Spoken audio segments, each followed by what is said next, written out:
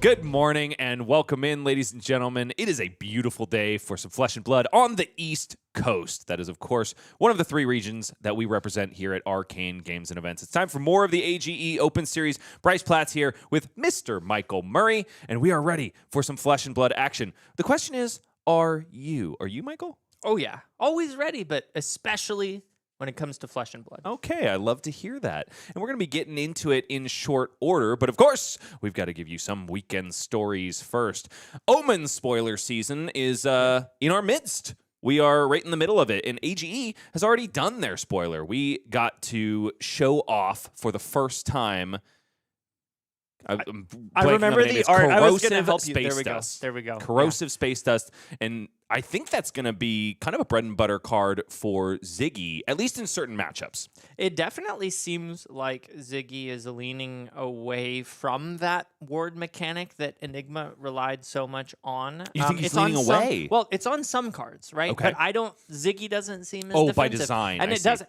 And the cool thing is that it doesn't seem like the ward auras on the board convert to offense very well. Some probably will, but just like it's Auric not, Shards is pretty much the only one. The thing that Illusionist has done for so long is it takes the thing that you put on the board and it times it by 2, right? Here's 4 ward and 4 damage. Even like what's his name? Gravy Bones. He's not really an Illusionist, but you put the thing out, he does the damage.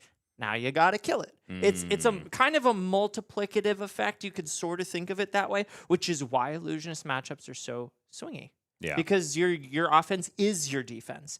So it's kind of interesting to see. It doesn't seem to me, from what I've seen so far, we're still waiting on a lot of cards, that these defensive tools are not the offensive engine. Okay. Which is a cool new way. I think Illusionist might not be so like swingy. I'm hoping. That's my take on that. Time will tell. I definitely think that Ziggy is going to be a polarizing kind of collective, I guess, is what they are. There's multiple copies of them, and I don't know. I think of Ziggy as the mind collective, like in Rick and Morty, that Rick falls in love with. That's what I think of Ziggy as. I think if we're talking about vibes, yes. Okay, sweet. Yes. I love that. Besides that, Michael, what is your favorite spoiler that you've seen so far? That's a great question.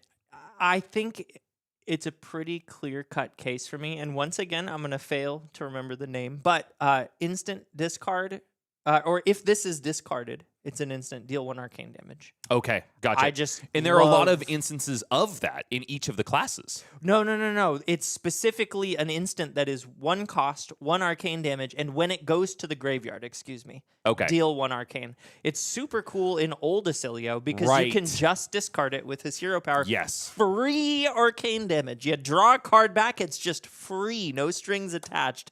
But with new Acilio, Bro Swilio, Swole Cilio, whatever we're calling him. Hambringo. When you play it, you can use his hero ability. You can discard it, right? Ping 1. But then you can play it because you used Acilio's hero power. Ping 1, and then it goes back to the graveyard. Ping 1. It's a 1 for 3 at instant speed. Super cool, super interesting, and flexible. I think that's my favorite. Which is interesting, though, because it doesn't particularly seem crazy in terms of its rate, right? Yeah. Ultimately, it's, if you think about it, 3 rune chants, which are really easy to block for most. Sure. To be decks fair, that are also Arcane. Because an instant has been discarded, you will also be able to use his weapon. Very right? true. And let's just say you happen to have like a tunic counter or something, and you just use it. You're gonna draw off the ponder, and now it is a 0 card 4. You're saying with the headpiece, the third eye of the Sphinx? Well, you don't have to use that. You just, let's say you do it. You've blocked with your whole hand. Okay. It's your turn, and it's the 1 card left, and you do the thing with the Acilio. You go 1 into 2 into 1, and then end turn, draw a card, and you've done a 0 card 4. There are lines with it that I think are super cool and interesting, and I like the flexibility. And I'm a wizard player. It's a cool card. Awesome. I like the Well, idea. for my money, it's definitely snap pick. It's probably 3 picks. All of the heavy hitters, signature weapons that have come out are incredibly exciting to me. I didn't know we were allowed to pick our That's a card in Omens, isn't it? Absolutely. Well, in that case, I'm a Puffin player, and I am super excited about the Crash Site, I think it's called. Yeah, Puffin's getting absolutely juiced. Ooh, I think the fact that Betsy now has literally overpower on a stick. Granted, it's a log, but what is a log but a big stick? I am also a Guardian player. Swinger of hammers, now swinger of logs. I'm definitely going to be picking up Betsy and swinging that log and seeing how it feels. For my money, I was so excited for Lyath to finally get a signature weapon, but that golden sword for Olympia, I think that is going to... Is that an expansion slot year? That's not in the... I thought it was in Mastery Pack Warrior. Okay, I'm sorry. It is Mastery Pack Warrior. Oh, darn. So we have to wait until then? We do. Oh, pickles. I was ready to break Olympia. When is Mastery Pack Warrior? I don't know. It's got to be like maybe a couple months after. It's later, definitely. It's not going to come out right with Omens. Don't have the exact date. Everybody's all hyped on Olympia. Wait. You're going to have to wait for that one. Well, we're also going to have to wait for U.S. Nationals, which is coming up in June. Granted, we won't have to wait that much longer, and that is when Omens of the Third Age is going to really show us what it is going to change about our game, not just in Classic Constructed, but finally, for the first time in what feels like a long time, a return to Limited. Oh, yeah. I'm excited about that. Me too. I have missed Draft. I really like Draft. I also really like supplemental sets. Not all the time, but man, it's really great to just get a bunch of new cards for all the heroes, but I'm ready to draft again. And that's the part that is missing for me in supplemental sets. When I buy bulk, I really want to be able to get value out of it. I mean, Card Gamer wants to get value, go figure. But I want to be able to have fun with the packs that I open, not just by opening them. I know I'm somewhat alone in that. A lot of people like to rip packs just for a collective There's purposes. Like whole YouTube channels where they just rip. I don't. That's not my style. I really like to get value out of it. I like to play some kitchen table Flesh and Blood with boxes if I'm going to buy them. So for me, this is the set. I would completely agree if I had friends to play with. What are you talking about? We're friends, right? I was making a joke. We've never drafted anywhere outside of a store before. We'll have to make that happen. That is true. But you were there for my first ever draft of Flesh and Blood. I was? Which was at, I believe, one of the So-Callings, which were the events put on by AG before it was called Arcane Games and Events. Oh, wow. It was a sideshow. Yeah. I just came because I wanted to get involved in the game. It was a Tales of Aria draft, and I got my butt kicked. Whoa. Wait, okay. I also joined at Tales of Aria. Was I at that So Calling? I may have been. You were, but I don't think you were playing in it. Okay. I wasn't playing in it. We were Sure. just doing a side event, Okay. Tales of Aria draft. Yeah. Yeah, it was a good time. Yeah. And one that hopefully we'll get back to soon. But yeah, maybe we should do a kitchen table draft. I'd be game. And folks at home, you should too. Don't forget, Flesh and Blood is all about playing in the Flesh and Blood. That's right, baby. Who is playing in the Flesh and Blood? Folks over in Jakarta, and we are bridging that viewership gap until coverage comes back. So all of you folks that just can't get enough Flesh and Blood in your eyeballs and ear holes, we got you covered. Calling Jakarta is shaping up to be an interesting event. Granted, it is a smaller calling. It's 170 players, but in the standings, there's a 6-1 Lyath.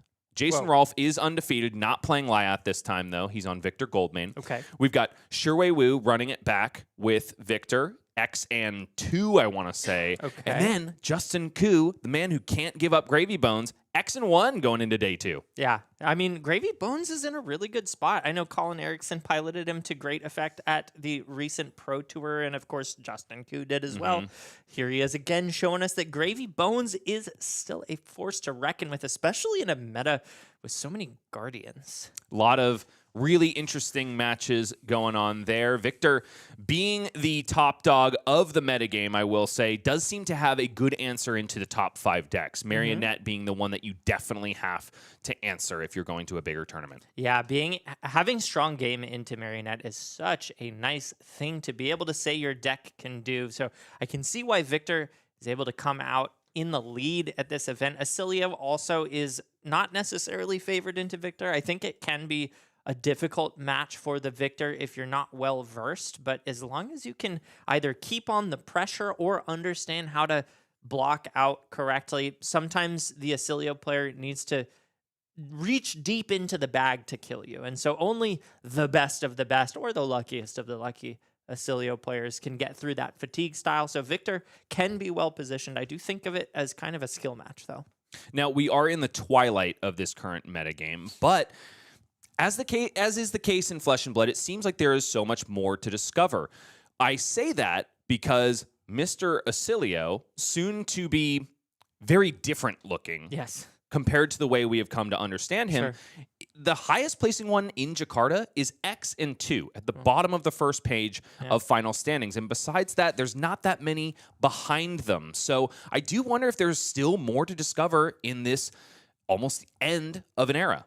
Yeah, it's interesting. You know, I see this across many different metas. It's not just this one, but it seems to me like Wizard has a particular skill ceiling that makes it difficult for players, especially at these lower tier events, to really squeeze all the juice out of the deck, so to speak. And I'm not surprised to see Acilio do super well in like the top tier events like a Pro Tour, and then not quite as well at callings, maybe falling off a little bit, just because the amount of reps and skill and matchup knowledge that you need to have to be successful on a Wizard like Acilio is quite high. I'm glad you mentioned reps because Pro Tour champion Evan Herndon said he had somewhere between 400 and 500 games on Acilio before taking him to a Pro Tour championship. That's like how many games I've played in my life, maybe. Exactly.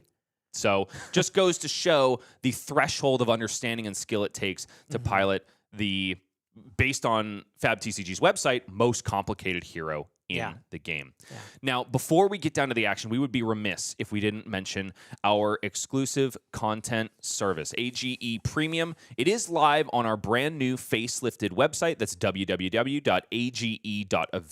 Get on over there and see what we have to offer. It's not just articles behind a paywall. No, we've got a bunch of free ones as well. One that is very near and dear to my heart that I would like to mention right now because it's a particularly poignant time is the Silver Age smear campaign. This is where we take the biggest names in Flesh and Blood and get them to give you their take, either unhinged or hinged, on who should be banned or benched, I should say, out of the Silver Age format. The latest iteration here is by Carolina Alvarado, who is absolutely pissed about this Kano guy. And you can see here, she's stomping him in the graphic, and she stomps him with her words. That is a free article for all to read because, of course, why would we hide a smear campaign behind a paywall? Get over to AGE Premium and enjoy the Silver Age smear campaign and all of the other juicy bits. Besides that, folks, you also get the benefit of, if you play in an AGE circuit, getting $10 off each of your tickets. That's right. That means if you play in an AGE circuit, Premium is essentially free. Yeah. Sign up. It's a pretty sweet thing that we've got on offer, and we also very much appreciate the support. We can't do this without you, viewers at home, players with butts in seats, and so yeah, we very much appreciate all of the support. Everything that we do here, Grassroots Flesh and Blood, is not possible without subscribers like you. So if you think what we do is important, if you think Hometown Heroes need a stage on which to play, then please consider subscribing to AGE Premium. Housekeeping out of the way, Michael. We are getting very close to having a match for you. We're going to go to a short break, and then we'll be back with the first match of AGE New England May Edition after this.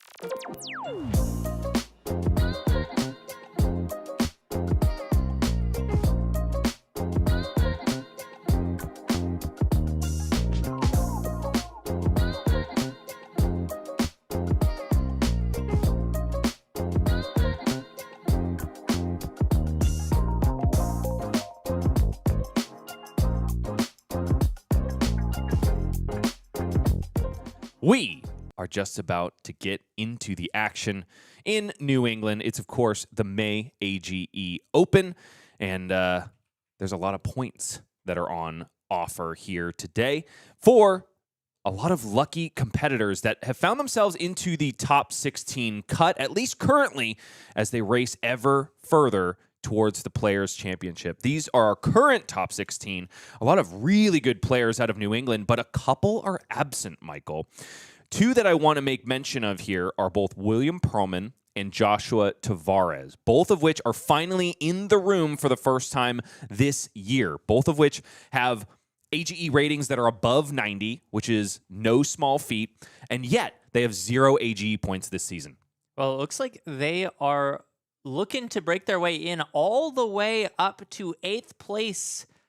You only have 29 points on the board, and winning one of these events gets you to 30. So if either of those players positions themselves to getting a first place today, they could swoop right into top 8. I definitely think there's going to be a big shakeup here, especially because number 16 here, Martin Schelasin, who, by the way, is in the room piloting Teklo, esteemed magnate, is rife for disruption. Any top 8 makers, I guess I'm saying, will get themselves 15 points, which gets them right up to the cusp of Martin. Let's say they have attended another AGE Open this year, not done so well, gotten themselves 1 participation point. All of a sudden, they're competing for the top 16. It's amazing to watch the leaderboard develop and get disrupted throughout the season. Absolutely, yeah. The way the point spread works means showing up really helps, but doing well helps even more. Is that 30 points you see just how effective it is. I think how many events are we into this already? Well, so here's the thing. Yes. This is May, right? is So May. you would think that we're 5 events in, but we of course had the Grave Troll Fire of February, okay. and so we're kind of 1 event down Got in it. New England. This is then the 4th Open Series of the year out of 8. But even still, 4 series so far and a first place catapults you into top 8. Definitely gonna want to perform well at this event. And speaking of Grave Troll being on fire, we've got it, I guess, kind of ironically in the middle of Kano's hand on Kindle here. But Grave Troll Games is one of our favorite partners here at the AGE Open Series. Owner Katie Lamar has been nothing but accommodating to us, and that is where all of our players are sitting their butts to play some games of Flesh and Blood. Facilities are fantastic. Bathrooms are clean. Could not recommend them over in Nashua, New Hampshire enough. Go ahead and follow them at their socials. You can also find Katie on Whatnot. She does a lot of really chaotic box breaks, and if you don't believe me, then ask Addie, who is absolutely in our chat, I would guess, about a little game called Flip It or Rip It. Oh, yeah. I've heard of that one. I'm sure you have too, Bryce. Yep, I've been part of it. I've seen him rip in half a cold foil scab skin leathers from an alpha pack. Yep. And then he made me sign it, and then I had to go play another event at a calling, or another round at a calling. Yeah. Before we get down to the action, we do need to mention our metagame, which we already have locked in, thanks to the fact that technology just keeps getting better and better over here at AGE. Obviously, Arachne Marionette and Victor Goldmane are taking our top slots. What is a little bit off-kilter, unhinged maybe, about this metagame is the fact that Vynnset and Arachne Huntsman and Cindra, honestly, make up the next few slots. Yeah, no, this meta looks pretty normal until you get to the middle of the pack there, and there are some really cool heroes coming out to play. I've got my eye on Puffin, huge Puffin fan myself, looking at Tuffnut. As you mentioned, Cindra kind of creeping her way back in, and Vynnset, always such a pleasure to watch. I think one of the stronger decks, but also one of the more difficult decks to pilot. You mentioned earlier today that Acilio is slated as the most difficult to play on the Flesh and Blood website. I disagree, and I think it's Vynnset. Okay, fair enough.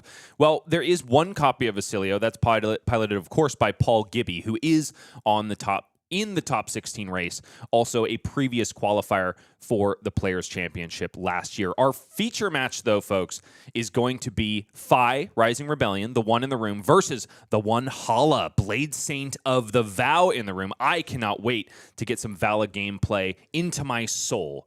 We are going to proceed down to the match floor because I am being told that players are ready. Let's go ahead and hit the button, mince words no longer, and take a look at what Manoj Malipeddu is cooking here with Hala, Blade Saint of the Vow, going up against Eden Fullwing on Phi Rising Rebellion. What do you think about bringing Phi into the room when a lot of people think Cindra just does what Phi wants a little bit better?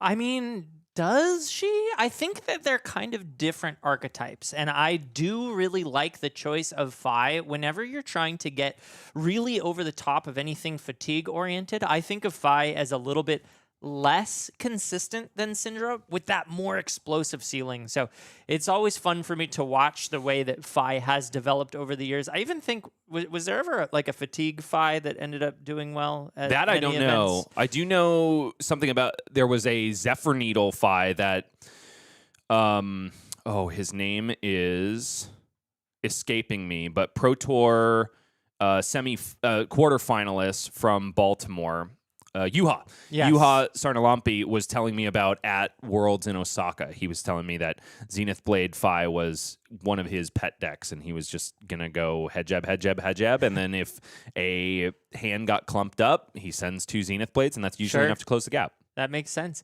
Do you recall the texture of the deck that won Worlds a few years ago? It was a pretty standard fair Phi. Yeah, it was a Searing Emberblade Phi, and just did well.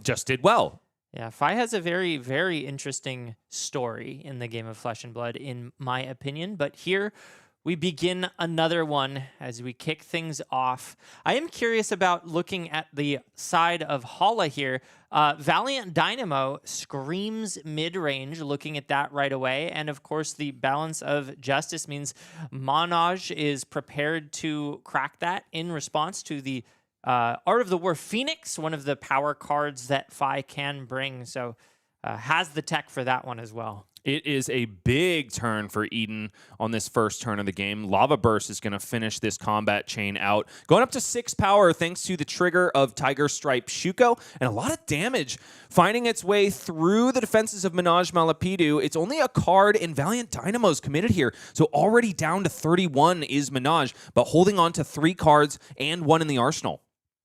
Yeah, Hala, very, very mid-rangey deck, and of course, you are very happy dealing 9 damage and taking a card on this first turn of the game, but keeping 3 cards as Hala means that Manoj has most likely calculated a fairly strong offensive turn here, and we see exactly why the Edict of Steel and Yellow coming through 2 counters on that Zenith Blade. Kind of an unfortunate situation for Manoj, was forced to commit an entire card to the Hala Bladestain of the Vow hero ability, which is, of course, pay 3 and sharpen target sword you control, making it so that Edict of Steel would create a flurry token, because this one is in yellow flavor and would require 2 +1 counters on that Zenith Blade in order to get the flurry token. So now Manoj is able to swing 2 Zenith Blades this turn, but man, it hurts a little bit committing an entire card just to get 1 +1 counter. Yeah, I am curious to know what the full value of this ends up being. It's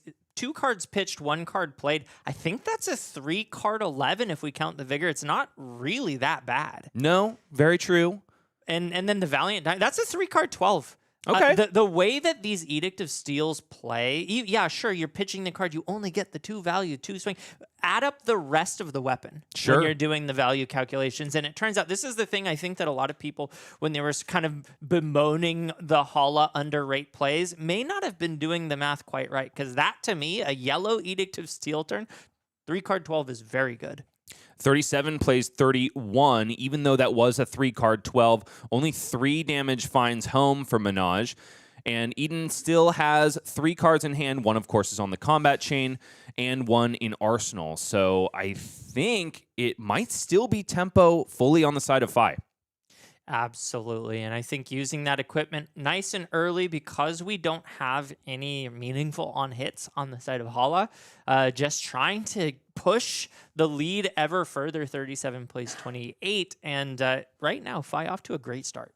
I actually feel like our life totals might not be updated properly, because it was a Zenith Blade for 5 into a Zenith Blade for 5. Yeah, maybe only 1 card was blocked with. So I think the life totals are just a little bit off. Yeah.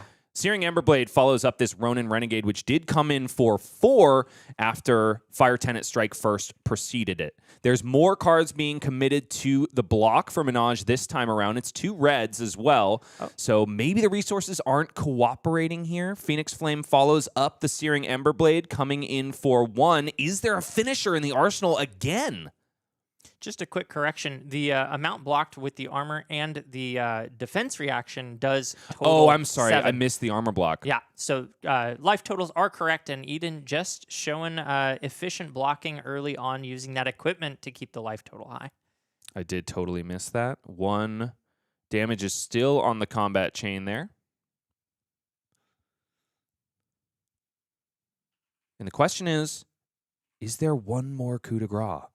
Looks like it's a cleanup, though, for Eden. Just wants to keep that card parked in Arsenal. Never mind. Oh, my goodness. This is going to test my knowledge. This is, Blessing of Chi, right? Yeah. I want to say. I'm going to have to look this one up. That is the reason that I enjoy watching Phi. I feel like a lot of players have... No, it's not that one.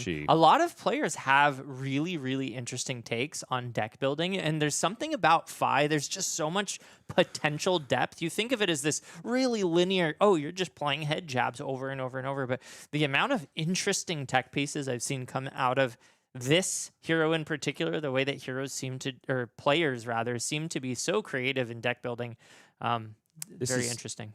Finally got it, folks. It's Prowess of Agility. When you attack for the 4th time during a turn, you may destroy this if you do draw a card. And who likes to attack 4 or more times? Definitely Fi. So it's an interesting chain ender in that it is an aura without go again. Kind of an awesome way to skill check your opponent if they're waiting for the lava burst to come at the end of the chain. And then all of a sudden, you just get to set up a little bit for next turn. Sure, or if your 4th chain has go again, you just get to draw that card. Which, of course, it is an aura that will stick around until you pop it, ultimately. Yeah, if you have to block out and can only attack twice, it'll go away. But this, I honestly don't think I remember this card coming out. It just sort of fell by the wayside here, and now we see it being used as a tool to bank a little bit of value on the board. Speaking of a useful tool, Manoj deploys a Blunton, which is so clean against Searing Emberblade. Blocks 2 here, so 1 damage will leak through, but forces Eden to discard a card, which unfortunately was a sink below, and Eden wants to put their foot on the gas as much as possible. So maybe those defensive cards, we're just going to slow them down. Yeah, I think that's a smart choice there to discard the sink below. We see currently the life totals almost 10 life gap, 8 currently. But getting rid of the defensive tools when you have full tempo is A-okay by me. And now it is Toe the Line, a warrior instant out of the armory deck from Hala. This one is going to prevent 2 damage on the next instance of damage dealt to your hero. And if it does prevent that damage, a flurry token will coalesce in its place.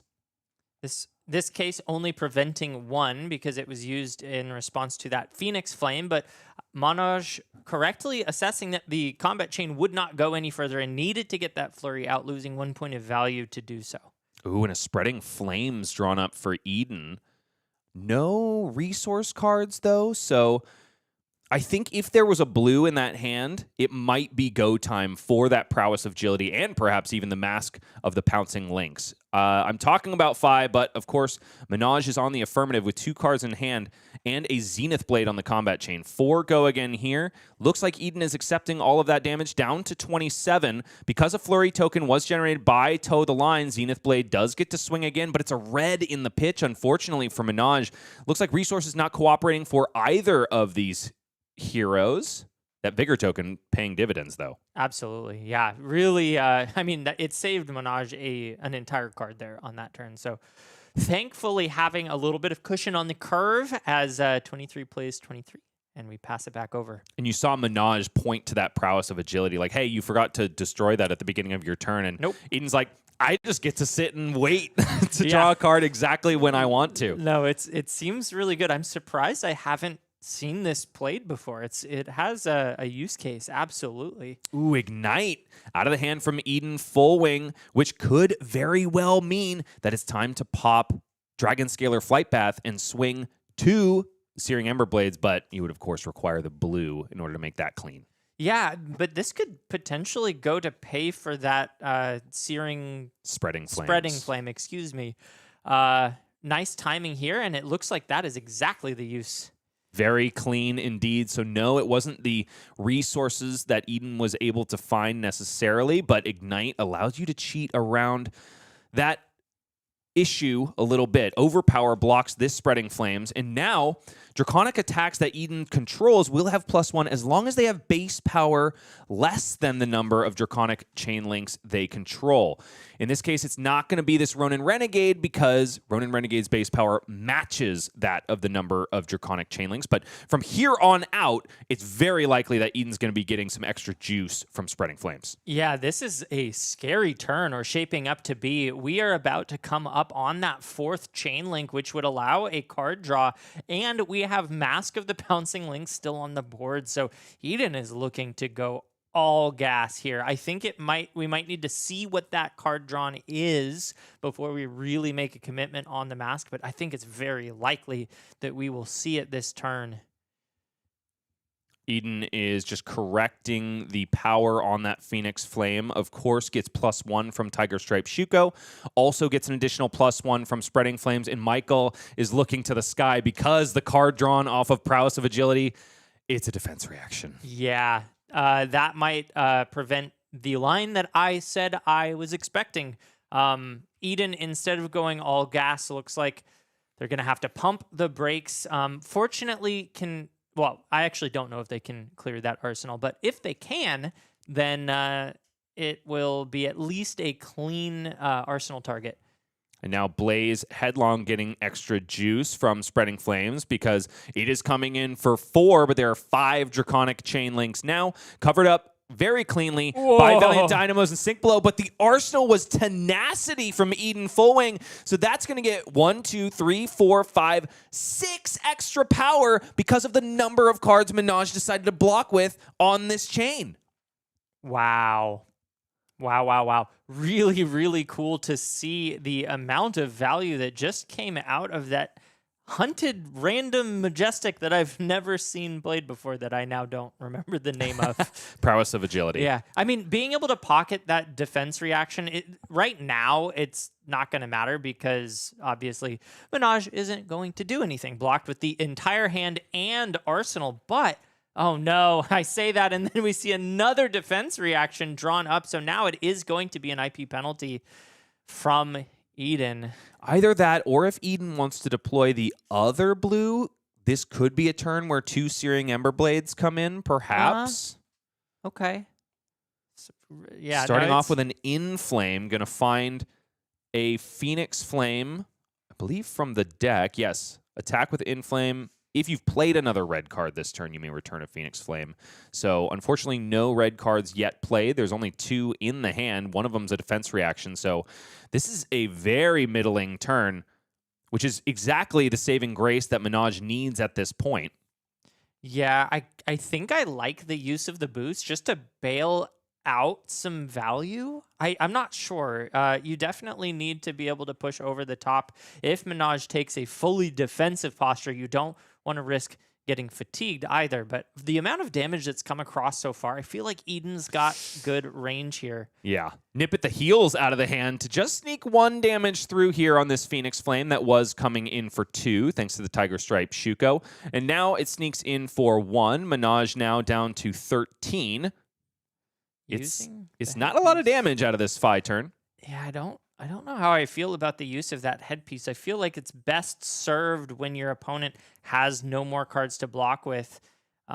Maybe Eden just kind of feeling like they need to push some extra damage here in order to strip cards. It always feels so bad to IP yourself or lose tempo, but with the current life lead that Eden has, I kind of like saving that headpiece for later, maybe taking up a defensive turn with both the D-reacts and resetting a little bit. You don't need to take any damage on the follow-up and setting up to have that 6-card turn with the headpiece to close out is something I think I would have preferred. It is a 6-card turn with 2 defense reactions, mind you. Yeah. But so I think it's defensible what Eden is doing because I think Manoj up to this point in this turn has said, I want to keep every single one of those cards, and Eden at this point is detecting, well, I can make that hurt a lot more. Yeah, no, that's a good point. And we see now Manoj losing 1 card at least.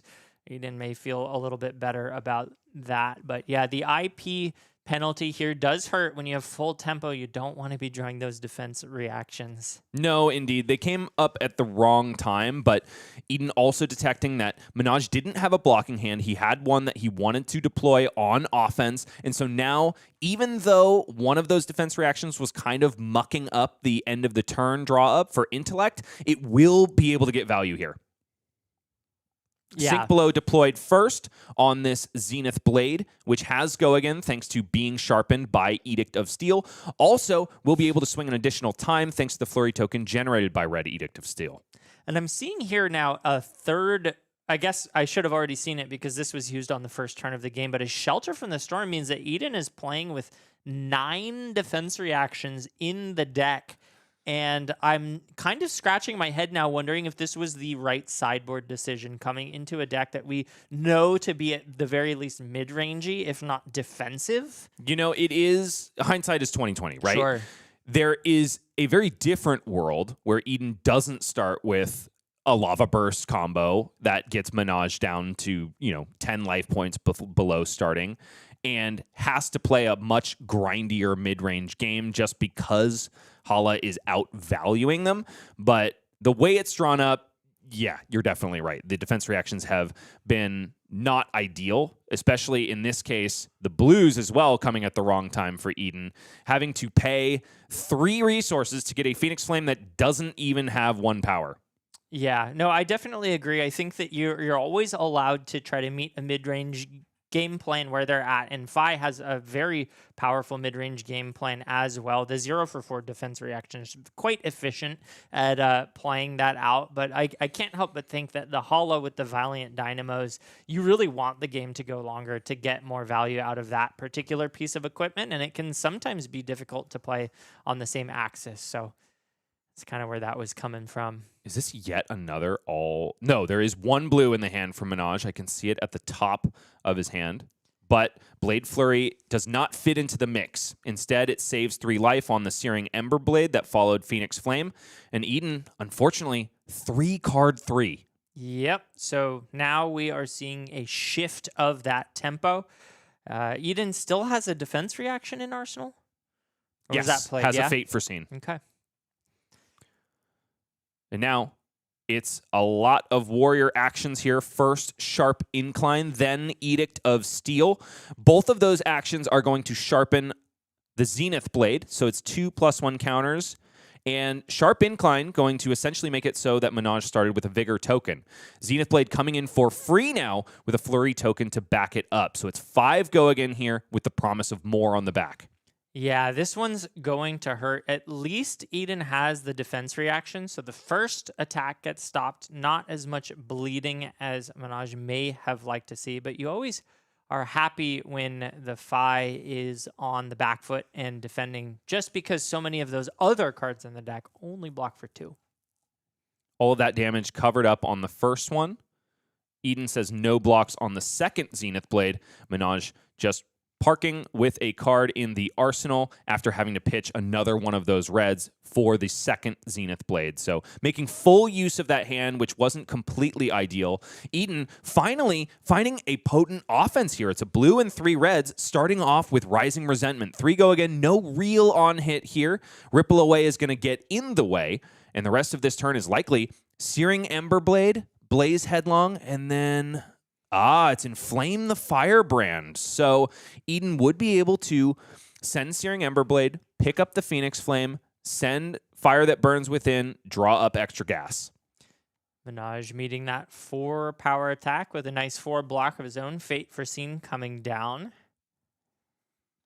Covering up completely. Dragon Power in the pitch. Eden elects to go ahead and pick up the Phoenix Flame now, which is interesting. Oh, I'm thinking of the wrong card. This is Inflame the Firebrand, not Fire That Burns Within. Inflame the Firebrand is just going to be another 0 for 4, essentially, which makes much more sense with this line for Eden. For Inflame the Firebrand, you want to have as wide of a Draconic chain before you deploy it. With the Fire That Burns Within, you just want to have a Phoenix Flame in hand. Yeah, this one has 3 or more. So coming in for 4, as you mentioned, and now Manoj taking some more damage down to 9, and then presumably down to 6. Only 1 card in hand. It's up to Manoj to decide whether that should be deployed on offense or defense, and it looks like the answer is offense. Looks like that last card for Manoj is destined for the arsenal as he ends that turn at 9 life to Eden's double, 18. Looks like those couple missteps are not really punishing them yet. Yeah, Eden just getting that tempo back without really breaking a sweat, to be honest. No way. And in the hand, Yellow Rising Resentment, another prowess of agility, a compounding anger, and a display loyalty. So there is a starter and there is a continuer. Compounding anger will be able to come in for 0 and 5 power. Wow. Yeah, good card. And here it goes. The beginning. Rising Resentment coming in for 2 go again. Manoj, for his own right, says no blocks. Down to 7 immediately. Fealty token likely to be generated for Eden. Manoj does have a cooperative hand on offense, but there's no way he's going to be able to keep it by the time this turn is over from Eden. Yeah, sitting at 7 life just means you are no longer allowed to keep a full hand. And Twinning Blade on the combat chain in defense, probably the ultimate win more card in both Hala and Dorinthia, allows you to, at reaction speed, give yourself another swing of your sword, the premium way to punish opponents for blocking incorrectly. And interestingly enough, Eden sends Compounding Anger before the Ember Blade. Because it's going to be a pop of the Dragon Scalar Flight Path to give go again to Compounding Anger. Okay. And then a follow-up of Searing Ember Blade. Interesting. Am I missing something here? Why wouldn't we be able to go Ember Blade first and then finish with Compounding Anger? I was just wondering the same thing. Maybe it's just a cheeky way to bait Manoj into not blocking correctly. Maybe. We're doing the Phoenix Flame for 2. Yeah, I feel like we could have just gone Ember Blade, Phoenix Flame, and then ended without using the boots. True.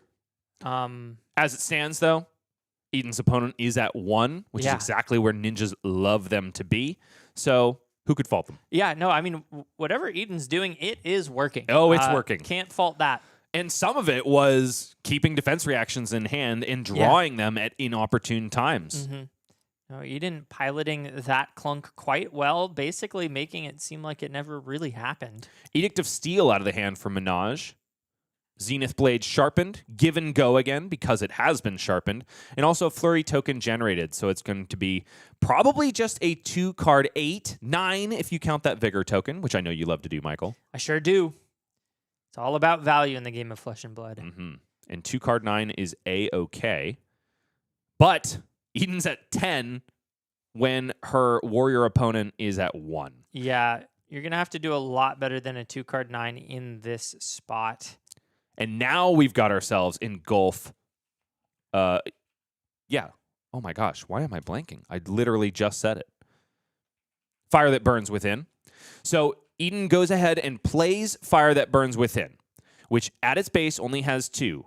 They must discard a Phoenix Flame in order to give +2 and also go again to, and also draw a card for this attack. So with the blue and the pitch, they pay both for Fire That Burns Within, and the 2 that is required to fetch the Phoenix Flame with Phi Rising Rebellion. The follow-up is Display Loyalty, blocked immediately by Edict of Steel, because every single point of damage is, of course, lethal. Yeah, that's where the Phoenix, the Phoenix has just become so difficult to deal with, kind of like pseudo Kodachis every turn, and I have a feeling Manoj is not long for this world. It's possible. Manoj has done a really good job of keeping up some pieces of equipment, which are so good for shirking away those 1 damage Phoenix Flames. Blunton here, though, being a little awkward in that it only blocks 2, so does require one of those pieces of equipment, but gets that Inflame the Firebrand out of the hand of Eden. And because Phi has already been activated, that's it for this turn. Yeah. Manoj hanging on by a thread. Down to 1 still, but not out clearly. And Valiant Dynamo's likely going to be refreshed because he's got 1 card in hand, 1 in arsenal, and a Vigor token popping at the beginning of this turn. Does he have that Flurry or some equivalent? The majority of Hala cards, unlike the majority of Dory cards, are all about providing the Flurry tokens, not go again. But it's just a Command and Conquer out of the arsenal. Unfortunately, no Flurry to be found here. Manoj still sitting at 1, passing it back over to Eden, who's got 4 life points. And a pretty clean start here. That nip at the heels is looking very scary all of a sudden. And not a single time have we seen Eden draw up Art of the Phoenix War, which is the card that a lot of people, including myself, thought was going to give Phi the juice he needed to reach Living Legend. As of yet, hasn't really done the job. And a lot of players are saying that's because in order to run it, you've got to include some pretty lackluster cards. Now, the density of defense reactions for Eden this game maybe hints at they left him in the sideboard. Yeah, no, that's what I'm kind of seeing here. I think maybe that card only makes its way into matchups like Fatigue. Once again, Fire That Burns Within, paid for, and additionally, the Phoenix Flame Fetch paid for. So 1 resource left floating for Eden. Does send this one for 5 go again. Grains of Blood Spill plus a defense reaction gets in the way. Manoj is not out yet. Only 2 cards in hand, though. He's laughing to his opponent, saying, I might be just going through the motions here. Yeah. It is Blaze Headlong, the follow-up, which will require 2 cards because there's no more blocking equipment left. This could be the end here, but it's a Spreading Flames in the hand for Eden. Takes the last resource. Manoj defenses down, extends Fist Bump, and that is it for the first round here at the May edition of AGE New England. Eden Fullwing on fire. Rising Rebellion takes down the newcomer in Hala. Really great to see. I think well piloted all around and super interesting deck construction choices. Without a doubt, and looked really solid despite a couple of really stark stumbles from Eden. Yeah, I mean, they were close to not being stumbles. Like, yeah, you don't want to draw that defense reaction on the turn that you're trying to go 6 or 7 wide, but at least you can pocket it. But then the second draw was another one, and we started to gunk up a little bit, but I will definitely give credit where credit is due. Eden piloting those sort of stretches of play very, very well, and just playing that mid-range game plan, keeping the value engine alive, keeping the health total up so that once the defense reactions did dry up and we were back with full tempo, there was a lot of health to work with and the ability to take some hits because Eden dropped all the way down to 4, and it was thanks to the preservation of that life and thanks really because of those defense reactions. And must also give credit to Manoj Malipeddu for bringing out the new kid on the block. Hala, even though a lot of us have been saying she's nowhere near to enough power to contend in this metagame, put on a pretty dang good show. There were a couple of those hands that if there was one more blue where a red lied instead, I think this game could have been different. Yeah, definitely hit a couple of stumbles on the warrior side of the table as well.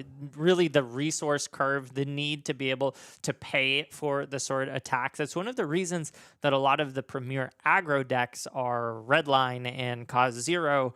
It can just lead to inefficiencies when you draw it up wrong. You don't have the resource card and you have to block out. In mere moments, we will have an interview with our winner, Eden Fullwing. But before we go to a short break and prepare that, let's take one more look at our metagame breakdown. We just took a look at 2 of our one-ofs in the room, Phi versus Hala, of course. But there's a lot of other interesting heroes here. Katsu the Wanderer has been making whispers and pretty solid appearances here and there. I think, of course, about Nia Tran at Calling Columbus, who made top 8 with that hero and made him look really fearsome. Absolutely. I still love to see the way that these AGE metas unfold. We still see kind of crowd favorites like Kasai down at the bottom there, and I always love seeing a Katsu show up as well. I think looking at the one-ofs is usually my favorite place to go, but the overall meta here looking pretty interesting. There are some folks really excited clearly about Puffin Hightail's new cards coming into her pool, perhaps just getting some reps, getting all of the heuristics down before the deck gets super juiced. And I do think it's going to be much more fearsome with, it was Cog Turner and something Crash Site. Yeah, no, I think both of those cards, the something Crash Site and the Cog Turner, are incredibly. So I'll say this: Puffin, the deck I've been playing the most over the last 3, 4, 5 months ish, and her only problem is consistency. The turns that go so dang hard. I mean, I'm talking like 3 cards, 16, 17, 18 value. It's crazy the numbers that Puffin can put out, but your board is constantly decaying. So gold, the resource that doesn't decay, you get a cog when you need it. Absolutely insane. Crash Site is a much needed piece to help with that consistency. And of course, the cog, the one that you mentioned Cog earlier, Turner. we're going to have to do better at remembering these in the future, but on hit pulls a copper cog from deck.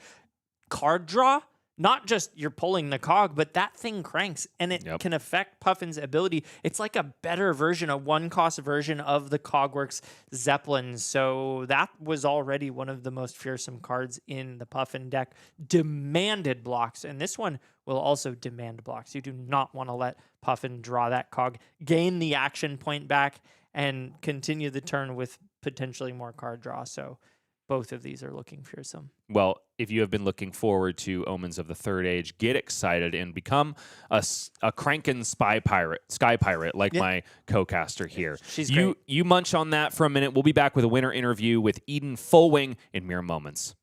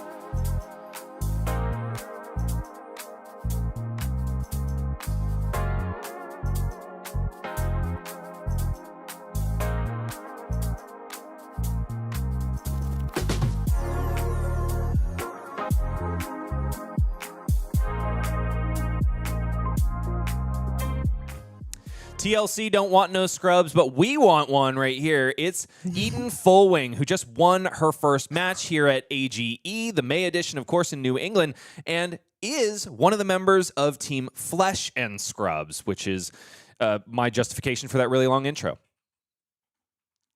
I mean, as long as you have fun with it, right? Are you having fun with it? I am.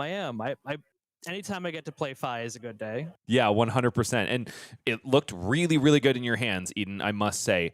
One of the things that Michael and I were talking about during the match is the fact that we saw a heck of a lot of defense reactions, but we didn't see the critical card Art of the Phoenix War. Was it subbed out against Manoj?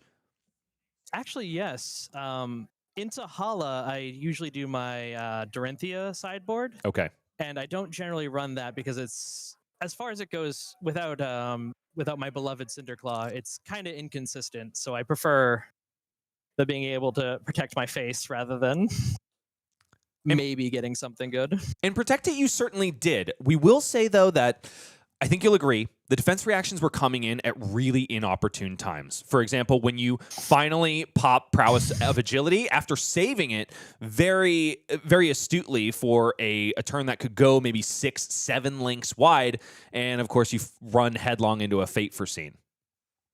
Oh yeah, immediately. was like that, and then the turn after was like what, the sink below, the shelter from the storm. Yes, and then 3 blues that followed, I want to say as well. Yeah, it was 3 blues, and I was just sitting there staring at it like, oh, cool. I guess I don't get to play cards today. But even so, you, with those defense reactions, one of course, which was left in the hand at an inopportune time, you were able to create a life buffer, which at one point had you, I want to say, at 18 to Manoj's 4. So granted, that wasn't the draws you wanted, but through strong piloting and good arsenal management, you were still able to create the buffer that you needed in order to get Manoj down to that critical 1 life where Phoenix Flames can be worth an entire card. Oh yeah, it's where you get to sit there and Kodachi lock with the flames. It's entirely, I've been playing Phi since like before Hunted. Yeah, and how do you feel after him?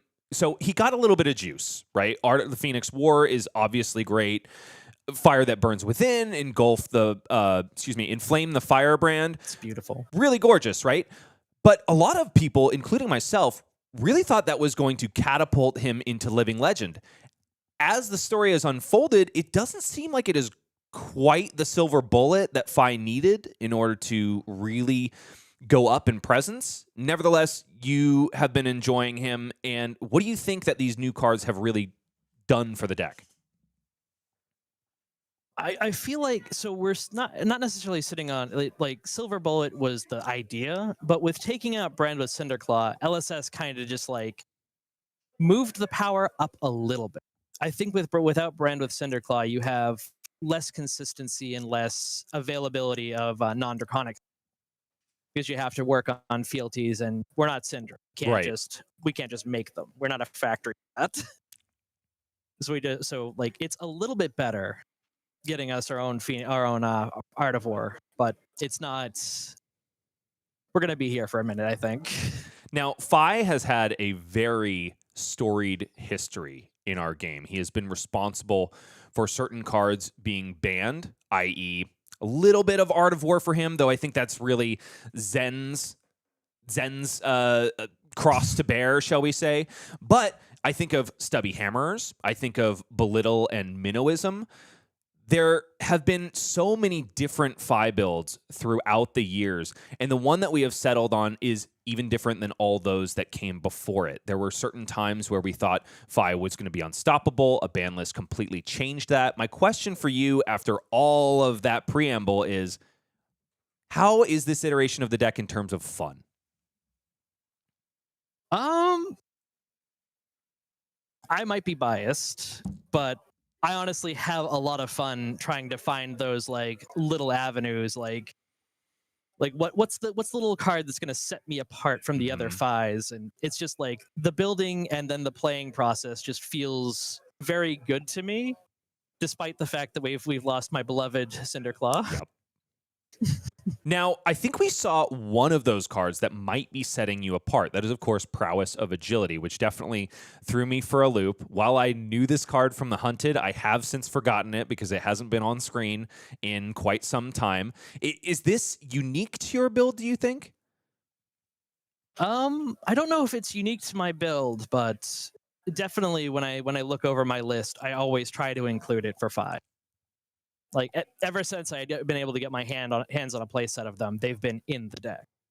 And looking those in Inflame. And looking really solid, even though it drew up a Fate Foreseen, which, hey, that one was A-okay because it just refreshed your arsenal, let you get a little value on defense. It was the other ones that came after it that were a little lackluster. Eden, I want to take a second to talk, one, about your team and where you're from. You said you drove up from Massachusetts for this? Yes. Awesome. And you came with some familial support, didn't you? Yes, my brother Jeff. He's here on Mario today. Oh wow! So he went with the meta pick, and you went with something a little more interesting. I went with my pet pick, yeah. And your brother should have gone with Levia. Are you a Levia player? No, he's a Levia player. Oh, understood. Yeah, we would have loved to see that on stream. I honestly have a soft spot for that hero in my heart. But so coming up from Massachusetts, You're on Team Flesh and Scrubs. Tell me a little bit about your ragtag team.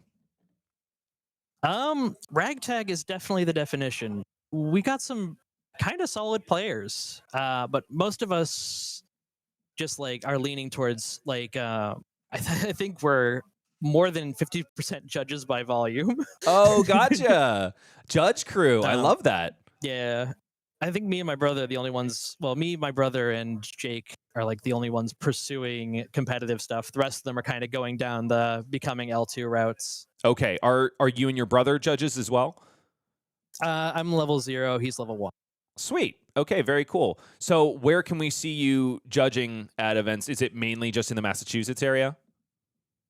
Mainly just the Massachusetts area. My big plan, honestly, is just learn to place. I confrontation makes my tummy hurt, so I can't exactly do the I can't exactly do the proper judging. So I'd rather just introduce new players. We're kindred spirits, you and I. I would really rather not have to make a difficult judge call myself. Yeah. So what if they get mad at me? Right, exactly. That's why I just yell at the screen instead, where nobody can hurt me. Hell yeah. So, okay, we put out a call for a player profile mainly from our top 16 competitors on the leaderboard. But I want to pose one of the questions to you. One of the things we asked these players was, where is the best chowder in all of New England? I have no idea. I do not like chowder whatsoever. I've heard this a lot. What is it? I thought New Englanders were born with an appetite for it. I was not. I'm the autistic, so I can't handle the texture. Oh, it's a lot of texture imbalance, isn't it? Yeah. Okay, so what is quintessential? Right. What is quintessential Eden New England cuisine then? Ooh. If I have to go somewhere for it, there used to be a place in Dartmouth called Azuma, but that died over pandemic. I don't know. Somewhere in Mansfield. I haven't found a new favorite restaurant since I lost my sushi place. No, that's devastating. Am I allowed to say my wife's garlic bread? Yeah, 100%. That's yes. All right. Made from scratch? Made every time. It's good. Let's talk about this. Okay. I was a bread baker back in the day. What's she cooking with? Magic, I presume. Awesome. Do you have my follow-up question is, do you have a sourdough starter in your house? Yes, of course. Does it have a name? I always like naming mine. I don't know offhand. I'll have to ask. You must ask her. What is your wife's name? We got to give her a shout out. Oh, this Jane Blight. Jane, awesome. Keep on baking, Jane. And if you are in chat supporting Eden, go ahead and give her some love, ladies and gentlemen. Eden, I'm going to give you a moment to prepare for your next game, but thank you so much for sharing your thoughts on Fi and also your thoughts on your wife's garlic bread. Awesome. Thank you for having me. We will be back, of course, with more Flesh and Blood after this. Don't be going nowhere, folks. Good luck, Eden. Bye-bye.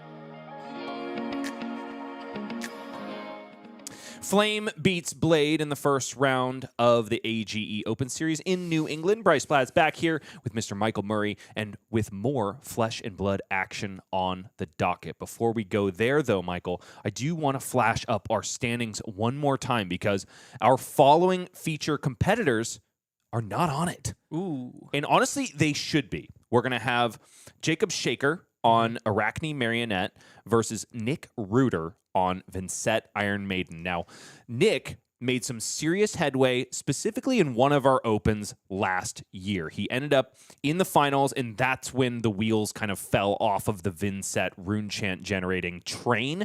But up until that point, he looked unstoppable, and he's 1-0 here today. You're talking about the Players' Championship last year? No, unfortunately, it was just an open. Okay. So made it to second place at an open. Yes, and thereby catapulted himself up onto the leaderboard that you see before you, which honestly I would insist is his rightful place based on the way he was piloting that, like you think, most complicated deck in Fab. But unfortunately just found himself a few points short when it came to the final top 16 cut. He's here to try to change that narrative this year. Now, the other player I want to talk about is Jacob Shaker on the other side of the table. He is, I want to say, the team captain of Team Salt the Wound, which is populated by people like himself, his wife, Kara Shaker, who we saw on stream last time we were in New England, and also Jesse Harper, our stream tech. This was the team that maybe concurrently, but first concocted the, as they call it, scam Briar list that was plaguing Silver Age with Sigil of Voltaris. So we got some brainiacs on that team is what you're saying. Definitely we do, and Runeblade sympathizers. I have it on good authority that Kara is in the room piloting Vynnset as well. Unfortunately, went X and won after round one. So hopefully she can rise to the top. For now, though, it is her husband and Nick Reuter that are doing battle for our viewing pleasure. On the left side is, of course, Nick Reuter on Vynnset Iron Maiden versus the meta mainstay Arcane Marionette in the hands of Jacob Shaker. Jacob also has a storied past in competitive Flesh and Blood. He made it to the finals of U.S. Nationals, it was last year, and ultimately fell to the wizard gold hands of Majin Bay on Verdance. Majin Bay is quite the competitor, but that's quite the run as well. Jacob Shaker, I knew I recognized that name from somewhere. Right now, he's shaken out his left-handed Hunter's Clave coming in for one go again. He's slowly inching it across the board, daring Nick to take this early mark. Yeah, there's something about starting the game out with Arachne going first, the inevitability of getting hit with the mark. You know the flick knives is coming, and I don't know, it feels bad. I don't like sitting across from assassins. I don't like getting hit unconditionally, but assassins do what assassins do. They are some of the slipperiest, most difficult decks to deal with, and you see right here, off to the races. And this is the part about this turn 0 Arachne Marionette play that I personally don't like. It's when you're waiting with bated breath to see if they can generate a Graphene Calycera with or without your intervention. In this case, Jacob doesn't roll the random 3 in order to get Orb Weaver online. Instead, just plays out an Orb Weaver Spinneret out of the hand, which, of course, they drew it up that way. And instead, it's a roll into Arachne Black Widow, which Nick respects with chagrin. Yeah, but I will say Nick also has a little bit of a starting play himself. Funeral Moon comes out, gets that early rune chant on the board. Massive, massive for the Vynnset, especially going second. Sometimes you can really clunk up if you can't get the rune chants you need. Widespread Ruin is the card banished to the Vynnset static text. Another rune chant left in its place. So Nick Reuter already with a Rune Gate attack online, also with a Malefic Incantation. So it's going to be set up and gas coming out of the hand. Eloquent Eulogy is kind of the awkward card here, especially because Nick is almost assuredly going to be placing Deadwood Dirge into the arsenal. Yeah, no, I like the start, though. I mean, we've got the engine piece. We've got an attack that you can play with Rune Gate right out of the gate, and not unhappy with this. Vynnset is one of those decks that really benefits from winning that coin flip at the beginning of the game. So the fact that Nick very likely did not win it and is going second means that there is potential to stumble, but not here.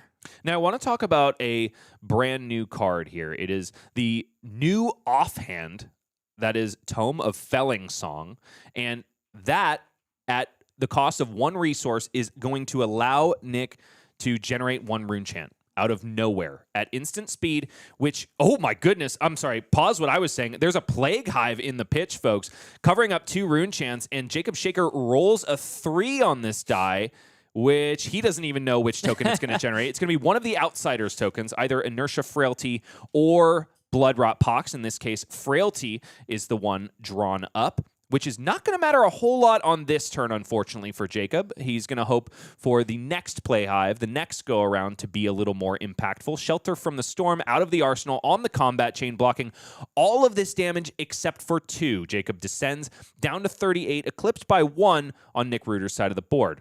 And then it's a discard of, banish off the top of Under the Trapdoor. Yeah, no banish on the side of Nick. Did not employ the hero power or take any damage, which may or may not be good. I know that sometimes Vynnset likes to build up that banish zone, but you also don't necessarily want to be ticking down blood debt every turn. Blech. It's Kiss of Death out on the combat chain, and my reason for Guttural Annoyance is the 2 cards left in Jacob Shaker's hand, and also the Arachne Black Widow hero ability, which is going to really hamper the offensive output of Nick Reuter if it's able to connect. Yeah, this is a tough situation. Damned if you do, damned if you don't. If Nick decides to put 2 cards in front of this and say you don't have the Tarantula Toxin, the amount of value that Jacob will get if it is a Tarantula Toxin is through the roof. So I don't like blocking this card normally, and I typically will just say leave it alone. But when you've got the transformation here that will banish a card from hand if this attack hits, it's kind of a you're getting forked. And also, when you have a ton of redundant Rune Gate cards in the hand for Nick, ideally he keeps one of them to set up a clean stack of rune chants and send. So he says, no blocks here. Jacob, with the all-powerful ability of the demi-hero Black Widow, is able to discard an Inertia Trap, a card that is normally used only for defense, to get a lot of extra juice and also disruption. So Nick forced to banish a card out of the hand, which honestly can kind of play into the Vynnset's hand. Yeah, as I was speaking, I realized that Vynnset is one of those heroes that doesn't really mind banishing cards. It's the only hero that I can think of right now where the banish is actually just set it aside for later. So not as much of a fork as I was thinking. And here we actually see Nick Reuter gets to set up a little bit instead of being punished. Vynnset trigger at the beginning of the turn. Nick is deliberating between widespread ruin and widespread annihilation. The reason for the deliberation, of course, is the Deadwood Dirge in the arsenal won't quite be able to get up to 4 rune chants for that widespread annihilation unless... oh, wait, never mind. Yeah. There was the rune chant left behind, so could have deployed it on this turn. Looks like instead it's going to be a setup turn. Could be a Spellbound Creepers activation here in order to go 2 chain links wide. There's also a Cull in hand, very important to note, which will banish the widespread annihilation. An astute observation, Michael. Right now, it's Eloquent Eulogy, 4 damage here. Right now, oh my goodness, Jacob is finding the defense reactions exactly when he needs them. Shelter from the Storm covers it up. Nick unable to deploy Cull because Jacob has neither player has taken any damage this turn. Yeah, definitely put a wrench in Nick's play there. And Fyendal Spring Tunic is not on 3 counters yet, so no free Spellbound Creepers activation as of yet. Nick has the opportunity to pay into them with the Widespread Annihilation or the Cull to keep this turn going. And I think he's kind of forced into it because Arachne Marionette is one of those decks that you cannot stumble against. The numbers are just too good. Yeah, I think you're right here. Being forced to deploy the Spellbound Creepers, losing that piece early is not ideal, but I think it is even less ideal to be stuck with an IP2. So Nick sort of taking his licks and doing what he has to do to continue the chain here. Deadwood Dirge coming in at instant speed. And now Nick is desperately hoping that Jacob takes just 1 point of arcane damage so Spellbound Creepers can stick around. Jacob is going to have to furrow his brow and decide if it is worth the squeeze to get rid of Spellbound Creepers right away. Furthermore, he needs to have the blue or the yellow at this point because he's got 1 floating in order to do it. This is a very difficult position in terms of being able to block out. I don't know that Jacob can. So some damage will leak through. The question is, will it be arcane or physical? Right now, it's 3 rune chants and 6 physical on the combat chain. Will Jacob take a defensive posture here to blow up the boots? Oh my goodness, It's a Shelter from the Storm, the 3rd one out of the hand. He discards it in order to block 2 arcane damage and then also the remaining 1 in the pitch zone. And now it's only going to be physical damage leaking through, which means Spellbound Creepers is going to see that no arcane damage has been dealt this turn and explode at the beginning of the end step. There's still space now that damage has been dealt to Cull. Doesn't seem to want to do that and cleans up the combat chain, accepts the fact that those creepers are gone, grabs that Eloquence token, which I guess you could still Cull here. So just because the combat chain closed, and that is what we are going to see here. It is a Cull to strip the last card out of Jacob Shaker's hand. Banished is cut from the same cloth. Eloquence token generated here can sink one of those resources into Tome, Grimoire of Felling Song. Rune Chant generated here, and it's shields down for Jacob Shaker. Nick says, "You are coming for my boots?" No, indeed, sir. Here comes Flail of Agony. 1 Rune Chant that is now unblockable thanks to Jacob being bereft of defensive resources, and 1 Rune Chant that is going to be on the back end.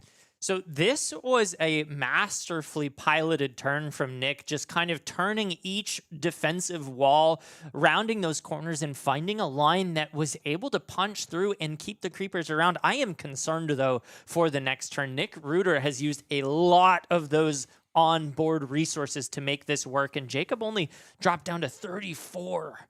1 more bailout does remain for Nick Reuter. First of all, the rune chant generated by Flail of Agony after it whips Jacob in the face. The second, of course, being Vexing Quillhand. But like you said, Michael, using all of those get-out-of-jail-free cards early on doesn't perhaps bode well if the game goes long. Yeah, Nick needs to find some more rune chant generators to put on the board ASAP. So I think I saw, yes, Deadwood Dirge does have a widespread annihilation. So this is absolutely a functional turn. We'll go up to 2 rune chants after triggering Vynnset at the beginning of the turn. Yes, it is widespread annihilation. Can also pocket a shadow non-attack for a later turn. Pretty sweet. Yeah, no, this is definitely a good turn. Doesn't create the engine, but doesn't stall out either. And as long as you are pushing the envelope, pushing that peanut ever closer, Vynnset is very happy. It's the turns, like you said, that result in an effectual IP penalty and no setup that really hurt. Yeah, the scariest thing as a Vynnset player is to have full tempo without the fallback option of the engine. So Nick is on a tightrope, but staying on balance at the moment. The wheels have not fallen off of this train yet, but Nick has got consternation on his face and a furrowed brow.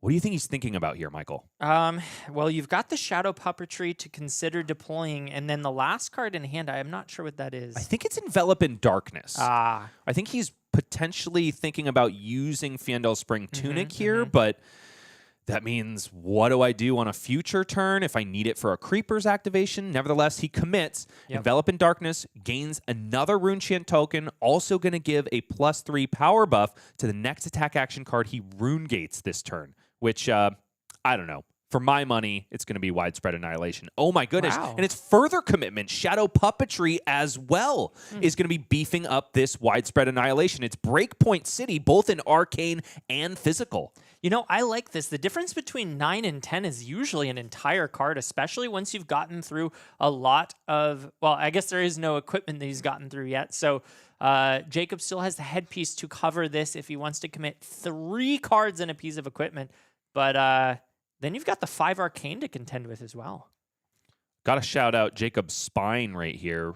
He's going ever more armadillo on us as he faces down a offensive onslaught from Nick Reuter, and with some disruption on the back end too. Jacob says, I don't want to mess with that disruption at all. Here are 2 of my Codex of Frailties. Wow. Huge pickup from Nick on the offensive end. Being able to get those out of the deck and straight into the graveyard is a massive victory. And even though not a lot of damage has gone across, and Jacob did skirt the disruption by giving the whole hand on defense, 29 plays 29, and the engine is still not online from Nick. We have reduced a lot of the spike potential on that block. And done no reducing to Rune Chant. Unfortunately, one of those defense reactions is in the hand for Nick Reuter. He does have a spare arsenal slot, so it is probably going to end up there at the end of the turn, but I do like this defensive posture from Jacob Shaker. Understands that eventually the Vynnset train is going to stop being quite so potent, and he just needs to wait for the perfect moment to strike.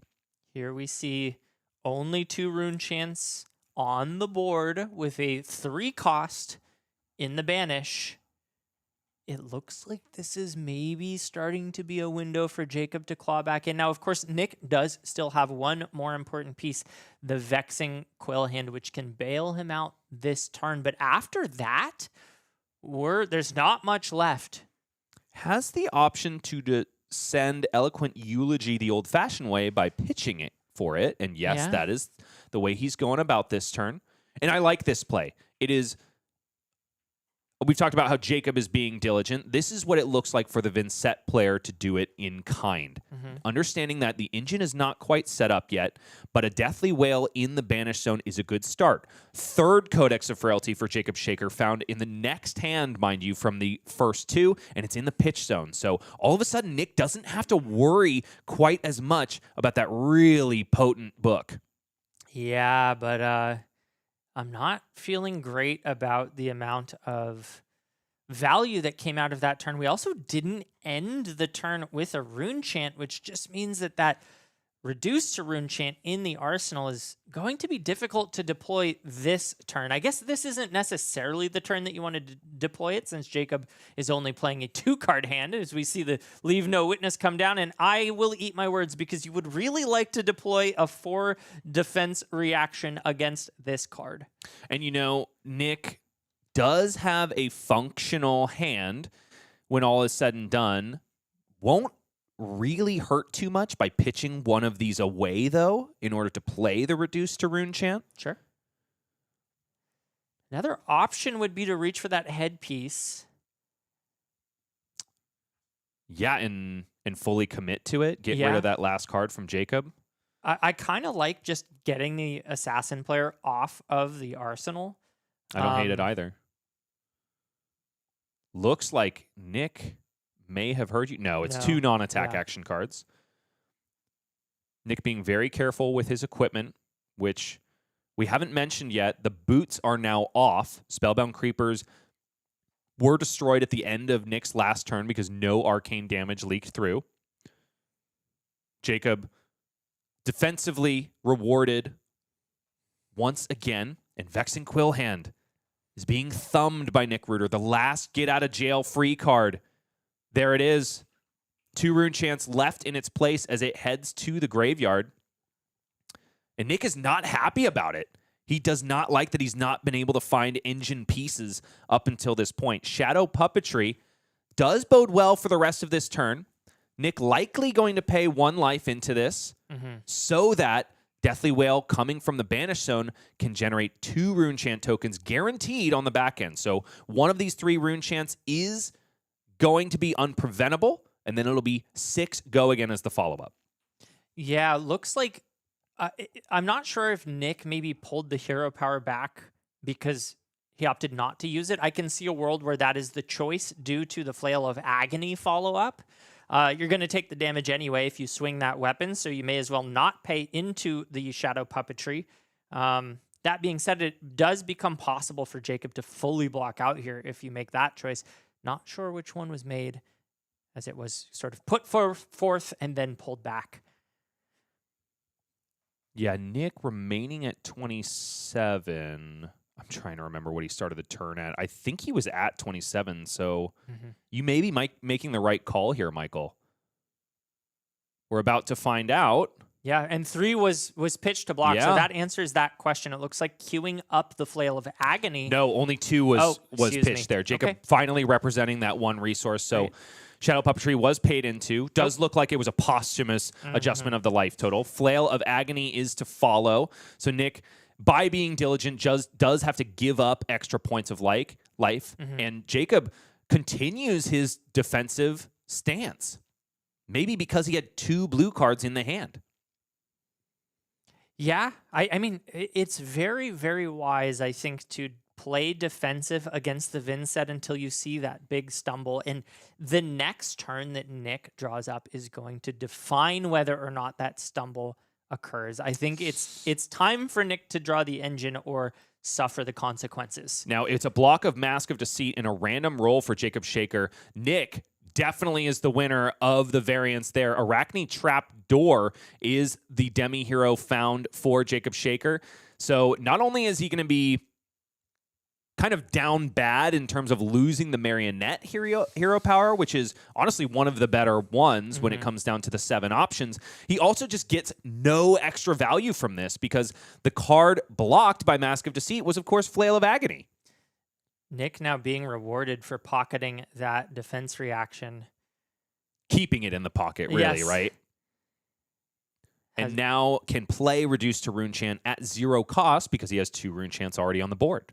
And I still see no engine pieces, but this is okay. And this is, well, there is a there Runeblood is, yes. incantation. And the tunic is up. This is good timing. And also, oh my God, Recesses of Existence, Deep Recesses of Existence, Yes. which is another one of those 4-cost RuneGate cards, popularized by June in calling. I can't remember. We have so many callings going on right now. Do you man. remember when it was?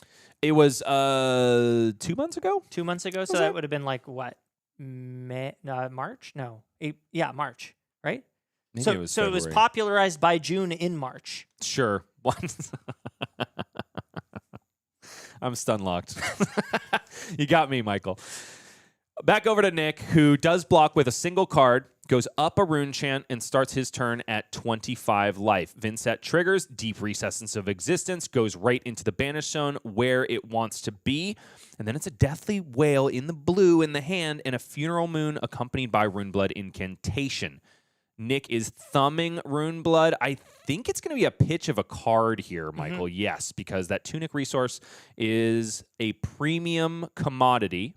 And I think Nick would rather keep it around rather than leave an extra card in hand. Yeah, super valuable for the turns you don't draw the resources. May as well keep it while you do. The blue not serving a whole lot. Wouldn't really want to put that in arsenal.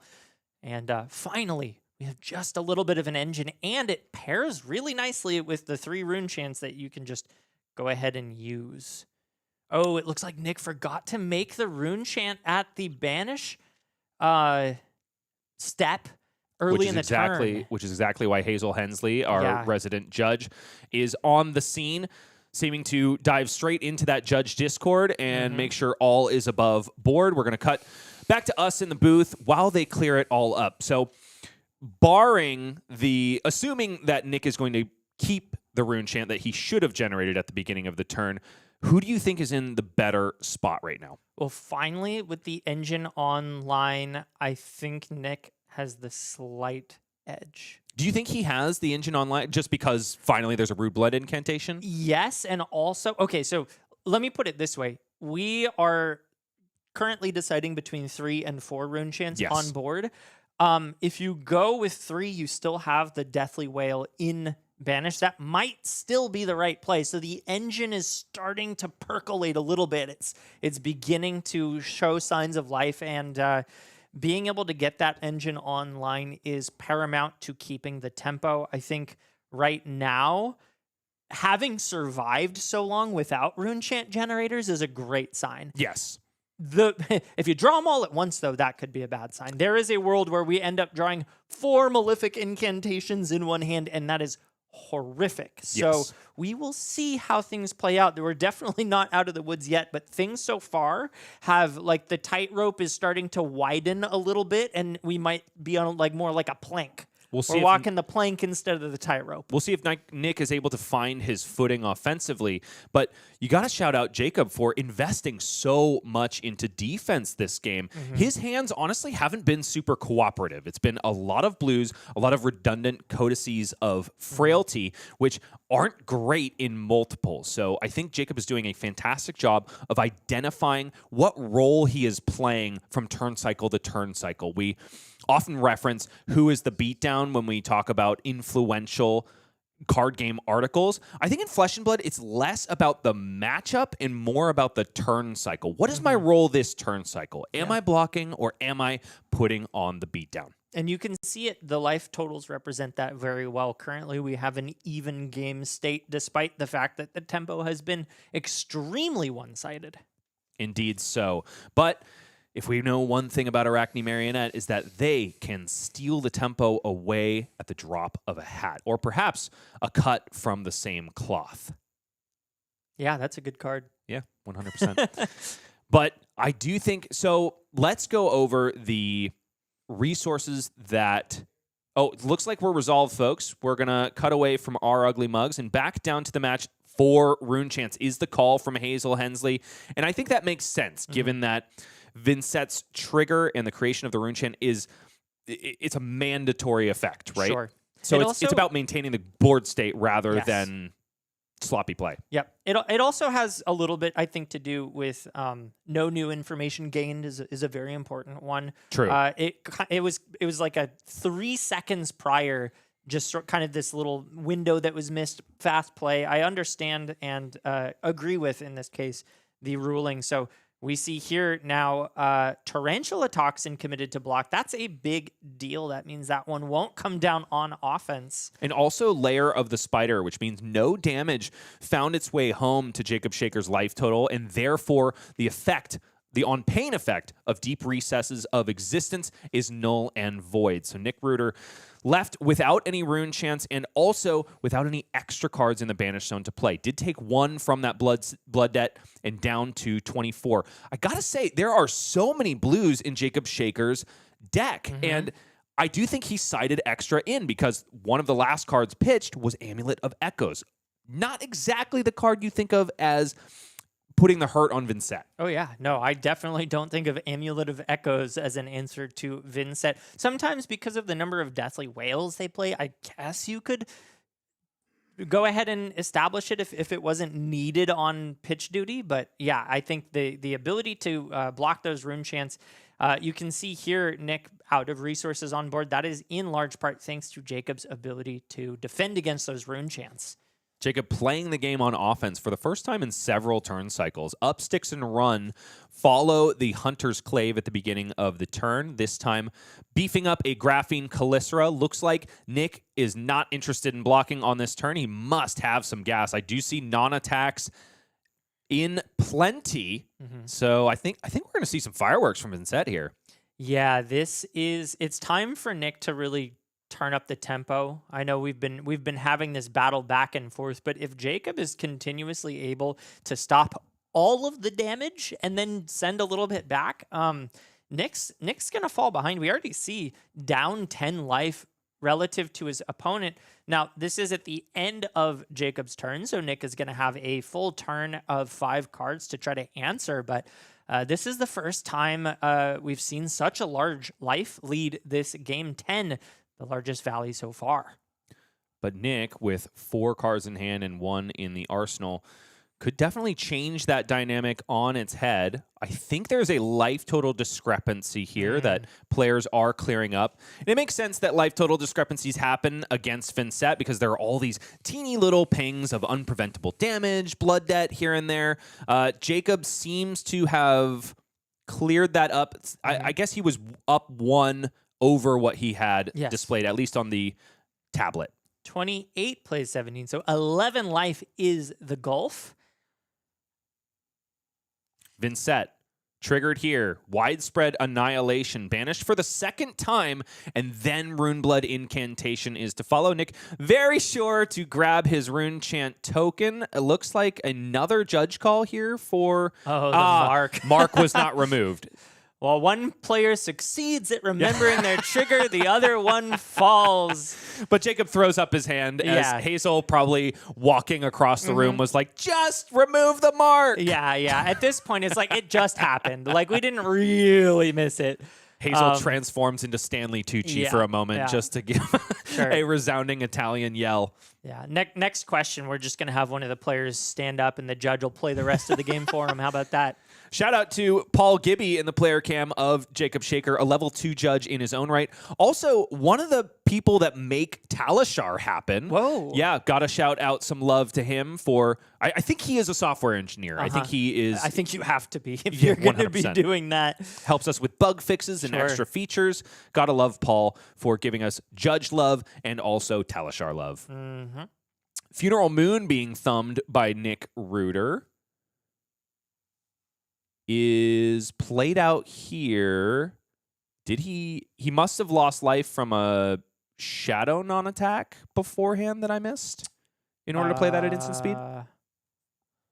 Looks like, yep, because we're missing the tunic, so it was an envelop in darkness, yes. I was flapping my yap. Yeah. Not watching with my peepers.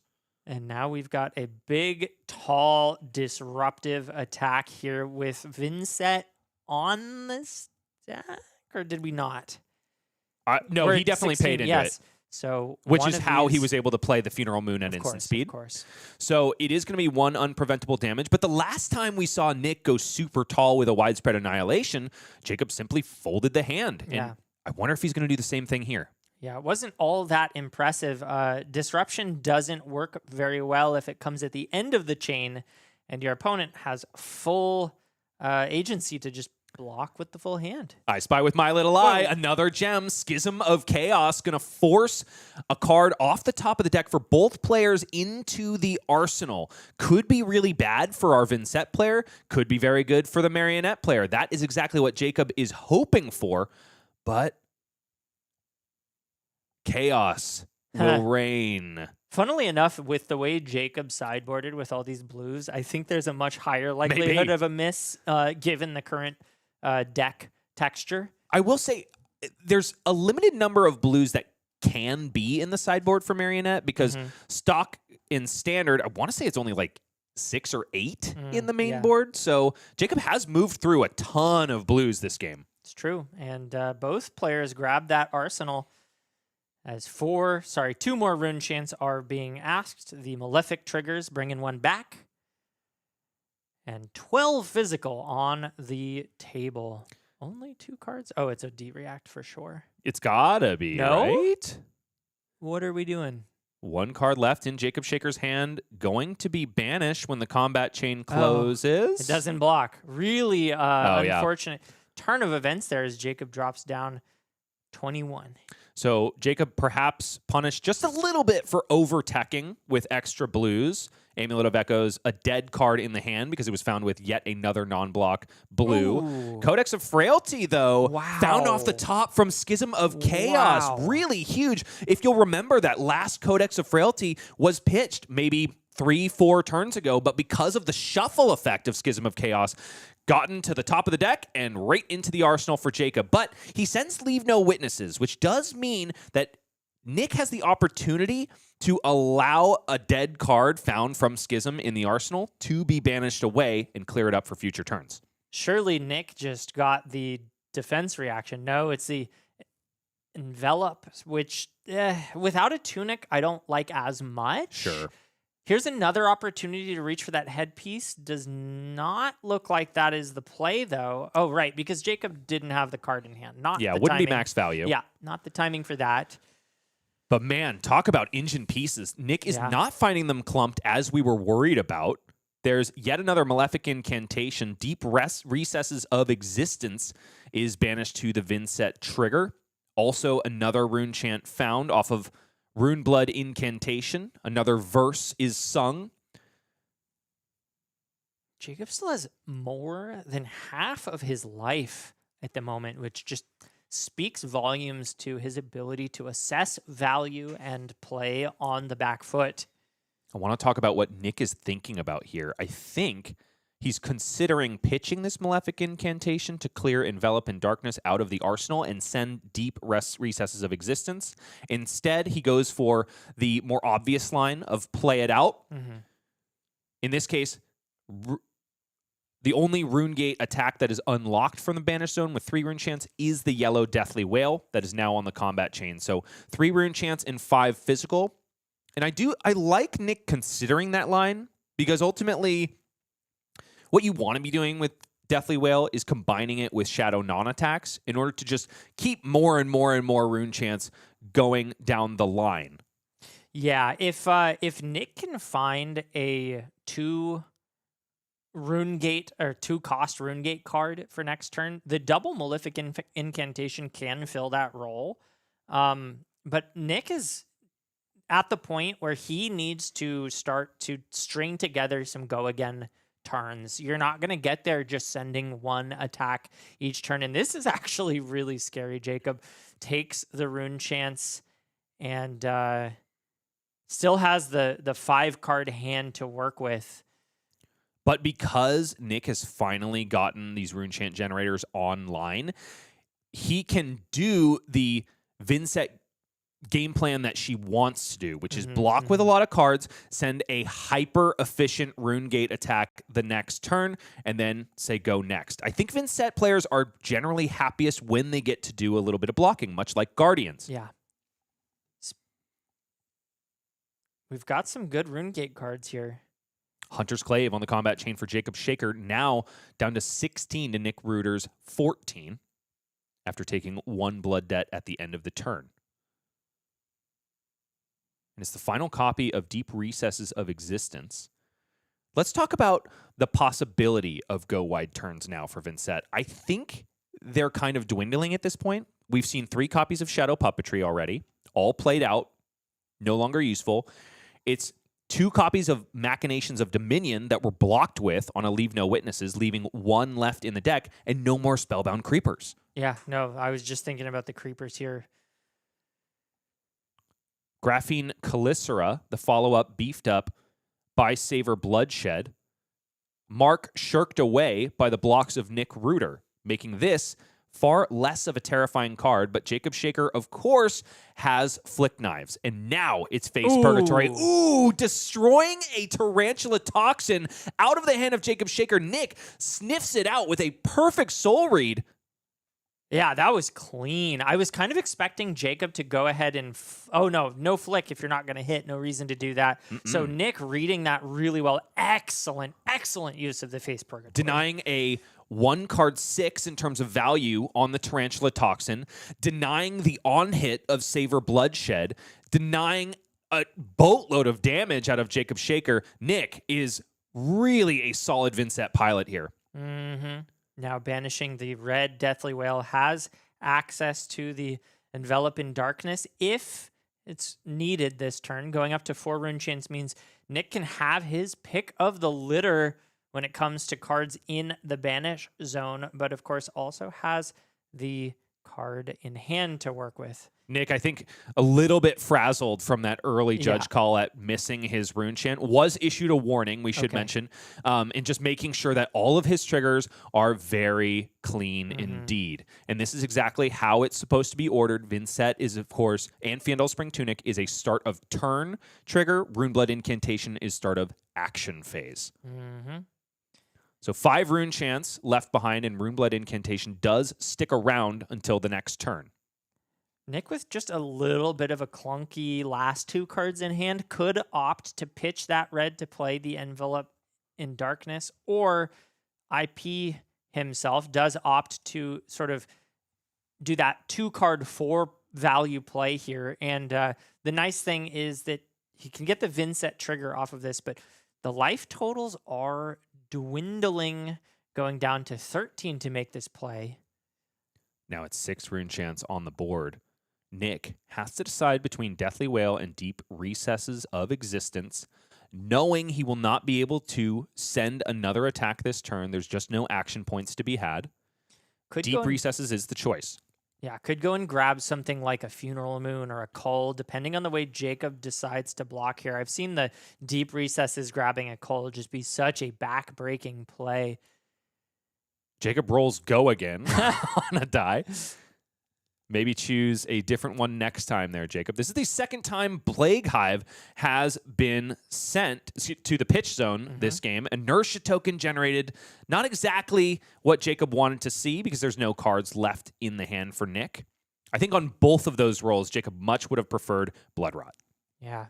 Nick also making 2 more rune chants on the back of that attack, thanks to the Malefic Incantations. Engine is now puttering down. We've gone from 6,000 RPM to maybe a nice idle here. With the threat of always going back up, because we have 3 more copies, I would assume, of Malefic Incantation in the deck. Yeah. The bigger issue for Nick, of course, is action points, right? There's, like we said, I think only 1 more source of go again in the deck. But with life totals where they're at, Vynnset could get there just playing the mid-range game. Jacob does have to kill his opponent if he wants to go X and O into the next round. Absolutely. And Vynnset doesn't have to be the aggressor. Vynnset is a very, very competent mid-range game plan deck as well. I think both of these decks really are, and we've seen both of these players kind of playing to that axis and quite effectively. I think Nick finally taking the edge here thanks to that brilliant use of the headpiece. Jacob lost a lot of potential value there. Nick is also literally taking an edge away from Jacob. He banished Hunter's Clave away using Deep Recesses of Existence because it is, of course, a reciprocal on-pain effect. Cole bought into the banish zone, but not played out here because Jacob didn't have any cards left in hand. It's just going to wait for a rainy day. 2 blood debt taken by Nick Reuter. He's got to be careful using this life total. Yeah, getting the Cull out or getting the Cull to sit there and banish is such a good way to close games out. Of course, you're taking blood debt every turn it sits there, but if you are able to take a little bit of damage and use it before blocks can be declared, that card is so difficult to deal with. Sonata Galaxia in the hand can be given go again because it is, of course, discounted. Oh, never mind. He would have to pitch a card into it.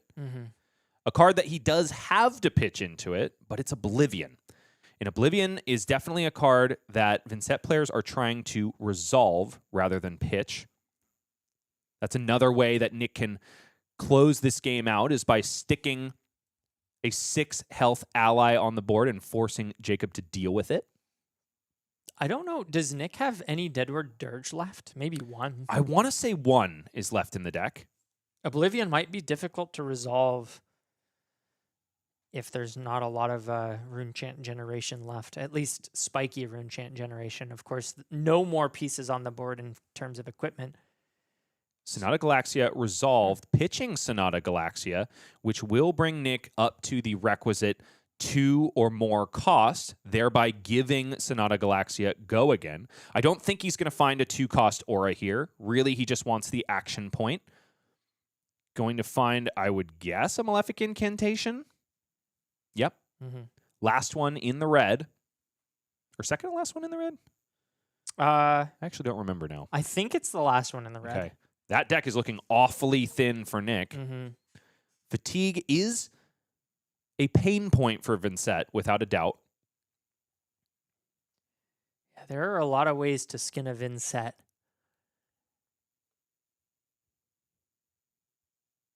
I don't think she prefers to be skinned. I think she's more of a stabbing kind of gal. Yeah.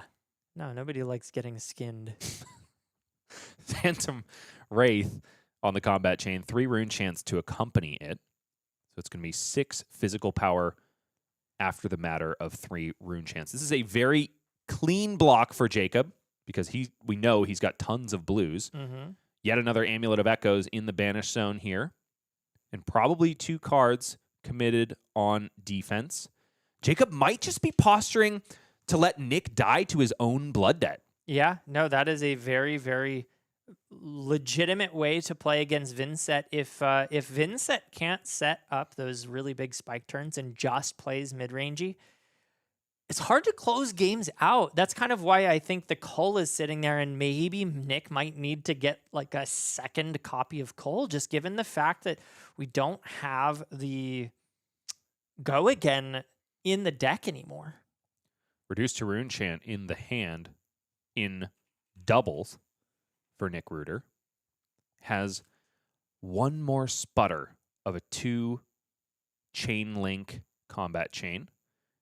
Whoa. 2 reduces, popped out against that Hunter's Clave, which is interesting because I think he could have saved an extra point here by waiting for the Graphene Calycera. Uh-huh. Just wanted to get them out of the hand. Perhaps thinking, no, he can't send a Cull here because Jacob once again has no cards left in hand.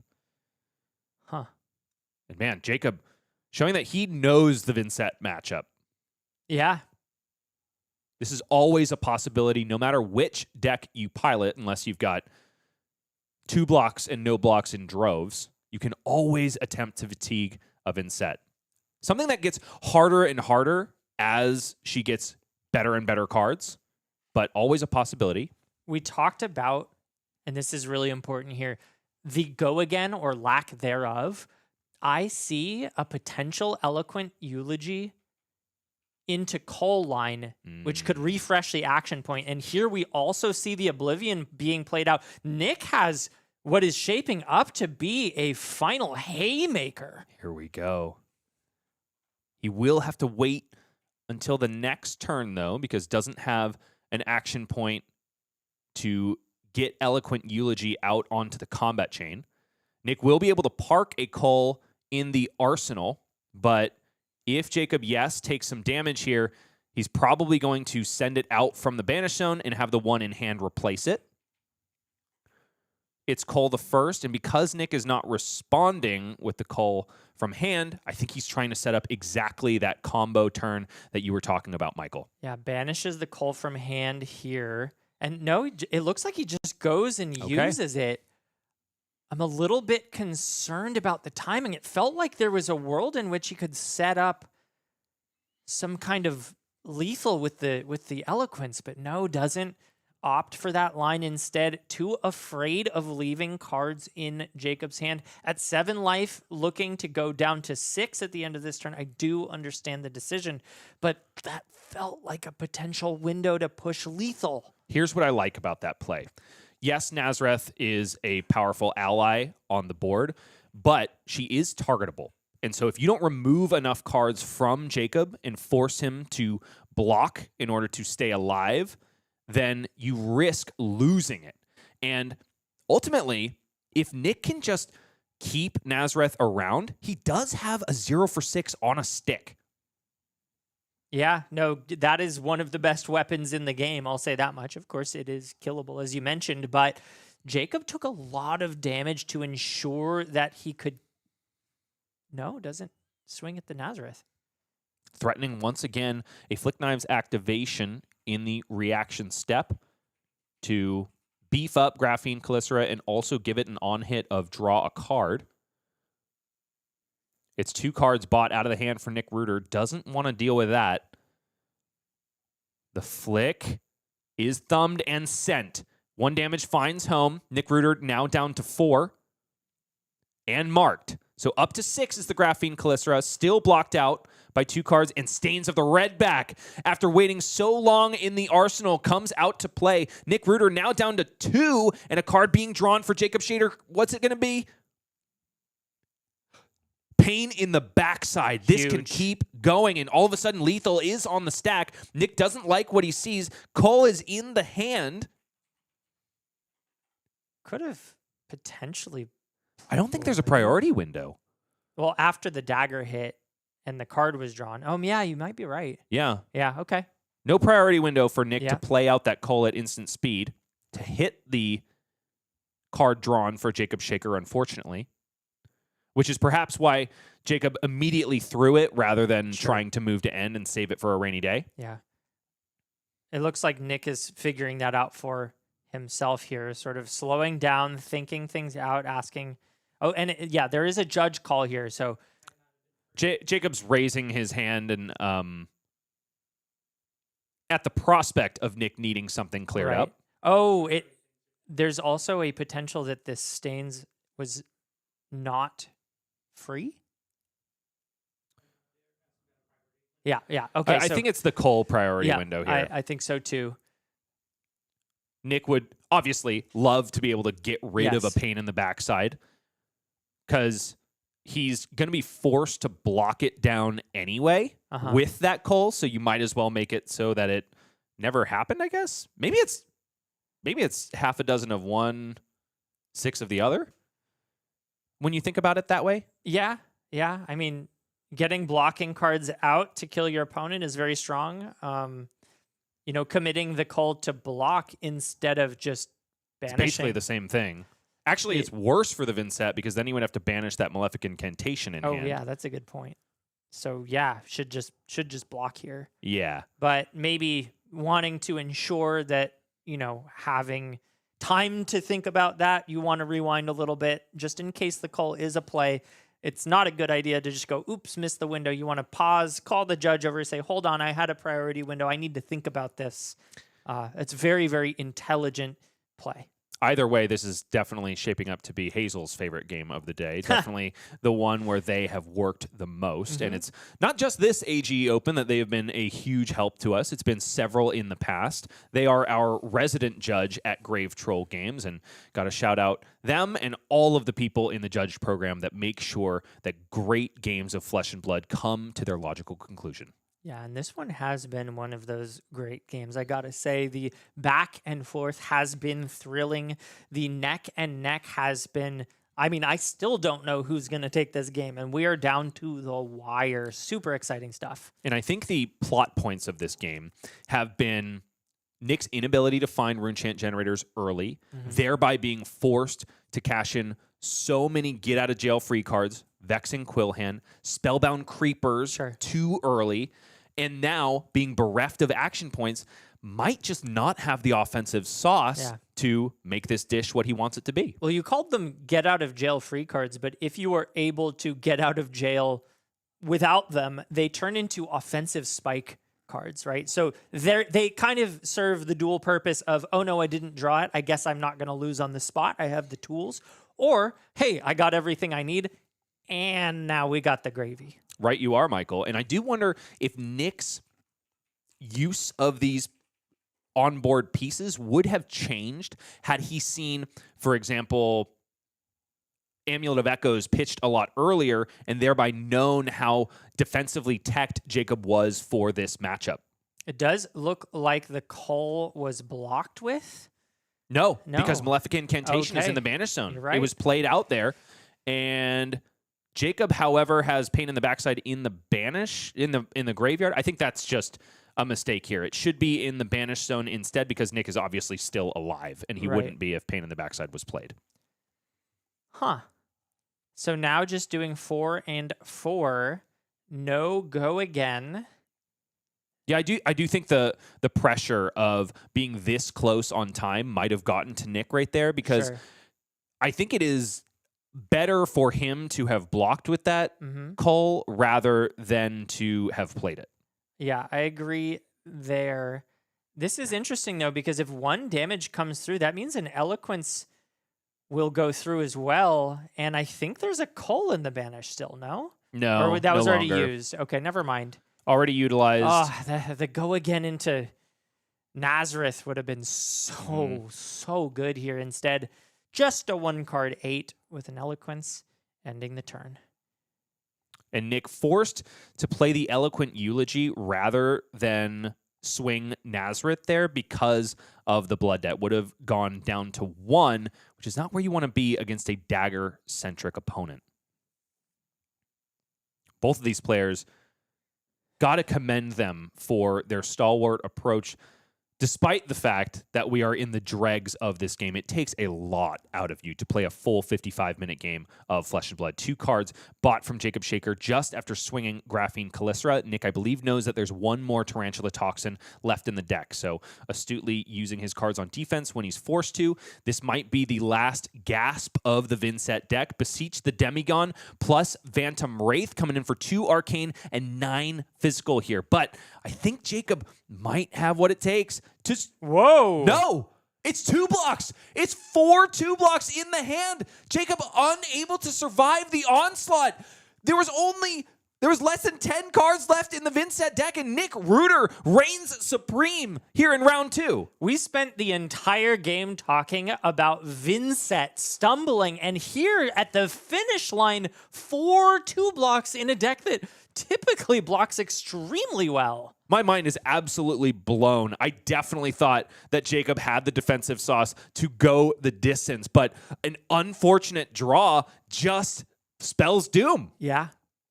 Man, gotta shout out Nick Reuter and Jacob Shaker for an excellent display of what the intricacies of this matchup, because intricate it definitely is, Michael. Absolutely. I was getting so worried for the Vynnset, the way that a single Graphene Calystra can demand 2 cards, and still you lose the game if there's a Tarantula Toxin. It was just a matter of time. It's so hard to be in a position where you're that low against an assassin. But there it was. Man, I'm reeling from the last moments of that game. That was absolutely epic. If you want to play more epic games of Flesh and Blood or watch them, you can enjoy them at AGE Premium. So obviously we put on high quality streams for you every single month in multiple regions around the United States, but there is more AGE matches to be had. Go to the front page of Competitive Flesh and Blood.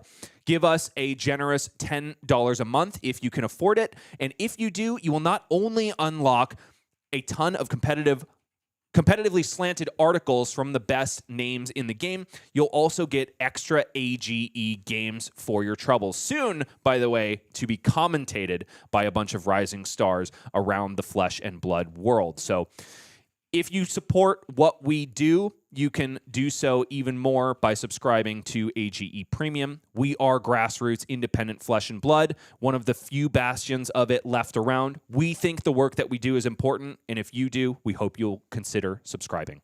Absolutely. I just want to touch on the commentary that's coming to those games. I think we talk about being a grassroots Flesh and Blood scene. We really are just a bunch of players sitting at the game store and trying to bring life and breathe life into our local competitive scene. And my favorite thing about that is the fact that I know that I started casting by being asked by our producer Justin in the parking lot of our game store if I wanted to try casting. I'd never done it before, and here I am years later, really, really enjoying it, and now creating an opportunity for new people to come into the booth and cast and grow the competitive scene even more. Really cool to see. So if you want to see that kind of content, if you want to support people going out there and doing what they love, playing Flesh and Blood at the local level, please consider subscribing. Couldn't have said it better myself, Michael. I don't think we're going to have time for a winner interview with Nick Reuter, unfortunately, because this train has just got to keep rolling, and we have more games of Flesh and Blood for you to see. So we'll be back after a short break with round 3 here at the AGE Open May Edition in New England. Don't go anywhere.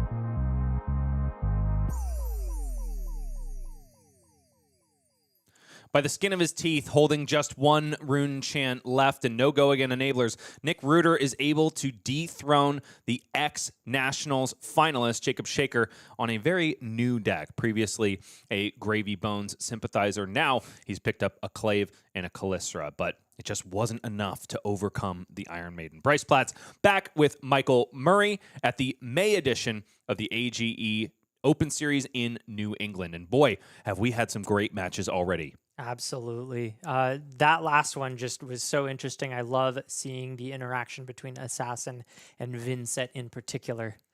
If you like what you've been seeing and you happen to reside in one of the 3 regions that we represent in the U.S., I encourage you to take a look at our upcoming schedule because AGE Opens are coming every single month, and that is our promise. 8 events, all culminating in a Players' Championship in every single region that we represent. That Players' Championship, of course, will be offering a bolstered cash prize pool in addition to a PTI and a gold cold foil. So don't miss that when it comes around. Up until then, though, you can compete at all of the opens that you see on your screen. Los Angeles is coming at you at the end of this month. It'll be a doubleheader with St. Louis. Unfortunately, we will not be streaming that St. Louis Open, but we'll be back at Fantasy Books and Games the following month. At the end of June, you can expect them to grace your screens once again.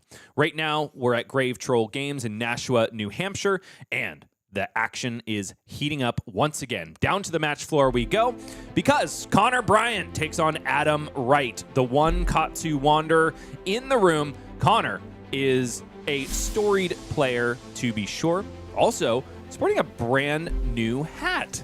Looks like Team Sigil has picked up not just Noah Beygelman, as the Runaways have ended their line. It's also the Dash.io expert. Well done, Connor. And I got to say, this guy is a force to be reckoned with. I have seen quite a few streamed games of his on Dash.io, the mechanologist champion here, as he starts the game out going first, as you want to do, and establishing a boom grenade early. A-okay, especially when it's off the top of the deck. I think another boom grenade on top right now, which might encourage Connor to do some boosting away, unless I missed that card, because boom grenades are great. You would just rather not play them from your hand, instead have them come from the top of the deck. It was a boom grenade there, but seems like Connor is happy enough with it as a drawn card, but can't be too happy with the number of resources in the hand. Cool printing of Heart and Cross Trap. I hadn't seen that one yet. Absolutely gorgeous. Looks more like a light card than a generic. I was like, what is that? Is that a new card? No, I can read it, and it says Heart and Cross Trap, but this is not a Heart and Cross Trap. It is 100 wins coming down. 3 go again. One of the old head jab-like effects that really sings in Katsu. The only other home I've really seen it have is in Zen when he was a part of the meta. Adam, utilizing that Katsu hero ability right away is once per turn the first time an attack action card hits an opponent is allowed to discard a card with 0 cost in order to fetch from the deck any card with the keyword combo, which is key to putting together massive turns with a very high ceiling of damage output out of Katsu. I do understand Connor Bryant's choice not to block here. Not only is he playing an aggro deck, but if that is a boost card in the arsenal, we are looking to potentially have the boom grenade plus the max V online early in this matchup. Because, yeah, even though he is fairly red locked besides that yellow boom grenade, it is 0 cost boosts all over the place. And it could even be a 1 cost because Teklo Foundry Heart would bridge the gap. Yeah, so pretty much any non-2 cost boost card is exactly what he wants to see. And Connor Bryant snap no blocks despite 3 into 4 into 4. Adam Wright feeling decent about that turn, but does not know what is about to come his way. Adam definitely would have rather had a hand that functionally turned into Bonds of Ancestry. Granted, he didn't really have the graveyard fill to super utilize it as of yet. Right now, just happy to be chipping in a good amount of damage on that last turn. even though this is going to be a very fearsome amount of output from Connor, whether that boom grenade connects or not, it's not going to spell complete doom for Adam.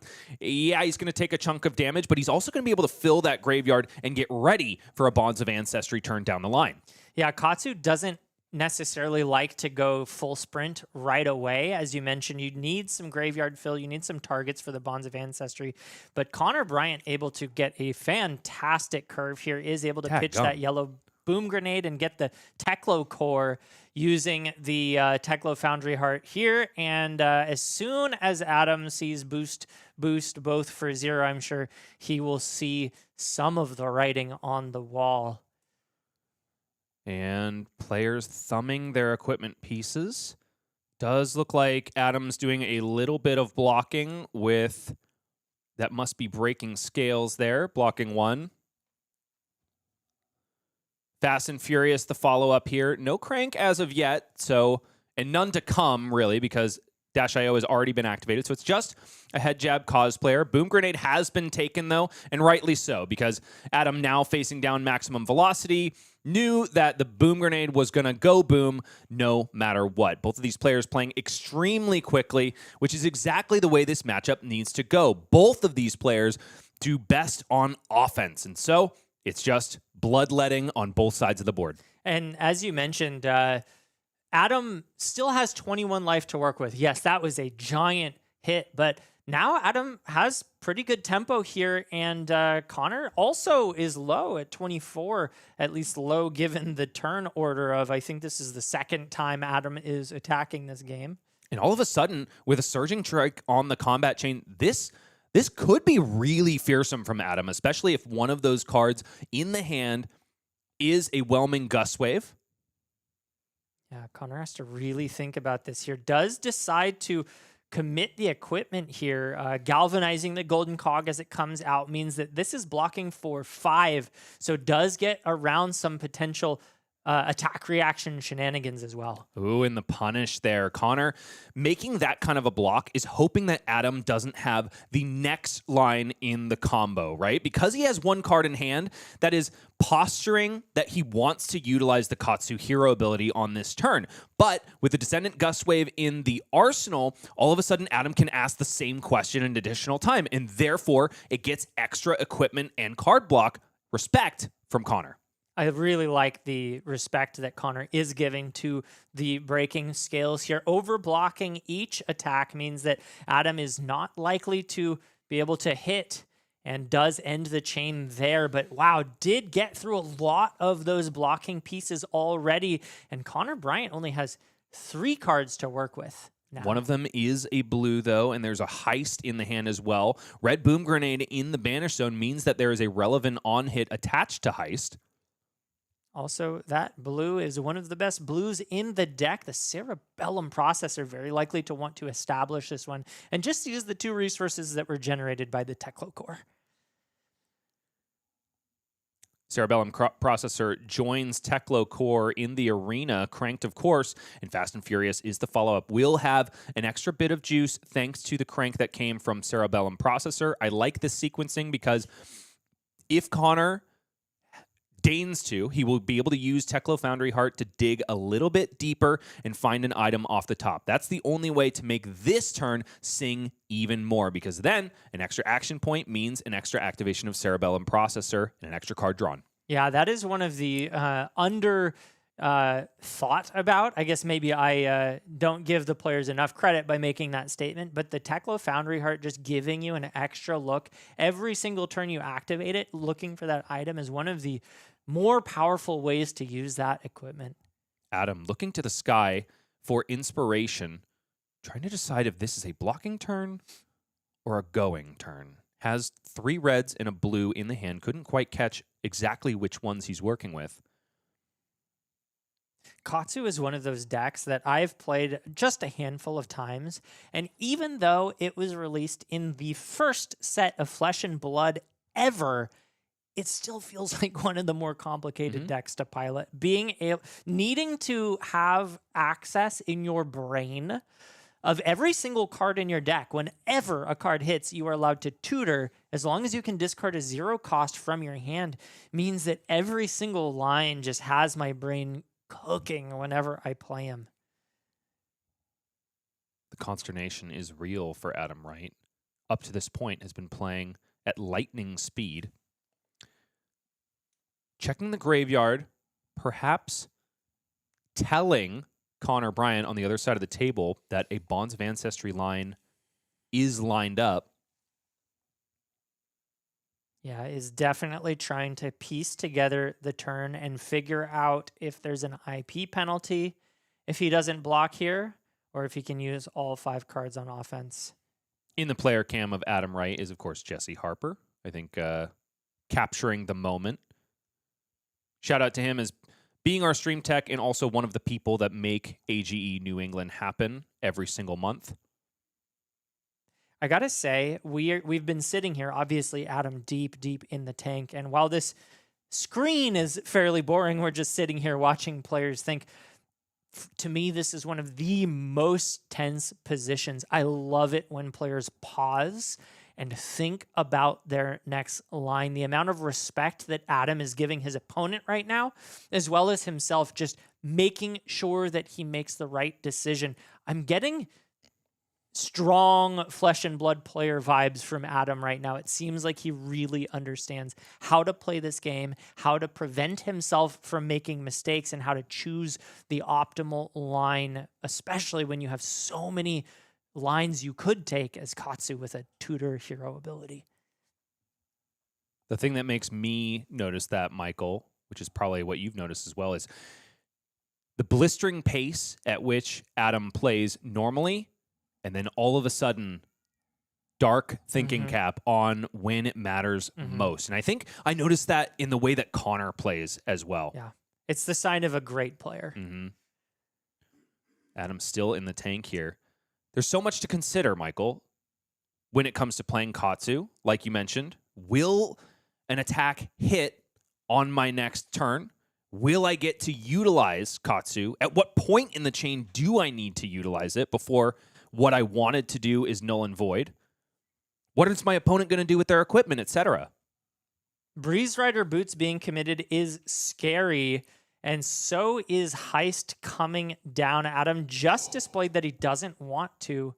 Finally, Connor, after several attempts to change the top card of the deck, has found Cerebellum Processor, has the requisite 1 resource to deploy it, and also will gain an action point and get yet another card draw. The hurt continues coming for Adam. No, he's not going to be dead when this turn is over, but it could be really detrimental. Yeah, this is a really tough spot to be in. Once again, Adam says no blocks. It's an activation of Dash.io. Cerebellum Processor comes flying off the top of the deck, but also Heist is going to bring an item and allow for yet another crank, which means yet another card drawn off of the second Cerebellum Processor. Card found on top for Connor Bryant is nothing but gas. Spark of Genius going to go into the hand and draw more gas later on. All of a sudden, starting at a pretty awesome offense, Connor is probably going to be able to threaten lethal on this turn. I think so. Yeah, sitting now at 3 action points means at least 2 more cards will enter the hand, and as you just pointed out, one of them draws another card. Oh man, this is a devastating turn of events. If you're a fan of Katsu and Adam Wright, 2 action points remain for Connor. Can draw the next card off the top of the deck, but only if he likes it. Yeah, this will shuffle before the card draw, so doesn't gain any knowledge. As you mentioned, he could choose to draw here and now. So far, number of boosts is 2. Teklo Foundry Heart already activated, so I think the likelihood of seeing a maximum velocity is fairly low. Yeah. Could see it, but wouldn't be ideal in this spot. Adam really crossing his fingers that is the card drawn. And Connor now going into the tank. Both of these players thinking diligently about what lines they need to put forth to win the game. Now, the other thing Connor is likely thinking about is Katsu can absolutely put together a 24, 27 damage turn Yeah. if he keeps a full grip, especially if that last card that Adam arsenaled on the previous turn cycle was not just a dead 0 cost that he was hoping to filter away to Katsu. Really good Katsu players are going to hedge for the possibility that they don't get an attack action card to hit, right? So if Adam, say, was holding back something like a red 100 wins or something like that, could just contribute to the offensive output even though he didn't get to do the thing that he wanted previously. Null time zone being the choice here. And we talk about skill all the time, but this is one of the most skill representative cards. And if Connor Bryant is choosing bonds, which I think is very likely, that could really hurt Adam Wright. Got to give it to Adam, not giving Connor anything. That is a poker face that is unflappable. Connor now has to think about this null time zone. Looks like he's already made the call. No pen and paper to write, so Surging Strike was the named card, which I like a lot. The chess piece still hasn't been popped. Pretty sure it is in the hand of Adam Wright. Wow. Yes, I see. Yeah. Is that 2 red Surging Strikes? No. Yeah, no, it's just the one. But that one was almost certainly the way Adam wanted to start the chain out. And now without any 1 defense battle-worn equipment, this Teklo Trebuchet is not just threatening beef on the back end, it's also threatening the explosion of a boom grenade. Adam may be at a point where he has to pivot into defense when he's committed so much to this hand. Yeah. Very, very tough spot to be in if you are Adam. I can definitely see a world where you just go and fold it. You put the red Surging Strike in front of this pitiful 1 power attack, not because you don't like the card for Arsenal, but what else are you going to do? I mean, you have to defend at this point. I think the turn has been disrupted. The null time zone find was so brilliant from Connor Bryant, understanding exactly what Katsu is trying to do, seeing the amount of thought that Adam put into the turn and realizing that Adam was very confident that he could convert all 5 cards means the likelihood of there being that Surging Strike in there was high. Listen, Connor is nothing but an extremely skilled Flesh and Blood player. He's also a main when it comes to Dash.io. He is a calling champion on this list and also a calling top 8er besides. And yes, he gives a nod of approval when Surging Strike is committed to the blocks. Sprocket Rocket is the follow-up, only coming in for 5 go again, thanks to the +2 from the Teklo Trebuchet. But my earlier point, Connor is extremely skilled. The top of the deck cooperated as perfectly as possible in this turn cycle, but the skill expression for Connor was the sequencing of the Teklo Foundry Heart, his first boost card, making it so that Heist was coming in with a relevant on-hit, Spark of Genius drawn off the top of the deck, Cerebellum Processor found just before that, right after the Teklo Foundry Heart activation. This turn cycle could have been probably 16 points less effective. Absolutely. And I just have to say, I am extremely impressed with the level of play coming out of the players today. This is, it's a local AGE tournament. This isn't a calling. This isn't a pro tour. But clearly, these players are showing up with the skills and tools that you would need to win such an event. Really, really cool to see them already in round 3 just playing their minds out. And Adam Wright seeing the writing kind of on the wall, knowing that if he fully commits to blocking here, might just never get to keep an offensive hand again. Now, with Surging Strike essentially ripped from his grip, will he even be able to threaten lethal on this turn? I'm not so sure. Yeah, we're going to have to see if Adam had something else in the pocket, because without the Surging Strike starter, you lose so much purchase. I kind of expected to just see an entire block after that, just fold the hand. But on Adam's side of the board, you've got to be thinking, what's to stop Connor from doing this again unless I mount some sort of an offense? Connor snap saying no blocks to both of these Kodachis. Both find home, and that blue Dishonor much rather would have been pitch to play Surging Strike, but Cut Through is the card placed in the arsenal, which was destined for the Katsu hero ability 1 turn cycle before. Now, 4 Go Again, not too bad when it wasn't the intended use for the card. Yeah, and there is, of course, the Mask of the Pouncing Lynx still floating there, threatening, but Connor's got 22 life, and I don't see the Bonds line shaping up this turn. So with 1 resource floating, Adam would be able to use Mask of the Pouncing Lynx to go ahead and find Descendant Gustwave and send that, and then Adam would be able to use the Katsu ability to go find Bonds of Ancestry. So still on the table, not nearly as efficient damage-wise as Adam would have liked, but could still be enough to make Connor blink, because he hasn't done so quite yet. Yeah, Breeze Rider boots activated here, and Adam searching up the Bonds just as predicted.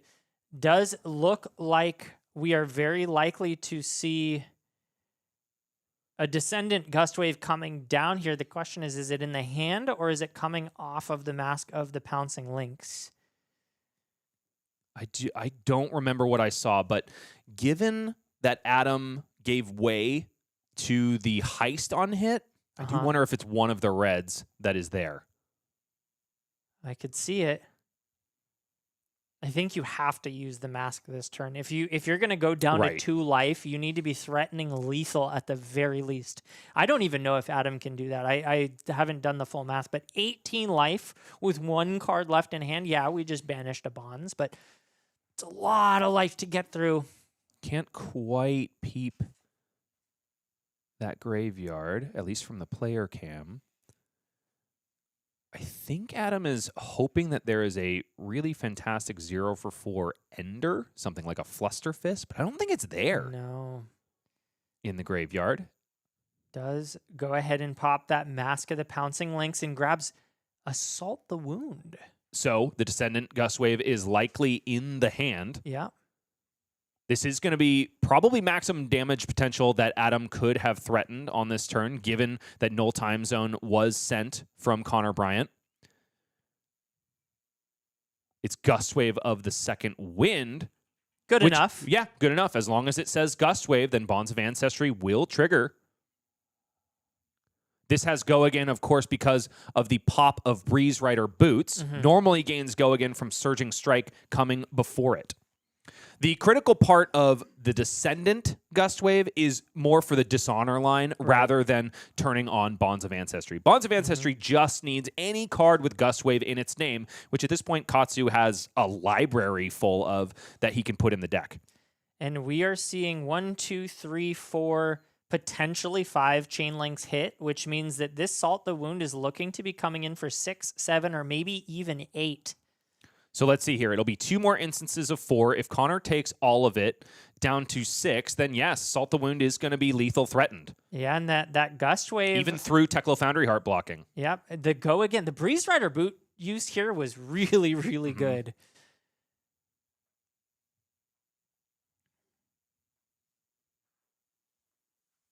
Connor likes his hand, though. Hasn't committed any blocks yet, and he knows that Salt the Wound is gaining power every time a chain link connects. 4 damage. Finding home. Connor ticks down the life total. Says, bring it on. I want more of it. And we will oblige him. Gust Wave of the Second Wind, following up Bonds of Ancestry. 4 Go Again. It's all face up now for Connor, who does have 1 non-blocking card in the hand. Backup Protocol red. Will he be able to threaten lethal on the next turn after giving requisite cards just to stay alive? Spark of Genius is definitely one that's going to help him get it done. That is definitely the question. Katsu has one of the best weapons in the game for attacking people with low life. I would be surprised if Connor allows himself to get into Kodachi lock range at this point. But here it is, the Salt the Wound coming in for 7 damage. And Connor making a value block there on the previous chain link, blocking 5, 1 technically over the Gust Wave of the Second Wind, but gains that value back because one of those chain links hasn't hit for Salt the Wound to beef up. So yes, Adam buys a block of Teklo Foundry Heart and a card. Is it going to be enough, though? I tend not to think so because 2 is such a scary place to be against Dash.io, especially when you have no more blocking equipment, and they've got a hefty item suite in 2 Cerebellum processors and a null time zone. This could be the final turn of the game. Immediately blocking on Sprocket Rocket is Adam Wright. 3 meets 3 in the arena. No damage gets through. But the follow-up is Teklo Foundry Heart. Up to 3 resources is Connor Bryant. Finds yet another Cerebellum processor off the top of the deck. So far this game, Teklo Foundry Heart activation has literally said, find Cerebellum on top of your deck when you need it most. Adam looks down to the ground because he knows it is just not breaking his way. Boom Grenade on top of the deck, though, for Connor Bryant. Might be time to deploy Spark of Genius. Right now, it's just Backup Protocol that offers any offensive output besides the Symbiosis shot. There's another card draw that can happen off of Cerebellum Processor. Adam is really hoping that it's yet another item on top of the deck after Spark has been resolved. Yeah, he really needs a lucky break here. Seeing 3 Cerebellum processors out on the board at the same time is fearsome on the side of Dash.io. Going and grabbing that Backup Protocol red with 2 floating resources is a little bit of a whiff. I mean, not whiff, it was his choice, but he already has one in hand, which means that he doesn't have the resources to deploy. But now there it is. Now he does. Yep, draws the blue. Connor cannot miss here as he goes ahead and cracks that first one. Thinks about it anyway. Thinks about drawing the card first. It is a zipper hit. I want to say, can't quite cut. I want to say yellow? it's a yellow on top. You might, yeah, yellow in hand, yellow on top. Oh, yellow in hand. Yeah. I think it's yellow in hand, yellow on top. Yeah. Which does offer 2 break points if he decides to draw it here, but then you don't have any resources to activate Backup Protocol red, which is exactly what Connor is sinking about doing, sinking those resources directly into the Backup Protocol. Finds Fast and Furious, has absolutely cranked on this turn, so coming in at a break point for go again, and it's 0 to 60 in the yellow found on top. 1 damage leaks through. Adam down to the last life point in this game. He's fought tooth and nail, tried his absolute best, would have, I think, closed this game out if Null Time Zone wasn't naming Surging Strike. Can you picture that previous turn cycle if he had an additional 4 value? I mean, he went down to 2, right? Yes. And he blocked 1 with it, so he could have gone to 1. Yeah, and 0 to 60 in the yellow does clean it all up. Dash.io looking omnipotent in the hands of Connor Bryant, a calling champion and new addition to Team Sigil. One of the refugees from the Runaways gets there, goes 3-0 now at AGE. That Katsu looked fearsome, but the Dash.io just did it better. And you got to think Connor Bryant, the household name at this point on Dash.io, he's a tough cookie to crack. And despite Katsu doing extremely well, kudos to that Katsu player. Just not quite enough when you're drawing it up like Connor did. It's definitely Connor's story. He is the protagonist based on the way that the variance worked in his favor on the top of the deck. But do have to shout out Adam Wright because just 1 round previously, he defeated one of the best players in the New England circuit, and that is, of course, Elyse Symmes on Arcane Huntsman. So even though Adam is down right now, if the variance starts breaking his way again, I think we might have a top 8 contender in the form of Katsu the Wanderer. More on that in a little bit, but first we'll deviate from that storyline to let Connor have his moment. Once again, after so many times, I want to say upwards of 5, 6, he will be gracing us with an interview in short order. So stick around for that, and of course, more Flesh and Blood after this.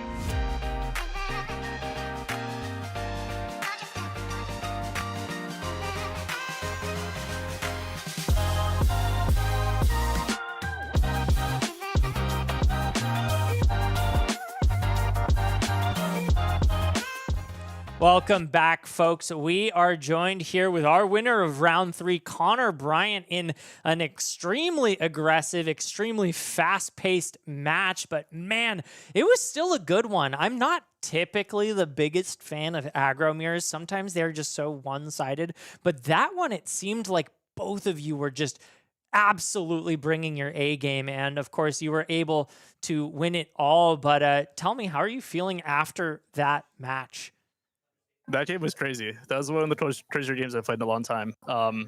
Just like the heist, I find Spark of Genius off the top is like the perfect card, and then Null Time Zone like strips his, basically like stops his Surging Strike, screws up his hand or whatever. And he still had a decent enough hand on that turn. But yeah, that game was nuts. And then I had like a turn 1, I had Max V or whatever, just a nice little like 5-card Max V hand. Yeah. It was insane. No, you definitely came out to the races. I think I want to give you a lot of credit for that Null Time Zone. I know that that card in particular is a beloved card for players that understand how their opponent is trying to play the game. And I think you just showed us exactly why. I'm not sure how often you test into Katsu, but your ability to call and understand exactly what the game plan was and find the window to not shut his turn down. He clearly had a good turn anyway. But I mean, you went from him threatening lethal to being able to survive that turn thanks to the Null Time Zone. Yeah, and that hand was just so crazy too, because I even blocked like the turn that I had the like heist into Spark. I even blocked the card too, plus armor. And so like that was like I started the turn with 3 cards in hand and Teklo core, and then I did, I don't know, like 20 something damage and like shorted his hand. So yeah, just crazy. I mean, Katsu's so scary though. Like that game was still insanely close, just with masked for Salt the Wound. I'm like taking damage. I'm like trying to keep at least an attack or 2 so I can Spark again. Like that was a definitely game. And then I early in the game I overblocked on some stuff to play around like Ancestral Empowerment or Breaking Point. And I don't know if that was correct, but I think it ended up working out. But yeah, just nuts. Yeah, I do think you ended up preventing a potential early bonds line, or at least something that was meaningful.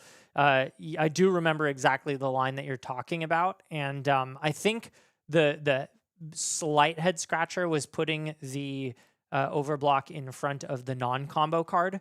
That's something that I've done 100 times into Katsu and then gone, oh, wait, you don't have to overblock the Surging Strike. There are cards in the deck that can target it, that can pump it up, but not the breaking skills.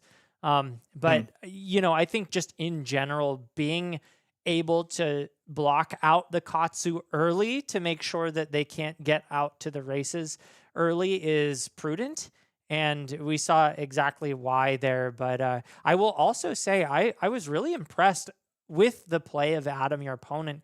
And I'm curious if there were any points in the game where you felt like you were sitting in front of somebody to be feared. I was definitely scared. Katsu players, like when they move quick, they know what they're doing. You know what I mean? But also like the deck has so many lines where it's like I can Katsu for this, then mask for this, and then bonds and do all this stuff. That's why he was tanking so hard on those turns or whatever, like trying to line up all those 3 tutor. But the Salt the Wound, like I'm doing the math and I'm like, I go to like 1 or 2. Like I need to not to have the breaking scales to like push over an extra damage to hurt me, and like it was it was scary, definitely scary. But no, Adams he seems like a really good player. So hopefully I don't have to play him in top 8. we saw both of you doing that. Really, it was like lightning fast play until there was an important decision, and then tanking, and then back to lightning fast play, and then there's a decision. And I think, like you said, that's the mark of a great player. And so to see two very aggressive decks face off against each other and the decision points that were being made on the blocking end, I found extremely interesting. So really cool matchup to see, and I'm hoping that you can continue that, and we can see some more of it in the finals. I do notice here we've got Team Sigil sitting under your name. Is that a new development for you? Yeah. I was on Runaways. We've kind of decided to spread out and go to different places. So I got picked up by my good friends over at Team Sigil. I'm very thankful. I'm really excited for like whatever new opportunities come. I love those guys. We got some good guys in New England that are part of Team Sigil, so I'm definitely excited to be working with them. Awesome. But still love my Runaways people. I'm gonna always root them on and cheer for them at all the different events and stuff. Yeah. So happy to have a banner to be. Well, tell me a little bit about Team Sigil. Is it a new team? Is it just kind of an older one that's picked up some new players? So I'm just joining now, but it's a lot of Europeans, like Jason Rolfe from the UK. We have Pierre and Noah Beygelman ended up joining Team Sigil as well. G. Cohen, a lot of different like Euros and Americans and everything. They always sport the cool like varsity jackets. Oh, awesome! You know what I mean? Like the high school looking like varsity jacket. They have a bunch of those. So if you see those at a tournament, do you have a varsity jacket yet? Not yet. No. Still on the JV team, I guess. I see. I mean, you got to earn your stripes, so to speak. But I'm sure that you will earn them in no time. And I think you'd look pretty fly in a varsity jacket, especially sitting in a higher level event. Yeah. It's definitely a cool swag. That was the main reason I joined, honestly. That Pierre's makes a lot of sense. Jason's nice, whatever. We got the swag right those here. Jackets. Yeah. I feel you, the swag, man. Absolutely. All about the swag. Awesome. Well, thanks for sharing that. Do you have any other thoughts or shout outs you want to give before we wrap up? No, just shout out to my folks back in Albany, New York, and I'm really excited for Omens of the Third Age. I think that set's to be sweet. We're kind of sitting in the waiting room now, but the CC format's still pretty fun. It's pretty wide open right now, but I'm hoping we get a bit of a shake up with Omens. And these heroes seem cool. All 3 new heroes seem interesting. I'm excited to draft again. We got Nats and Vegas coming, Pro Tour Vegas coming up, so it's gonna be a fun couple months of Fab. Absolutely. Well, thanks so much for joining us here for this interview. Congratulations once again for taking that round. And folks at home, don't go anywhere because we've got round 4 coming up after this.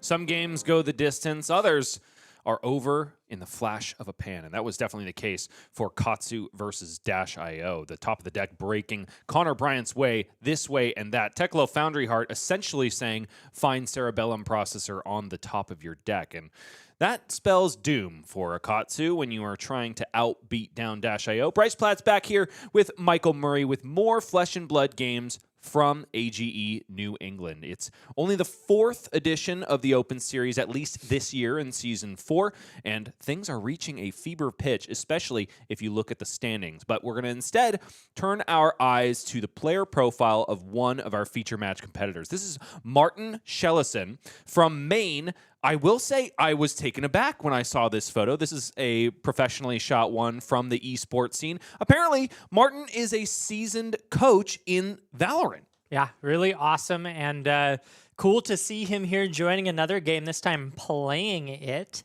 Trying to find his footing here, only sporting a 33% win rate. He is at the bottom of our standings at the moment, but he's brought Teklo Vossen, apparently a pet deck choice of his own, and he's having a lot of fun, it would seem. Yeah, that's really awesome. And, you know, I can't really knock the 33%. I was sitting down there for a long time, and then I was no longer able to play AGEs. I think it's still a stain on my record. If you ever pull my profile up, it's not the most pretty one, but here, Martin is able to continue to win and hopefully pump those numbers up. And 2 top 8 finishes is also nothing to scoff at. He's also got a girlfriend with an extended family that has a penchant for homemade chowder, which is a really nice thing to have, I think, especially when you're enduring cold winters in New England. Absolutely. You know, I didn't realize you were reading his profile, and I thought you were saying, yes, he's got a 33% win rate, but he has a girlfriend.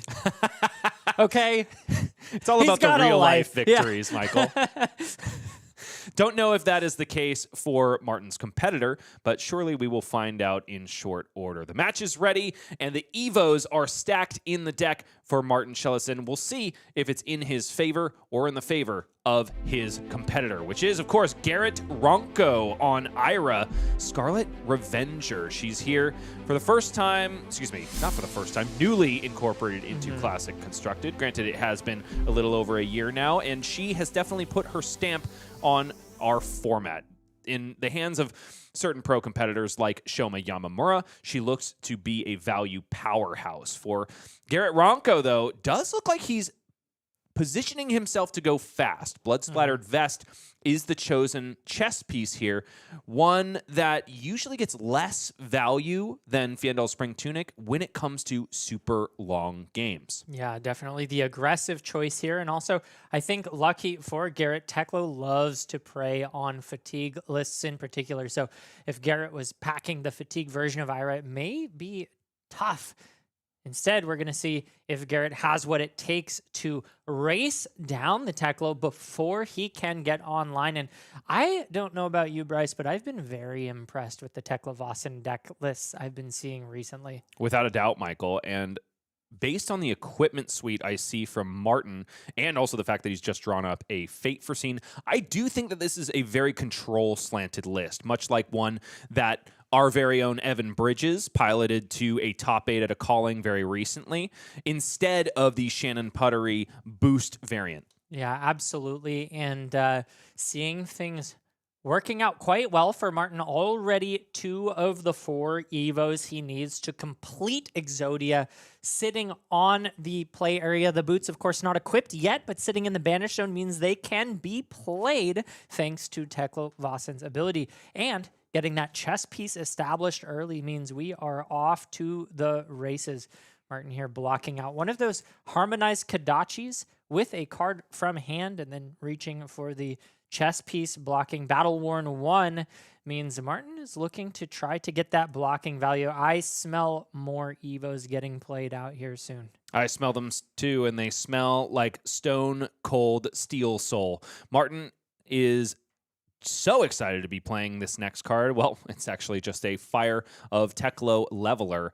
In addition to 2 other reds in the pitch, not super ideal. Would have loved to be able to establish Evo Soul Steel Tower, but in this case, Garrett just going to shrug off the Teklo Leveler with probably a redundant blue in the form of Overcrowded. Yeah, speaking of starts to this game, Garrett, I didn't really comment on it, but had a really weak start. Just 2 Kodachi swings and a 1 power blue on the chain, a 4-card 3. Just clearing things up, I'm sure. So now we get to sort of really start the game as Garrett comes out. 2 floating and a harmonized Kodachi, an arsenal, and 2 cards in hand to work with. Now, Garrett has a brand new card out of Super Slam, Cutting Retort in the hand, one of my favorite arts from that set. We'll have to see if it's particularly relevant here. Yeah, very cool art. I don't think Martin is going to be generating that many Aura tokens. I mean, Synapse Spark Cap has the ability to create Ponder tokens, but it's in pretty rare fringe cases where 1 Evo is left in the hand. Martin here using the Shelter from the Storm to prevent 1 damage from that first harmonized Kodachi and prevent a second one from the second. Really nice use case there, keeping the Mask of Momentum offline despite not committing a whole lot of cards to the combat chain. Cutting Retort out on the combat chain now, even when it's not destroying Aura tokens. It is still a 0 for 4, which is not too bad. Buys an Evo out of the hand for Martin Schelasin. And I do want to shout out the Evo beta base set for being an absolute all-star in especially Control Teklo, because all of a sudden now that Martin was able to establish the leg piece, he's going to be able to pitch 1 card to establish Evo Soul Steel Tower. But more importantly, on the previous turn cycle, was able to filter out a ton of other beta bases, which only block 1 on their face if you block that with them from hand, to activate Teklo and then just play another one out, thereby drawing a card and refreshing more defense to the hand. Yeah, it may look like not much has happened this game. Both players sitting at 40 life, just kind of dirtling around, but Martin has progressed his game plan enormously. Already 3/4 of the way through turning online. He's 1 Evo away from being absolutely terrifying.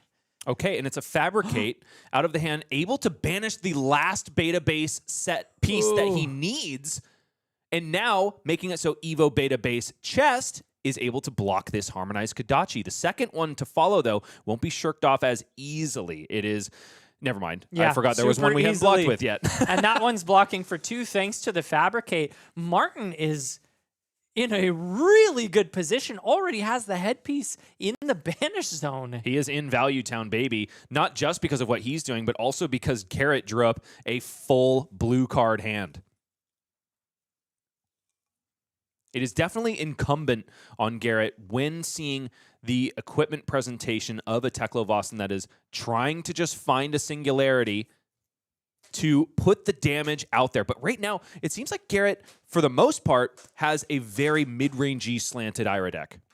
Yeah, he has not had nearly enough offensive pressure, and already Martin is beginning to enter the stage of the game where he can just take full control. Now, it's possible we haven't seen all of the tricks up Mr. Ronco's sleeve, like the dual threat that has made its way into the hand. There are also Pouncing Paws at the ready to fully enable that card, even if Garrett draws up a bit of a clunker otherwise. And man, Martin is just moving through this Evo beta base set post-haste, which is exactly what Teklo wants to be doing. The worst case scenario for these cards is that they're shuffled to the bottom of the deck after cutting, and they gunk up the rest of your turn cycles down the line. Command and Conquer out on the combat chain for Martin. Unfortunately, forced to go no more cards in hand in order to do it, though, which is less than ideal. Yeah, while Martin did have the absolute nuts in terms of Evos not having the resources to support the follow-up. But yeah, completely online here, demanding cards from Garrett and even getting the arm piece out early. A curious choice to defend that arsenal for Garrett, because I'm pretty sure it was a fairly inane blue, unless maybe both of those blues were left in hand. Maybe that's what I'm misremembering. We'll find Could out. be. I definitely think it's going to be deployed on this turn cycle. What else will be sent is Dual Threat. Yeah, Dual Threat, quite a powerful card. And we are seeing one of the reasons that Ira likes to bring in those boot pieces. The Crouching Tiger is just a free attack. He's got it marked as 1. I think it should be. Oh, no, it is because of the Ira hero ability. Coming in for 1, and now Dual Threat is online, and that's a good card. 0 for 6. 1 damage finds home from the purring Crouching Tiger kitty. Dual Threat closes the combat chain. Martin gives a knowing nod as he understands a 1-card 6 is headed his way. Harmonized Kodachi II comes in for a whopping 4 go again. And the coup de grace likely going to be that 1-cost Censor in the hand. Going to be coming in for a monstrous 8. Censor has a very similar effect to the Null Time Zone, which we saw deployed last game to great effect. I find that these cards, whenever I put them in my deck, are horrible and they don't do anything because I don't know what card to choose. And it's always such an interesting choice to see how players play with these. Garrett, if he does hit, will have to try to mind game guess what is in Martin's hand. Well, luckily, Garrett has a pretty simple choice here. Because Martin can play Evos from his Banish Zone, can very easily just name Evo Soul Steel Tower and prevent Martin from establishing it at least for 1 more turn. Sure. It's not a bad use of it. But even though Martin hasn't reached his full defensive capability, because those Evo Beta bases are just so easy to equip, all of a sudden, all of his fearsome overpower Evo upgrade attacks, like Terminator Tank right here, are fully powered up. 9 overpower with the threat of Arsenal Destruction. Yeah, and if that is in fact an arsenal that Garrett wanted to keep, maybe something worth, I don't know, 3 value on average, this is a 2-card 12.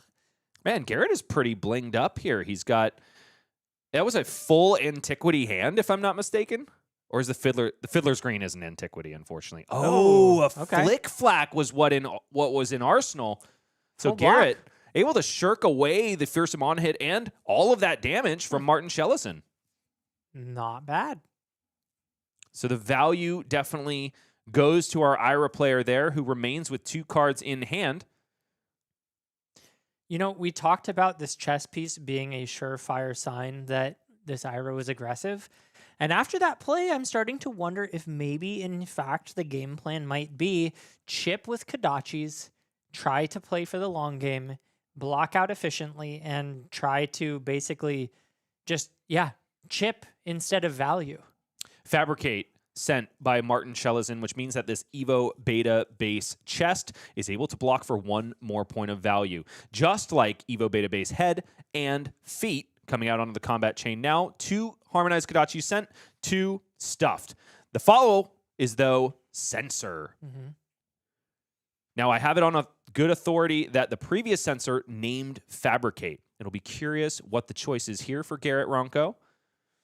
Going to take a look through the graveyard real quick, and I want to pause from commentary to shout out Garrett as being a brand new player in AGE in general. It is not his first event, but it is his second. He came to our April Open, which was hosted by the Battle Standard, and we're so happy to see him here fighting for more AGE points. He did pretty admirably, secured 8 points, which means a top 16 finish. So he wants to see if he can claw his way into that leaderboard and do a little bit better, but he's going to have to get through the stalwart defense and fearsome offense now from Martin Schelasin. Yeah, Terminator Tank still online, still coming in for 9 overpower, and this time Garrett doesn't have the double defense reaction to deal with. It does still have 1 in the form of Shelter from the Storm. We'll see how he decides to try to cover this one up. This one is threatening the discard of a card here. Blood Splattered Vest and Mask of Momentum, neither of which have generated any value this game, are just thrown into the graveyard, essentially, to block out the on-hit of Terminator Tank. Yeah, and has the Throw Dagger, which is an attack reaction, which does circumvent the on-hit there, or sorry, the overpower there. Yeah, could have utilized it on blocks. Instead, It's coming into Bloodlet with little tickles from Harmonized Kodachi. Martin, even if he had yet another copy of Fabricate in the hand, would not be able to get those Evo Beta bases up high enough in order to utilize them for block value. The follow-up is just a Sirens of Safe Harbor. This is a bread and butter value Ira play, 1 into 7, which ultimately becomes a total of 9 value after Sirens of Safe Harbor gains 1 life. You know, I gotta say, I'm starting to see the game plan unfold from Garrett. I don't know if it works yet, but I really like what I'm seeing here. Really, really keeping the life totals high. Garrett basically chipping in and refusing to take even a single point of damage so far this game means that he may be very well positioned when the end of the game comes around to just Kodachi lock his opponent. And that's the thing that Kodachis do so well, is gain so much card value in the form of end game trading. Steel Street Enforcement blocks 5 damage on Garrett's affirmative turn. It's back over to Martin, who is establishing 2 Evos in the same turn, ladies and gentlemen. Not too shabby. Remains at 28 life here. Definitely not at all threatened from just digging further for Singularity, and also placing one of those Terminator tanks 5 from the top, as is his right after Evo Beta Base Arms transforms into Evo Soul Steel Controller. This is one of the things that is really difficult to deal with when you're playing into Teklo, I think, is the ability for him to, on one turn, have all the tempo, and on the next one, just slam on the brakes, play out a full hand, but it's just Evos, so you can't get any blocking value. And now you go from having no tempo and playing defensive chip to, can you convert this 4-card hand? And we see here the dual threat being pitched down to the bottom, and it's just a simple Kodachi into 7. Breakpoints, of course, seem to be the name of the game, and Martin is taking a little bit more chip here. Chip is what Garrett's going to have to do, but he's also going to have to put together a 1-2 punch, one that packs a powerful punch in order to get through the defenses of Martin. One thing going for Garrett is that both of the Fabricates Martin has utilized, neither of them have gone underneath an Evo that he controls, which means less swings of the Necropotent once it is established, once Teklo gets into the Iron Man suit and starts attacking with his body more so than his cards. It's a really fearsome proposition. No matter how much life you have, if there's enough material, the Necropotent is going to get you, because every time it swings, it's going to force you to discard a card, and then you have to face whatever comes after, usually more Evo upgrade attacks, some of which will be filtered back into the deck thanks to Evo Soul Steel controllers. That's the number one reason I'm so happy to see Garrett sitting at 44 life. I think as the game goes on, he's going to need every single one of those life points that he's so greedily hoarded just to be able to survive when the Necropotent does come out. And Martin also playing very patiently. Hasn't seen it yet, but does need to build a large board if he's going to be able to close the game out. Oh no, and Pulse Wave Protocol comes in at the perfect moment for Martin Schelasin, because one of those really important 3 dual threats is in the hand. Martin has the opportunity to yank it onto the combat chain and force its block. He's thumbing the blue recoil instead, trying to stymie the defensive output of Garrett's next turn rather than get rid of one of those critical pieces of dual threat. Yeah, I can see the reasoning to do that. It's kind of, how would you say it?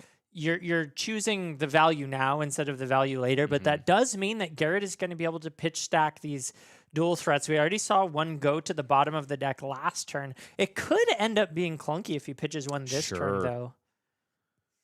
And nevertheless, pitches it, so it's a pair of dual threats at the bottom of the deck in favor of a Command and Conquer that unfortunately is not threatening an arsenal. And Martin immediately just throws 2 Evos onto the combat chain to get some value.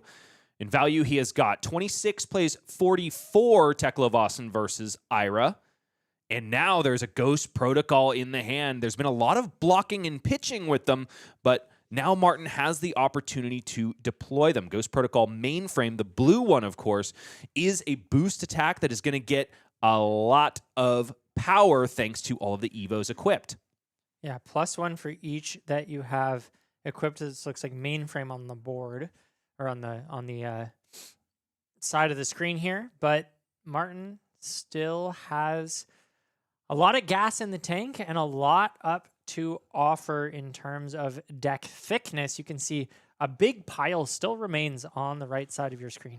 And now this third copy of Fabricate can simply be thrown into the pitch zone for 3 value thanks to the Evo upgrade text on Teklo Leveler. All of a sudden, just a 1 resource, 3 go again, hyper efficient weapon.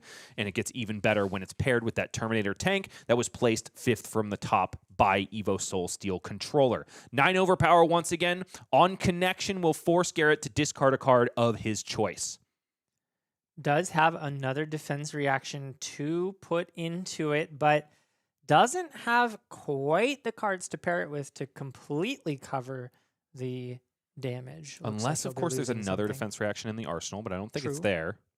And it looks like taking 5.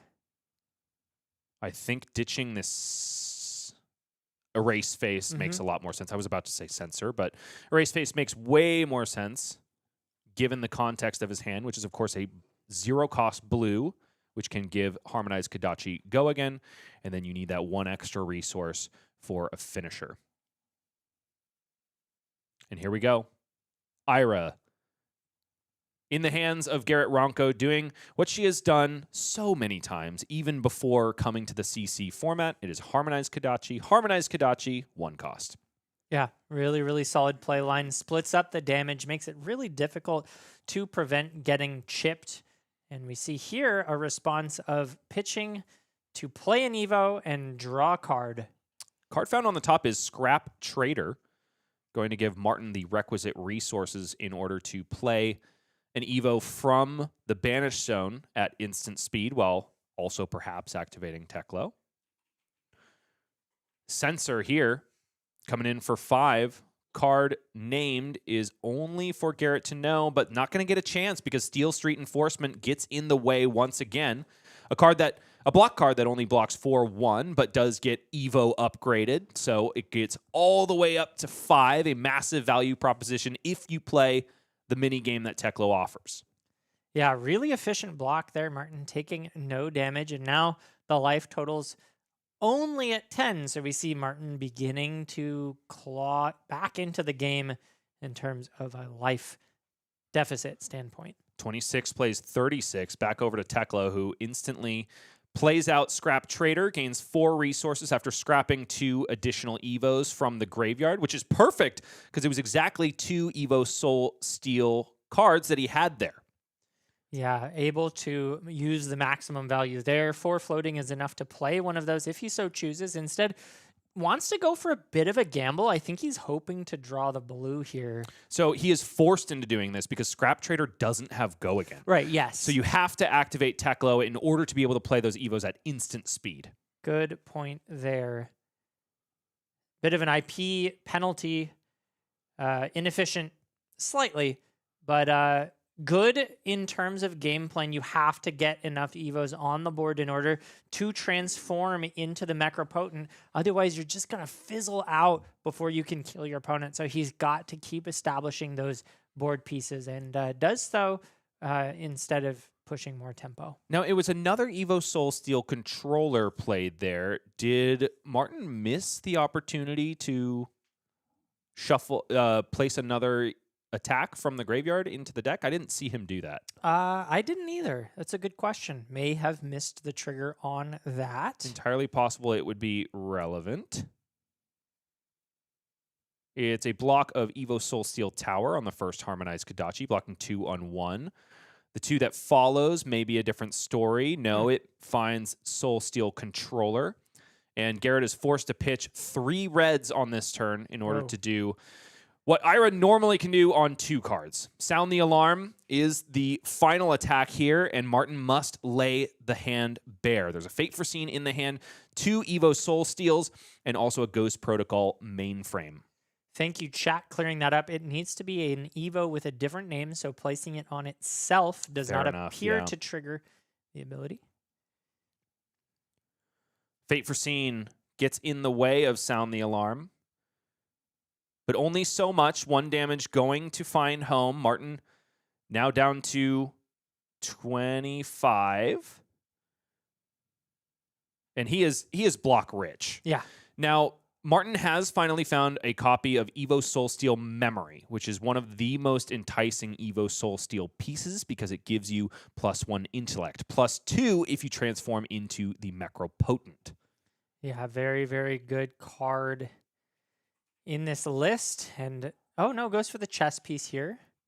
Instant speed. Because he will now be able Yeah. to establish Soulsteel Memory because, of course, it is discounted by 1 thanks to the beta base being equipped in the head slot, and also doesn't require go again on the chess piece because Martin activated Teklo first. So now we've established all of the Steel Soul cards, some of the most important ones to have on the board when you transform. Each of them, of course, when you transform triggers, which is an extremely potent effect. The question is, does he have enough components underneath to support the transformation yet? Garrett still has 36 life, so my intuition says no, we still need to do a little bit more work before forcing the transformation. But both players are sitting steady, only 11 life between them. Now, if we do a quick review of the material available to Martin upon transformation, there are 3 in the head slot, 4 in the hand slot. I think it's also 4 in the chest. I think he played 2 beta bases and then 4 in the foot slot. So we're looking at 6 + 8, 14. So that is 7 swings of the Necropotent Don't already. forget the gun. I mean, that's not it. I know it needs to be an even number, but Exactly. the gun will go in. So it's 15. So close 14 to and a 8. half. 14 and a half. Yeah. So 7 Or swings. sorry, 50. I see what you're saying. I don't think that's 7 and a half. enough. Not yet, but the game is still young. Yeah. That is only what Martin has at his disposal right now. And Yeah. with 4 Steel Soul pieces in the hand, only blocking with 2 there, leaving 1, and probably another one being established in mere moments, that number is going to continue to climb. Yeah, this is an interesting spot to be in. Martin obviously doesn't have any offensive play this turn, but I'm just noticing a lot of value being leaked. I saw some inefficient Evo blocks the turn before. This turn he's playing the boots before fully blocking with his other pair of boots. Oh, he had to, because he had -2 defense. You yeah. can't block with it again. 'cause you'd lose I thought it was Temper. -1. Excuse me on that. No, you're all good. But just generally speaking, I think we've got a really it's still close, is what I'm trying to say. Yeah, Garrett totally. chipping in, still asking the question of like, can you deal with 1 into 2 into 5? But so far, what I haven't seen in the deck of Garrett Ronco are really solid chain extenders, like looking for a scrap.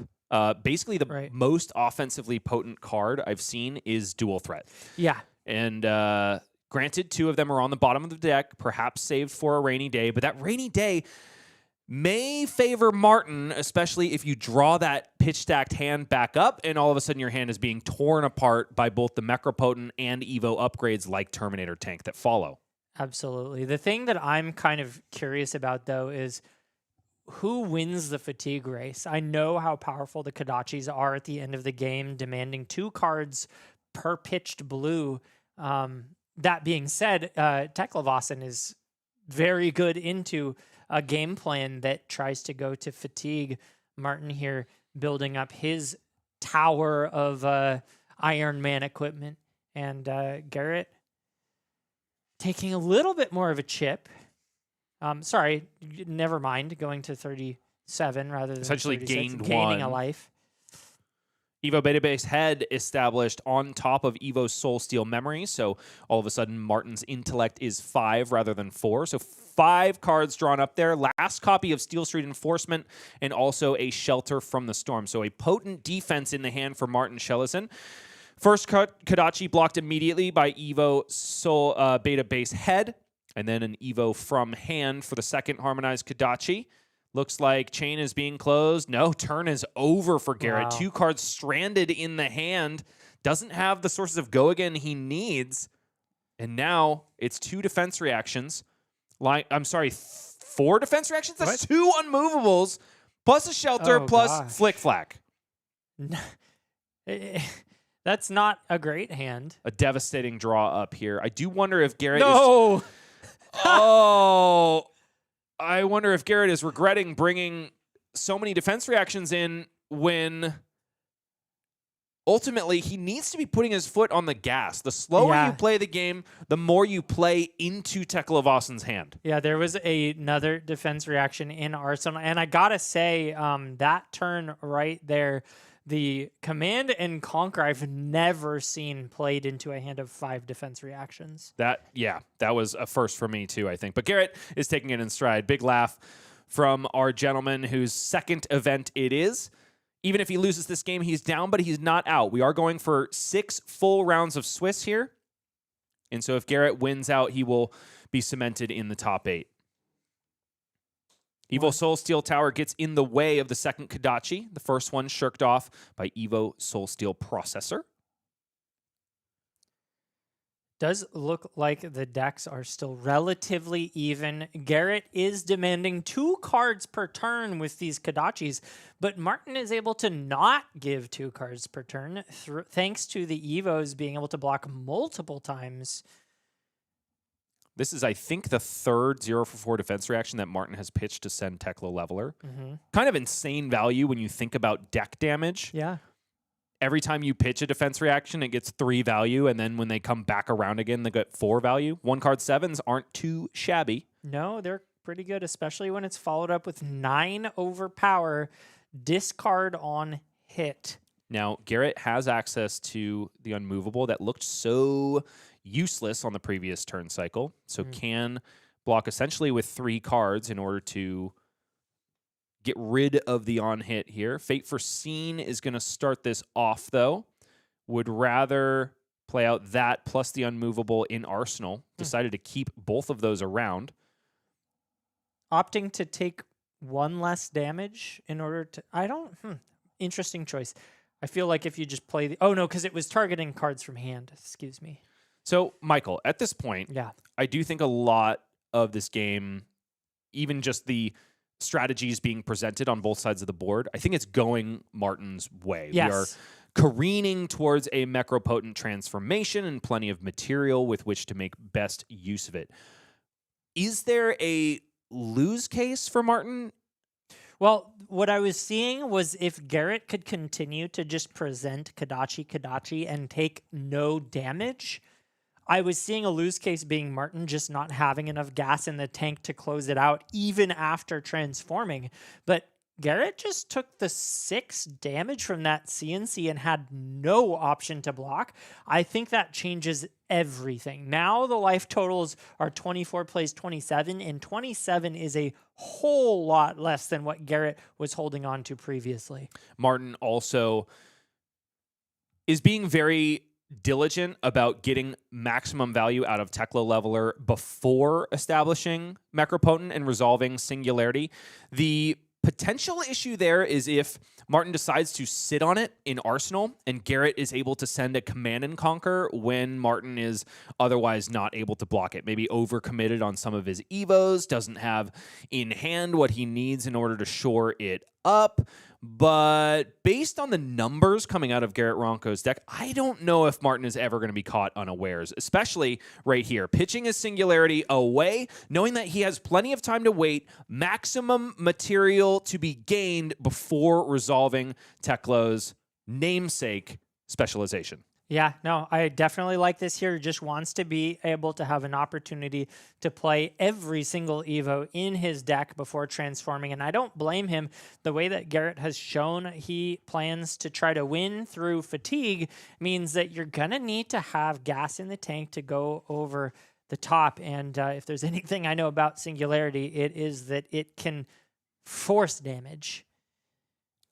This is A-OK with this particular variant of Teklo Vossen. Evo Soul Steel controller is being blocked with, even though it only has 1 block value left. And Temper, I think that we've got a Fabricate coming out in just a moment. Yeah, it's either a Fabricate or just a playing an Evo on top of it. Either one works to protect it, and it's a pretty nice use case of those cards here, getting the final point of block. It is not a Fabricate. It is Ripple Yep. Away. There we go. Transforming Evo Soul Steel Controller into Evo Beta Base Arms, thereby protecting it from cracking to the Temper keyword. Yeah. Also, we'll be able to put an attack on top. Maybe this time forgetting it. This time does seem to be forgetting it. What he didn't forget is the card draw from playing it after activating Teklo's ability. Teklo Leveler comes out once again. 3 go again, which just shows you how potent Control Teklo is into strategies that want the game to go long. Yeah. At a certain point, your weapon is more efficient. Your attacks are way more efficient than anything your opponent has access to. Forget your 0 for 4 defense reactions. I'm stripping cards away from you every time I connect. I'm also putting 2 card 9s back into my deck every single turn. There's a world where Martin doesn't even need to transform in order to close this game out. Yeah, the Singularity is just the absolute nail in the coffin. But as you mentioned, it just starts to get too overwhelming with the amount of pure value that you can do. 1 cost 3 go again on the weapon, and 2 card 9 overpowers with on hits is just brutal. Steel Cell on the combat chain once again. This one is the chess piece. Perhaps signaling that once again, Martin has an Evo Beta base in his hand. Oh, maybe 2. Wait, No, can he play 2? this one I feel like it's going to be a Fabricate. Fabricate. I was like, hold on, this could be misplay. No, is not. Does elect to banish an Evo from hand as the second mode. The first mode, of course, is that all Evos get +1 defense this turn, which thereby protects both the Steel Soul processor and the Steel Soul tower from being broken after the combat chain is closed. Sirens of Safe Harbor is the final attack on this combat chain for Garrett Ronco, who seems to be knowing with every passing turn cycle that the writing is on the wall. Yeah, you can see his demeanor. He's just kind of playing his cards out. I think he's not pausing to think so much as he was earlier in the game. When you're sitting at a lower life total than the Teklovasen after just watching them establish like close to 20 Evos at this point, you just know that there's not a whole lot you can do about this game state. Going through the motions is Garrett Ronco, and I think this was a game that was ultimately lost at deck construction, right? It's probably not much Garrett had in his sideboard that he could have brought in to beef up the offensive capability of his 80. With this many defense reactions in the list, I think Garrett is trying to do something similar to his opponents that Teklo is manifesting here. Yeah, definitely looked like it was the fatigue variant of Ira, despite us calling out that chess piece early on. That being said, I haven't seen enough Ira versus Teklo games to know if absolutely it's doomed from the start. I thought that Garrett's game plan at least looked pretty solid, but as the game continued and I realized that Garrett was not able to prevent every point of damage, it started to become apparent that this iteration of the game was not going to go in Garrett's favor. Even though it's not feeling particularly great for Garrett, he is still having a great time. He's got a smile on his face. He sends Harmonized Kodachi. Martin discards Shelter from the Storm, and Garrett goes, "Ooh, look at me. I can do that too." We're all playing Shelter from the Storm. Oh, my goodness. Martin just getting rid of all these defense reactions that have already gotten 3 value because they've been pitched to Teklo Leveler, thereby making deck damage-wise 1 card 7s. And But surely, as soon as we see this, there's another Steel Soul memory. I was going to say, as soon as we see the Singularity, this game is going to be over. And it's another 5 cards in the hand for Martin. Garrett is still at 23, but like I said, I think that is very much in range for the material that Martin has established to go underneath the macro potency of Singularity. It's almost a shame how quickly Martin was able to get online, able to get the 4 Evos online this game. It seems like it was kind of wasted. He would have really liked that draw up against like an aggressive deck, I think. Evo Beta Base Legs, after being transformed from the tower, gets in front of Harmonized Kodachi number 1. The second is to follow. Life totals are even here, ladies and gentlemen, but the tempo, the game state is firmly in the hands of our corporate overlord.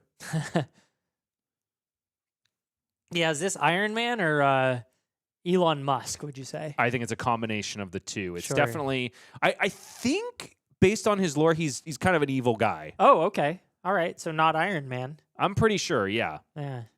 I mean, listen, Was Robert Iron- Downey maybe- Jr. has had his villain arc in the Right, past, yeah. but he's definitely a revered guy nowadays. Yeah, I mean, I've seen a couple of the Marvel movies. As far as I know, Iron Man's like on the good guy team, at least. Yeah, I'm talking about the actor, not necessarily the character. Yeah.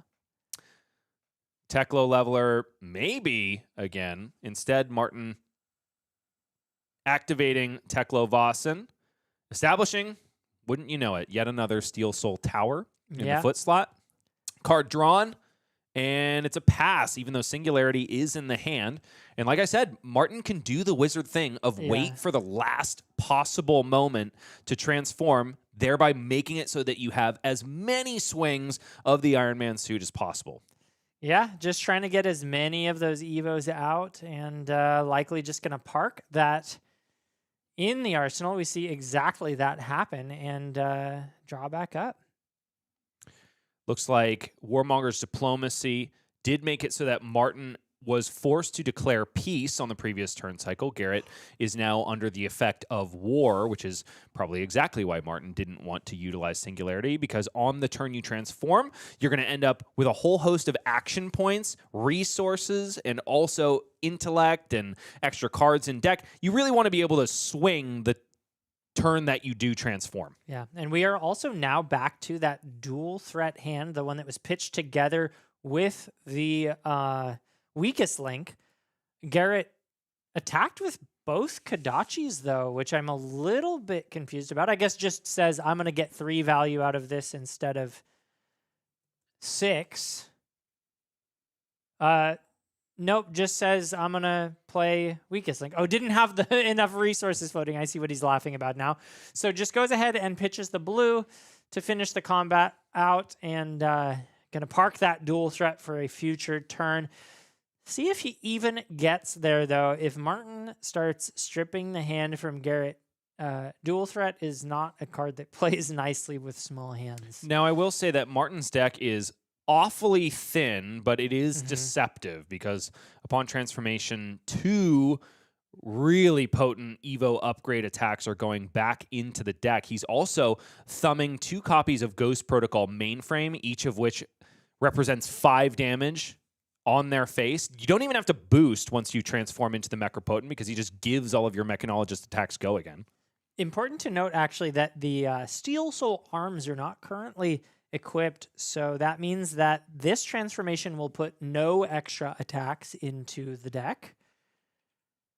A good point, Michael, which could be a very relevant part of this transformation, but it's a big old pile of cards going underneath the hero of Martin Schelasin as he jumps into his mech suit and gets ready to do some clobbering. 6 resources thanks to the Evo Soul Steel processor. Even though Martin was forced to pitch 2 cards, he's also going to gain a ton of resources. I didn't catch the count. Did you, Michael? I didn't, but it was a lot. The thing I'm wondering about right now is, does Martin have enough? Was it 24? 24 cards underneath the Mechropotent. So 12 good swings here. Yeah, not a single copy of Ghost Protocol Mainframe up until this point, except for the one on the combat chain now, has been utilized. So at least 15 damage on the combat chain and left in the deck. Then here comes the Mechropotent. The first time of the game, it's 6 power, forcing Garrett to immediately discard a card. Doesn't even have the opportunity to block with them. Yeah, really powerful effect here.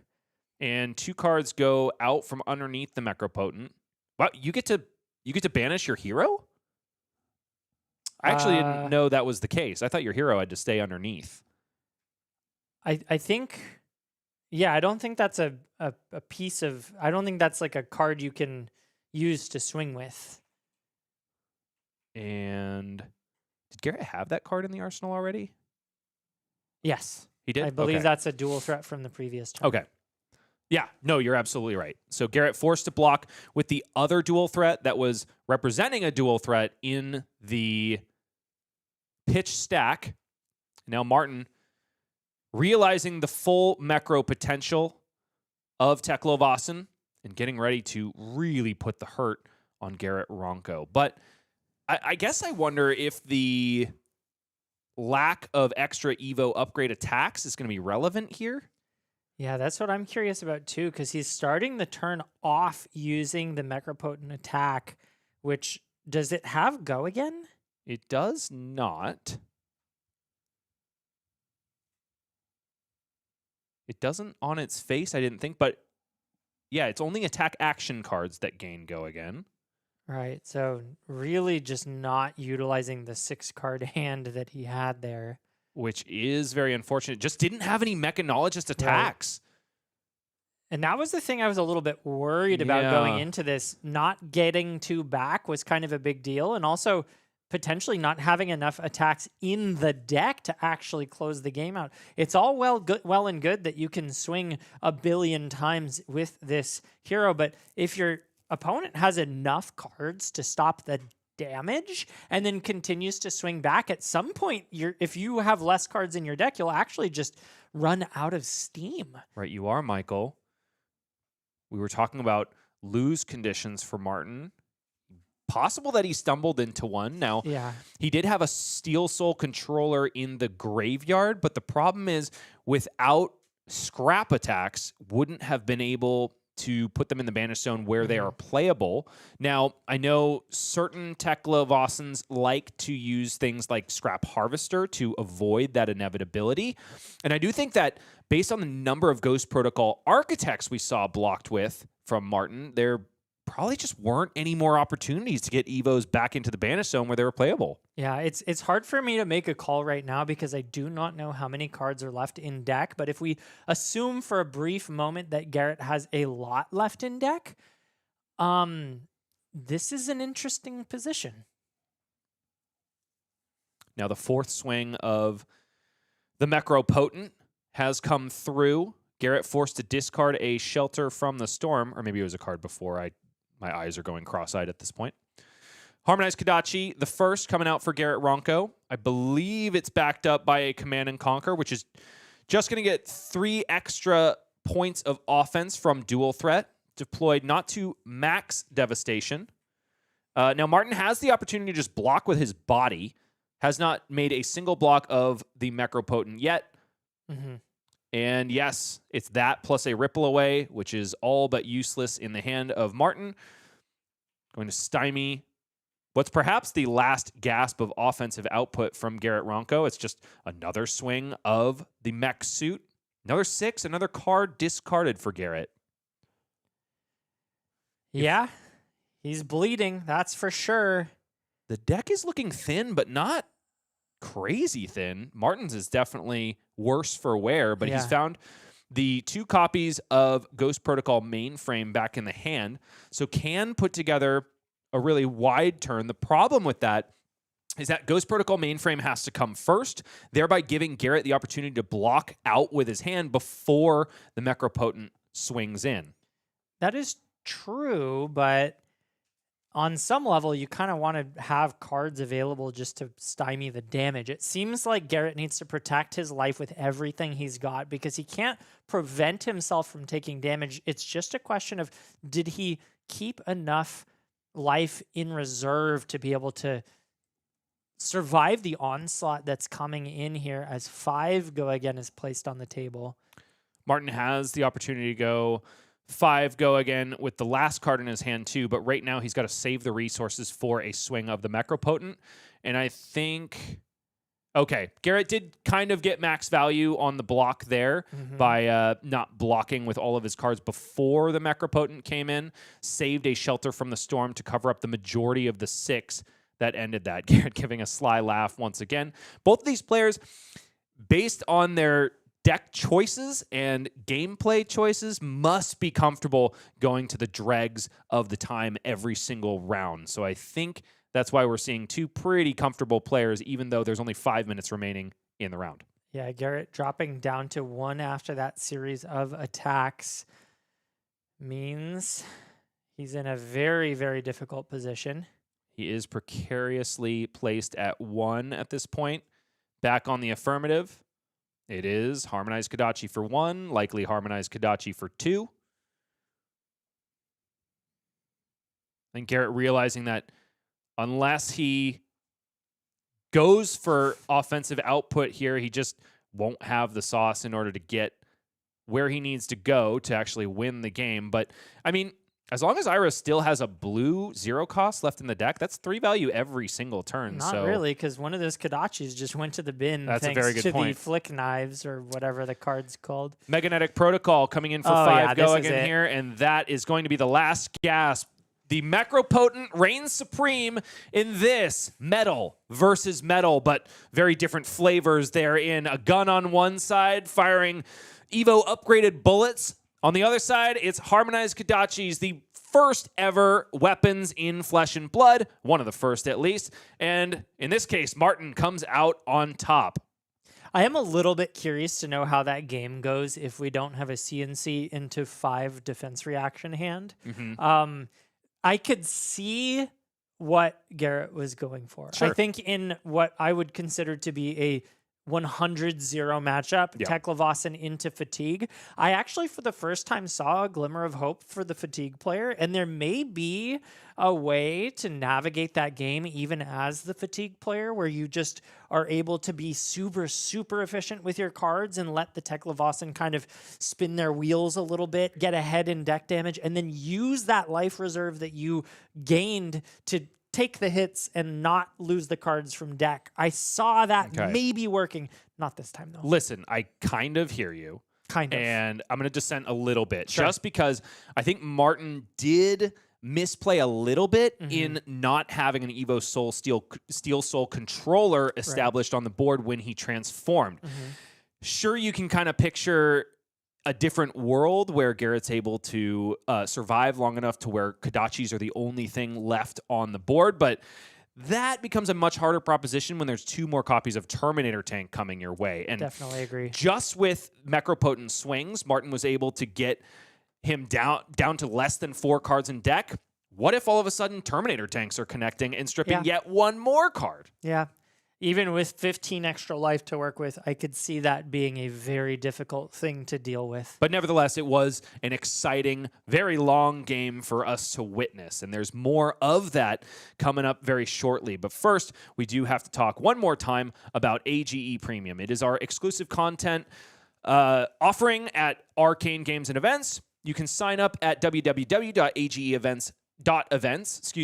It's $10 a month, which we understand is a tall order nowadays. If you have the means, we hope that you would trust us with it, because we are independent grassroots flesh and blood.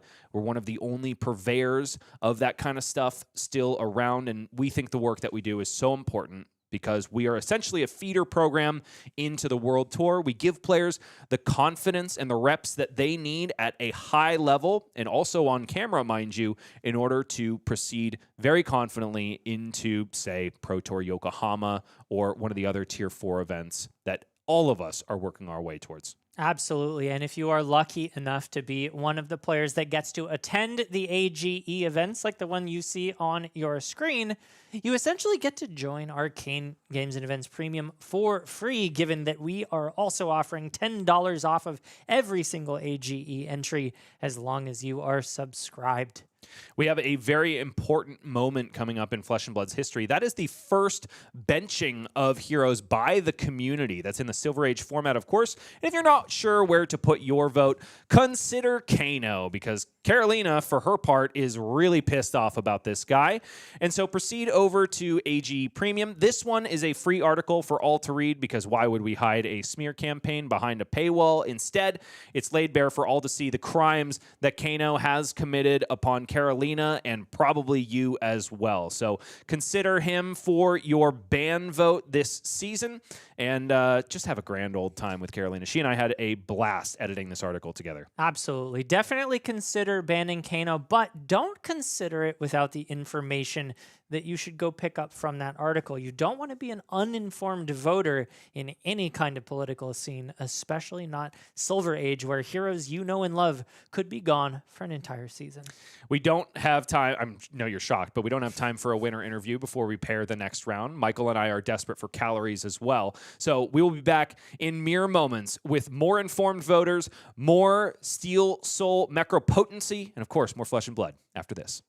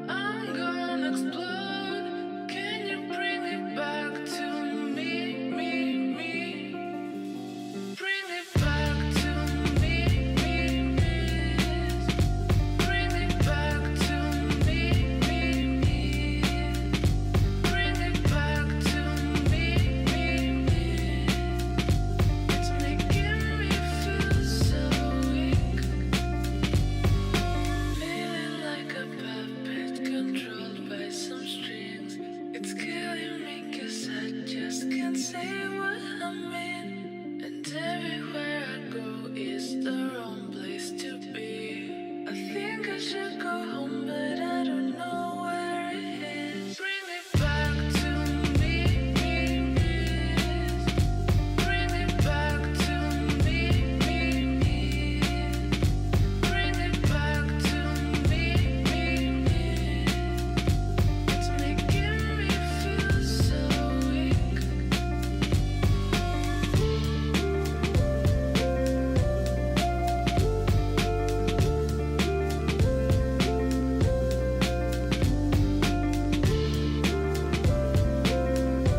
It's making me feel so weak. Bring me back.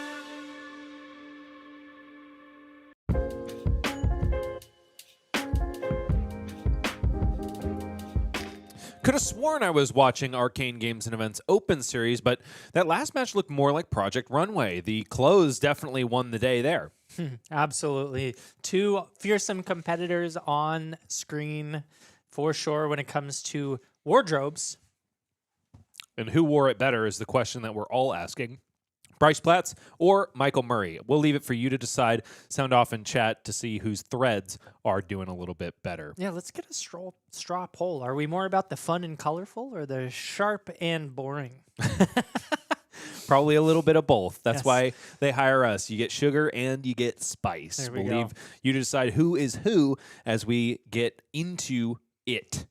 And it is, of course, a match between Noah Beygelman, one of the fiercest competitors AGE has ever seen, boasting a 76% win rate, 5 top 8 finishes, currently 55 AGE points. He hasn't even attended every single event this year. He was one of the top 8 contenders at the World Championship in Osaka. He used to be one of the premier members of Team Runaways, now co-opted by Team Sigil upon the dissolution of the Runaways, and he's just an all-around swell guy. He's a foodie who apparently thinks that tomato base is better than a cream base when it comes to chowder. No.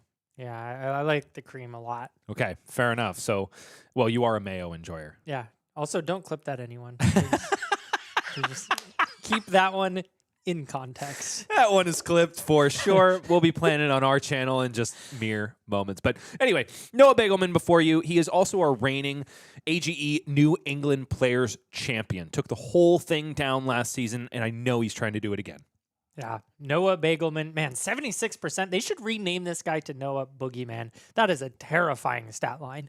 Yeah, Noah Boogeyman sounds pretty good to me. He's also one of the few alcohol drinkers in New England I found after I put this survey together. Everybody's just dry and enjoying life sober. I asked over them all there. beer, wine, and cocktails, Sure. and very few actually responded in the affirm. Mostly Water. it was water and coffee, which, Sure. you know, no that's no great. shade. That's I great. love me some hydro homies. Mm-hmm. Anyway, Noah's competitor is Colby Homan, known mainly for being the carpool companion of Nick Reuter, the Vynnset player that we saw earlier, who remains undefeated, one of the only 2 left in the room. But the hero for Colby, Tuffnut. Yeah. Sitting at X and 1, he's going to see if he can take down the meta mainstay and the boogeyman in Noah Beygelman on Arachne Marionette. So, shall we go ahead and hit the button, Michael? Absolutely. You do the honors. Boop. And here we are. It's Noah Beygelman on the left side of your screen versus Colby Homan. Arachne Marionette versus Tuffnut, Bumbling Hulkster. This is the third stream in a row, I should say, where AGE has been able to feature Tuffnut. A really exciting thing for me as a caster, and I hope for all of you at home as well. Yeah, Tuffnut is one of those decks that just came out slow, but now people are starting to figure him out. He's gotten a couple new tools, and the amount of just raw value that this hero can output is scary. So we'll see if Noah Beygelman has what it takes to deal with that value.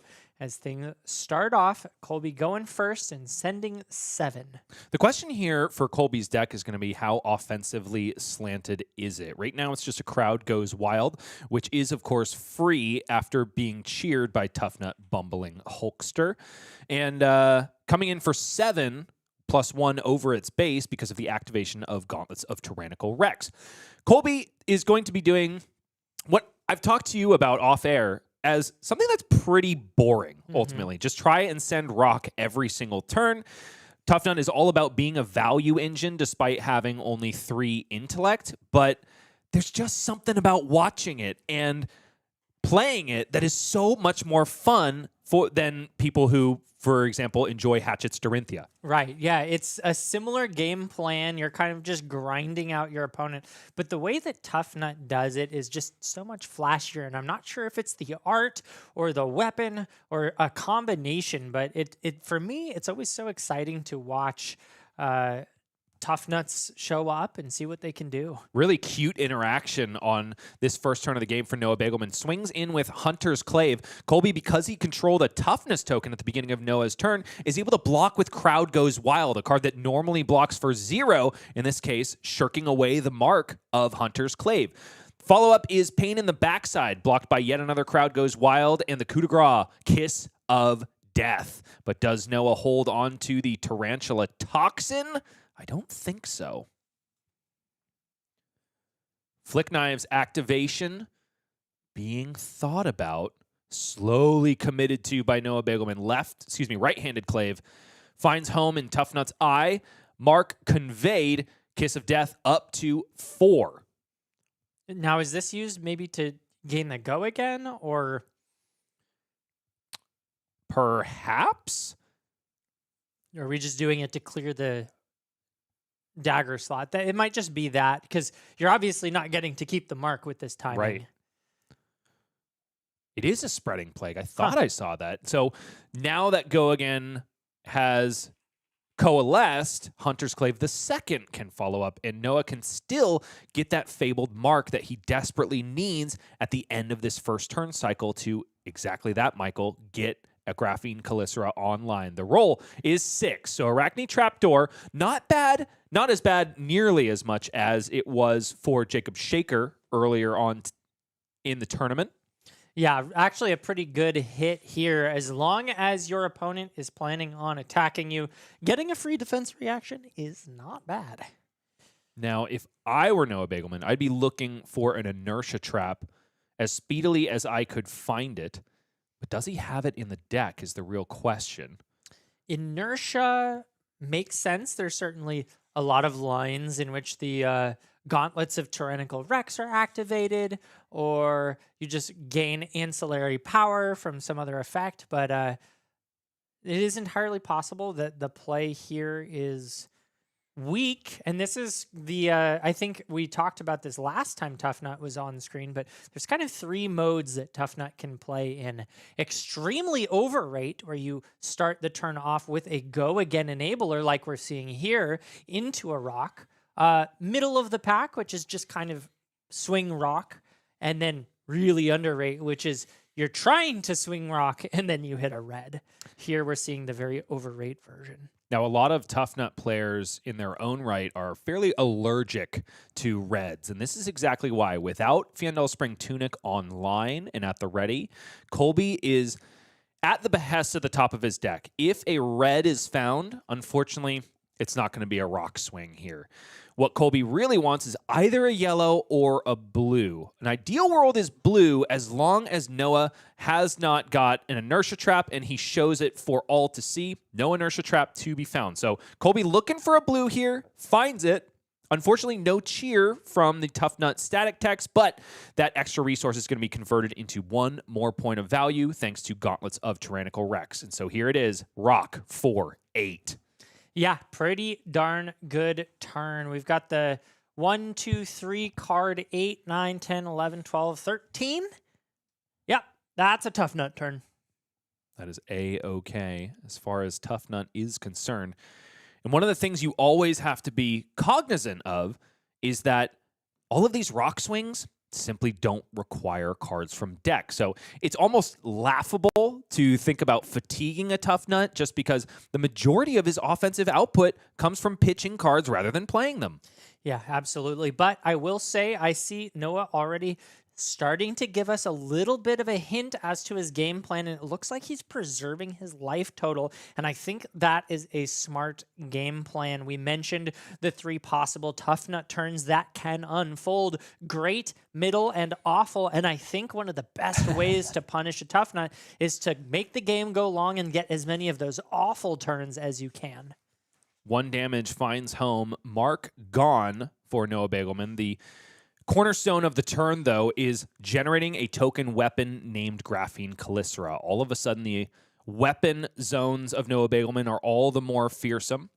And it's back over to Colby Homan, who starts off with a rip off the top. Random card going to be pitched. If it has 6 or more power, which it does, there's going to be an extra 3 beef attached to this rock. Might as well activate Tuffnut while he's at it. Colby now able to pitch into Gauntlets of the Tyrannical Rex and also send rock for a whopping 11, Michael. Not that it mattered this turn, but there was a miss of the Tunic counting up there. Certainly next turn he will not forget. At least I'm hoping for his sake. 11 damage is pretty darn good. Noah Beygelman staring down rock with a fistful of 3 blocks and a defense reaction. Kiss of Death is in the arsenal, but perhaps Noah wants to wait to deploy it alongside Tarantula Toxin and punish the defensive posture that Tuffnut is known to take, at least in between rock swings. Noah taking a little bit of chip here. Down 4 life points is Noah Beygelman, 33 to Colby's 32. 2 cards in hand, 1 in the arsenal, and a Tunic counter at the ready. But first we've got to do standard bread and buttering with our mismatched knives. Hunter's Clave goes ahead and grabs the butter, slathers it on the opponent in the form of a mark. Graphene Calycera cuts the toast. Yeah, and I do really like the 1 power weapons into Tuffnut. Tuffnut not really known for his ability to deal with these tiny chip attacks very well. Obviously, the toughness token coming out and only affecting the first block means that something like a Kadachi, or in this case, a Hunter's Clave, can be very punishing to try to block as the first attack in the turn. So getting a lot of easy sort of chip compared to some other heroes that may be better positioned to blocking those up front.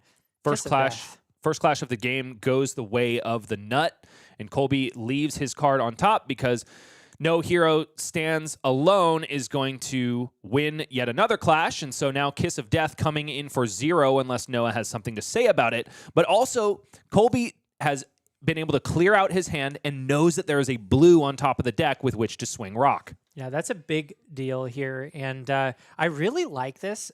Kiss of Death is one of the cards that just almost always pushes some damage when you play it as the Arachne Huntsman. So Colby being able to get through a Kiss of Death turn and take only 1 damage is a pretty big win. Has only taken 9 so far in this game, and is also showing us that the game plan here is to preserve enough life to never get into the danger zone, ideally, because once an assassin player has you in single digits, you are at risk of getting blown up. Kind of a funny moment there. Noah has seen Lair of the Spider twice on top of his deck from the clashes of Colby Homan. He just immediately places it from the top of the deck in the banish zone after rolling into Arachne Trapdoor for the 2nd time this game. Do you think that Noah is happy about that outcome or not? I mean, value's value, and I think if you are running only 2 defense reactions, you're super happy to hit them both with the Trapdoor hero, but would you rather have an offensive option? Probably. We know Rock's coming, though. Now, I love this tech piece Noah has brought in. Spreading Plague, I believe in at least 2. He hasn't shuffled. No, he has shuffled his deck, so this could just be the 1 in the deck. But Tuffnut is a hero that is wont to block. Not just because he makes efficient blocks with things like toughness tokens, but also because he really needs to clear his hand in order to activate Tuffnut and swing rock, which oftentimes is the most valuable play he can make. Noah could completely punish that by sending this Spreading Plague on a 3-card block from Colby. I agree. Anything else? We'll have to wait and see how it plays out because sometimes Tuffnut can convert the hand, and if it can, that Spreading Plague will not do what you said it will. It'll be a pretty dead card currently. We've got 3 damage on the chain. Trap Door prevents the +1. Wondering why that's only 3, even though Colby is marked. We put 6 in front of it, +1 from the toughness makes it 7. Is it the time to send Spreading Plague, Noah Beygelman? Probably. First Mark of the Black Widow gets, States of the Redback gets Mark of the Black Widow up to 6. Now, it's just Spreading Plague. And was that another reaction in the hand? It looks like it, but he's going to have to use his Tunic counter here to play the Spreading Plague if that's the game plan. Currently 7 plays 6 on the block versus the attack. And it's not a reaction. It's up, sticks, and run. Perhaps Noah reaching for that Fandel Spring Tunic counter, thinking, wait a minute, do I need to buy my second Clave back on that up, sticks, and run? Or can I wait? So it's 2 Blood Rot Pox tokens generated. But Colby, for his part, I remember the last time he was on stream, this guy's unflappable. Yeah. Looks exactly the same no matter what is happening to him in the arena. No, he seems very well composed here. I'm not surprised. Pick Up the Point follows up Mark of the Black Widow, which doesn't find home. So Colby protected with that last card in hand. Mark consumed by Pick Up the Point. And Noah, yes, saves up, sticks, and run, perhaps for when Tunic counter is back online or he finds himself a blue. Ooh. Song of Sinew played out by Colby Homan, looking for 6 power attacks, finds 4 in a row, which means Songs of Sinew is going to be worth +4 value. And now with Tunic counter online, Colby gets to take his pick of the litter as to which of these 4 cards he wants to pitch. More importantly, he knows he's going into the next turn cycle with 3 yellows. Pretty big hit here, and I'm sure he's happy to have the option to get the +4. That being said, Tuffnut without the Tunic counter is a lot riskier than Tuffnut with. So for the next 3 turns, Colby's going to have to keep in mind that it could be a red on top, so he needs to play a little bit more carefully. I guess it could be a yellow on top as well. Now, it's interesting that Colby decided to keep Crowd Goes Wild on top because that's one of those cards that insulates you a little bit from the awkward turns with Tuffnut. You could always go down to just Crowd Goes Wild in the hand. You activate Tuffnut. As long as you hit a 6 power, then you get to send a 1-card 6, right? Yeah, no, I agree with that. It's like kind of a 1-card 1-card 7. I think I like that one in hand, given that, it could be a swing if you hit the red or if you hit the yellow. That means that you will have been cheered. So even if you don't have the resources for the rock, you can still play Crowd Goes Wild. So interesting to see him pitch it. We'll see. Noah at instant speed discards under the trap door. What does he find there? A Den of the Spider. I'm guessing one of the last copies of traps in his deck, but it gets on blocking duty here in front of Rock, and also going to staple a mark on top of our bumbling Hulkster because, of course, Rock's power is greater than its base of 7. The rest of the damage accepted readily. Down 8 points of life goes Noah Beygelman, down to 21. Both players just kind of walking each other down little by little. Yeah, 4 taken on the side of Colby thanks to the Blood Rot Pox tokens from the previous turn. That's a big ow if I've ever heard one. Up, sticks, and run is laid bare out of the hand, which means there's one more in the arsenal for Noah. Does readily pay the retrieve cost in order to fetch Hunter's Clave from the bin back into the left hand. An important tool to maintain those marks. Still one of the premier ways to gain Go Again and potential banish on hit from a few cards in the deck. Graphene Callistra now for 6 Go Again, +4 from up, sticks, and run, +1 from the Arachne Marionette passive hero ability. Colby now, with the opportunity to respond, has a Battlefront Bastion in the hand, which, yes, comes out to play, really shines with toughness tokens because now it blocks 3 on its base, but now is punished by the Tarantula Toxin in the hand of Noah Beygelman. Up to 9 goes Graphene Calycera. Down to 0 goes the blocks of Colby Homan, at least if you forget to deal with the prevention effect of Battlefront Bastion. So ultimately 8 damage is going to come across the line. Down to 16 goes Colby with 2 cards in hand and probably, what is he going to do with this turn cycle? He's got 2 cards that cost 3 in the hand. Yeah, that's not where you want to be. He's going to have to Tuffnut, and at least if he hits a yellow, he can play one of those cards. Does hit the yellow, so gains that toughness. But this is one of the middle of the road turns, right? It's like he gets an arsenal, or no, sorry, he doesn't get an arsenal. He just gets to disrupt the arsenal potentially. 7 damage coming across. He gets the toughness. So this is effectively, what, a 3-card 7, 8, maybe 9, 10, 11 if it connects. We'll see if it does. The breakpoint's annoying. Now, he would be okay, Colby would have been, if it was a red on top, one of the few run in the Tuffnut 80, but this is definitely the better of the 2 scenarios because the activations of Gauntlets of Tyrannical Rex makes this play so much more potent. Send packing, any arsenal disruption for that matter, coming in at a break point rather than a standard easy 2-card block is A-okay. Yeah, the thing that I'm starting to get a little bit nervous about for Colby is that life total. 16 is just outside of that place where I start to feel really uncomfortable into an assassin. The ability that they have to just pump a dagger out of nowhere into 15 damage is really, really scary. Okay, 3 cards blocked with for Noah Beygelman, which means that up 6 and run remains in the hand, but also so does Tarantula Toxin, which is a curious choice to leave here because what do? Pitch to the Graphene Calycera? No, it is a self-inflicted IP penalty for Noah Beygelman, instead just setting up for a monster turn. Likely trying to find the last copy of Kiss of Death, but hey, if you've got plenty of dagger pumps and a Graphene Calycera, then more power to you. I like that a lot. And Colby showing us that he doesn't have the ability to dump the hand. So Rock is not a real option here. We'll instead need to take a pretty middle of the road turn once again, just pitching a blue for another send packing for 7.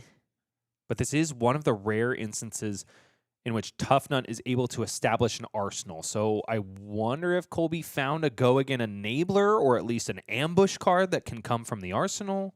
I think it was like a bastion of... I don't think it was a go-again card. I can't recall. A Battlefront Bastion? Yeah, Battlefront Bastion. I thought that's what Definitely I saw. not ideal. A yellow Battlefront Bastion, which from what I've seen, Tuffnut is the worst user of arsenals in the game, and it's like not even close. Yeah, I do agree with that. Now, could this have been a turn where Colby went for Scabskins? With the resources available, I don't think so. I still think I like this line. Battlefront Bastion enables you to pitch to Rock, quote unquote, instead of, if you're stuck with a blue in hand, it can give you that out. So I do like it as an arsenal. Oh, but just doesn't arsenal it. Fair enough. Yeah. I do not hate that play from Colby, especially because he's got a Zealous Belting in the hand, which could be destined for the arsenal or a go-wide turn. Do have to mention, though, that the Tarantula Toxin protected in the hand for Noah on the previous turn cycle was committed to blocks against Colby. So just too much disruption out of the bumbling Hulkster. Back-to-back send packings are something that you can usually set yourself up around, but not when they come in doubles. Yeah, really nicely timed. Obviously, it wasn't on purpose, but good nonetheless to be able to disrupt what was looking to be a very scary turn from Noah Beygelman. Battlefront Bastion, for the second time attempting to block 3 and float 1 prevention. Noah has discarded, essentially, the Tarantula Toxin, so can't quite punish in the same way, but it's a flick of Hunter's Clave to give a mark over to Colby, and then to the point plus Scar Tissue. So it should be a total of Graphene Calycera 2 plus 3, 5 plus, shouldn't it be 9? Am I wrong? Doesn't the Battlefront Bastion block the flick, or is that... Oh, it does. I'm sorry. Yes. No, but he is marked. Something's not adding up in my brain. Yeah, you are right. The Battlefront Bastion should have prevented the flick knives. Okay. Could have been missed by Colby, unfortunately. Yeah.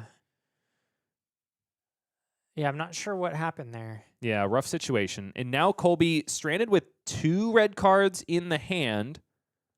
And now it does seem like there might be some clarification happening here in the arena. We do have a very solid person watching over the feature match game, trying to make sure that all is above board. Does look like it could just be something that we missed. Yeah, So it it's could back be. over to Colby. Oh, you know what? It's probably the marks just from the scar tissue. Oh, the mark afterwards. Yeah, it happened. I saw it happen Okay. Before the damage Because, came the through. damage didn't Yeah. get quite to Yep, where yep. the ceiling could have been. So, course. yeah, this all makes sense. Jaws of Victory, give and go again by the cheer, technically, that happened when the card resolves. But that is because Colby is below Noah Beygelman in life. He is a revered hero, and boy, do we love to see revered heroes in the outs, but coming back. So Colby- Jaws of Victory here, gain and go again. Colby really wants to see a blue here. Oh, yeah. Forced into this line because of the multiple reds in hand. This is exactly why a lot of Tuffnuts are allergic to reds in their deck. It's an activation of Tuffnut. Finding Not wrong. it. That's a yellow. Will give Colby yet another toughness token to work with on the next turn cycle. But probably the first time we've seen Colby's deck kind of stumble in terms of the resources necessary. I mean, knowing what we know about the hand now, that he was going to have to pitch a red, I almost wonder, do you ever just block with the Zealous Belting instead of the Bastion? Mm-hmm. I feel like that. That's a fair point, Yeah, Michael. that he could have avoided that if he had seen into the future. Obviously, it's 1 point of value less, and in Right. hindsight, it wouldn't have denied the flick Yeah. of Hunter's Clave. Yeah. So Battlefront Bastion did get, what does that mean, two extra points of value? Mm-hmm. Because, no, really 3, because Yeah. the flick itself, the buff on the Graphene Calycera, and the buff on To The Point. Yeah, so +3 -7. And, with life totals where they are, you could not Yeah. really fault Colby for Yeah. going for a higher life output. And if it was a blue, I mean, he wins on all fronts. Exactly. So definitely, taking a bit of a riskier line, hoping for the payoff, doesn't quite get it. You know who isn't risking anything? It's Noah Beygelman coming in with a Graphene Calycera beefed up by a Saver Bloodshed and an Orb Weaver Spinner at 8. Go again, exactly what Arachne Marionette is known for. Although Noah is not necessarily Marionette right now. He's looking more like a spider because he's Arachne Funnel Web. But with no cards in hand, doesn't mean a whole lot. Besides that, this Graphene Calycera does not have an additional +1. Plenty of blocks for Colby Homan. Just wants to stuff this Saver Bloodshed where the sun don't shine. It is a Vigor token generated. Oh, Should I be- made a noise because I thought it was the toughness, but having the vigor and Yeah. seeing a yellow on top is huge. And not just one Vigor, 2 Okay. Vigors, which means a Excellent. fully powered up rock for 8 is in Noah Beygelman's future. Yeah, good block here, that's for sure. Exactly why Tough Smash Up and Vigorous Smash Up are at home in the Tuffnut card pool. Mm-hmm. And now Noah completely forked here. It's 5, 8, 10 blocked here on the Graphene Calycera. Theoretically, Noah could get over top with just a 0 for 3 pump, but I think it's still an up sticks and run in the arsenal. Am I wrong about that? Maybe regretting not playing it there. Maybe. First copy of Codex of Frailty found for Noah Beygelman, though. And Colby will not be super insulated from it, but because he is blocked with 1 copy of No Hero Stands Alone, you can just put a defensive piece in the arsenal. Yeah, absolutely. And here, 8 more damage coming through, making the toughness on top of it. That's a 1-card 9, folks. That's pretty good. Tough nut. I don't know why this is so much fun to watch. It is. It's just rock every turn, and every time he does it, you're like, yeah, he did it. He swung He rock. did the thing. Why? I don't understand. Nobody cheers when people refresh No, Dynamos. Nobody's happy about hatchet into Dynamo's refresh. It's not interesting. This, though, it's quite interesting. I think a lot of it might have to do with the gambly nature Sure. of pitching off the top. Yeah. I think that's got to be it, because I'm sitting here genuinely scratching my head like, I shouldn't like this. Right. Based on my entire knowledge of what I do like about Yeah. Flesh and Blood. But here, it's just always so exciting to see Tuffnuts pulling it out, especially against an opponent as seasoned and decorated as Noah Beygelman himself. And not just the opponent, the deck as well. Yeah. I mean, Arachney Marionette has been shaping and warping this meta for what feels like, I think, 6 months at this point. Absolutely. What the other thing that I love about Tuffnut in general is the wide swath, the variable cadre of people that are drawn into his midst. The people that love to play Tuffnut are completely different all across the. I mean, illusionist players, brute players, warrior players who like the value. I think Tuffnut just is so endearing because he brings people together. Absolutely. I think the one thing that everyone who plays him has in common is that they themselves are revered. It's quite fitting, I think, that Tuffnut has become the people's champion as far as heroes Sure. go, because obviously it was written that way. But the fact that we also feel that way, I think, is very, very iconic and cool. And you know, whatever you say about the Super Slam set, I think it was a massive flavor win. And I think as these heroes come into their own, it might actually be looked back on as much better than we originally thought. Yeah. So here we see Graphene Callisto right now coming in for 2 and just a flesh bag blocked. And Colby could be detecting the perfect moment to do it because See? Codex of Frailty was in the hand. We Yeah. don't know what the Intimidated card was yet, but It looked like that was the Codex. that still looked like left the in Codex to hand. me too, Michael. So, But it's Colby has made a really solid soul read here, namely because the Codex of Frailty is not going to get any extra value on the Ponder token. yeah, you can't play that out and then, you draw the card up, but then you also get your banish card back. So really well read, as you mentioned, and taking 1 damage. And does Noah, he flicks, and is that it? I don't think that second Graphene Callisto had go again, right? It did because Colby was marked when it swung. Okay, got it. So doesn't need to connect for the Arachney Marionette static text, is A-OK. Okay. And I think Noah is now playing out that up 6 and run to resolve the Codex and send Kiss of Death, which is going to be met so easily by the No Hero Stands Alone that is sitting in Colby's graveyard. Yeah, wait. Wow. This is going to be insane right here. This was efficient. Does he, and he still has, so he has the Song of Sinew. Song of Sinew. He's got a He discards it Okay, immediately, though. so he has something better to play than Song of Sinew here? But No Hero Stands Alone is still the choice Yeah. from Codex of Frailty. I see Rockyard Rodeo, and I can't quite tell what the other card in Cody's hand is. No Hero Stands Alone, going to be blocking for, oh my goodness, a lot here. So it's 4 from the Toughness token, and then -3 on Kiss of Death. That's a full block. Yeah, it's a full block, not connecting whatsoever. What? I've never seen a Codex of Frailty get so stuffed Dude, before. and I've never seen blocking be so entertaining. Holy. He took nothing. He blocked that out with 1 card. And Colby has taken precious little damage since Noah Beygelman really Look went at on the that face. It's stone cold, baby. Oh my goodness. He is the personification of rock. Yes. What is his play? He obviously he had the extender. Does he have another extender in hand that I didn't see? Yep, Yo, Jaws of Victory, baby, and it's wow. turned on. Colby just has to resolve it, and we'll get to go again. The issue potentially is that he hits a red off the top from Tuffnut, but I don't think there's that many reds left in the deck. Maybe 1 red Zealous Belting and 1 Jaws of Victory. I haven't even seen. Was he on red? Wild Ride? No, barraging beat. Or sorry, the 3-cost one. 7 power, 3-cost. Go again. Buckwild. Buckwild. Is he on red Buckwild? I haven't seen it yet. And I like that choice. I think the 3-cost on the extender is a little bit punishing. You can see here why. Leaving a floating resource is exactly what you need to have a consistent deck. And what we've seen so far, I haven't actually seen any of those stumbles yet. I've only seen excellent and mid-pack turns so far this game from Colby. I love that there is a bastion of Tuffnut excellence in every single region of AGE. AGE LA at the beginning, I believe it was last month, John Kim piloted Tuffnut to masterful victory against Steven Suh.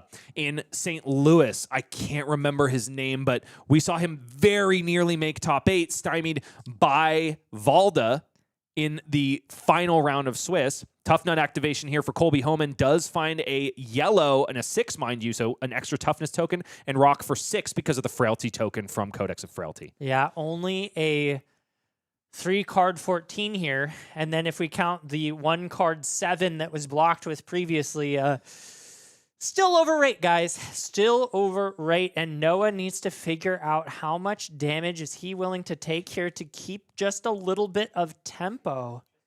Noah tanking on this block while Colby tries to get earwax out of his ear and fix his hair, because he's definitely the aggressor and the calm aggressor, mind you, in this matchup. Absolutely. Really interesting card choice here. Just a Nick, a card that has fallen out of favor in a lot of Arachne lists ever since the loss of our beloved Bonds of Agony. All damage readily accepted by Noah Beygelman. Down to 8 he goes. And Noah has now just realized that one of the most powerful cards in the Arachne card pool, nay, the Assassin and Ranger card pools together, is kind of null and void against No Hero Stands Alone, which once again is in the graveyard of Colby Homan. Savor Bloodshed, the 3rd time resolved. Will Noah finally be able to get it through? Codex of Frailty is coming out. Noah is a little concerned about it, though, because Colby's just going to be able to fetch up No Hero Stands Alone once again, this time with a Viendel Spring Tunic counter online. This is just so punishing. This is savage. Okay, so it's 7 on its face plus Kiss of Death itself. So 10. Noah could flick to bring it up to 11. What's the condition that it needs to meet in order to gain that? It's there. You clash. Okay. So yes, he's got to win the clash. That's very, very important here. Which I'm pretty sure Colby's winning this clash 6 ways from Sunday. Yep. Because there's a few non-attacks. That's fair, all I'll say. fair. It's possible to lose. And does he have an additional clash card? No, he doesn't, so he can't really fix it. But he's got Thick-Eyed Hunter in the hand. Holy free holies. It's just, I mean, at this point, you just block with the whole hand and leave the... Dude, you might just leave No Hero Stands Alone. You just don't even... That's insane. 11 block on Noah Beygelman's 10. Could be 11, but it's not getting through either way. And then Noah just has to stare down yet another swing of rock. I don't think I've ever seen Noah this stumped in a game of Flesh and Blood. He has no idea what he's witnessing.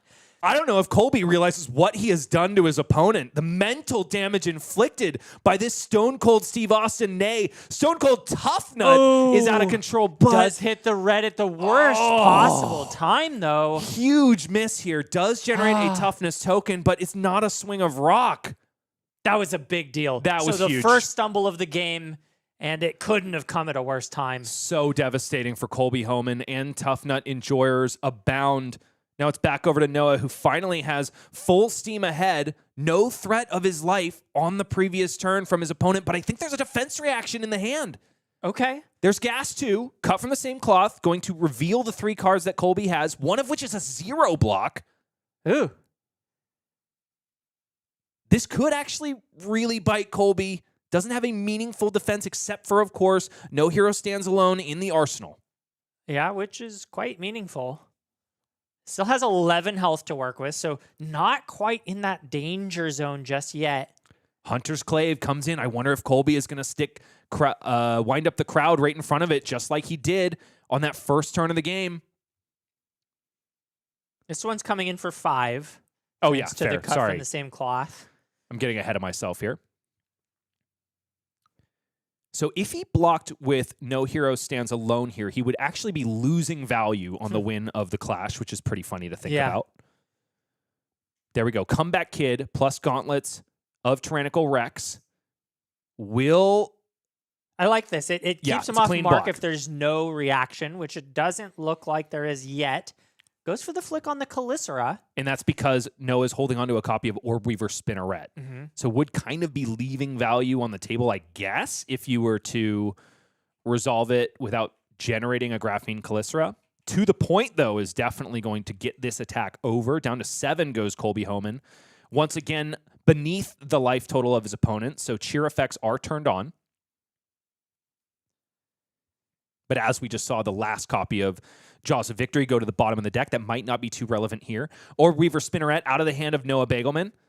Graphene Calycera, freshly bought back from the ether, now comes in for 5 go again. This is a scary spot to be in for Colby. Of course, he doesn't know what the last card is, so just goes ahead and commits the arsenal. I like this here. I think, does he have the extender in hand? He should. He has the blue at least. Why should he have the extender? No, he didn't have the extender. Yeah, because Jaws just went to the bottom. I see what you're saying. I see what you're saying. He has rip off the top, which is good enough as far as extenders go. Yeah. Graphene Calycera now down to 2 after Colby handsomely wins the clash against Graphene Calycera. Mind you, No Hero Stands Alone also blocking 3 there. Gosh. Tarantula Toxin, Euro 0 for 6, but Tuffnut's got him in defense. Yeah. Ooh, hits the 1. This is a fantastic option for the Arachne Marionette. The most disruptive Arachne Black Widow. But you know, because Tuffnut is bumbling, Yeah, that's true. does have the opportunity always to just throw out the hand Yeah. and say, no disruption for you, I'm swinging rock again. So we see the Tuffnut activation here first. Oh, curious choice. I always thought you go rip off the top first. And just sends the blue? No, discards it. For... What are we cooking here, Colby? Now we go rip off. I see. He's leaving no value on the table. Yeah. That's what it is. Hits the yellow, so does have enough to swing rock. That's a big deal. And I like the discipline here. Colby could have cashed in the Fiendal Spring Tunic counter for an additional point of value. No. But... And the reason he would perhaps do that is because I have a Vigor token for next turn, so I'm pretty insulated like I would be on a normal Tunic turn. Instead, just says, I need to consistently swing rock for the rest of this game. That's my win condition, and so I'm just going to make sure Tunic is always there for me. Yeah, and Noah does have the defense reaction in Arsenal, is well positioned to absorb this entirely, take no damage, and keep playing the mid-range game plan. Sink Below is there in the arsenal. Thinking about blocking with... Wow, I'm totally... Art of Desire, mine. I kept wanting to say Aspect of Body, but that's not it. Does have the Tarantula Toxin as well. Sink Below. Sinks away a card. What is found? Scar Tissue. A potent offense is there, but also is a Codex of Frailty, which gifts Colby a potent defense when it's played out. I wonder if that's why Colby has been so astutely keeping his... I mean, you are right. Tuffnut does not utilize the Arsenal slot nearly as much as most other heroes, but Codex of Frailty usually such a detriment if you're playing against an assassin player off Arsenal. In this case, Colby's rewarded every time one of those cards is resolved. Absolutely. Colby here, though, blocking 4 on the Graphene Calycera. This is exactly what Noah wants to see in order to get full value out of that Tarantula Toxin. He could be thinking, though, am I leaving value on the table if I don't use it with Kiss of Death, if and when I find it on Codex of Frailty? I guess he doesn't have the opportunity to because he would have to discard it. Yeah, it's just too much damage, I think. And we see not only does he get to buff up and banish a card off of that Black Widow activation, but yeah, 7 damage coming through, and currently only 1 damage blocking means that there is a Flick Knives away from ending this game here on the spot. And yeah, Colby probably wishing he threw more cards down. Yeah. And Noah is able to just wait until the next chain link in order to send that flick. Assure that there are no prevention effects for Colby Homan. No. Could this game be ending in a sputter rather than fireworks? I mean, this is what Assassin does, right? No! They just get you to 7 and then kill you on the spot. That's why Arachne Marionette is such a potent hero, and I really feel like Colby, I didn't want to say it then, but that one stumble was it, right? That was Hitting it. that red was... kind of the end knives of the game. flies across the table. Doesn't matter which knife Noah sends. Yeah. It's down to the dregs for Colby Homan. Tuffnut along with him in a revered brute falls to the might of the meta mainstay. Arachne Marionette in the hands of Noah, the boogeyman Beygelman. And you got to say, give credit where credit's due. Noah Beygelman continuing to show us why he's sitting there with a 76% win rate. But man, props to his opponent as well. That was a fantastic showing for Tuffnut, bumbling Hulkster kind of out of nowhere, showing his teeth not only against an S-tier hero, but an S-tier player as well. I gotta admit, Michael, I like Noah Beygelman a lot. He's my friend. I've gone to dinner with this man. I've never been so disappointed to see him win in my entire life. I understand the sentiment. And if you get it, folks, then I do want to talk about another AGE Premium article. And that is, of course, a Tuffnut primer by John Kim, who, yes, is this blurry in real life as he is before you now. No, he's not actually blurry, especially not when it comes to his favorite revered brute. If you want to learn how to do exactly what Colby Homan just did, which is boring flesh and blood painted in a much more exciting light, then I encourage you to get over to AGE Premium, give us a subscribe, and take a look at this fantastic article, one that by editing it made me desperate to play some Tuffnut. Yeah, Tuffnut is just showing us that he's a cool hero, and all you have to do, it's not that hard. Just don't hit reds off the top. Yep, 100%. But for now, we're going to go to a short break, and then we're going to talk to the #1 Tuffnut killer, fresh on his villain arc, Noah, the boogeyman Beygelman. Don't go anywhere. We'll be back with that and more Flesh and Blood after this.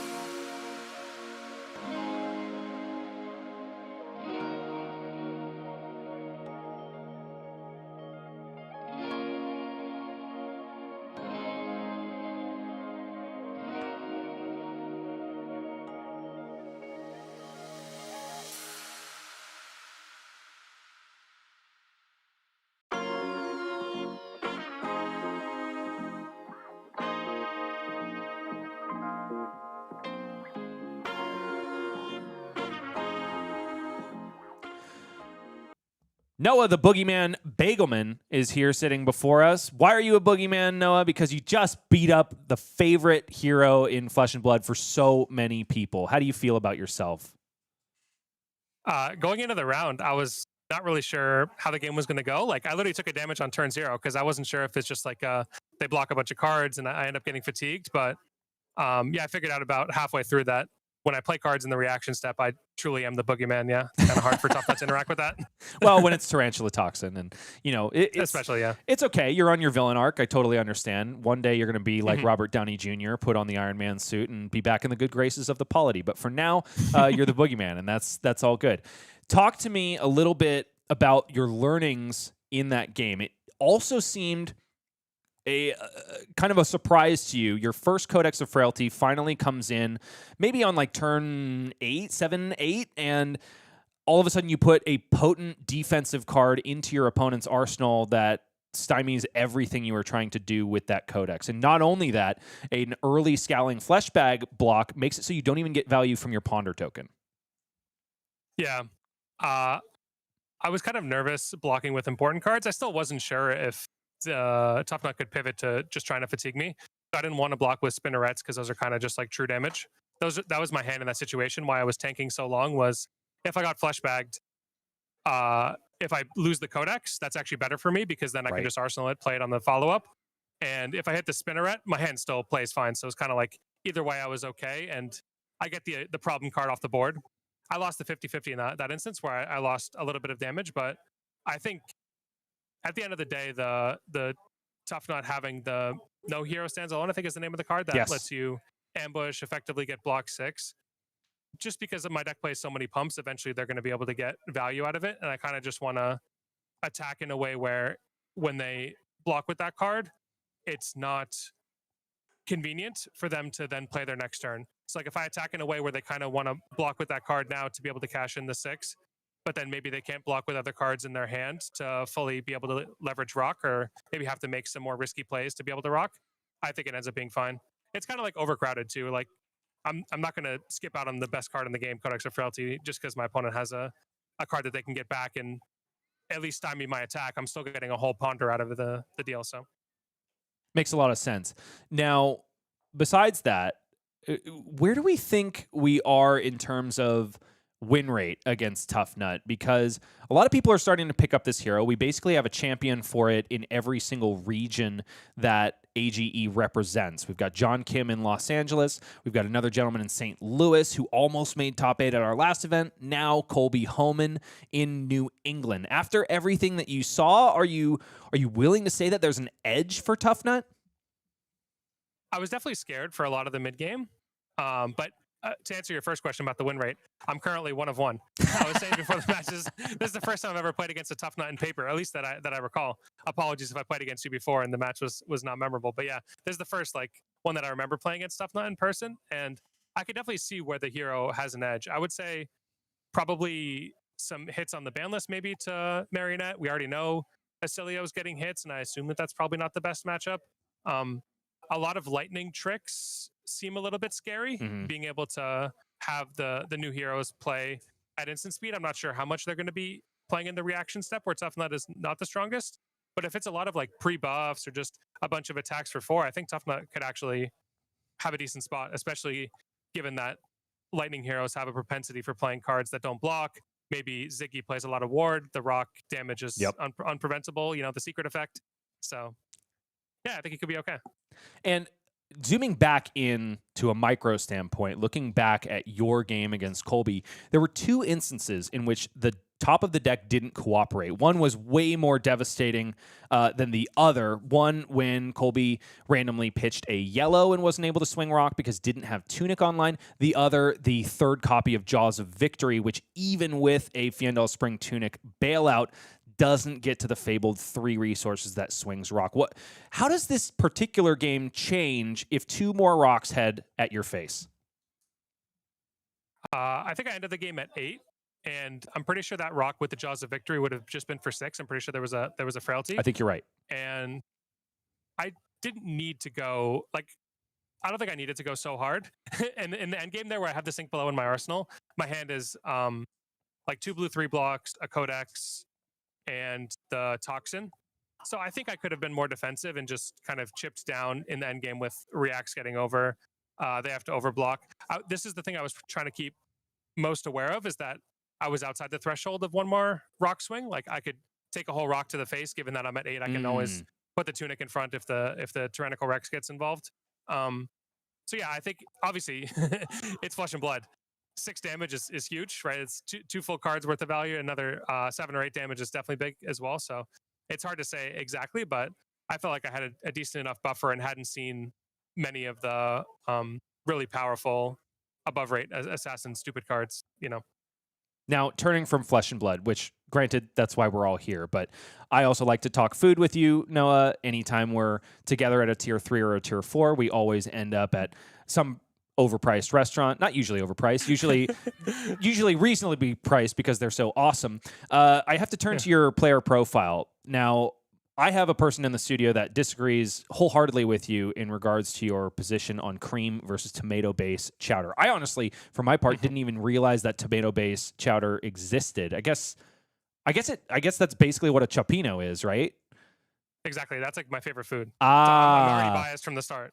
Okay, fair enough. So you are much more of the Italian seafood soup persuasion rather than the New England. Because the thing about cioppino, when you have a tomato-based soup, you could just eat so much of it. And as you were talking before about we don't go to expensive places, we find a way to make them expensive by how much I order at least. So yeah, having the cioppino where they just like throw everything in, whereas a cream-based soup I feel is kind of like a side dish. I see. The tomato-based soup can be like the star of the show. That can be like the main event of where all my my days travails of playing tournaments is now I get to have the joy at the end of having the cioppino. There's actually a place like right down the road where I love. They call it a Portuguese seafood stew, but similar style. It's all the same And I feel vibe, like I right? always get I feel like I always get crazy heartburn eating cream too. That's funny. I feel like heartburn for me mainly comes from tomatoes, which was going to be my follow-up. But if it doesn't happen to you, then no wonder you prefer it. A follow-up question here. When you're eating a cioppino, or I guess any soup that has inedible stuff in it, like mussel shells and clam shells and the like, are you a guy that picks all of the protein out at the beginning and then just chows down, or do you like to kind of rack up the mussels as you go? So the way I eat is interesting, I'll say. I usually try to evaluate the dish at the start of what I think the best stuff is. And then I definitely do so to answer your question first and foremost, yeah, I take all the stuff out of the clams, all the stuff out of the mussels. Then I'm evaluating. Usually this dish is served like super hot, so you can't even really eat it right away. You got to be like blowing on it to cool it down. And then I'm evaluating what I think is the best. If there's like some scallops, some shrimp, some mussels, some clams, I try one of each first. And then I eat in such a way where I have like one of each in a circle and then finish with the last one. That was my favorite. So that's like the thing I remember at the end. So you're telling me that you find the expected value of each piece in the cioppino as you go? Exactly. Yeah. And I got to make sure that I end on a note that makes me remember the highs of the cioppino. Usually that ends up being scallops. I would say that's in general my favorite. Listen, that's something we can definitely agree on. Scallops are definitely the high note in any seafood soup or stew. Okay, I've learned a lot about you, Noah, and I think a lot of our viewers at home have as well. So I'm going to let you get ready for your next round. But if the good people in Flesh and Blood Radio land want to find out more about the EV of cioppino or anything else that you're up to, where can they find you? So I used to say the Runaways podcast. However, that is no longer the correct name. The podcast it's formerly still on known same as channel. the Runaways podcast. Exactly. Yeah. So yeah, you could find me on that same channel with Cody, Dan, Lucas. Not really active on many other socials, but maybe you'll see me posting on Discord or Twitter or whatever. But most of the time, you just find me on the podcast. And then once Omens comes out, I may start up again doing the live streams with Josh on our own channel. So stay tuned for that one. 100%. Thank you so much, Noah, for gracing us with that knowledge.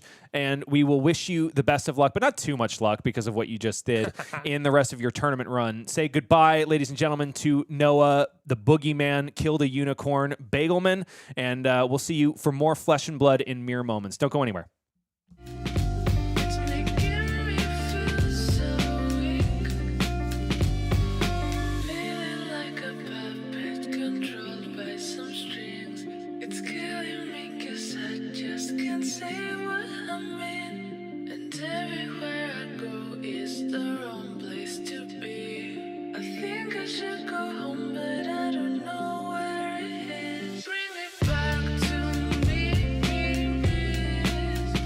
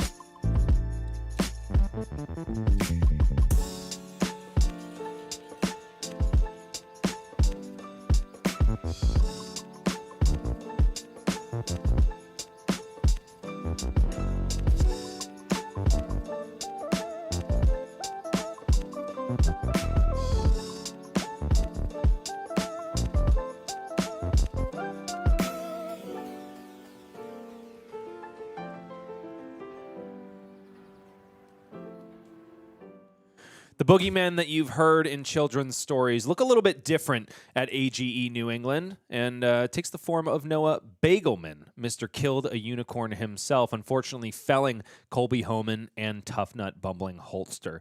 So we'll take a moment for everybody to press F in chat and pay their respects. You really think he looks No, different than the... Not enough. Bryce Platt's back with Michael Murray here at the May edition of the AGE New England Circuit. What were you going to say?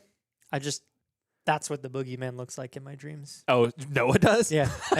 It's weird. I'd never even seen the man. I'm like 12 years old having nightmares. Yeah. That's the face. Tremble. He's It's the glowing face of just doom. like that.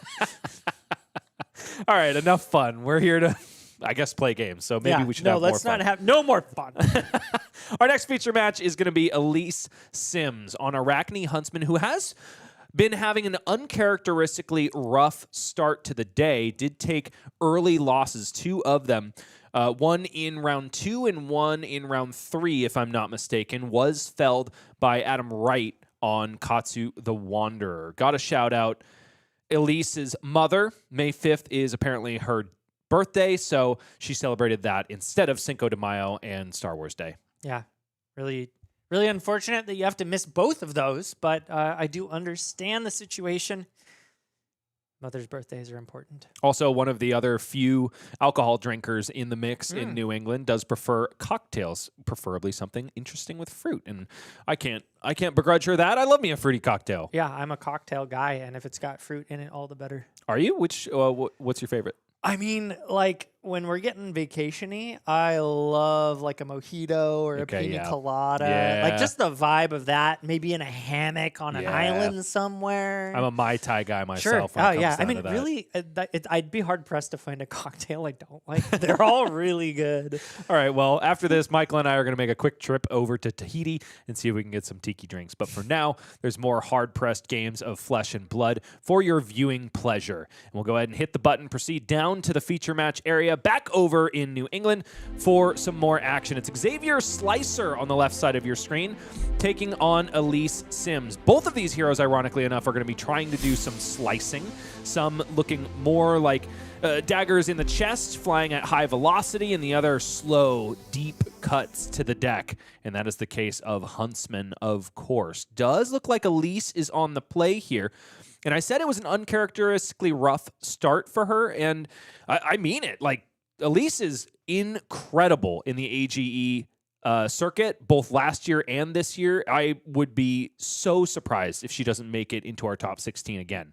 Yeah, coming out here, 67% win rate shown on that player profile just goes to show how winning this player is. But starting things out just a little bit cool with the singular Leave No Witness. I like this, by the way, because it puts it in Arsenal prepped and ready for the Codex of Frailty when that card comes around. Already a block from Dragonscaler Flight Path bought by this Leave No Witnesses, and this play makes even more sense after a Sigil of Solace comes and joins the Leave No Witnesses in the arena. Granted, it's still one card left stranded in the hand for Elyse, but she's got to be happy with the way that first turn cycle played out. Yeah, absolutely. This is a fatigue slanted deck, although Assassin tends to play the fatigue game a little bit differently. Rather than trying to simply block out and run your opponent out of threats, you're actively sniping them using one of the new cards. I forget the set, but Hunter or Hunted, one of the premier cards that just allows this Arachne to pick the threats straight from your deck. I want to say it was Super Slam. But for now, let's talk about what Cindra's doing on offense. Spreading flames here, met readily by a frailty trap. Wow. Big hurt on defense from Elyse to Xavier. How will he proceed? Looks like it's a kunai of retribution now coming in for a whopping 1, technically. Would have been 0 from that frailty token, but spreading flames does help it find a way through. Elyse says no blocks here, but a discard of Shelter from the Storm has literally every answer she needs and more, it would seem. That's a lot of value coming out here on defense. Shelter from the Storm, going to cover up that kunai and any that would follow for Xavier. And I saw an Art of the Dragon Blood, but that was blocked with. There's an Ignite in the hand. So hard to tell where that last resource is going to be going. Well, seems it's Kunai of Retribution the second, also coming in for one go again, thanks to Spreading Flames. Just get rid of those shelter ticks, I guess I'll call them. So that's ultimately 5 value gained on that Frailty Trap just by playing it this turn. Probably going to be it, but a 1 card 5 at 0 cost is pretty sweet anyway you Xavier Slicer it. Yeah, well said. Now, I want to take one more mention to talk about Elyse's prowess, not just in the AG circuit where she racks up points, qualifies for Players' Championships willy-nilly, but also specifically with the Assassin class. I'm looking at her player profile right now. Every single event she has played at AGE has been with an Assassin.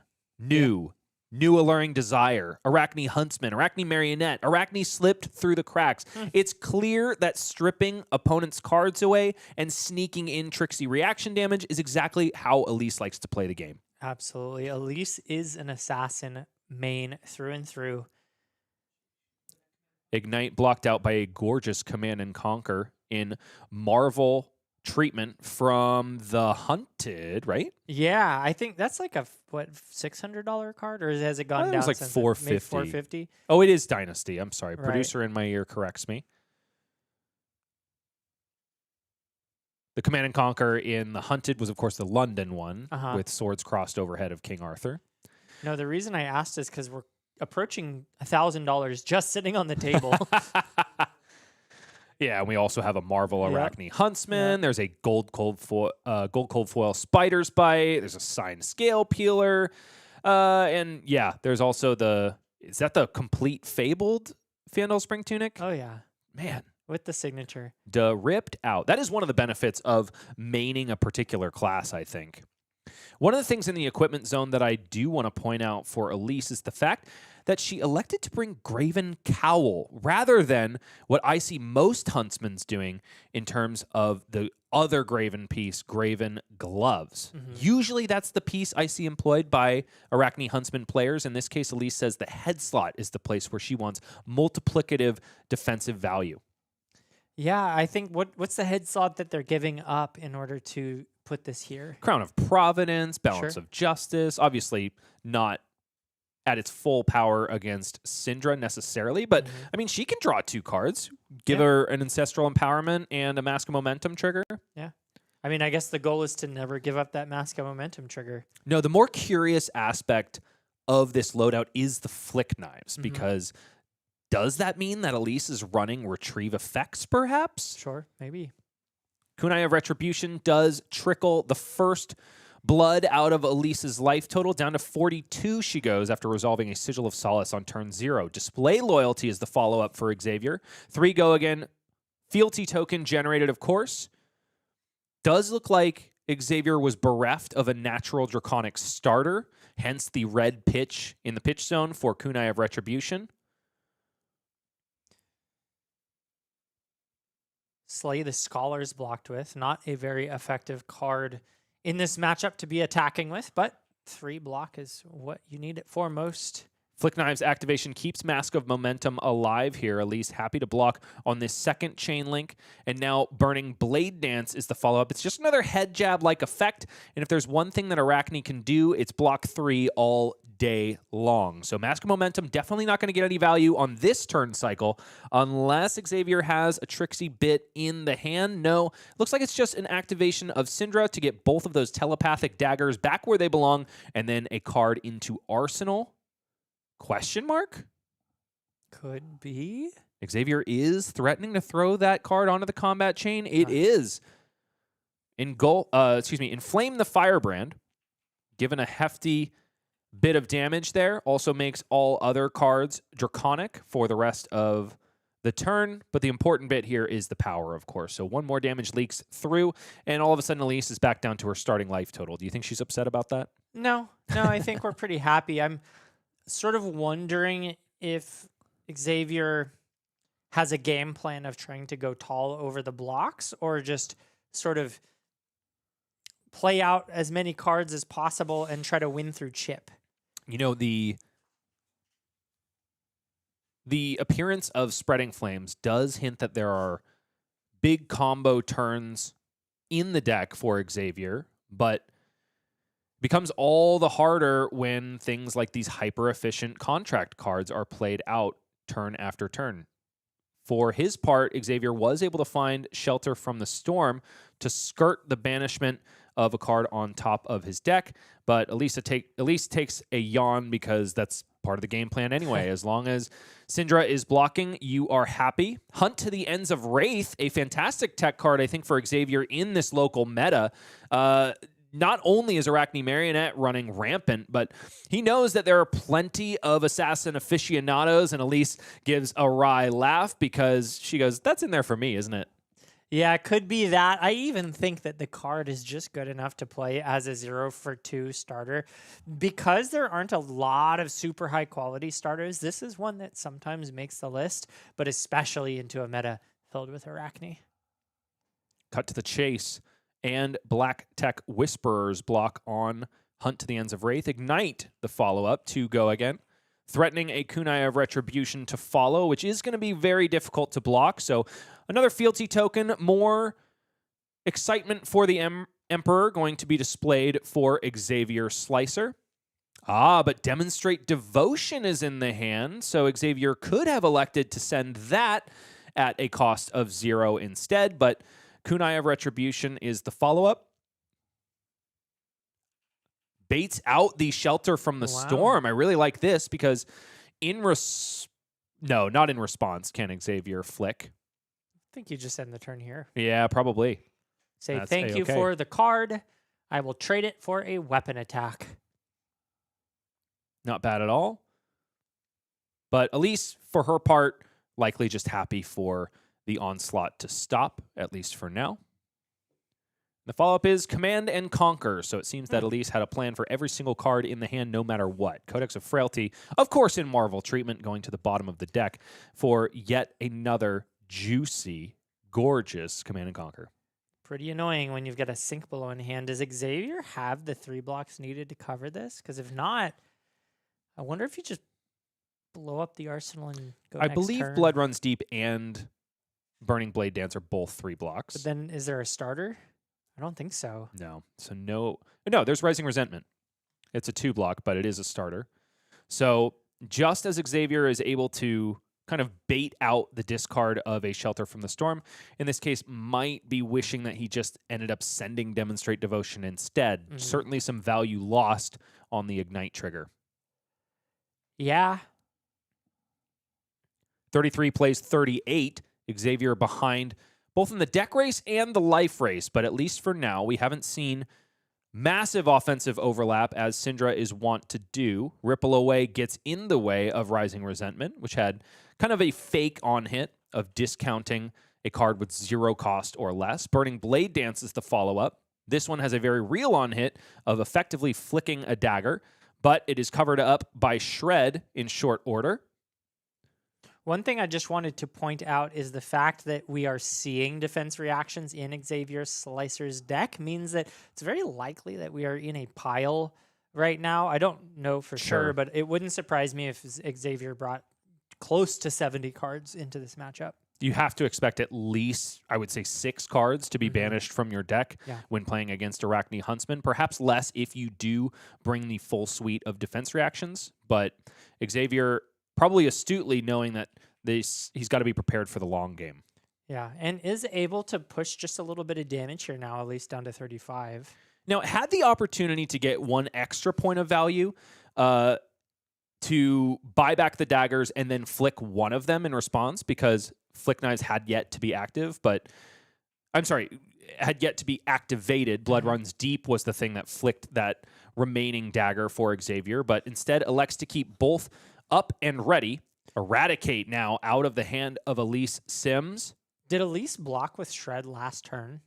Blue Shred, yes. Yeah, so that's kind of a scary tell. I wonder if it means that there is another reaction here. Doesn't look like Elyse did pair those up, and Xavier has the clean block here. Really nice. Eradicate, one of those power cards that can just do so much deck damage if it's allowed to hit. one of the ones that are, for my money, must blocks when it comes to Arachne, especially if you're not able to sneak the offensive overlap turn through. It's a blue in the pitch once again for Xavier, who seems to be running a healthy amount of them in order to send these kunais. I think that's something that's indicative of the Spreading Flames game plan, because one of the ways to extract as much value as humanly possible from that card is to be able to pay for both of your kunais, because not only does it give them +1 buffs at a very easy hoop to jump through, it also makes additional +1s down the line easier to get as well. Yeah, getting that extra Draconic Chain Link up front means that all of your higher power cards could potentially get that buff. Even like the 4s and 5s as the Chain Link goes on here, though. Just Ronin Renegade coming in for 3. Go again, and it looks like Elyse is posturing for an aggressive turn. No blocks here. Ronin Renegade finds home. Down to 32 is Elyse Symmes. Blocks with Hunter or Hunted. Pitching Hunter or Hunted. The card found on top. Didn't see it. Can't quite tell. We'll find out soon enough. Certainly going to be the card that is named. Another Shelter from the Storm is in hand for Xavier. And an Art of the Dragon Fire, which might be instrumental in closing out this game if Xavier is able to do it. The card on top, though, named by Elyse, is Dragon Power. This one is in the blue. I do tend to think that there are only going to be blue ones in the deck for Xavier Slicer. And Elyse hitting just a resource card, which with a little bit higher of a ceiling than normal, is probably the best case scenario for Xavier at this first Hunter or Hunted. Yeah, not a ton of damage removed from the deck. Just, kind of guaranteeing a more likely all red hand, which is what Cindra kind of really wants. I mean, there is a reason to run blues in the deck. Sometimes it's very useful to be able to hit with these kunais. You can see already Elyse down to 32, thanks in mostly because of the chip damage that is harder to block in the form of kunai flick. Fealty token cracked here after the Ronin Renegade's Chain Link has resolved, and that's because Art of the Dragon Fire is there and ready. It's important to point out now that Xavier has not had to use a single use of Blood Splattered Vest so far this game. Banking them for later turns might be incredibly useful to him. Might even allow him to extract 2 resources from it and then get the 1 block value to round out its efficacy for the matchup. Yeah, it's a good use. Sink Below covering this one up nicely after taking the 2 unpreventable. But 2 damage does find home, and that's what Xavier needs to do in order to keep pushing that peanut along. Yeah, 33 plays 30 means slight edge goes to the Cindra, I would say, but this is very much the game plan of Arachne. Play slow, grind it out. The thing is that the deck quality does diminish after the first cycle, so that is kind of where Arachne tries to get to, and cards like Sigil of Solace are a great way to do that. Just healing up, a lot more efficient than trying to block out the kunais. You just heal up after they hit you. And Elise's entire turn is just effective life gain after buying back Graven Cowl for the first time, gaining a headpiece with Temper 2, and then also actual life gain with that Sigil of Solace you just alluded to, Michael. So now 33 plays 33. Xavier has all of the tempo in the world and a pretty okay hand, but is that a Relentless Pursuit? That's an interesting addition in Cindra. Yeah. Starting things out, though, with the Oath of Loyalty. Oath of Loyalty, making it so that Xavier is only allowed to play cards that are draconic. There is 1 fealty token in order to fix that issue of the card. It is another Hunter or Hunted. Elyse likely seeing and naming the top card of the deck. It is Hunt to the Ends of Wraith, which is a little bit unfortunate for Xavier, obviously, but made less so because he's already resolved one of those cards. So Elyse only going to be able to banish 2 more copies from the deck, and thereby not doing as much deck damage as she would like to Xavier. That's 2 Hunter or Hunteds that were resolved for less than max value. Definitely bodes well for Xavier moving into the endgame. All right, you said you have to plan for at least 9 cards being banished. So far, 5 have left. And all of the damage from Oath of Loyalty skirted by this 3-cost defense reaction. Proceeding on to Chainlink 2 is Xavier Slicer. Does have a Warmonger's Diplomacy in the hand. Has the opportunity to pop a fealty token in order to play it, but I don't know if it's particularly helpful against Arachne Huntsman. And Xavier doesn't think so either, so it's just more kunai. And I do wonder if Xavier decided to side in more blues. That's why we're seeing them. But you're right, it might just be a complete fat deck in order to avoid a lot of deck damage that Elyse is wont to throw his way. But I could see a world where he has a better chance in this matchup as long as he's able to send kunais every single turn. Yeah, sending the kunais consistently is a really nice way to circumvent any kind of deck that is trying to block you out, trying to fatigue you. I think that the ninjas in particular have that edge, especially like Katsu we saw earlier, the kunais, even Ira with the kunais, it just gives you the ability to present very difficult to block damage. We see here both of the kunais, one of them coming in for damage, then being flicked, and a 4 breakpoint. So just consistently difficult to deal with. Silver Talons is the follow-up. Made Draconic, of course, because it is not on its own, which means that a flick of a dagger for Xavier comes across to Elyse's life total, now down to 27.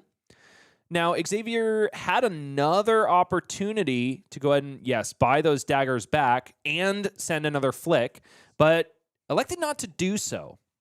A little bit of an inefficient turn just in terms of cards played there. I think having the fealty to bail him out was nice, but yeah, just 2 blues in hand means that he was kind of staring down the barrel of a middling turn. Back over to Elyse with 2 cards in hand and 1 in the arsenal for the first time in a long time. Doesn't seem like there's an easy way to play them all out. Hints maybe that Elyse was hoping to be blocking with these cards. Spider's Bite for 1 go again is not a bad way to start, especially if there is a finisher like a Command and Conquer or perhaps even another copy of an Eradicate. But I think there's another blue in the hand. No, I'm so wrong. It is Sack the Shifty instead. Just another 0-for-4 contract card. And of course, a trigger of Arachne Huntsman. By playing a contract card, Elyse is afforded the ability to look at the top of her opponent's deck and then choose to leave it on top or bottom it. Sack the Shifty, looking for cards with innate go again. She's not going to find them, though, because Sink Below gets in the way. Card sunk for Xavier. Card found is Feign Vengeance. Yeah. In this case, just a blue to fuel more kunai swings. I think the blues are actually kind of impressing me in this matchup. I could not agree more. It is coercive tendencies, though, the attack reaction out of the arsenal for Elyse. She gets to look at the top 3 cards of Xavier's deck and find one that hopefully fulfills a contract. In this case, does not. So attacks won't gain go again, but I don't think she was particularly interested. Just trying to find more silver to buy back more copies of Graven Cowl. And Xavier has not allowed a contract card to hit yet this game, has very expertly been pairing them with defense reactions that block for 4 so far every single time they've shown up. Okay, and Spreading Flames comes out here. I think this is going to show us why Xavier is not particularly interested in extra flicks of his kunais, because Spreading Flames does require both of those kunai slots to be filled in order to get maximum value. So Kunai of Retribution the first comes in for 2 go again. No Frailty token this time for Elyse, so it's covered up readily by the first block of Graven Cowl, returned recently from the dead. Kunai of Retribution the second is a follow-up here. 2 go again. Once again, Elyse is saying no blocks. Xavier thinking about reactions, though. Nevertheless, down to 25 goes Elyse. And the follow-up is going to be Inflame the Firebrand, now coming in for, should be 5 go again, because its base is 2, and Spreading Flames is at 4. Is it a Draconic card? It is. Okay. I believe you. There are so many cards in this game that have just like that Sure. orange art, and it's actually just a ninja card. Yeah. Yeah. So potentially missing a point of value here is Xavier. This should be coming in for 5, and Elyse catches it. Mm-hmm. Yeah, just misrepresented with the dice, it looks like. Going all the way down to 23. Kunai of Retribution bought back for Xavier after it is flicked. Little bit of table math going on here. Xavier just crossing his T's, dotting his I's. Mm-hmm. And that seems to be the end of it, at least for now. Elyse down to 23 versus Xavier's 32. Elyse has kept a couple cards once again, and it's excessive blood loss. That's a good one. So dang good, and especially paired with a Fiendal Spring Tunic-free resource, which then enables Elyse to pocket the other excessive blood loss for later. Shirk this one off, Xavier. But it looks like Xavier's kind of okay playing the mid-range game plan. We already see so far in the game, it looks like Xavier's not trying to play this hyper-aggressive, over-the-top combo style, instead opting for protecting his own life total while chipping with these annoying kunai and flick knives turn after turn after turn. Oh my goodness, and Blood Splattered Vest is just going to get 1 value. Might as well have been Iron Wrought Chest this game. But that paired with a Shelter from the Storm means the deck is safe for Xavier. And I really like the way he is playing this matchup. Protect the deck as much as possible. Let the kunai do the work. Yeah, no. And already shown us there has not even been a opportunity to use the Blood Splattered Vest. I think he knows that his deck isn't in need of that resource, especially not with the game plan on offer, which is just pitch the blue, I guess in this case, pitch the red, swing the kunai. And yeah, it's not value, but we're not playing a value game. We're playing a chip game. 1 value sneaks through with Kunai of Retribution. 1 drop of blood from the ever-dwindling life total of Elyse Symmes down to 22.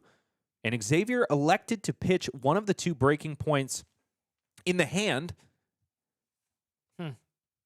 and potentially play out the throw dagger later. It's Silver Talons, no fealty tokens to make it draconic this time, but Xavier doesn't have redundant copies of kunai anyway, so Flick Knives is all he's going to be able to do to sneak through there. Down to 21 goes Elyse. This Silver Talons does not have Go Again either. Perhaps that blue in Xavier's hand is just destined to buy kunai back. Yeah, does need the resources here. No draconic chain links other than the initial kunai, which was attacked with. So just a pretty middling turn, but leaked some damage. All you got to do, especially if your game plan is shirk off the contract cards. At least the biggest hand this game so far, but unfortunately just able to send Plunder the Poor, which does not have Go Again. Could be indicating that there's another coercive tendencies in the arsenal or the hand. Xavier's got to look out for that. Let's see if he's got another D-React lined up for this. I didn't see it in hand. This could be the first contract card to hit this game. The blocks are not readily available for Xavier Slicer. God, what a sick name. Yeah. Especially if you're a ninja player. It is a Black Tech Whisperers activation. Elyse understanding the perfect moment to go for it, not just because Xavier wasn't able to find any efficient blocks, but also because she had a cut to the chase to back it up. This one's going to beef up a card with Contract on the combat chain. Up to 7 now is this Plunder the Poor. Gaining Go Again on the on-hit effect of Black Tech Whispers, and Art of the Dragon Scale pays for the sins of the Draconic Ninja. Sigil of Solace also played out. The final copy for Elyse, up to 24, she goes. All of a sudden, the life totals are pretty even, but Xavier does get to keep a 5-card hand. Also, it's not over yet, as we see Codex of Frailty now being committed to the turn. Ain't going to be able to keep a 5-card hand here, Michael. Leave No Witnesses is coming for that arsenal and also the top of the deck. Bottom, once again, is the call for Elyse Symmes. I do wonder what her strategy is as far as the contract triggers goes, is she trying to bottom power cards, keep them out of her opponent's hand until she's able to banish them? Or is she specifically looking for contract wins to create a mountain of silver?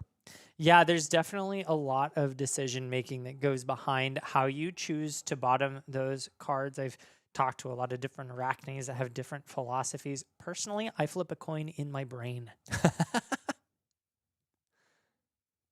What kind of coin is in your brain? It's just a regular old quarter, Okay, what year? 91. Is it one of the state quarters? No, it's got like the eagle on it. Oh, okay. Yeah. You went with the easy answers, huh? Mhm. Well, I mean, I'm just describing the coin flip app that I have on my phone. That's the actual coin I flip. So it's not in your mind, it would seem. Well, it is in my mind right Okay, now. all right. I am picturing it, and it is always the same coin because it's an app. Nestled right next to the burning chair in your mind palace, no doubt. Of course, yes.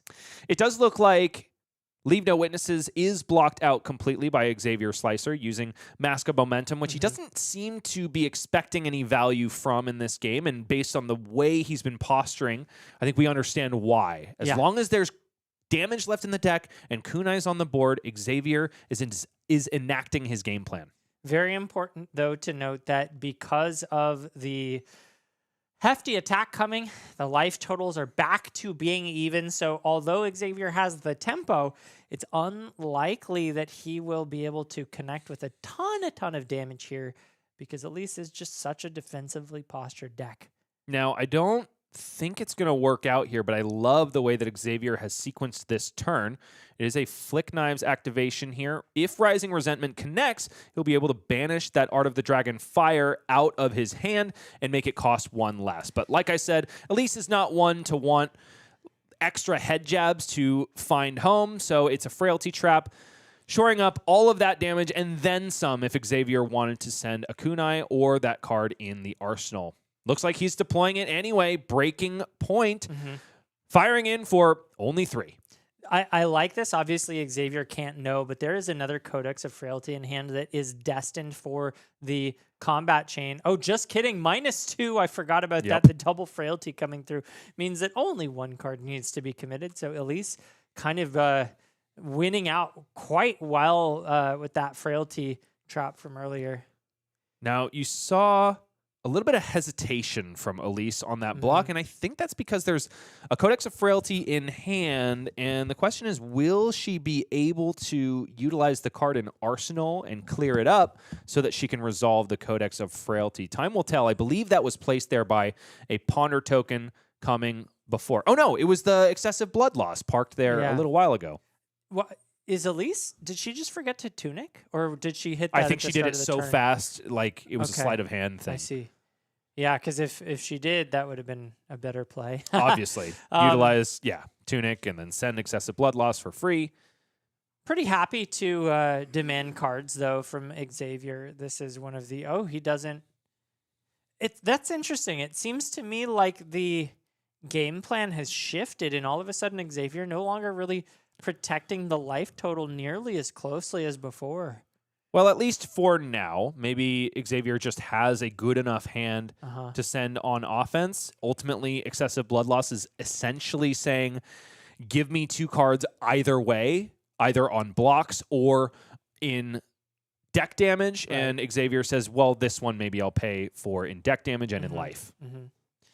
Yeah, don't hate it. Elyse now at 22 means it's tempting to sort of try to throw your foot down on the gas and just push as much damage as you can. The moment you get your opponent down into the single digits, close to 1, the threat of Flick Knives, the threat of these 1 damage kunais coming across each turn can become quite difficult to deal with. So it's definitely behooves Xavier to try to get to that game state as soon as possible. Now, speaking of throwing, Xavier has access to Throw Dagger, which I honestly thought was going to be the pitch card for this turn, but he's still holding on to it, which actually makes a lot of sense now that I speak it out loud, because he'll be able to clear both kunai after getting value from them and buy them both back.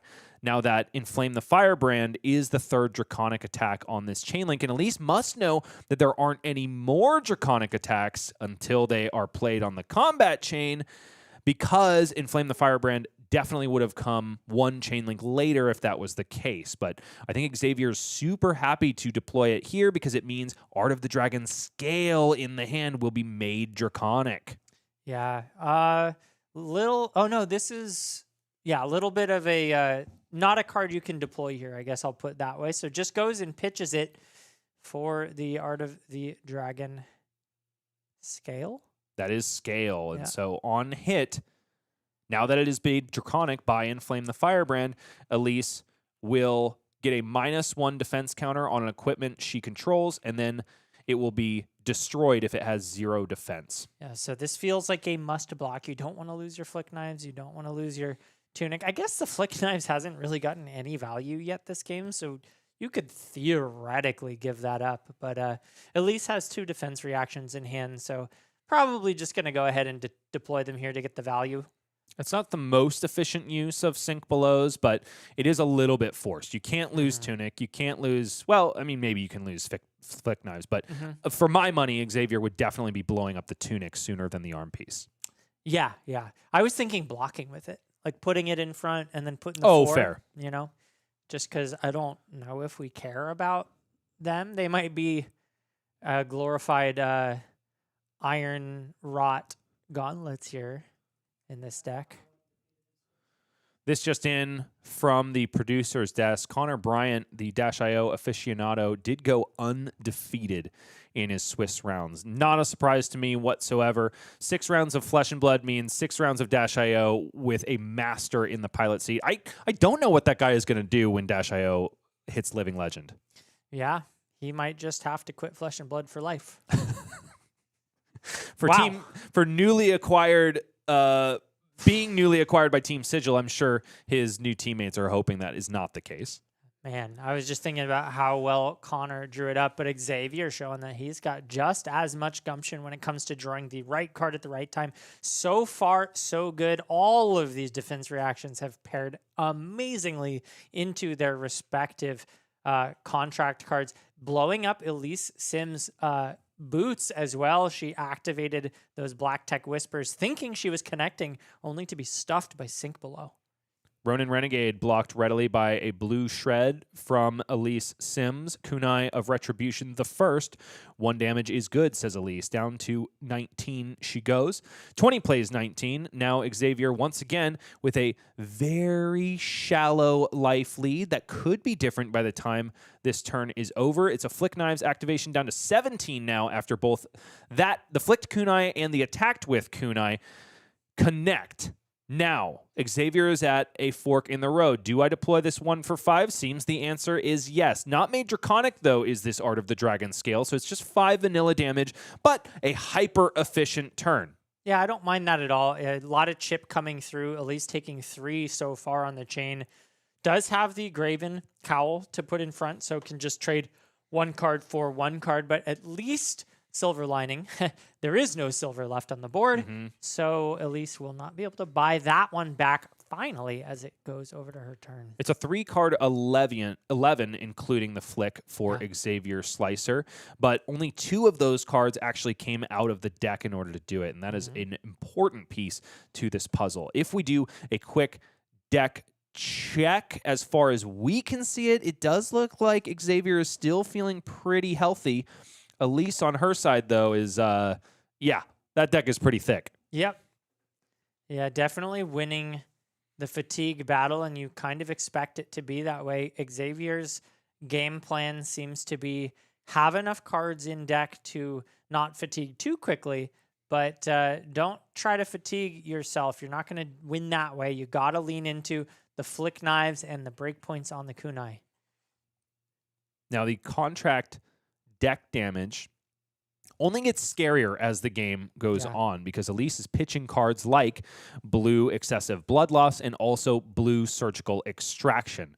The latter of which, of course, comes in at a breakpoint and threatens 2 cards, one of which is all important to your turn and also generates extra silver once Xavier is completely flush with blue cards in the endgame.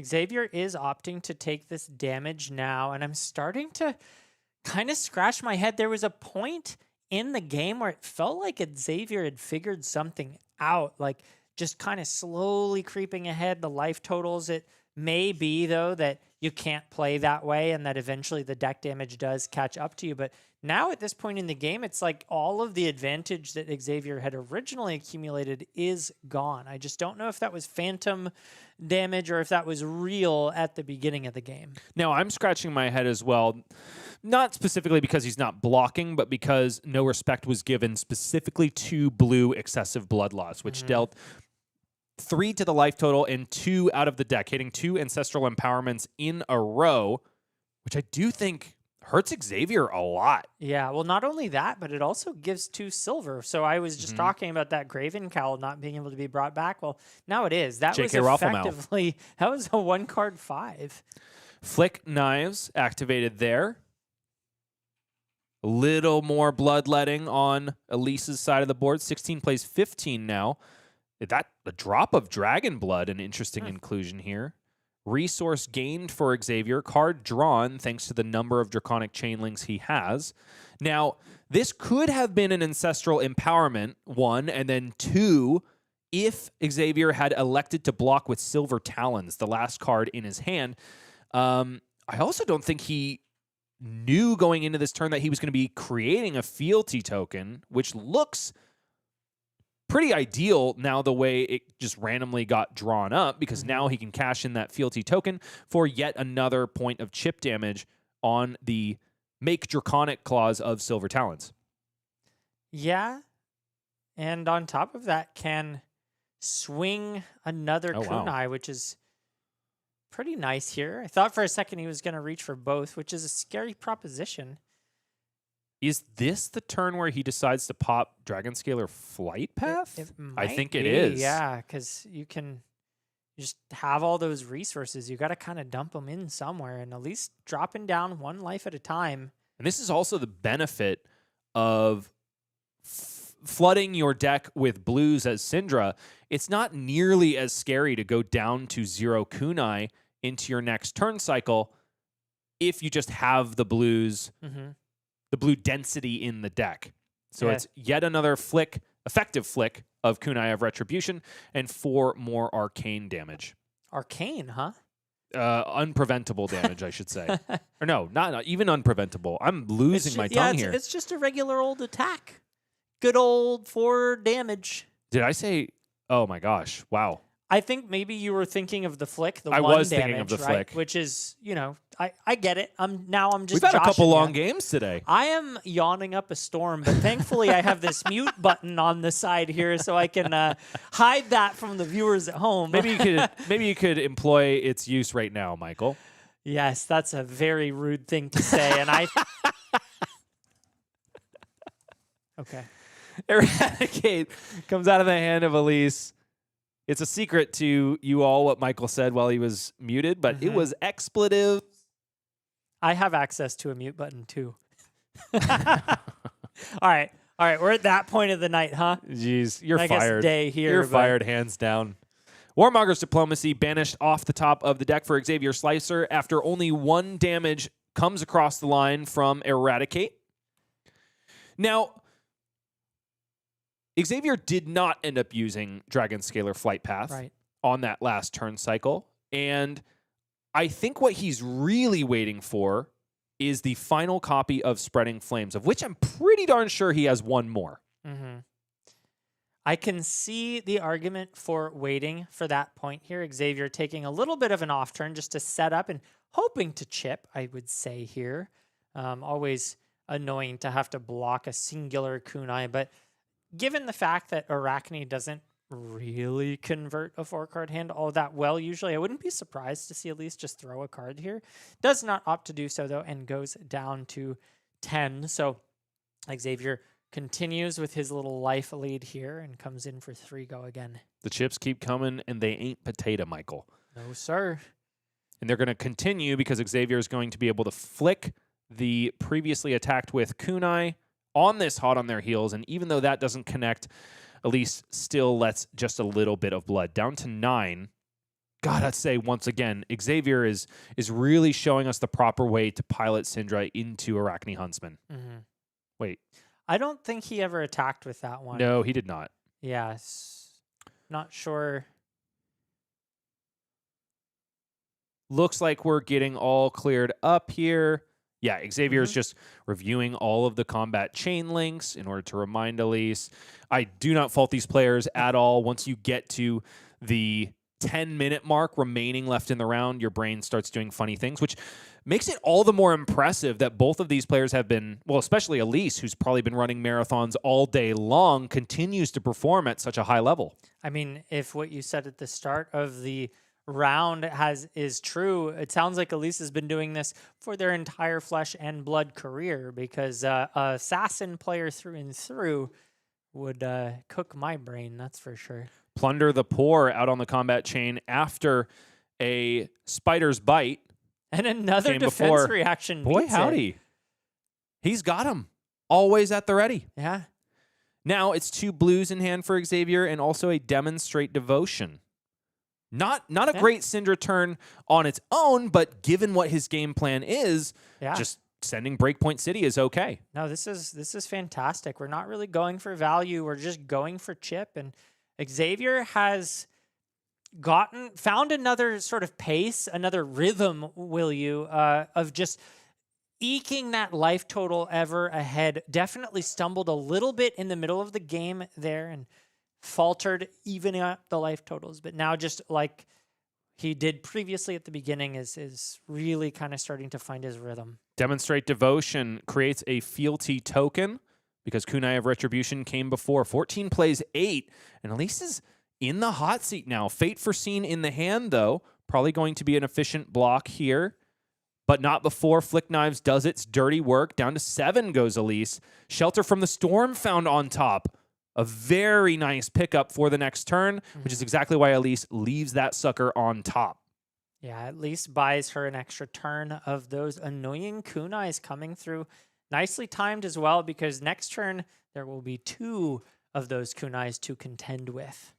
And in the hand for Elyse is yet another excessive blood loss, but Xavier just wants to keep on swinging. After the buyback of the kunai, sends one of them. I think this is making a lot of sense because of the number of blues that make up the dregs of that deck. Xavier's thinking, well, I might end up with more redundant blues, and my opponent might not even be sending that much of an offense. So instead, I'm just going to get extra value now. Elyse says nuts to that. Here's a Frailty Trap. No more swings for you, brother.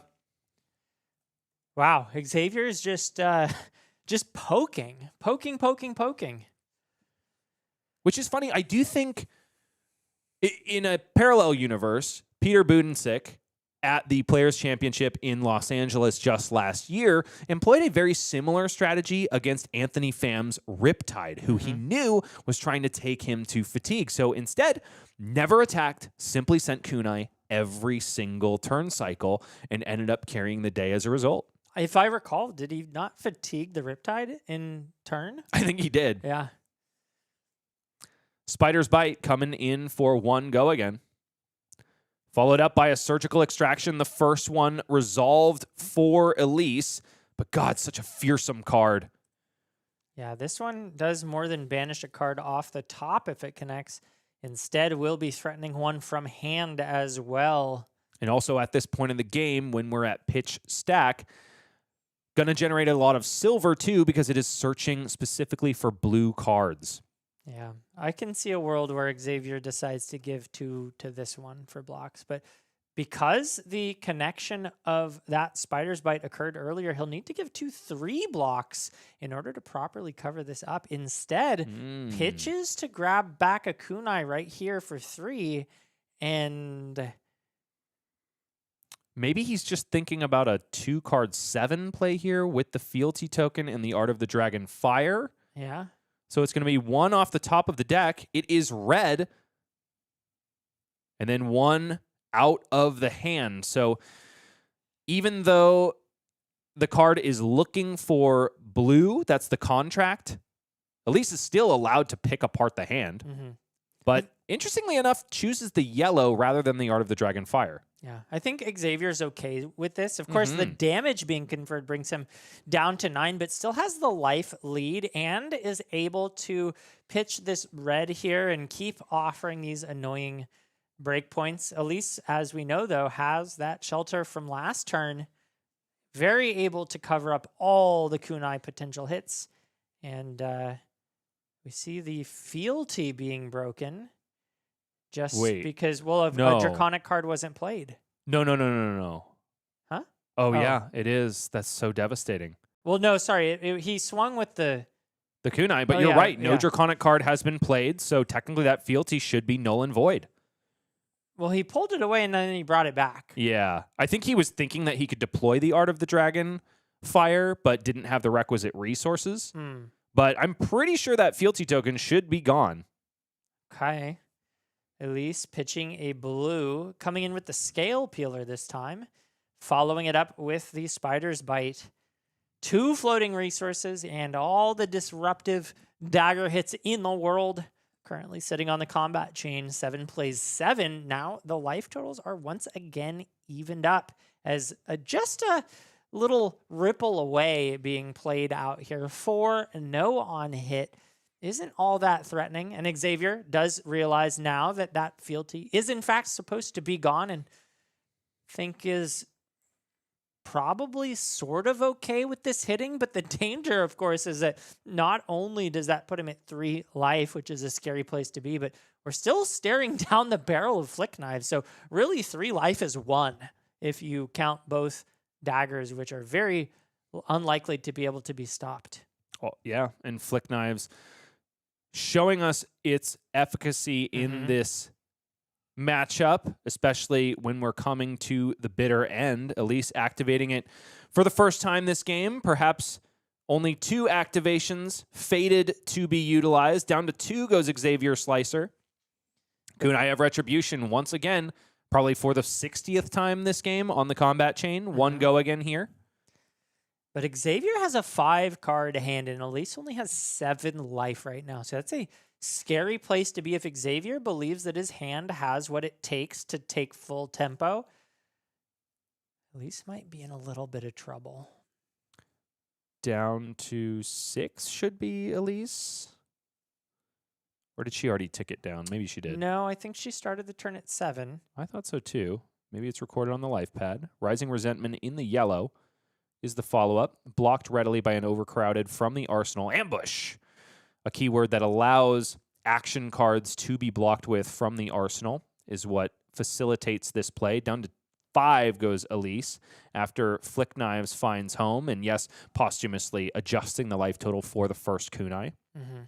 And now it's 2 blues left in the hand for Xavier, and an additional flick technically because of Throw Dagger.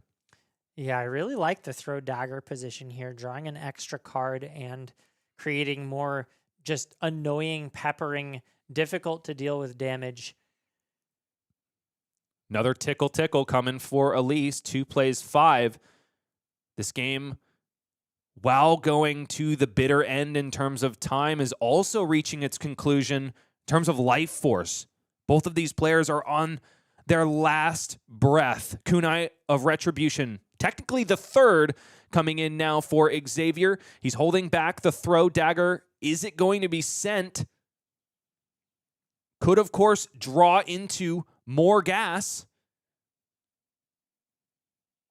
And there it is. Throw dagger flicks the second kunai that was already swung with. Card drawn is a Relentless Pursuit. No, what is that doing in the deck?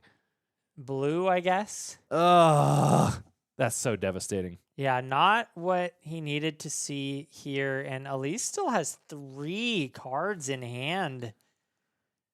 So it is 2 daggers plus a codex of... Oh, sorry. Can only swing 1 dagger. He got the... Did he have the... Hang on. Can't Relentless Pursuit give him that? No, it gives a mark, not a fealty. Oh. So Art of the Dragon Fire not going to have an extra 2 damage stapled on top of it. Instead, just going to be a cheeky 1 for 5. And Relentless Pursuit played out after the fact. How does this have go again? That doesn't have go again. So Yeah. Xavier, head to the hands. Forgets that Art of the Dragon Fire doesn't have go again. I think he's just more exasperated by the journey he's taken to get to this point. 50 seconds left on the clock, 40 rather, 50 when I first looked, and a spider's bite coming through. I don't know if we get to conclude this game with a winner. I don't know either because Oh, maybe. we haven't reached its logical conclusion. So Elyse has the ability to send surgical extraction after this because of the tunic counter. So yeah, one block is forced here because of the presence of flick knives. Oh, I'm sorry. Codex of Frailty is the follow-up. So going to demand 2 cards out of the hand of Xavier Slicer, who then would be required to pitch an entire card to get his kunai back and wouldn't be able to swing them. Right. And CNC comes through, meaning you've got to have 2-3 blocks. He does. Blood Runs Deep and also Feign Vengeance and also Throw Dagger. Yeah. But the point remains, we're at time now, and technically Hazel is going to be calling it, thereby giving each player 1 more affirmative turn. I don't think this game reaches a logical conclusion in the time. It's going to be required of one of these players to concede in order for this to end in a win and a loss. Right. Either one player concedes or there's a draw. I don't see any other way around it right now. We'll see if the players see any other line, but I ain't seeing it. Both taking a look, taking stock of all available resources, trying to figure out the lines as best as possible. In these situations, they're so stressful because neither player wants this to end in a draw. No. Both of them wants the game to reach its logical conclusion because a draw is just as detrimental to each of them as a loss. Yeah, if this was a potential win and in, then this is a neither win or in. And that's exactly the situation we might find ourselves. I mean, 2 X and 2s are going to make it into our top 8. That's the way 6 rounds of Swiss works. Yep. So this is reaching a fever pitch similar to what a lot of us at home heard about going on in Pro Tour Yokohama, where we had 2 Gravy Bones players, one of which is near and dear to our hearts, technically both of which are near and dear to our hearts, who met in the final rounds of Swiss there and ended in a draw, thereby denying both of them the opportunity at top 8. Yeah, and it's looking like we have, as you mentioned, a similar situation here. Both flick knives users, both off meta decks, and both potentially falling to the hand of the other. We will have to wait and see. It could be that the players are able to figure out that at this stage, maybe one of them was guaranteed a win and may decide to concede. Sometimes that's how things fall. It just depends on how the players understand the game state and feel the right way to conclude is. But of course, they have to make that decision without talking to each other. They have to be able to reach that conclusion simultaneously. And that is the situation at hand, as a judge is very likely currently talking to them and making sure they follow the rules of the law when it comes to the end of game procedure, because it's very important in the game of Flesh and Blood that you play with competitive integrity when it comes down to the end of the clock. So, ladies and gentlemen, we are on our faces because, of course, we are going to give our players the privacy that they need in order to make this decision of sound mind and also to converse with the judge without fear of leering eyes. Because make no mistake, as my co-caster just mentioned, it's a very tense situation. So we're going to give them the time and the privacy that they need to make informed decisions. Instead, we will keep talking our yaps and talk about some of the exciting things that we have going on here at AGE while we wait for an announcement of the conclusion of the match. The first of which I want to talk about is, of course, AGE Premium. That is a subscription service offered via our newly facelifted website. That's www.age.events. For a paltry $10 a month, you get access to the front page of Competitive Flesh and Blood. It's strategy articles by the best in the game, extra AGE games, event discounts, which are growing by the day. That's right.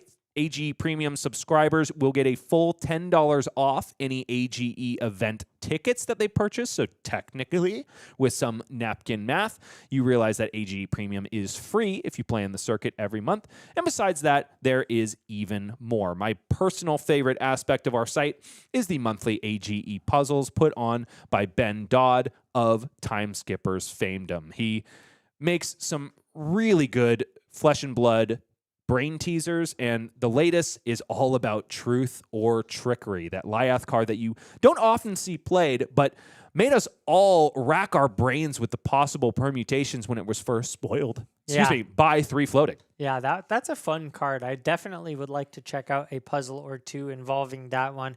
Very much enjoyed the What Would Kano Do series on Reddit when that was flourishing. Maybe still is, but I haven't seen it in a while.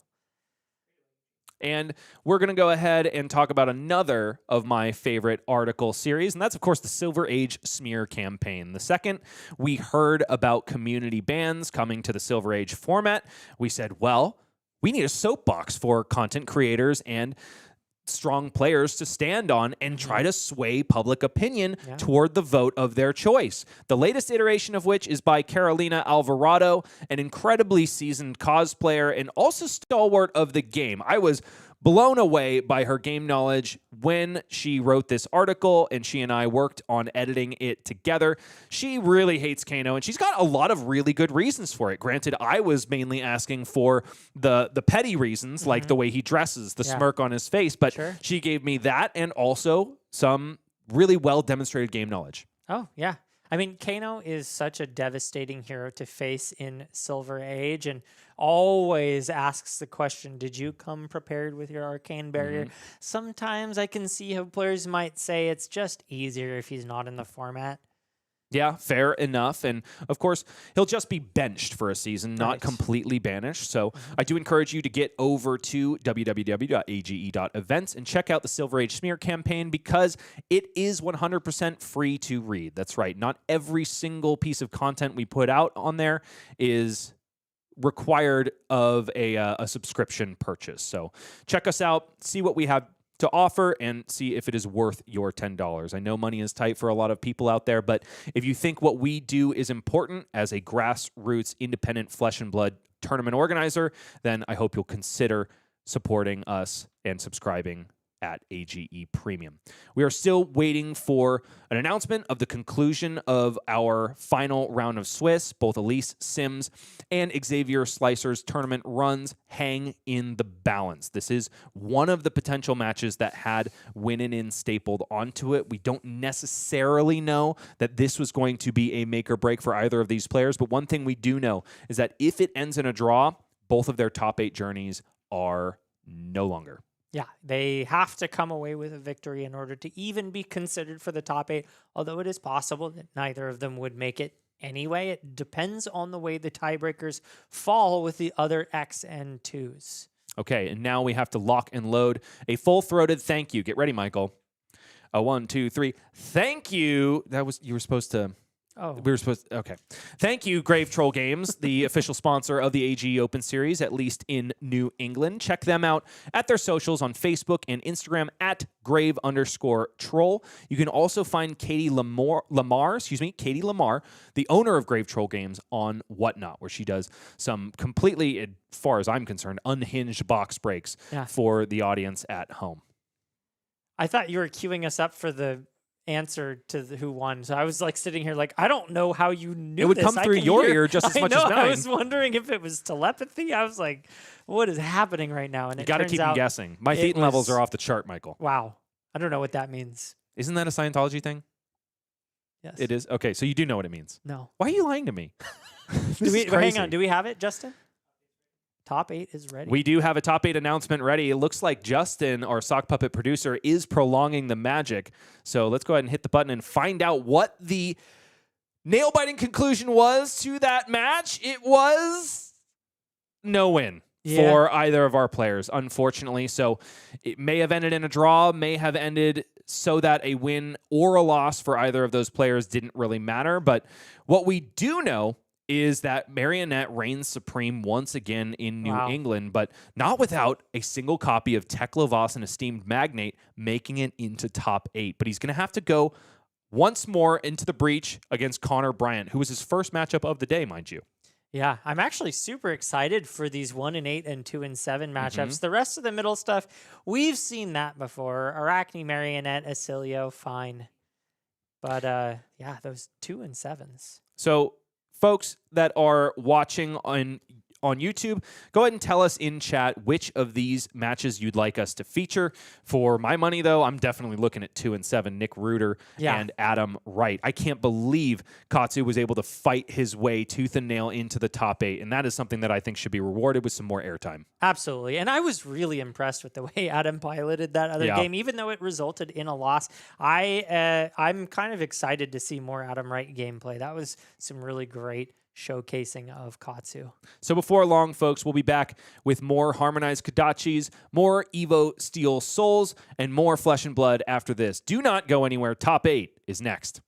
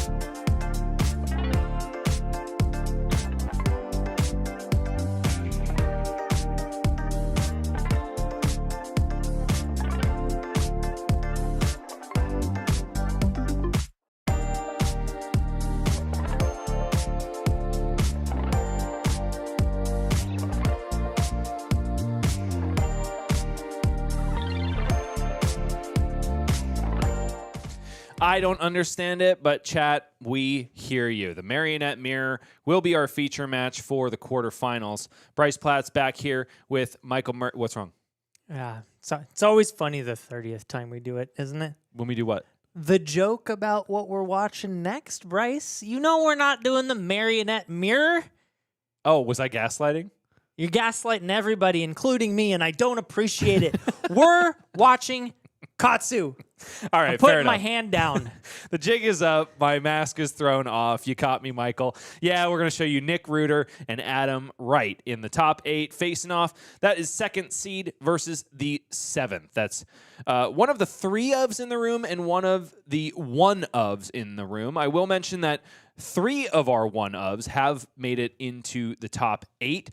That is, of course, Teklo, Acilio, and, of course, Katsu the Wanderer. A very diverse metagame, which is something that we have basically come to expect in the broader Flesh and Blood world, at least until the release of Omens of the Third Age. This metagame continues to develop and to pull us this way and that, but one thing remains certain is that there are a lot of viable picks out there, including, of course, everybody's favorite Revered Brute. Yeah, it does seem like the season of specialists as we get to see Katsu, Vynnset, Tuffnut make appearances.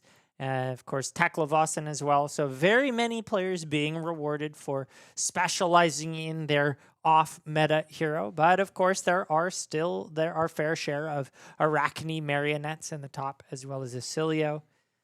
No victor, though. I know. I wanted to talk about that Yeah. because after a commanding performance by... His name is escaping me. I'm so sad.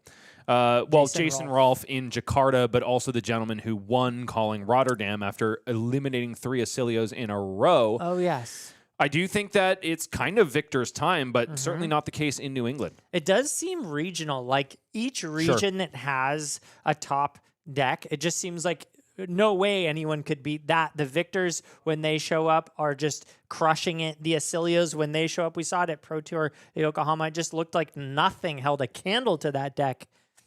But it seems like that just depends on where you live. That player's name was, of course, Filippo Barbani, who took down calling Rotterdam on Victor Goldmane. Shout out to them for doing what the players in New England simply could not. And you make a good point, Michael. There is a de facto best deck kind of in each region, but also I do think New England is one that the best players are certainly gravitating towards Arcane Marionette. I mean, it's like what comes first, the amazing player or the amazing hero? In this case, both are working in tandem. I mean, you got William Perlman here, Joshua Tavares, Noah Beygelman, all picking up Marionette and finding their way easily into the top 8. We have a game ready for you folks, and it is not the Marionette Mirror like I was talking about. No, it is Nick Reuter versus Adam Wright, 2 of the more interesting heroes for your viewing pleasure. That's, of course, course, Vynnset versus Katsu the Wanderer. And it's, of course, Vynnset Iron Maiden. Nick is not bringing a young hero to the arena. That would be insane. Yeah. Is that the actual Katsu art displayed there? No, that's Lord of Wind. Okay. There was something that looked like it was just slightly off edited or something like that. I was trying to put my finger on it. There are a couple of I think it's all of the Welcome to Wraith heroes, actually, that oftentimes on coverage, the asset we use is one of their specializations, not the hero art itself. For example, Showtime for Bravo, also Glint the Quicksilver for Dorinthia is usually the one that pops up. Cool. Grasp of the Arcanite activated here. Rune Chant generated. This is a different loadout than we saw from Nick in his previous streamed match. I think that makes a lot of sense given that Adam is going to be the real aggressor here. The game plan for Nick, I would imagine, is going to be much more mid-range slanted. Yeah, definitely want the block value on those gloves. We're not looking to unbrick. We're looking to not die as Adam starts things off. First turn of the game, that Kadachi. Also turn 0 for Nick Reuter. Saw the resolution of a Mordred Tide, so that Grasp of the Arcanite created not one but 2 rune chants in addition to the one generated by the Banish of Vynnset. So it's a widespread destruction in the Banish zone ready to play for Nick. And Adam has got to know that his arsenal will be under pressure once this turn cycle goes back to Nick. Yeah, may opt not to Arsenal, may just go for the good old-fashioned 4-card hand, knowing that that is a potential. The hand of Nick has a Deep Recesses of Existence, Deathly Whale, 2 Deathly Whales, mind you. A Machinations of Dominion, I think, is that right card. And then there's also a Machinations in the Arsenal. So action points might not be his real issue in this game like it was previously in the day. Adam Wright able to pick up a card from Ancestral Empowerment and also leak 1 damage through. Nick now down to 36. 100 wins in the red, discarded for Adam Wright, and lightning quick he finds Retrace the Past. Yet another Katsu essentially specialization. Actually, is it a specialization? It is a specialization that is going to be an enabler for Bonds of Ancestry ultimately. Yeah, pretty nice combo there, getting the Retrace out, being able to hit. If there was a Mask of Momentum, there would have been a card draw as well, but it looks like Adam just prefers that Mask of the Pouncing Lynx. The consistency and ability to tutor a card rather than draw one blind is very, very useful, especially in a deck like Katsu. Now, Retrace the Past, as long as a card with Gust Wave preceded it, will allow Adam to name any card and give that name to Retrace the Past. In this case, Adam is holding on to a copy of Flusterfist. Could be the case that he just named Open the Center, which would tip his hat to Nick. Yeah, it doesn't really matter if this hits or not, but Nick doesn't want to even risk it. Looks like he's reaching for the headpiece to try to force the discard, which would be a very early use of this, but I don't hate it. And there it is, Flusterfist. Thrown to the bin. Nick definitely over-blocking on that attack, but just making sure that more offense can't come, and that's a really sage point because Flusterfist would have gained extra offensive output based on the number of chain links that it hit. And it looks like we have the natural combo line once again of... I'm blanking on the starter here. Are we talking about Adam's hand, Surging Strike? Surging Strike and the Gust Wave, the original Gust Wave, Whelming Gust Wave. Machinations of Dominion out of the arsenal for Nick. Widespread Annihilation out onto the combat chain with 4 rune chants, as is required in order to play that card. Adam happy to just throw a Lord of Wind into the pitch zone, cover up 3 of those rune chants, but it's the last one that makes this card so difficult to deal with because on pain, Adam will be forced to banish a card from his hand once the combat chain closes. The difficulty is either finding a clean way to block it all out or just dealing with the disruption. Yeah, I mean, it has overpower, right? It does. Machinations just gives it overpower. So Adam will not be avoiding the unpain from what I can see in his hand unless he has an attack reaction that I didn't think to check for. Does pitch away the both the Gust Wave and the Surging Strike. That'd be the Lord of Wind Oh, and the excuse Surging me. Strike. The Gust Wave is on the combat chain, blocking. 3 damage. Comes across the line. Adam down to 37. Nick is going to snap close that combat chain, even though he has an action point, to force Adam to banish the last card. And then I think it's just going to be a Flail of Agony to finish it out. There's a Phantom Wraith in the hand.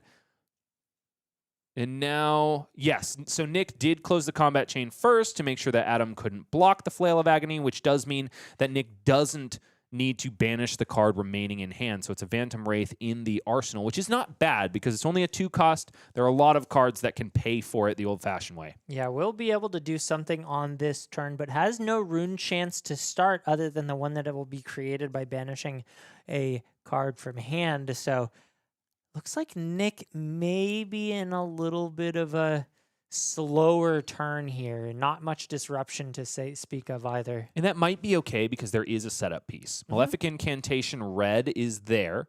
Shadow Puppetry is there, and so is Machinations, but maybe this is not a 2 chain link wide turn for Vynnset. Just not enough rune chant generation there. Nick will be able to clear up the arsenal with that Phantom Wraith, though.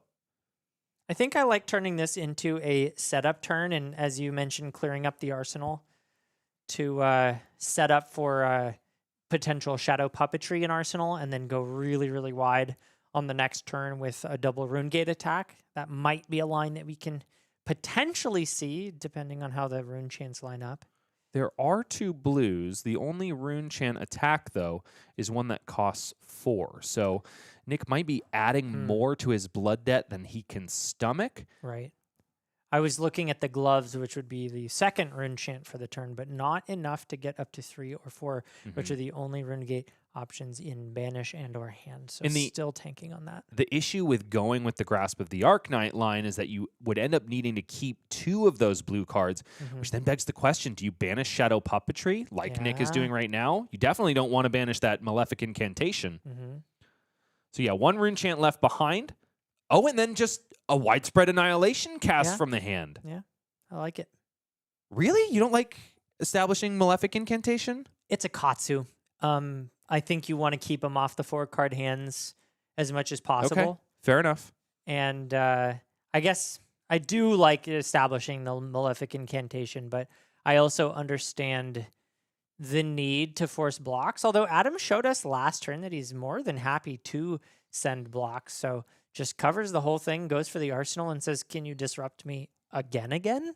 Adam, a very smart aggro player, knowing his opponent is Vynnset Iron Maiden and sometimes stumbles to utilize disruption turn over turn. It's an activation of Vynnset here. Eloquent Eulogy paying the cost there, leaving behind a rune chant token. It's another Malefic Incantation, but Nick is not going to be able to find enough rune chants in order to send Widespread Destruction. So this is assuredly going to be a turn with nothing but damage presented. Yeah, I see there's lines, but they don't really connect all that well with pure Rune Gate. And this is what I was worried about. Yeah. Not establishing Malefic Incantation. You then essentially turn off the disruption that you already have planted in the banish zone. But in this case, Nick decides to use the bailout card in Grimoire of Felling Song in order to get the rune chants necessary to send Widespread Destruction. I kind of feel like as the Katsu player, if you've got the blue and the 3 blocks to block this out, you're pretty happy to just do that and maybe send a couple Kodachis, because your opponent's sitting at 33 and is going to take another blood debt at the end of this turn. You are getting way ahead on the life race if you are able to just play slow, defensive, chippy Flesh and Blood right in the spot. It's exactly the thing that I think early builds of new Alluring Desire suffered from, where, yes, there are a lot of turn cycles where you're threatening the entirety of your opponent's hand, but not that much damage. And so the game of Flesh and Blood has to be closed out by reducing your opponent's life total to 0. And that's the rub. Yeah, and we see Adam just decides to block out. Has a card still in hand. I believe it's a blue, so just probably going to see the double. No, it's a red, excuse me. It's not just any red, it's Become the Bottle, yes. Fresh from Compendium of Wraith. When this attacks, Adam will be able to choose a card on the combat chain, and this will get the chosen card's name. This is one that I was really excited to see employed in Katsu, one of the most caring about names ninjas in the game. Yeah, absolutely. Very, very strong card in Katsu in particular. Don't know what Adam chose, but we will likely find out if it is, in fact, a combo card that pairs with the arsenal or a bluff to force a block out of Nick without touching the arsenal. I think this is just going to be more setup from Adam. I think he's playing this so smartly, just waiting once again for Nick to stumble. Granted, that was the game plan for Jacob Shaker early on in the day, which didn't really come to fruition thanks to a untimely draw up of 2 blocks, but I think Adam's going to be able to do it better. I mean, he's only 3 life points below his starting, and Nick is still kind of stumbling when it comes to Runechant generation. Yeah, the horrifying thing about this Katsu deck is that the moment that you can't give that disruption or present that disruption on the side of Nick, I'm afraid of the 30 damage turn that Katsu can put together. Obviously, it's not every turn, but the way that Adam's been piloting this deck, it seems like he knows how to put it together. Oftentimes, Katsu just needs the 1 turn. Want to take a minute to talk to Riku Alters in the chat. I see you looking for the chess piece on the Katsu side. Believe it or not, that is Heartened Cross Strap. It's just a different printing. I can't remember exactly where it came from, but it is that staple from Welcome to Wraith. Still there at the ready to make a Surging Strike free for Katsu. Some things never change, and it's the best in slot for Katsu. Chat coming in clutch once again, telling us it's from the Prism Living Legend deck. That's right. I even have that. I should know. Well, that's why it looks like a light card. Of course. Succumb to Temptation, doing some dirty business here on a Phantom Wraith that was paid for by pitching Deep Recesses of Existence. Now that this card connected, Nick is going to be able to look through Adam's hand and force him to discard a card of Nick's choice. This is interesting. It's going to test Nick quite a bit to know what the right card to pick here is. And I got to ask you, Bryce, do you have an inkling of what the choice should be? I think it is Descendant Gustwave because I think Adam's got a Surging Strike and Arsenal. That would be at least what I would be thinking if I were in Nick's seat. I have to be trying to disrupt Bonds of Ancestry every single turn. That's what I am most afraid of. Yep. It's interesting, though, because while that is a very potent card, it's also the only card in the hand that costs resources. Obviously, it's not the 100 wins, because that's an important go-again piece, I think. Or, I mean, I guess it could be the go-again, or the 100 wins, too. You can see Nick is just not 100% confident. I'm not, I don't know if I can read lips, but I feel like he just said, I don't know Katsu cards. Yeah, yeah. And honestly, I'm sitting here, I think I agree with you with the Descendant Gustwave, but the choice isn't incredibly obvious if you don't know exactly what Katsu's trying to piece together. I almost think it was kind of more difficult when Katsu utilized things like Mugenshi Release and Lord of Wind. I feel like there were multiple combo lines in those 80s, if I remember right. Now it's, I mean, Katsu and any ninja that can is just a Bonds of Ancestry enabler. Yeah, yeah. Here, though, we see Adam falling down to 30 life and still more on offer in the form of attack on the Eloquent Eulogy as well as 1 Rune Chant. And this will be creating an Eloquence token at the end of the combat chain because Adam's already taken damage this turn. Adam mainly likes what he's got, does block with that Salt the Wound. So Nick rewarded for not choosing that as the card to force discard from Succumb to Temptation, which I don't think was in the equation, but if you're in Nick's seat and you're not quite sure on your knowledge of Katsu cards, that might be an easy one because it's one you understand without knowing the combo lines. Yep. And as this game progresses, I would say so far so good for Nick. Reuter just has offered disruption every single turn so far, hasn't given Katsu the breathing room to really do what Katsu wants to do. But of course, you have to be able to maintain that for the entire game. And if you can, you could make the game look very one-sided in the favor of Vynnset. But if there's ever a stumble, there's always the potential that Katsu comes back and comes back hard. Does seem that Adam has decided that Nick has presented enough disruption on that turn for this next one to just be set up once again. It's a Fluster Fist, just sending a efficient 1 card 4 after Nick went 3 chain links wide, mind you, without having a single source of technical Go Again. Succumb to Temptation came in at instant speed, and because it has Go Again printed on it, bought Nick's action point back. And then the Eloquence token generated by Eloquent Eulogy gave Go Again to Funeral Moon, which came in at instant speed because damage had been dealt somewhere in the turn. So Nick, once again, showcasing just how freaking good he is at Vynnset. Yeah, very able to piece together these complex combo lines that Rune Blades can do. Yeah, you don't need combo printed on your cards to do combos. Yeah. One of the great things about Flesh and Blood. Nick has taken all of that damage from Fluster Fist, banished Cull at the beginning of the turn to the Vynnset hero ability, and once again, it's a 1 rune chant widespread annihilation, which means all 3 of them have been resolved out of the deck for Nick, 2 of which were pitched for.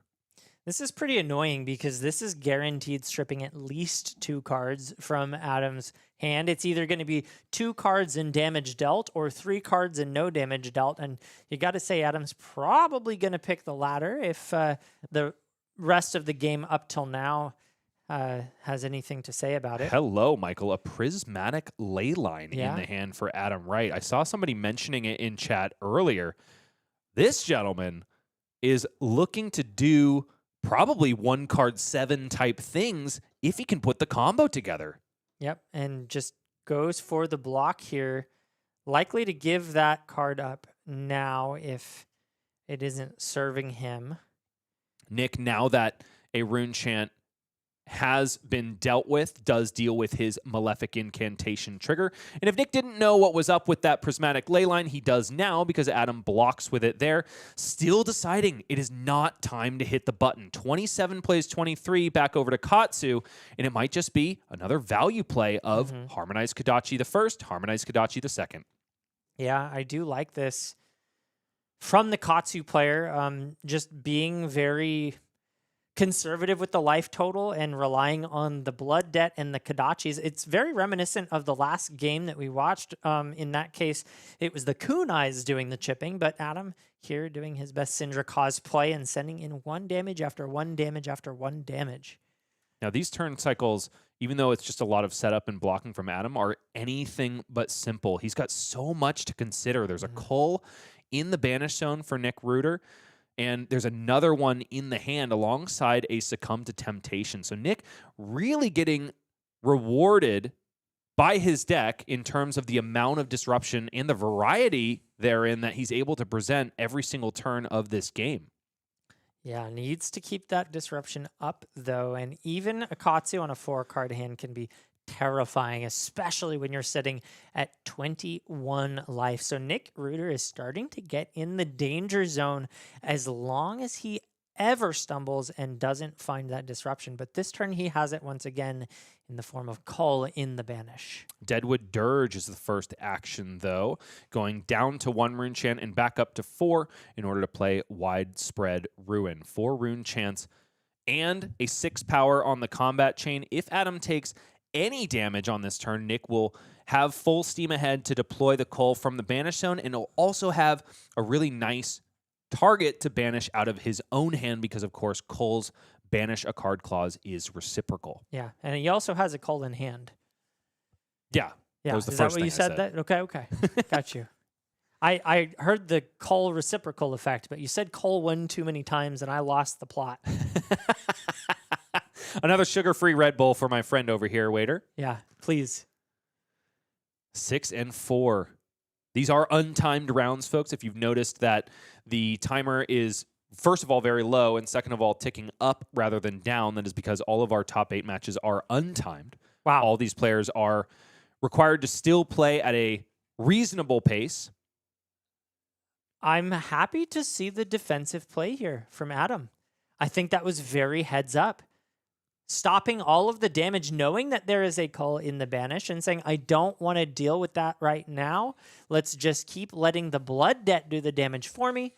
Go to next turn, ensure that you get that IP penalty, and he inches ever more ahead. Now, Michael, there are several heroes in classes in our game that benefit from having their graveyard filled. One that you might not expect is, of course, a ninja. Katsu, being that his main game plan is to utilize Bonds of Ancestry, does need a certain density of cards that he wants played in the graveyard, because those are, of course, the ones that he's forced to banish to the Bonds of Ancestry cost and then search up in his deck. So part of what Adam's doing is advancing his own game while also stopping Nick's, but he does give a grimace to the camera as the second Succumb to Temptation is resolved after he elects to stick his neck out and take some arcane damage. Yeah, he's about to lose at least one card, more likely two, and even possibly three, depending on how Nick Reuter decides to play out his calls this turn.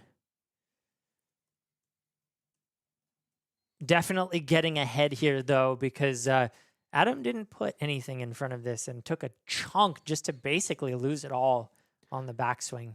For the second time, Nick has to stare down a Descendant Gust Wave in the hand after Succumb to Temptation connects. But first, he's got to read Lord of Wind. Yeah. Looks like he is asking for Oracle text on cards, just in case the text has changed since the original printing. We want to see the true text as the judges and printers intended. Got to shout out Peter Palanquin, right behind Nick in the player cam, has stepped up to the plate a number of times when Jesse Harper wasn't available as stream tech. We have a well-oiled machine in New England at this point, and it's all thanks to those gentlemen, Hazel, Katie Lamar, and so many other people that donate their time and energy to make AG New England what it is. Nick Reuter says, hey, it seemed to mess you up last time. Let's pick it again. Descendant Gust Wave to the bin. I like the choice. And even though there's another Gust Wave in the hand for Adam Wright, it's not a Descendant one. So at least it turns off the ability to go for the full Dishonor line for Adam Wright on the next turn. It does do that. And because of that, I wonder if Nick will just pocket the cull and keep the Stream of Disruption one at a time instead of using it all, spending all the resources here. Flail of Agony brings both players down to 19. Runechant should be left behind for Nick when all is said and done. And Flail of Agony is a card that is so terrible against battle-worn equipment. Something like Valiant Dynamos is Flail of Agony Kryptonite. But when the opponent has no equipment that they can or are willing to give up, Flail of Agony looks pretty darn solid. Yeah. Nick still tanking here, thinking about that call. Katsu with 4 cards can be scary, and I don't think Nick is really able to assess whether or not the 3 cards he did see were good or bad, so he decides not to take the risk and says, just get rid of one more.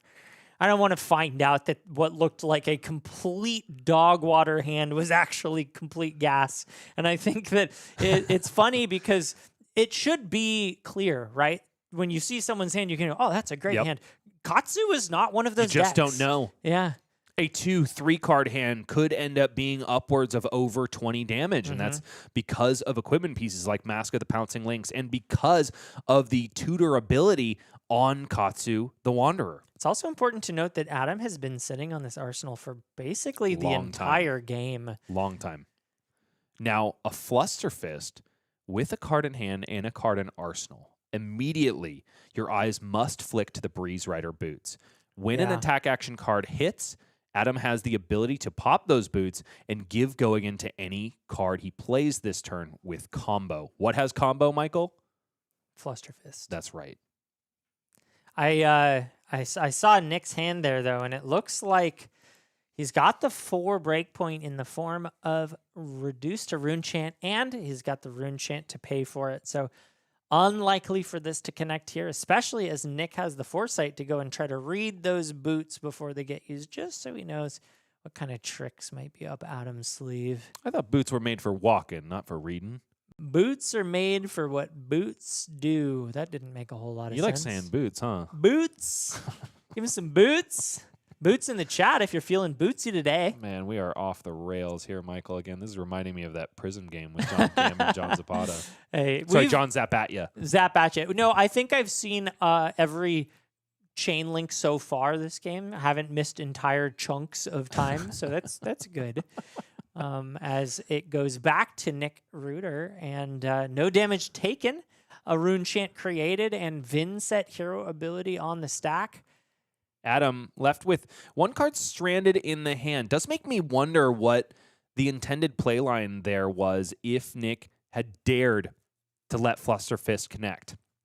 Shadow Probably- Puppetry, though, for Nick Reuter, and a life paid for by Vynnset, especially makes sense when Deathly Whale is the follow-up. This one will be coming in for 7 thanks to the Shadow Puppetry that came before, and one of these rune chants is going to be unpreventable. Yeah, if this was not a very heads or a face up call, I could see a world where Adam goes and finally has some breathing room, but he knows for a fact that there is at least one disruptive piece sitting in the banish, and Nick goes ahead and plays it out here. I'm a little because one rune chant was unpreventable, so Adam took the damage. Yeah, but the widespread destruction shouldn't be there. It's I think being he's banished just. from his hand. Oh, I see. I understand. Showing that is the price he is paying, banishing that widespread destruction. The has a 3.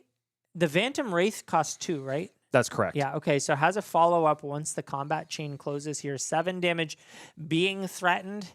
A banish off the top of the deck being threatened. Pseudo draw a card for Vynnset, depending on if it has Rune Gate printed on it, and we finally see no more disruption currently on the side of Nick Reuter. So I mean, man, Adam has been weathering quite the storm. It's looking like a tsunami of disruption just every single turn, and now it might be lethal damage on the stack here. There's more disruption too. That widespread Funeral destruction.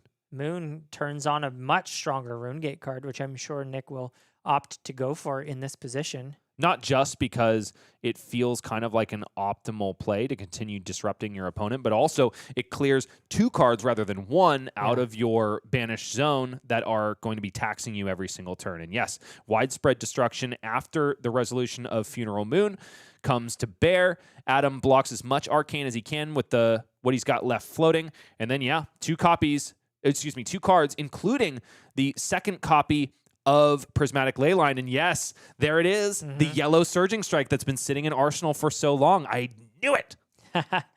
Well, good call there. But now we've got to see if Nick can keep up the disruption. Has no engine on the board. Needs to piece something together. Has a Mordred Tide, though. That's a bit of a Holy cow. spike. Unfortunately, doesn't have a Fiendal Spring Tunic, but would be able to pitch that Eloquent Eulogy in order to play out Spellbound Creeper. I think he's going to be swinging for lethal on this turn. I think so, too. Adam Wright just has not been given even a breath of breathing room.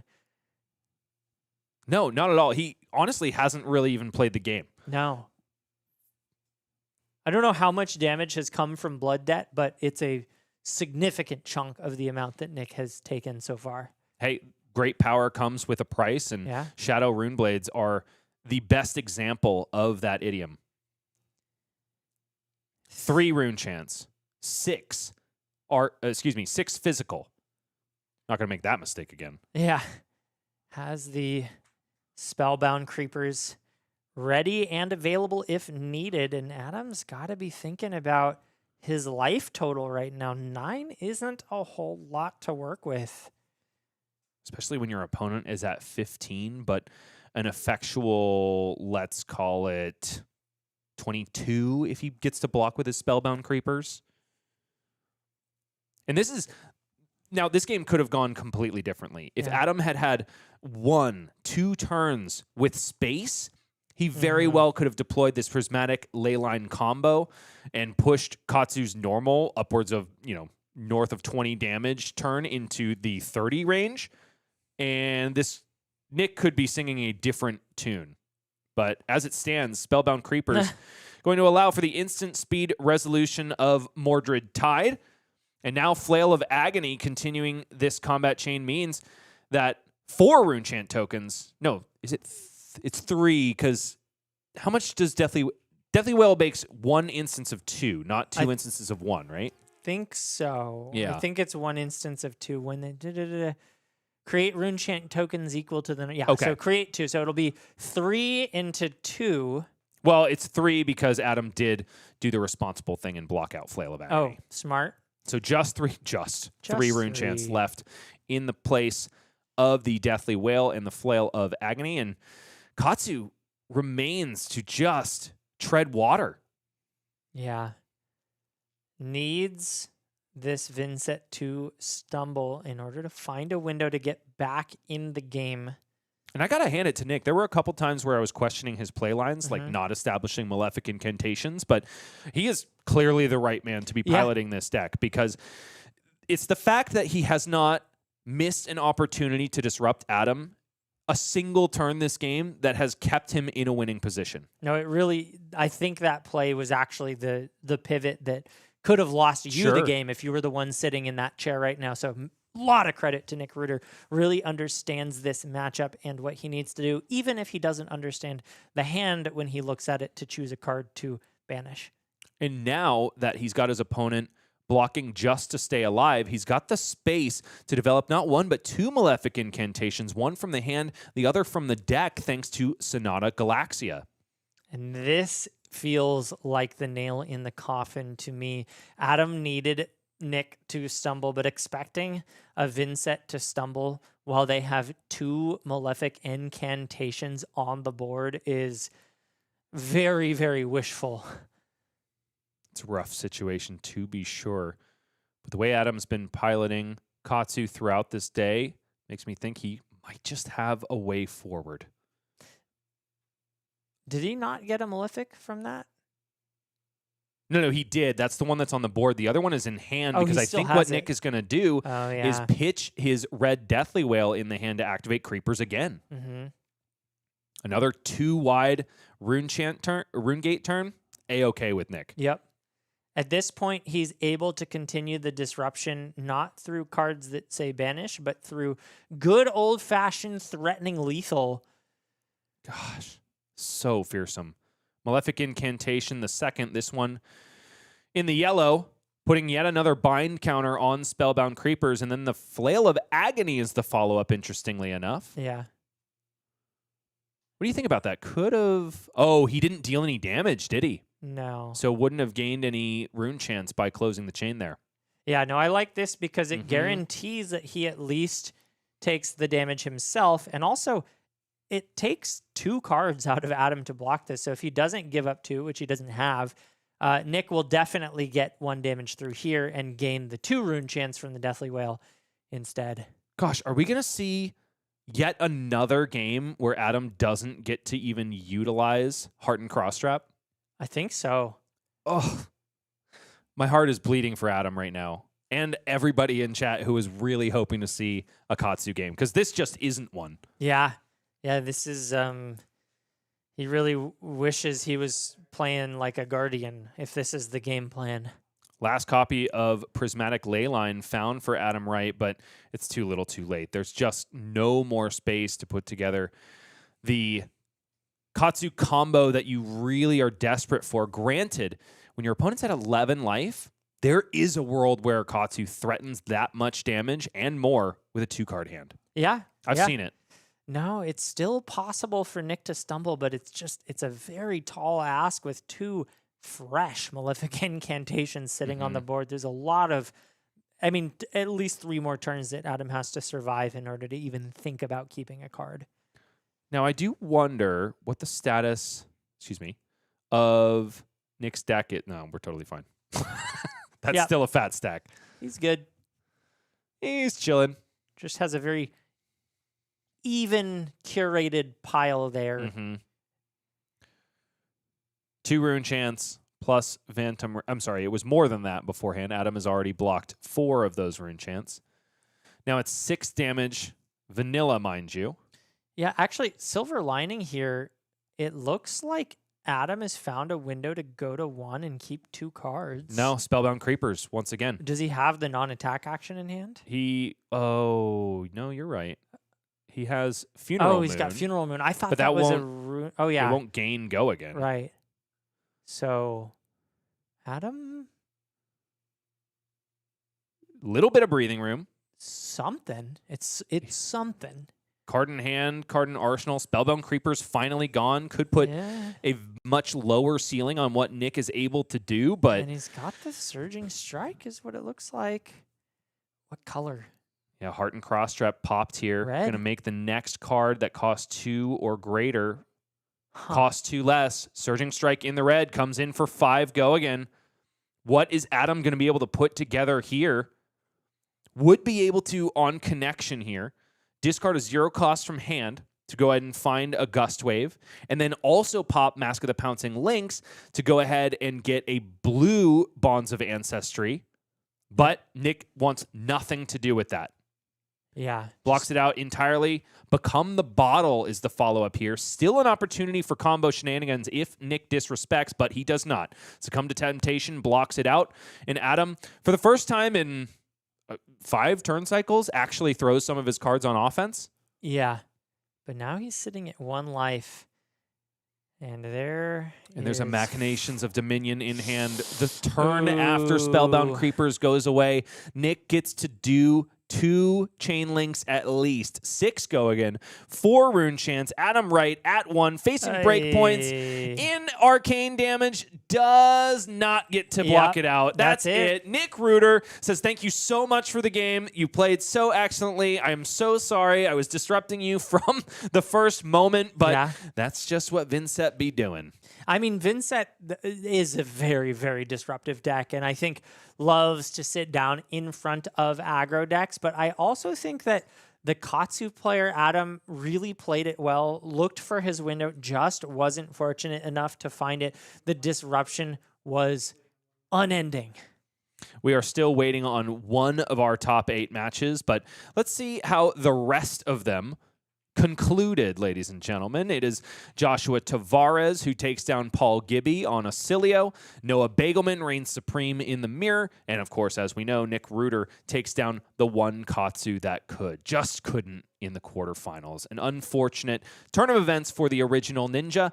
The remaining game is, of course, Connor Bryant versus Martin Schelasin, which I think bodes better for Teklo than it does Connor. I mean, if the game is still ongoing, maybe Martin has been able to stem the tide of constant boost attacks from Connor. It's true. I also recall seeing a Teklo Vossen really throw a wrench in a Dash.io's plans on stream at the Pro Tour. Yes. It was a boost variant, which I think nobody saw coming, including the Dash.io. So fair enough. I don't think that's what this will be, but I am curious if maybe the Teklo Vossen brought some kind of tech. The Demolition Protocol. Demolition Protocol is such a devastating attack, and it can give you some much needed purchase in the matchup, even if you're not playing the boost variant, just to kind of get some items off the field and make it so that your Dash.io opponent can't set up as well against you. So many questions to answer and only one place to get them, and that's right here at AGE New England. We'll be back with a winner interview with Nick Reuter. He'll be gracing your screen in mere moments. Don't go anywhere. That and more Flesh and Blood coming up.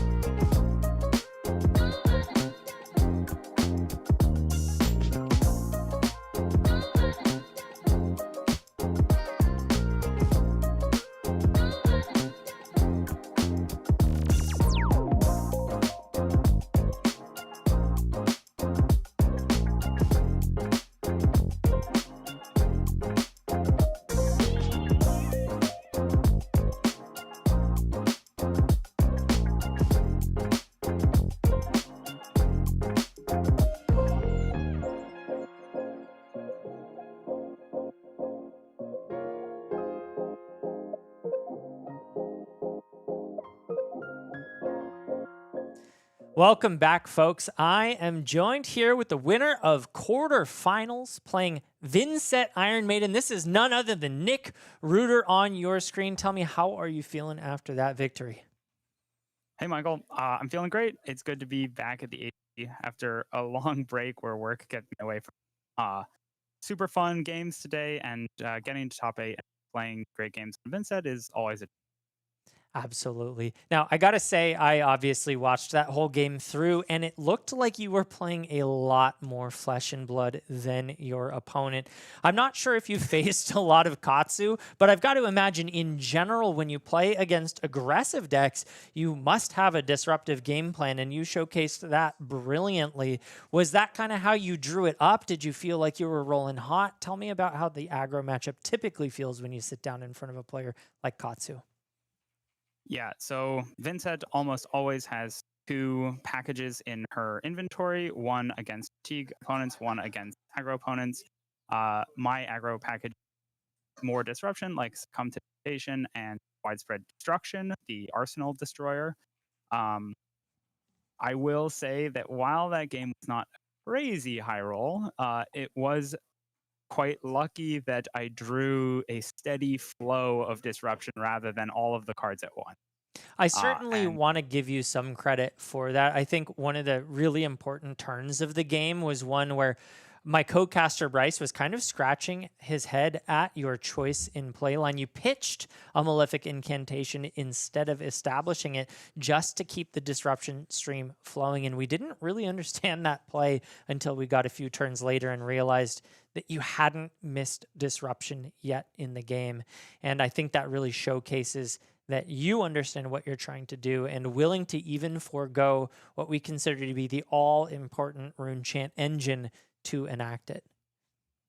Yeah, it's not such a pain to pitch away the Malefic Incantation when you have the ability to cast favorite card possibly in the game, Sonata Galaxia. You can always just go and get the aura back. It's fine. Just pitch it away, keep the disruption. Yeah, that makes a lot of sense. You are now going into the semifinals. I believe you're guaranteed to face an Arachne Marionette, seeing as you were on the side with the mirror. Great. I don't know if you knew that yet. Number 4. Yeah, okay. I mean, that's kind of what my follow-up question was, because obviously, as you know, this meta is filled with them. I'm curious how you feel about the matchup. It's fine. Marionette is always threatening. He and his whole crew can always just kill you. Yeah. You always have to approach the matchup with respect. And I will say, from Vynnset's perspective, Marionette is really flexible. They can swap between aggression and defense very flexibly during the game, which puts a lot of strain on deck building, piloting. But as long as you don't get blown out by or super unlucky, it's a very winnable. I will say that from watching the games, I think Vynnset just has a very unique strategic game plan in that you can get away with the banished card not actually being gone from your hand. So I do really enjoy watching the matchup. But be careful, Michael, because sometimes they can excessive blood loss or Mark of the Black Widow, leave no witness, and have 5 blood debt that you cannot clear, and then you die. Yeah, no, it's a very fun matchup to watch for that reason. There's many, many different angles and game plans going on at the same time. And I think when you get into the highest level, both players are aware of that and trying to play like 5 or 6 different mini games at the same time. But we've got another match to get to very soon. So before we wrap up, I just wanted to ask you got any shout outs or anything you wanted to say before we wrap up? Yeah, absolutely. Last time I was on an interview at the AG, my wife was very upset that I didn't give her a shout out. So shout out to my wonderful wife who's very supportive of my hobby. Really appreciate that. Great support. Really appreciate that. Thank you to your wife and, of course, all of the lovely supporting people out there for tuning in and watching us as we do what we love. To everyone else, we're going to take a quick break and then get right back into our semifinals match after this. Don't go anywhere.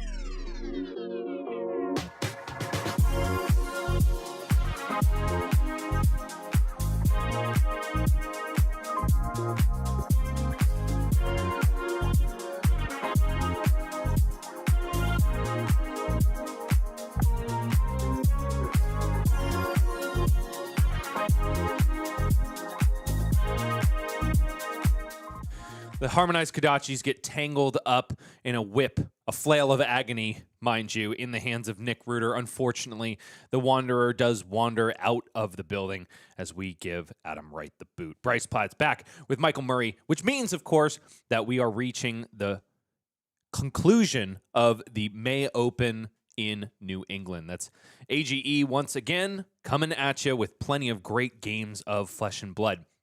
Now, as we get towards the end of our day, it is important to remind everybody what the stakes of the tournament are. The winner, of course, is going to go home with $400, second place $200, third through fourth $100, fifth through eighth $50. But the cash prizing is just half of the story. AGE points are worth their weight in gold. Granted, they don't weigh much, but that's still gold well spent. Of course, how do you spend it, ladies and gentlemen? It is by making it to our top 16 at the conclusion of all 8 opens throughout the year. What does the top 16 get? Well, an invitation to the Players' Championship in their respective regions. The 16 names in front of you are the ones who are currently reigning supreme, but that is going to change very much by the time this day is over. And one of the happiest people in the room has got to be Martin Schelasin, who was on the chopping block coming into today, but by making it into the semis, has definitely cemented his place in the top 16. Absolutely. I think semis guaranteed 20 points. Is that right? That is correct, because second place is 25, and then first place is 30th. And oh yeah, I did a bit of a spoiler there, folks. When we went to break, we didn't know, but Teklo reigns supreme over the much faster mechanologist Dash.io, who seemed unstoppable, but Connor Bryant proves that the undefeated Swiss curse is still alive and well, at least here at AGE. Seems to be dwindling a little bit, and callings abound. And we see a marionette sandwich here in the semifinals. Teklo on top, the top loaf, if you will, of bread. Nick Reuter, the bottom loaf in Vynnset. And we will be taking you down watching that Noah Beygelman versus Nick Reuter game in just a moment. I'm reeling because you make a sandwich with 2 entire loaves of bread? That's probably not the word now that I think about it. Slices, perhaps? Slices was indeed the word that I meant to say. But Michael is too lazy to cut his bread. Instead, he just sticks the whole loaves together. Man, we got the whole leg of ham in between, too. I'm like a Flintstone pet, just eating the whole thing in one bite. You know I love to give you crap, Michael. I sure do. You spit it back, so that's all fair and love. Okay, we have a player profile to talk about here. It's one we've already touched on, and that is of Noah the Boogeyman Beygelman, who unfortunately dismissed our Tuffnut player Colby Homan, who is at this point most famous for being the carpool mate of Nick Reuter, I think. But unfortunately, no Tuffnuts do make it into the top 8, and it's partially because of this man. So if you know who to root against, take a good look. Yeah, Noah Boogeyman, as we have begun calling him, 76% win rate, and after today, probably higher, as he is just proving to be unstoppable in the AGE circuit. Yeah, every single one of these numbers at the bottom of his slide is going up at the end of today. Yeah. AGE points, probably AGE rating, and top 8 finishes, of course. A total of 6. This may very well be the highest AGE rating we have, but I don't know, because In St. Louis, we just had former teammate of Noah, Lucas Oswald, go undefeated once again. Wow. So he just needs a couple more a couple more events, a couple more matches, and then he will cement himself in the AG rating system. For now, remains provisional, but it makes a lot of sense that it would be up against these two former teammates. I gotta say, watching these stories unfold in these various different regions makes me dream of the day when we bring the full Players Championship together at the end of the year. It will not be this year, but we are hoping that one day we can get each region to face off in an AGE Players Championship Battle Royale. So maybe one day. It is, of course, my dream, and it brings a tear to my eye to think about. But we are a long way from that. First, there are so many more games of Flesh and Blood that need to be played, including this one right here. Nick Reuter versus Noah Beygelman. Vynnset Iron Maiden versus Arcane Marionette. Second seed versus third seed. Michael, whomst do we think is favored? We know that Nick has taken down an Arcane Marionette, and a very good one, mind you, earlier in the day, but it seemed like he did it just barely. You know, I gotta say, this Noah Beygelman guy scares me. Yep. I think I gotta give him the edge, not because of the hero that he brought, but because of the talent within his sweater, that Gengar sweater staring I was gonna mention daggers the Gengar across sweater. the table. Very fitting, if you ask me, to be piloting such a ghostly hero. Fair enough. Deadwood Dirge out of the hand of Nick Reuter after banishing an eloquent eulogy. Doesn't want to proceed further, probably because of the reduced to rune chant in hand. Does pass priority over to Noah Beygelman, who is thinking about, I think, discarding, yes, a Shelter from the Storm. Wants to make sure his first offensive output is potent. I like that from both players. Really nice start from Nick Reuter. And fortunately for him, has that second place tag next to his name, which means he gets turn choice. And as Vynnset, that is so important to get things started out. As you see here, starting the game with 3 rune chants is a big deal. Always go first as Vynnset. That is the way to be. Amulet of Echoes is in the pitch zone for Noah Beygelman. Might be employing a blue flooded strategy, just like Jacob Shaker did earlier in the day.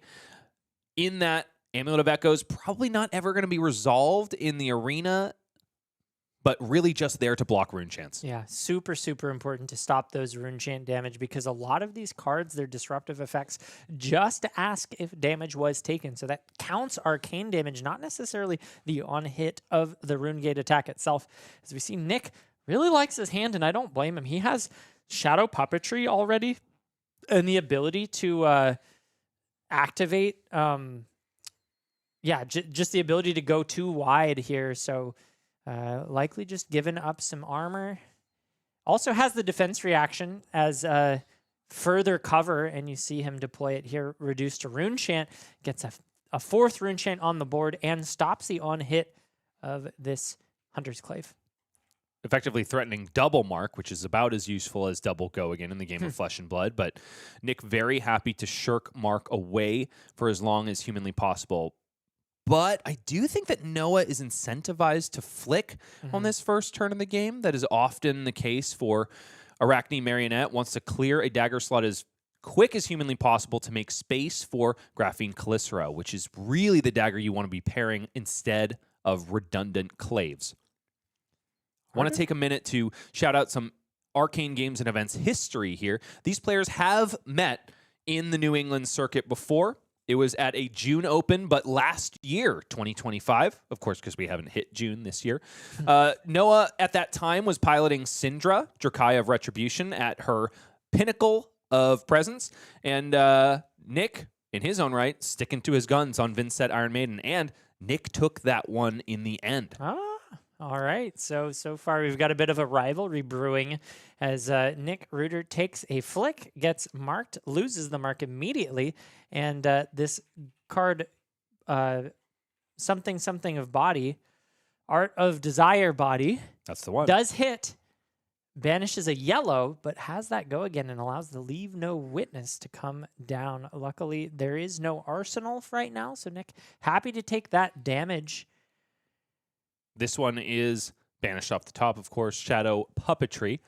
So Nick rewarded for one of those random banishes, Noah rewarded on the other end. But it's not Arachne Huntsman that Nick is dealing with, so that silver token likely just going to filter away a blue that Noah doesn't want later in the game. You got to think that Nick's pretty happy to see the Deathly Whale as the banished target. That is a fantastic chain continuer because it can generate additional rune chance.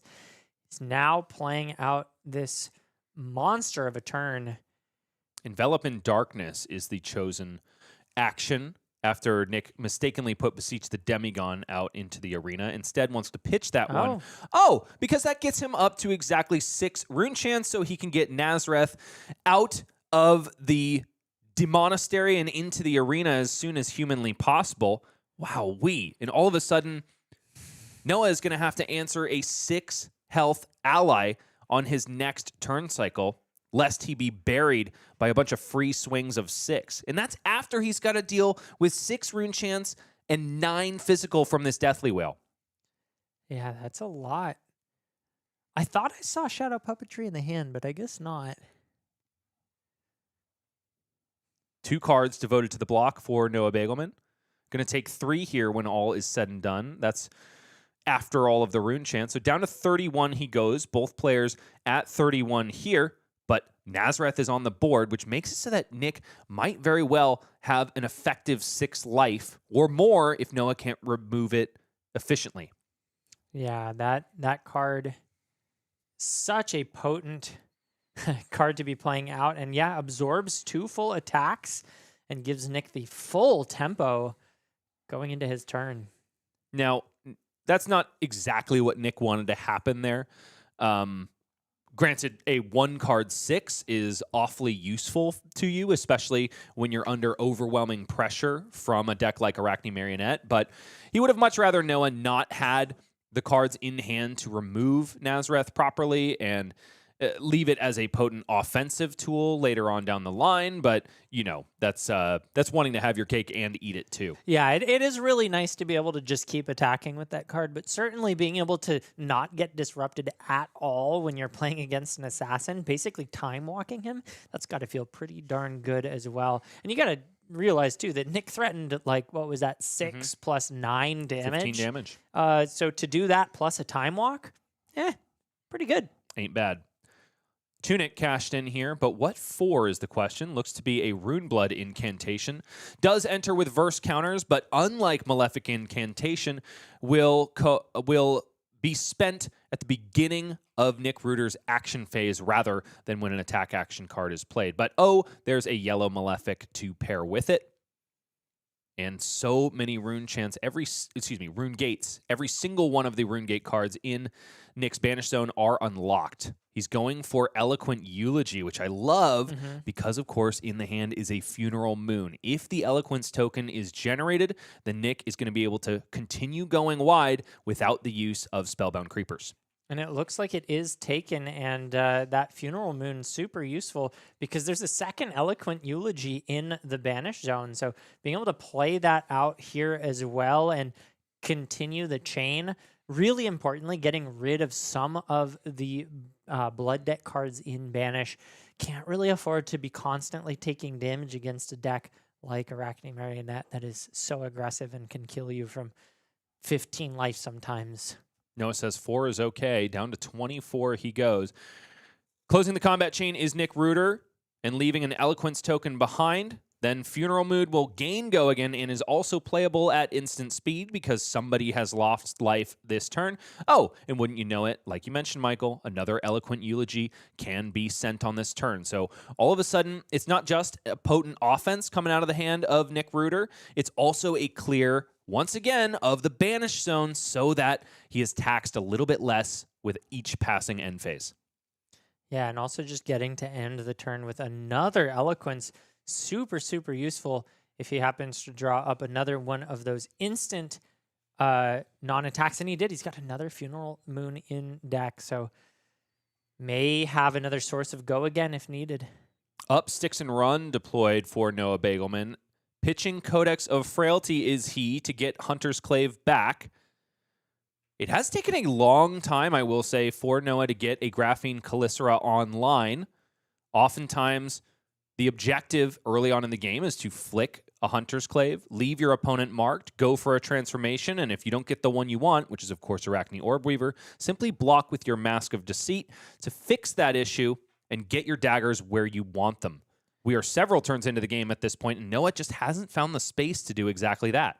I can see why, because I think when you're playing on the back foot, when you're defending that much, the need to have the dagger available may just not be there. And I can see a world in which Noah would just rather wait to have a more efficient development of that card. Something like a timely block of Mask in order to turn in a trap door does come to mind. Mm-hmm. Now, what's the biggest Hunter's Clave you've ever seen, Michael? That I can remember, 13.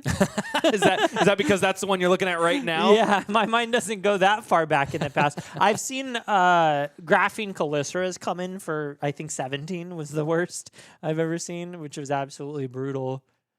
13 go again here from Noah Beygelman. Only 10 minutes have elapsed. Noah already below his starting life total. Nick perhaps quick to follow. Does have good banished targets in the form of the Funeral Moon, potentially clearing everything out if he wants to take a defensive posture. Also has Machinations to go wider if needed, and still has access to the Spellbound Creepers. So the question is, if you're not being disrupted, you've already got 10 life lead. Do you just try to keep the tempo, or do you respect the damage and not go lower? For my money, it looks like Noah Beygelman is staring daggers into face purgatory. Yeah. Got to be something that he's always considering when he's hatching his offensive plans. Dude, it looks like he's mad at the card. I'm mad at it. Nick, however, doesn't really have a good opportunity to utilize it here because, of course, Noah doesn't have any cards left in hand, which is exactly also why Noah is likely pitching a Codex of Frailty rather than utilizing it. 13 go again, still at the consideration of one of the best Vynnset players I've seen on stream, and that is including June. Yeah, no, Nick Reuter is showing us masterclass after masterclass. Looks a little bit frustrated, though, in this spot. It's always hard to choose to take damage against an assassin, and it just comes down to the amount of damage they can threaten from nowhere. No blocks is the call for Nick Reuter. Down to 14 he goes and remains with the burning X of the mark on his forehead, but it's 4 cards in hand, and if Vynnset can use all of them, you, my friend, might be the one in the blender. Yeah, with 18 life, and look at that, rolling the best Arachne option here. Arachne, Black Widow, threatening to banish cards from hand. If, actually, well, again, it's Vynnset, right? So you get to sort of choose, but in this case, we're seeing the Vynnset ability used to banish out a 4-cost blue. Widespread Annihilation.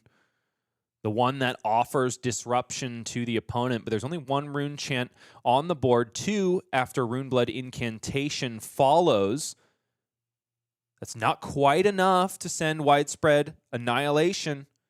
Funeral Moon, the chosen card played here, activating Vynnset and gaining go again from the Eloquence token that was made by the Eulogy in the turn cycle prior. So all of a sudden, it's 3 rune chant tokens on the board. And also a life paid, which would look pretty good with that Deathly Wail, but instead, Nick says, one of my get-out-of-jail-free cards is Grimoire of Felling Song. I've been using it incredibly well every game you guys have watched, and here it goes again, deploying, much like it did before, a widespread annihilation that normally wouldn't be able to. Did you catch the last card in Nick's hand? That is that a Shadow Puppetry? I actually don't remember. That's so embarrassing. I looked at that hand so many times. Well, it's not a Machinations, and it's not a Funeral Moon. It's not a Widespread Annihilation. Not but anymore. if it's a non-attack action with Go Again, it can be Creepers in. And I do think it was. I don't think it was a Dirge, though. And also, I would have thought that Nick would go for Deathly Wail first if he was intending to go wide. Yeah. Curious. Could be follow-up flail, but that's not that impressive of a turn if it is. If it was something like another Rune Blood incantation. Looks like somebody in chat named Matt L9JC spied a Deadwood Dirge, which would be Yeah, that absolutely would be huge. massive if you could turn that into a Deathly Wail afterwards. 2 floating right now means that he would be able to not only Spellbound Creepers it out, but resolve it as well.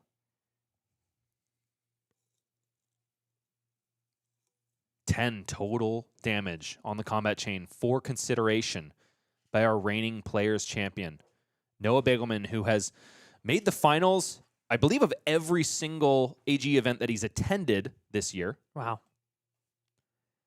1 card in the pitch. 2 cards Wow. in the pitch.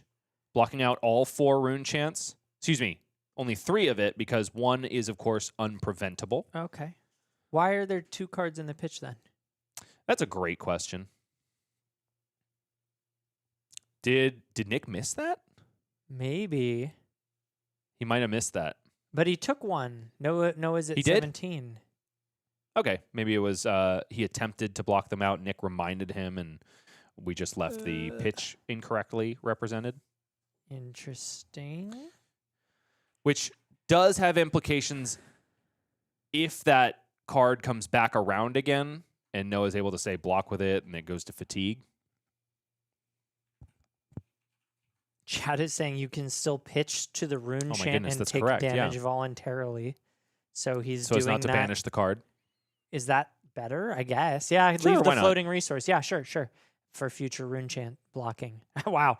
Noah Beygelman just showing us all how to play Flesh and Blood the right way, as Nick Reuter does. In fact, flash in that Deadwood Dirge, turns 1 rune chant into 3, and comes in with the Deathly Wail for 5, plus 3 rune chants, and 2 more being made on the back end. Noah, all of a sudden, going down to no tempo.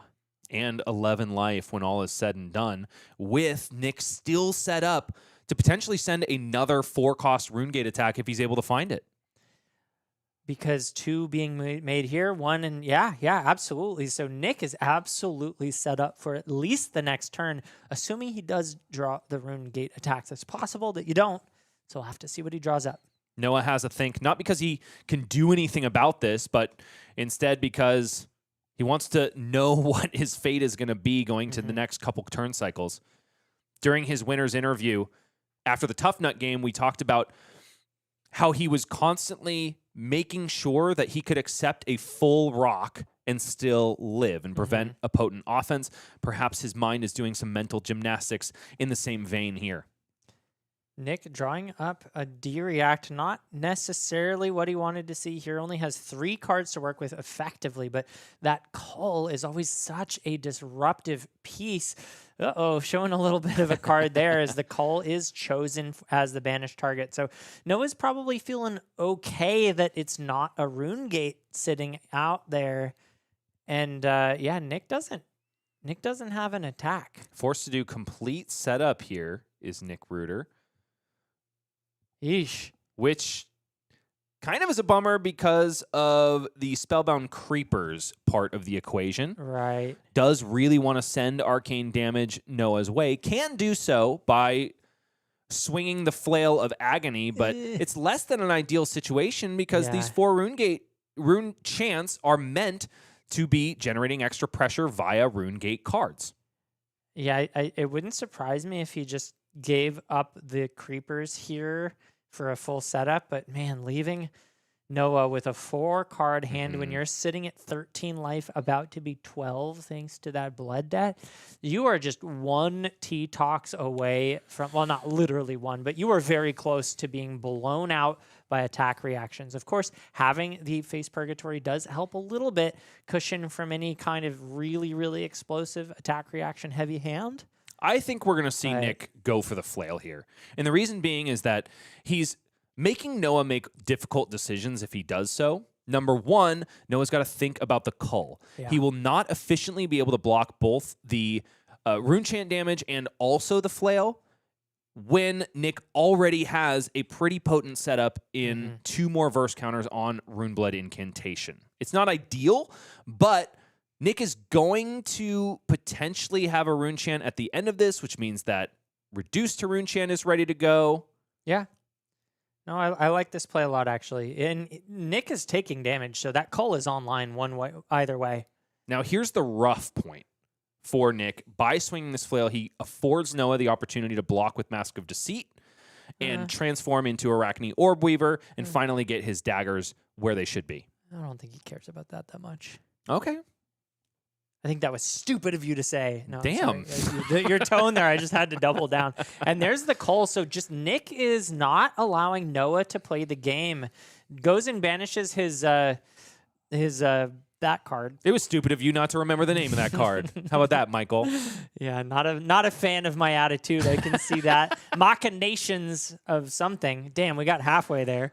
Machinations of domination. I'm going to leave. I'm going to let you handle the rest of this. Yeah, no, I'll handle this. I'm going to just be looking. Chat, what's that card? Cull out in the arena. Nick banishing an inane card, but that's not what this Cull is about. It's about hurting Noah. Yeah. Hurting Noah more than you hurt me. Crickets. Nick says, I'm cold if I do. I'm cold if I don't. Did I say Nick? Noah. No. Noah is cold if he does, cold if he doesn't. Yeah, take that, Michael. It's only 5 damage, but it's really threatening here. I mean, Yeah. first of all, it's half of his life, right? But second of all, it's just this point in the game where both of these decks can just kind of kill you out of nowhere. The assassin more so, but he needs tempo. Noah needs to find the hand that can do it, and he doesn't have it here, or else he would probably be taking the damage and trying to threaten it. Oh, and Nick drawing up a pretty potent hand there. There is a Deathly Whale. He's going to have 3 Rune Chants online. It's a roll of Arachne Marionette for Noah Beygelman. To the Brood, he descends to find Funnel Web. Yeah, Nick also, though, has 2 defense reactions to contend with. So this 5-card hand is actually, once again, a 3-card hand. That's okay. Vynnset can handle 3-card hands, much like her Monarch counterpart, Bolton. Yeah. Deathly Whale banished to the Vynnset hero ability. 2 more Rune Chants are added to the stack thanks to the Runeblood incantations that remain on the board. So Deathly Whale already unlocked. There's also a Deadwood Dirge and a Reduced to Rune Chant in the arsenal. Granted, one of these cards is going to be stranded, but Deadwood Dirge is showing its stripes the best possible because Runeblood Incantation sticks around until the next turn. All of a sudden, Nick is able to create 3 Rune Chant tokens with Go Again with that non-attack action. And Noah scoops it up, says, I can't handle this offense anymore. And all of a sudden, Nick Reuter finds himself in yet another AGE Open Finals. Yeah, well played. I'm sure that what happened there was an all-red hand with 6 Rune Chants, and he just said, nope. But a little bit curious, it didn't feel... I mean, he had, 10 life still? Yeah. So... kind of an early scoop. I'm sure that he saw something that we didn't. That's the thing about really talented players is they can just see the position that they're in and understand that the game is over, but certainly surprised to see it scooped when it did. A huge surprise, not only in that, but also in that Nick takes down the reigning boogeyman. Noah Beygelman, even after a commanding performance, does fall short of what we've come to understand about him. He makes finals. Heck, he pretty much just takes down any AG event that he attends for what we've understood about him in the past. But Nick Reuter says, this is a different tune that we're playing, and it's called Purple Circles. Yeah. All Very about impressed. Vynnset. And we'll have to see who he's going to be taking on in the finals. We'll do one more interview with Nick. I will get my opportunity to flap my yap at our resident Shadow Runeblade. But we'll also go ahead and take a look at our updated top 8 bracket. I would imagine that we're still waiting for the conclusion of our Teklo Vossen game. Does seem to be the case. That one's going to be going a little bit longer than Nick Reuter's did when he stacked up so many Rune Chants against Noah Beygelman. Yeah. Joshua Tavares, also a very good player in his own right, so sure they've got a battle underway at the moment. A battle is what it's going to be, both in the semis and the looming finals. We'll be back with a winner interview once again with Mr. Nick Reuter after this. Don't go anywhere.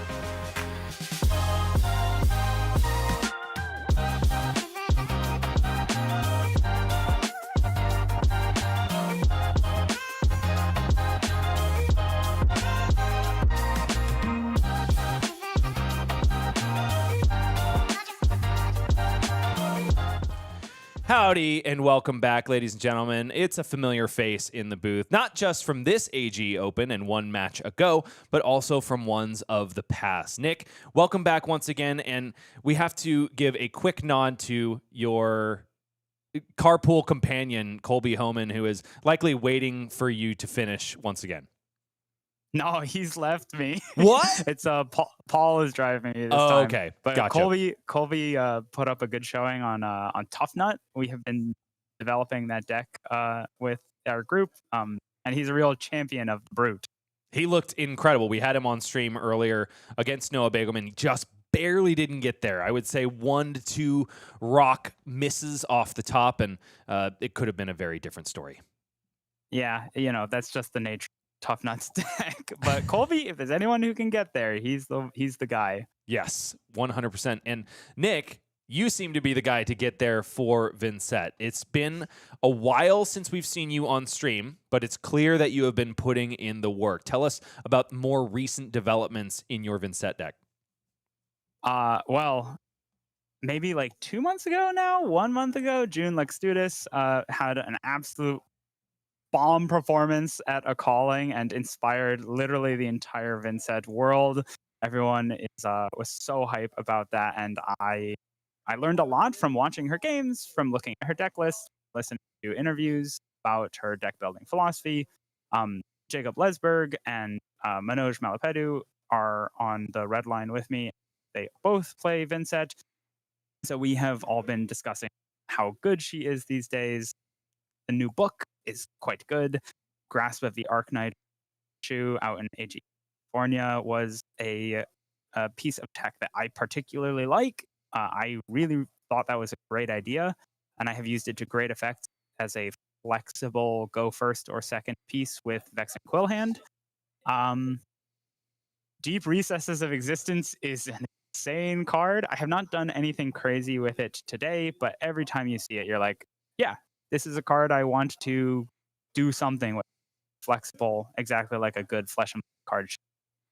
Now, Vynnset has had a pretty similar trajectory to her counterpart from Dusk Till Dawn, Prism Awakener of Soul, a hero that was definitely lackluster when it first came on the scene. Obviously, Prism required a 1 card in order to make her good. That was a new retooled weapon. Vynnset has had a bit of a different story. Her growth has been a lot more linear as she gets new Majestics tooled towards her, specializations, much more of like a Riptide rise to power, even though Riptide hasn't quite made it there yet. Have you been involved with Vynnset since the beginning, or was it somewhere along that road that you got interested? I started playing Vynnset in January of last year, so I have been playing Vynnset for a little bit more, like a year and a half now. Didn't have any of the Runeblade cards came out. I was playing Levia and would love to go back to playing Levia if she ever gets a semblance of playability again. But Vynnset is really hot right now, and I've been playing her even when she was bad for a while. Deck is just a ton of fun and really good right now, so let's play it. So you've obviously been doing it for a good while now, not from the beginning. You haven't always been a Vynnset truther, but can you point to one piece of advice? If there's someone that is looking to start dabbling in the Shadow Runeblade, what is the one thing that has completely unlocked your understanding of the hero? The biggest theme that Vynnset players return to constantly in our discussions on Discord or in person at tournaments is how to overcome opponents who are defending very hard against. Blue block 3s are Vynnset's least favorite card in the game. They are just so flexible. They allow heroes to stonewall her if she's not really, really careful about managing her life, her rune chance, gates that are available, the go again sources that are available. And so learning and practicing and not being afraid to fight against opponents who are trying to fatigue you is, I think, the constant battle and lesson that every Vynnset player returns. So learn how to do stuff against fatigue. Learn how and when to pay the life to make the rune chant unpreventable. Learn what the best rune gates are, and they are red Deathly Whale, yellow Deathly Whale, deep recesses of evil in that order. Play Funeral Moon. That card is really good. It was out of lists for a little bit, but it's just a good card. It does a lot of small things that your deck needs. You don't waste your Malefic Incantation is another one. Like, don't make more rune chants than you need. That's important. And I guess finally, don't be afraid to stack. Like, Florian could stack 20 rune chants. Vynnset can't stack 20 rune chants, but she can stack 12. And a 12 rune chant stack with 3 rune gates after it will kill your opponent. AG's got bang for your buck, folks. I asked for one thing, he gave you 20. So take notes and get your Vynnset cards today. Nick, you are doing one more commanding performance here, and I want to continue talking about that. But first, I want to deviate a little bit. I want to talk about this, in my eyes, a brand new team, the Red Line. I feel like this is the first time I've heard mention of it, except for the fact that I know every single player involved. So is this a new banner that you're all collecting under? This started like maybe at the end, sort of middle end of last AGE season, actually. Colby and I had this idea that we wanted to get like an actual testing team, an actual competitive Flesh and Blood team together. And yeah, it's grown a little bit. We've added a couple members. We meet regularly. We practice decks. We talk about the game. I would really highly recommend all the people watching, like, if you have a local shop and you've got a couple of buddies that are there, like, meet more regularly. Talk about this game. It's a great way to make friends. A great way to take this hobby into like a realm of just like really enjoying it and elevating your experience, making through it and playing games, and it will make you a lot better too, I think. Now, one of the things we love to do at AGE is inspire the competitive spirit in brand new players in Flesh and Blood or seasoned ones that just haven't had the gumption to get together with other people and go out and play in the World Tour, for example. I do wonder, is the Red Line going to be showing up en masse at any tier 3s or 4s coming up in the near future? Yeah, so far we have just had our performances limited to mopping up AGEs. But we I don't know. Yeah, I would love to go to a tier 3 event, tier 4 event, and everyone on the team would also. So maybe with some more training camps, we'll get there. How many of you guys are you guys qualified for nationals, perchance? Yeah, we have a group of like 6-7 people Okay, great. who are qualified for nationals, so they'll be there. They'll be repping.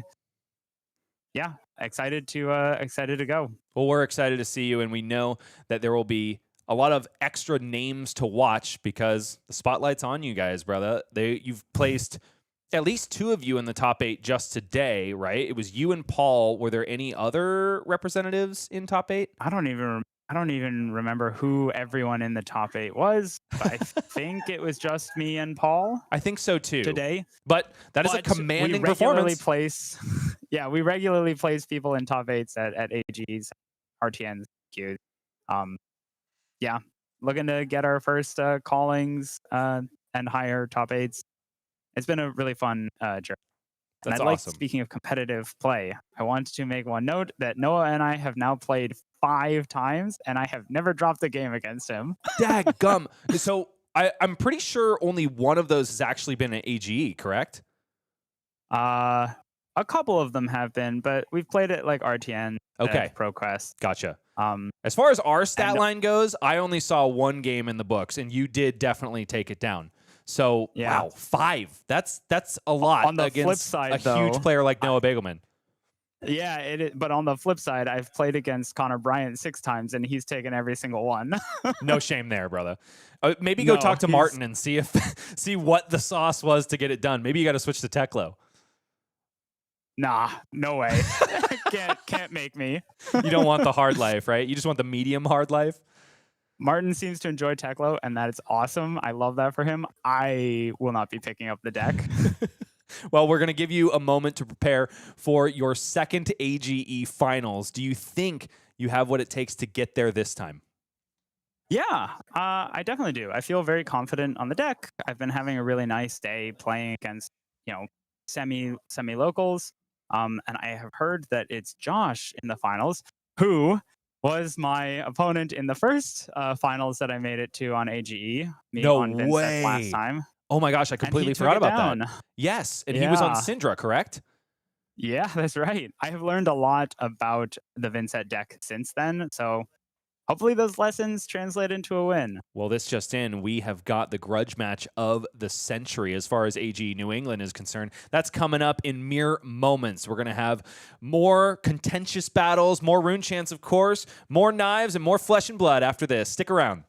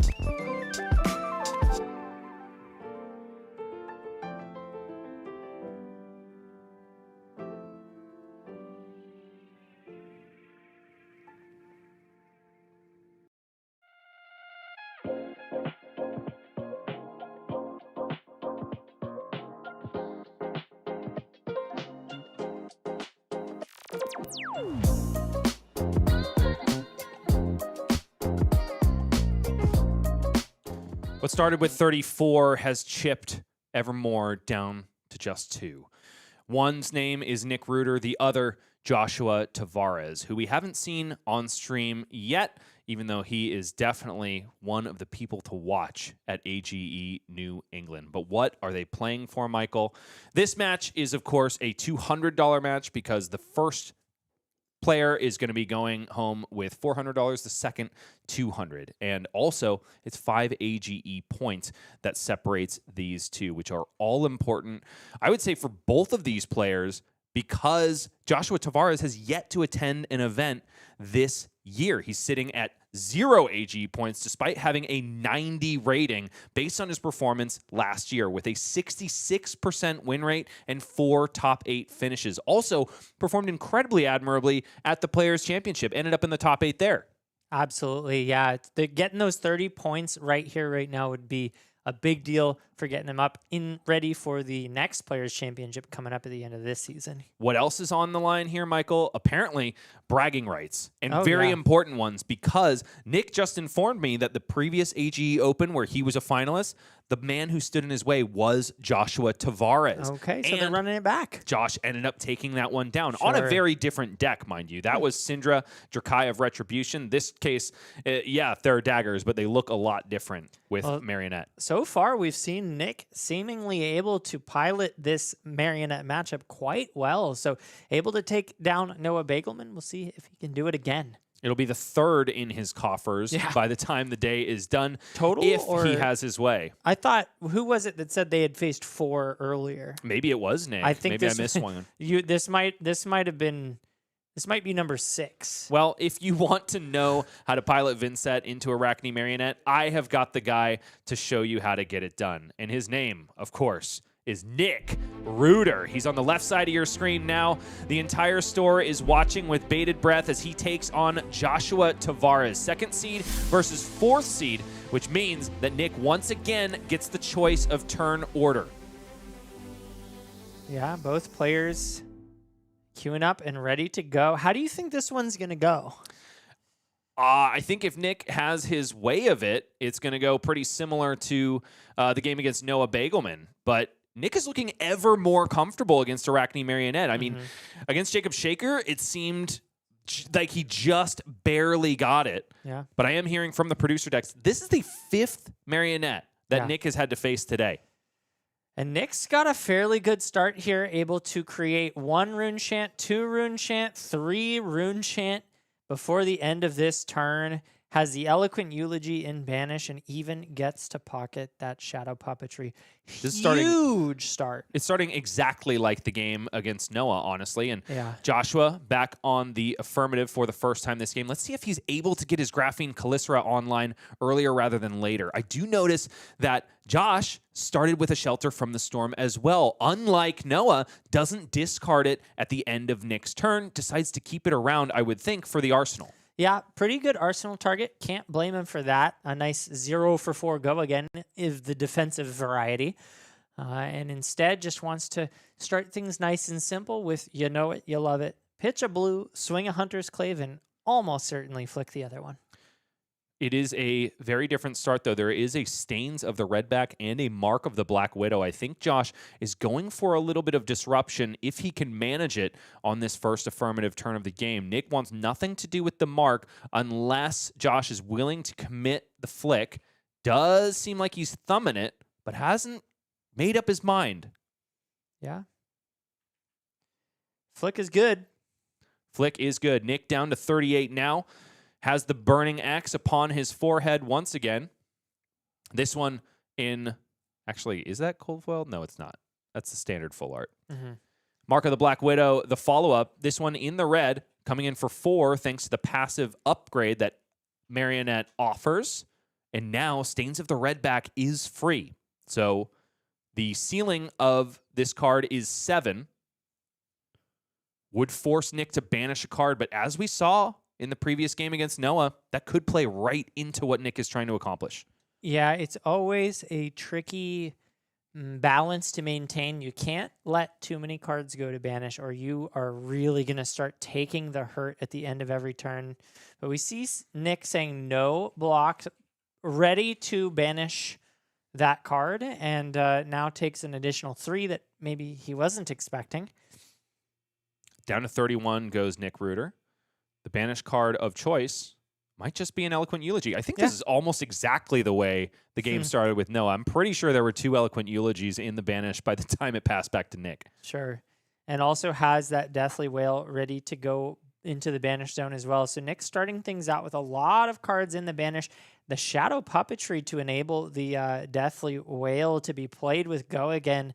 And this is quite the start here. And I do like Nick taking that damage because doesn't afford Josh a free roll into a demi-hero, possibly to hit Arachne Orbweaver. Instead, leaves him as Marionette and forces him to draw something like an Orbweaver Spinneret in order to get the Graphene Calistera online. Sonata Galaxia fetching out yet another Malefic Incantation, something it's done for Nick, I would imagine, 10 times today. Yeah, that's a powerful, powerful play there. Sonata Galaxia having just the right amount of rune chance to gain that Go again. Super important if you want to continue your turn, which Nick certainly does. And yeah, I think continues the turn, as we said, with the Deathly Whale, this time making 1 rune chant on attack and 1 to 2, depending on how much damage is taken. It'll depend if Nick decides to send the Shadow Puppetry, but I see no reason not to. Yeah, could opt to save it, I guess, but yeah, Deathly Whale is what you want to pair with Shadow non-attack actions. Uses there it Vynnset goes. ability. So first of these 4 rune chants is going to be unpreventable. When the combat chain closes, 2 rune chants are going to be left in the place of Deathly Whale. Don't worry, folks. He hasn't forgotten his trigger on Malefic Incantation. It's just technically happening after all of these rune chants are dealt with. And what's really interesting here is that Nick doesn't have to close the chain, actually, to develop one of those Eloquent Eulogies. So this works out really, really efficiently.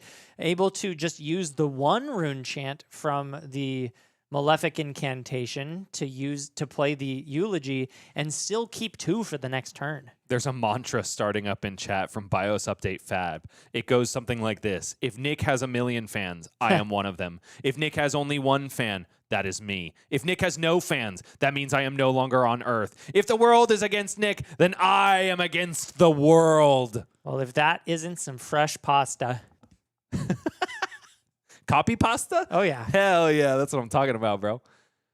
6 damage offered, 6 damage blocked on this Deathly Whale. Eloquent Eulogy to follow. And like you said, Michael, no requirement of the combat chain to be closed because of the 1 rune chant left behind by Malefic Incantation.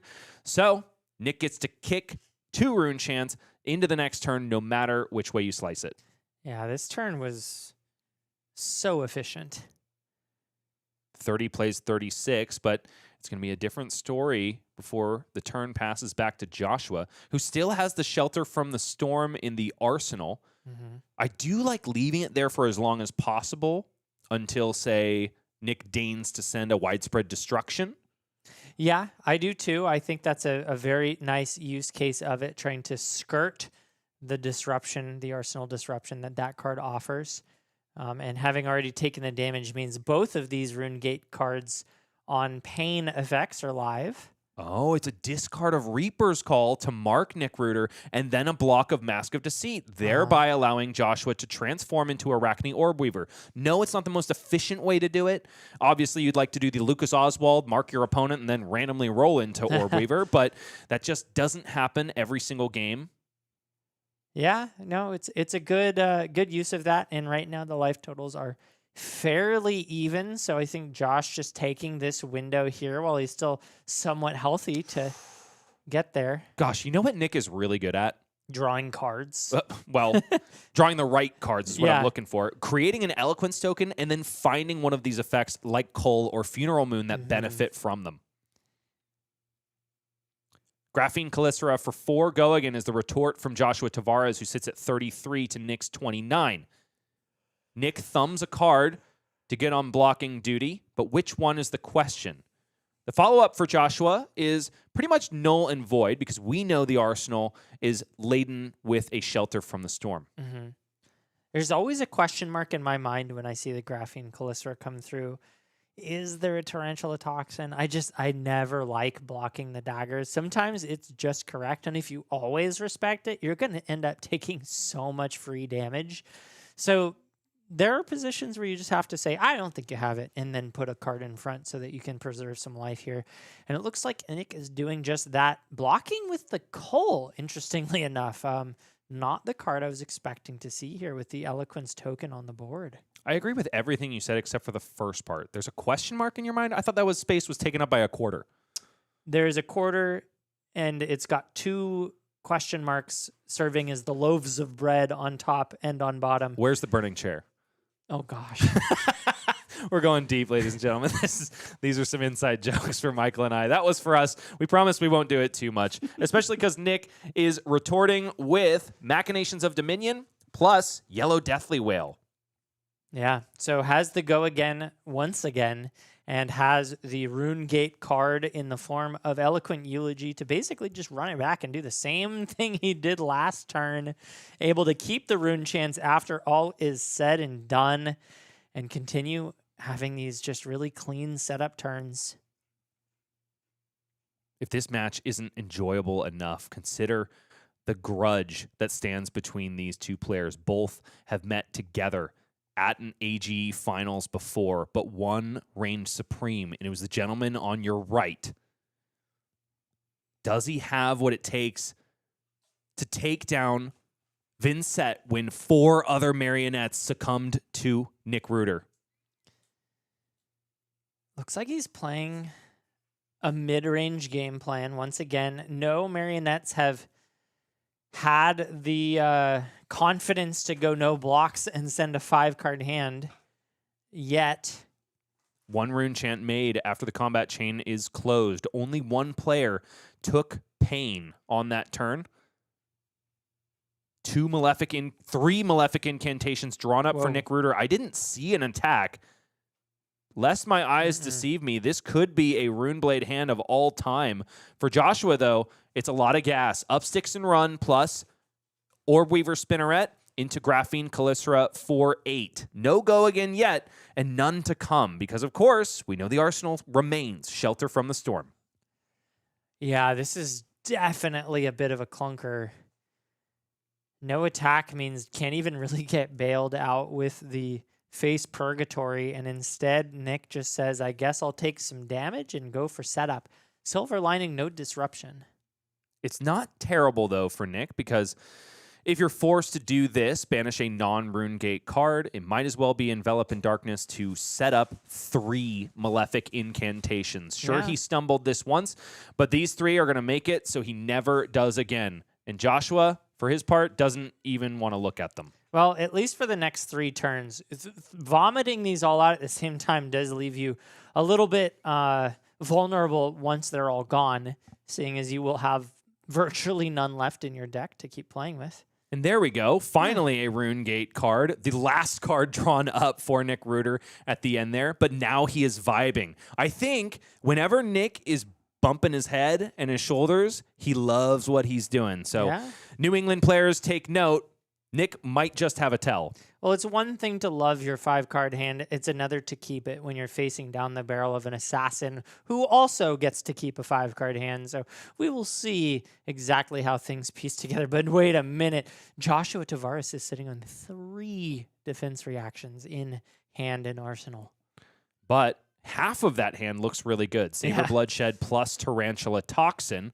It's true, and can at least pitch one of these away to swing the dagger. So a lot on offer here. He pitches Shelter from the Storm to send Graphene Calicera. Has the opportunity to flick his second Hunter's Clave, but with at least one retrieve effect already deployed out of the deck, I do wonder if he's got to be really careful about going claveless. I think this is one of those spots where I Look at say he's no. vibing. Yeah, he's vibing so hard. This spells doom for Joshua. Yeah, I think he's pretty happy to not put any cards in front of this. He's got 20 life to work with, and he's got just such a haymaker of a hand. Hold on. I feel like I see Peter smiling right here. Peter, nod if you're listening to us. Well, he's nodding before you ask the question. I know, and we're on a slight delay, so that's not the case. But I do think he's listening to the commentary while the players are going.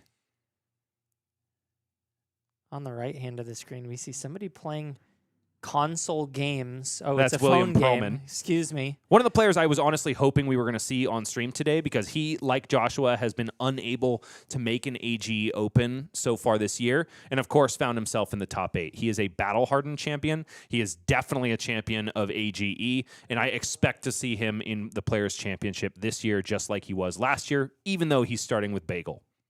Yes, absolutely. Nick Reuter still in the tank here. Vibes have mellowed as maybe the reality of the situation is starting to take hold in his mind. This is not an attack he wants to let hit, but looks like he is choosing to let it hit nonetheless. As the dagger is flicked, rather the knife is flicked, the mark is conveyed, and presumably the tarantula toxin is deployed. We'll see if that one comes through as this is pumped up to 6 thanks to the mark.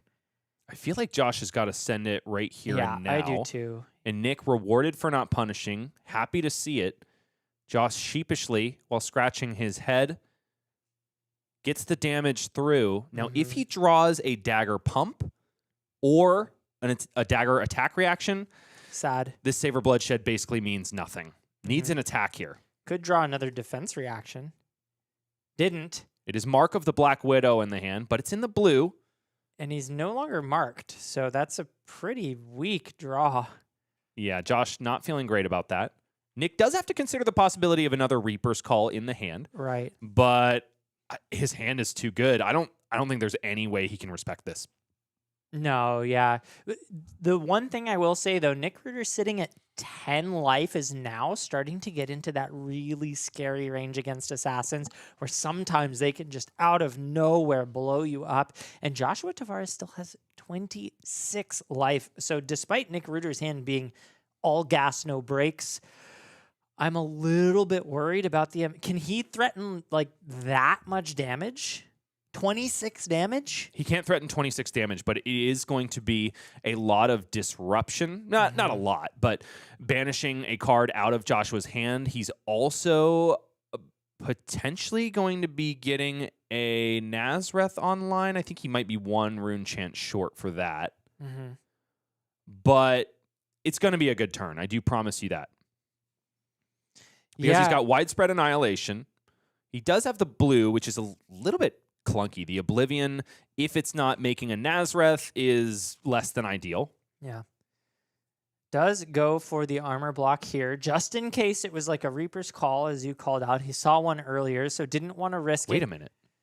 Hold on. Hold the phone. He can absolutely make Nazareth here. I'm so sorry to interrupt you, but he's got one more Malefic Incantation in the hand. So he banishes Widespread Annihilation. He can create a rune chant from Grimoire of Felling Song in order to send the Widespread Annihilation. And then, then with that final Malefic Incantation in hand, he'll be left with 5 rune chants on the back end, and then the Funeral Moon makes 6. Pretty good. Envelop in... Oh. I'm sorry, he doesn't even need to do that because he's got Envelop in Darkness. Oh, which I wonder if Nick saw that line, because... if that was the case, maybe he would use the Bandel Spring Tunic instead? Tough to say. I gotta think that maybe he did see that line and instead thinks that his is better, because I've been watching him all day and he sure he's seems great. like he knows what he's doing. He knows what he's doing. I'm definitely going for the Vibes line. He's probably going for the Diligent line. Lots of verse counters. going the way of the atmosphere as 4 rune chants are left behind. Perhaps Nick is thinking that next turn is the time to send out Oblivion, or at least try to make it happen. Because with 4 rune chants on board, if he doesn't swing another attack, then he will easily be able to go up to 5 with Vynnset's hero ability, and then 6 with Grimoire of Felling Song. He has 7 on the board right now. What are you talking about? He just made 4. Oh, true. And there's You're 3 right. triggered. I think he's just going to wait for the first one to go away. And then No. Those 4 are technically not on the board Okay, yet. Because okay. rune chants have to be dealt with first. Okay. The attack has to resolve 4 Malefic Incantations. He's just shortcutting a little bit. All right, thank you for clearing that up. Does go for the Spellbound Creepers here, using the Tunic resource. And then says, no, that's silly. I don't have... Yeah, no, so he's doing the thing. I don't think that this is legal because... I think it is, though. Because when you attack, you can order your own triggers, and when you attack, you make the rune chants. Technically, those Malefic Incantations verse counters don't go away until you have attacked with the card.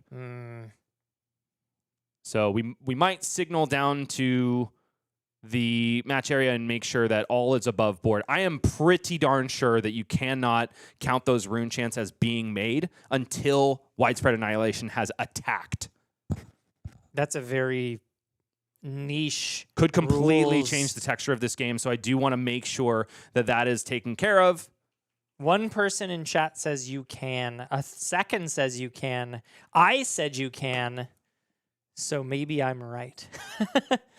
I believe the correct order of the triggers is send the attack. The attack is not attacking.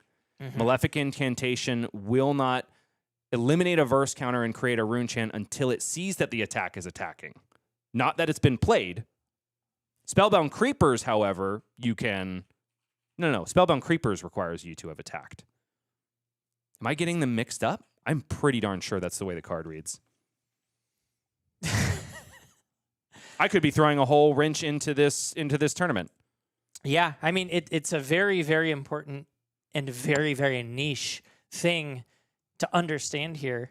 And I am not a judge. It does say on Malefic when you play an attack action card. Okay. So I could be absolutely wrong, and I'm ruining about 5 minutes for the viewers and the players.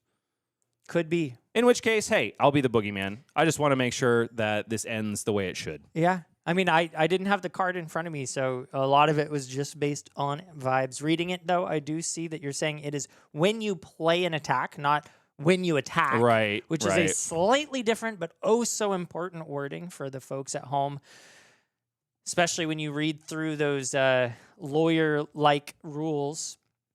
But yes, the judges are just making sure that that is a legal play. And it looks like Nick Reuter is showing the card to the judge as we go through the ruling.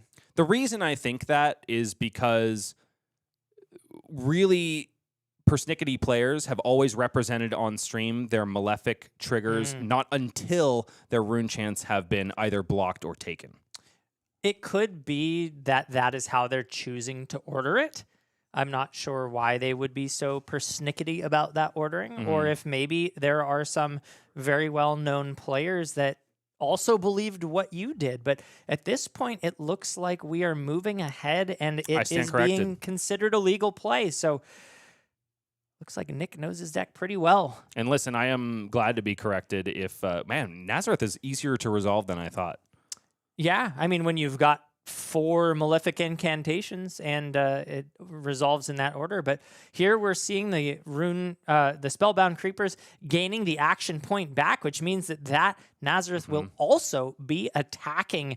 And Joshua just threw the entire hand into blocking, which is nice. He still has 25 life to work with to Nick's 9, but full tempo now in Nick's favor on top of such an insane engine and 4 rune chants still available. So Joshua Tavares drops down to 19, only 1 card in arsenal, and wow, what a shift of tempo. And now Joshua at this point is forced to take a very different stance than Noah did, who removed surgically that Nazareth on sight once it was established. In this case, Josh forced to just roll into Orb Weaver and pass back. Nazareth becomes, just like Angels in Prism, becomes all the more potent and detrimental the longer it stays on the board. It's hard to say that Nick is not going to take this one down given the board state. Well, look at the hand state. Nick is not vibing at the moment, and that is because there are no non-attack actions to be seen. 4 Rune Gate cards is about as bricky as you can get. He was really banking on being able to use that Spellbound Creepers again this turn to gain an action point and seal the door on this game. But instead, it looks like he's just going to banish a card, go up to 5. I mean, don't get me wrong, sending 5 Rune Chants, 6 damage and banishing, it's still tempo. He's still threatening a lot, but it's an IP3? No, IP2, because you get to Arsenal one of these cards. Oh, yeah, that's true. And also, you have to factor in that Josh doesn't know what we know. Right. He could fully be expecting a Spellbound Creepers activation and a Nazareth swinging for his face. Yeah. So there's no way he is going to think about this hand right here as offensive potency. And he can't think about it as defensive, though. There are no blues. There's only 1 3-block. Oh, I'm sorry, 2 3-blocks. I thought that was up, sticks, and run. That is Savor Bloodshed on the left side of his screen. Yeah, I don't think he can realistically stop all these Rune Chants, so he just decides not to try. And this is actually kind of scary for him because I have to imagine he is thinking he can convert some of these. No, he's taking it all. That's actually pretty wild. Whoa. Okay. Josh feeling like it's time to put the hurt on Nick, getting the Soul Read, because that is Banishes gonna the be it D-React. from Nick. Yeah, goodbye, Inertia Trap. You are not sparking joy at the moment. Nick is marked, and Joshua will be able to activate Arachne Orb Weaver to create a second Calistera, both of which will be free because of the static text of Arachne Orb Weaver. But without a cleared arsenal, what is he going to do with these codices? Yeah, can he clear the arsenal? Can't, because it's a shelter from the storm. Why? I would have thought he would deploy that then. I would have thought so too. And this might be the power of Nick's brick hand. Josh might be expecting more, thinking that he needs to hold this defense reaction just in case. But no damage comes, and thereby makes his offensive output really awkward. Yeah, is Josh... He's definitely got a nice poker face on right now if he is, in fact, disappointed about the outcome of no further attacks. Savor Bloodshed, the first action here. Arachne Orb Weaver threatened to be activated, but Josh says no, not right now. Remember, Arachne Orb Weaver's ability is an instant, not an attack reaction. It also buffs the next attack with stealth, not the current one.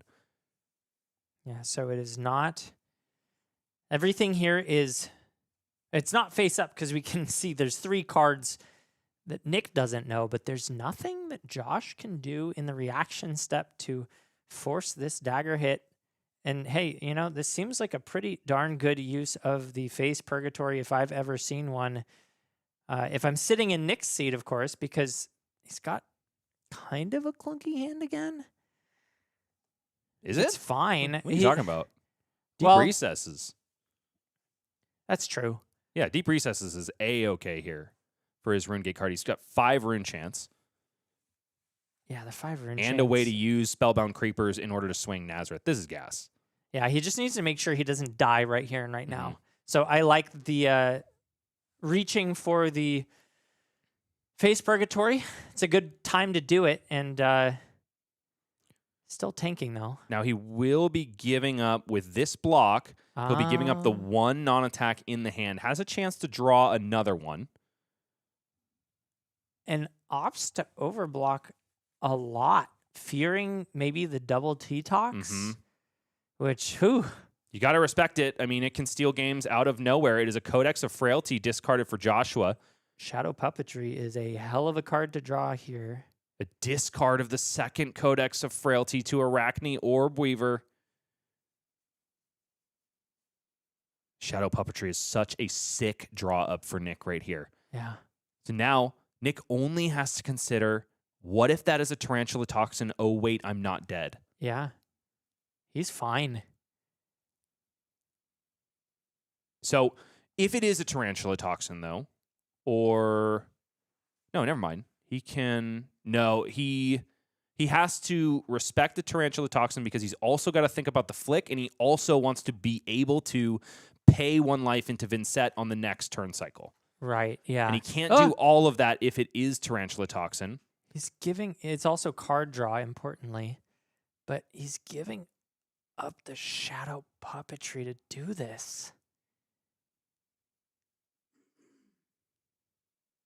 That overblock definitely hampering Nick's chances. But he's thinking through a lot of permutations. There's so much that Aracne Marionette can do. The flick comes through and the card draw happens anyway. I believe it's an incision drawn. Yep. So an additional 3 on top of this. Nick not too happy here, given a very new English snap of the fingers. Ah, Sure. shucks. And giving the Shadow Puppetry here has me scratching my head. Because we know that a Runegate card is in the arsenal. I Right. believe it was a Phantom Wraith. So Nick is going to be able to mount an offense, a pretty typical Vynnset high value 1 card. And because of the 2 Malefic incantations, he's still set up well for the next turn cycle.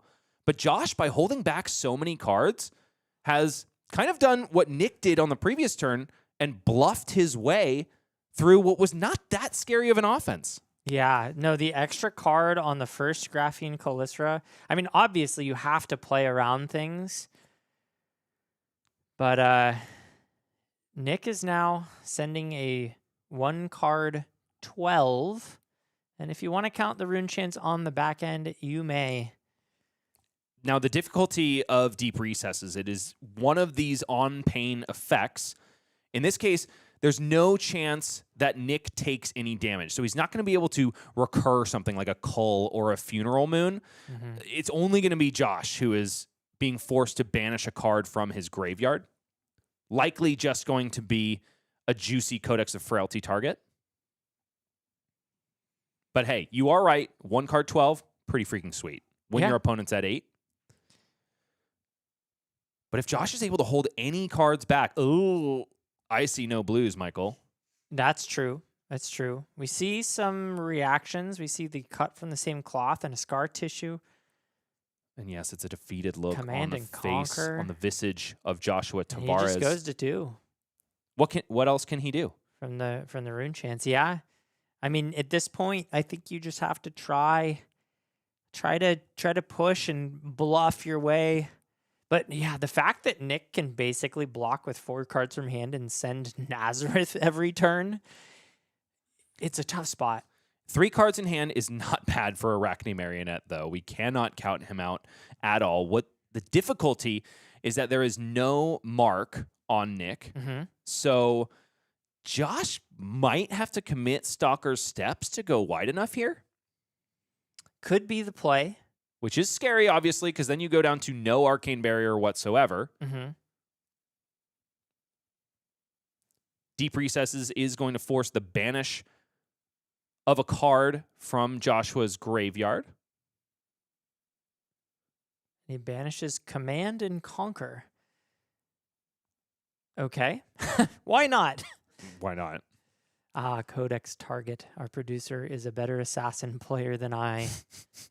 Maybe you're just thinking that so many codexes have hit the bottom of the graveyard. Yeah, I was And thinking of also the deck. Upsticks and Run as pick the clave, but Sure. But there's 2 in the graveyard. You can't hit 2. mm-hmm. Cut from the same cloth does not reveal an attack reaction. Some Vynsets of the past have been packing pummels here and there, but it is a lot of really useful information gained for Joshua Tavares. First of all, no Runegate attacks. Yeah. Second of all, there is a defense reaction there. Mm-hmm. Third of all, Cull.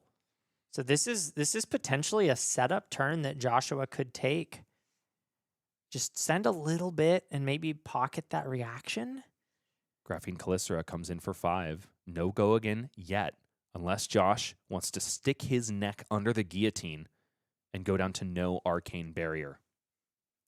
In the hand, of course, is Scar Tissue and Mark of the Black Widow. Mark can go into the arsenal, so still can make 100% use of all of these cards, even if he doesn't go to a second chain link. Nick Reuter once again left to think, to dread, to fear Tarantula Toxin. Such a scary card. Nick remaining unflappable, though.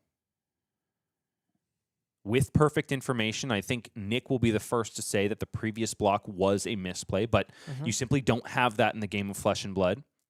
You have to play to your outs. You have to know the moment in which your opponent has to have it, or you have to hope that they don't.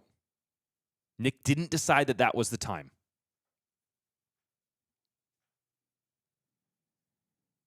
Now, Nick also has 0 for 6 on a stick. Yeah. Can swing Nazareth without any other resources in hand. Joshua has completely ignored it, probably intelligently so, because the life totals are such that Nick must make an important call every time Josh presents damage.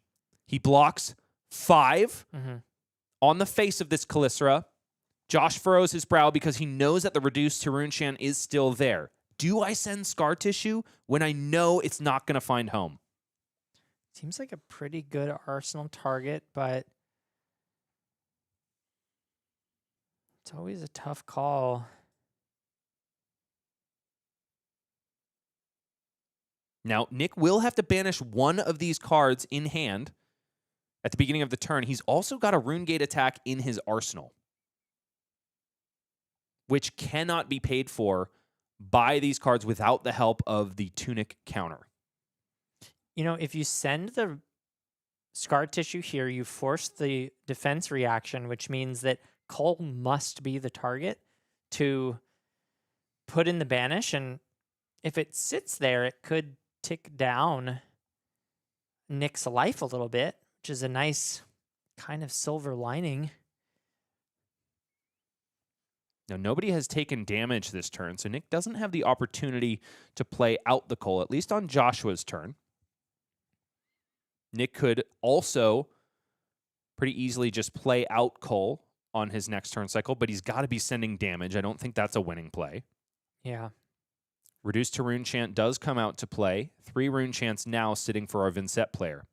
It's also very important to note that Nazareth does not trigger Rune Chants, which means it doesn't really matter how big of a pile Nick has. 6 is the highest he can go as long as there is not an attack action card.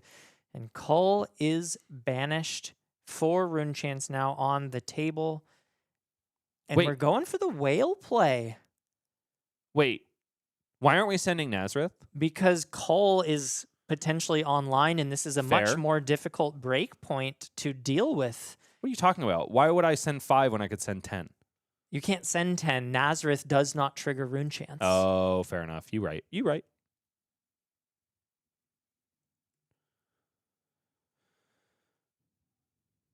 Are the Blues cooperating for Josh? Nope. Nope.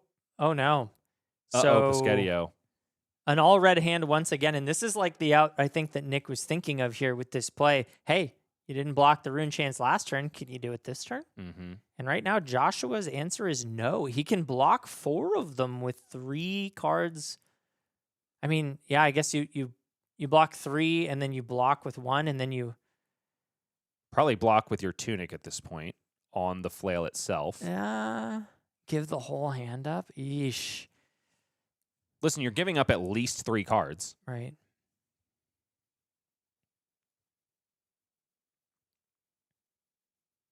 Yeah, Nick reading this so well. The Nazareth was not the play. Well, okay. Hindsight is 2020. What if Josh draws up a blue or 2? Mm-hmm. But when you're talking about playing to your outs, this is always a harder break point to deal with. Because even if he draws up the blue, he still has to deal with that last Rune Chant and the whale. So that's going to demand Fair. the same amount of cards at minimum And Does at make maximum, this happens. does make a follow-up turn harder as well, Mhm. or easier. Does Nazareth, because it leaves the rune chance on the board. And then the Cole gets to come through before blocks. So forces a damage through anyway and gets to keep a rune chant for his troubles. Oh, just kidding. No, what are you talking about? He forgot about the armor. But regardless, strips the whole hand for 5 damage. And so now Josh, forced down to 1, does get to retort with a Mark of the Black Widow. This case, just doing a head jab with no go again cosplay. And Nick just has to find a shadow non-attack and a rune chant, and he can force this game through. Nick's shoulder, however, is going to force us to live in oblivion. But I don't see a shadow non-attack in the hand unless that's an envelop in darkness on the right. No, I think Don't think that's so. a I think that's a widespread deathly. Oh, on the right? Yeah, no, widespread destruction is no. That's a deathly whale. You're right. Yeah, no shadow non-attack. So the game will continue as long as Josh has cards enough to block.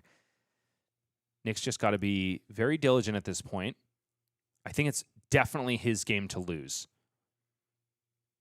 And I think he knows it. Yep. But this is a hand that doesn't particularly spark joy. There is no way to get to a second chain link and do something like Runegate plus Nazareth.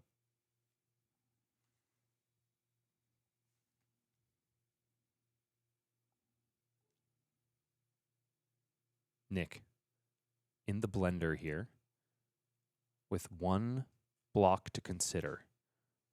All of the information is face up at this point.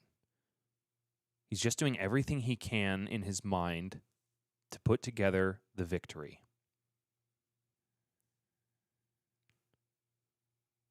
It's with a sigh and a shake of the head that he considers these 5 total cards. Sonata Galaxia is the only non-attacking in the hand. Critically doesn't have shadow printed on it. Does not allow Nick to slam the door in Joshua's face. Yeah, definitely wishes he had a little bit more to work with, and I think that's why he's kind of tanking here, just trying to make sure he sees the best line before going to blocks and throwing a red Deathly Whale in front. That's one of the most powerful cards in Vynnset in this spot. Not the most powerful, but interesting to see nonetheless. Joshua draws up 4 cards and laughs at his graveyard.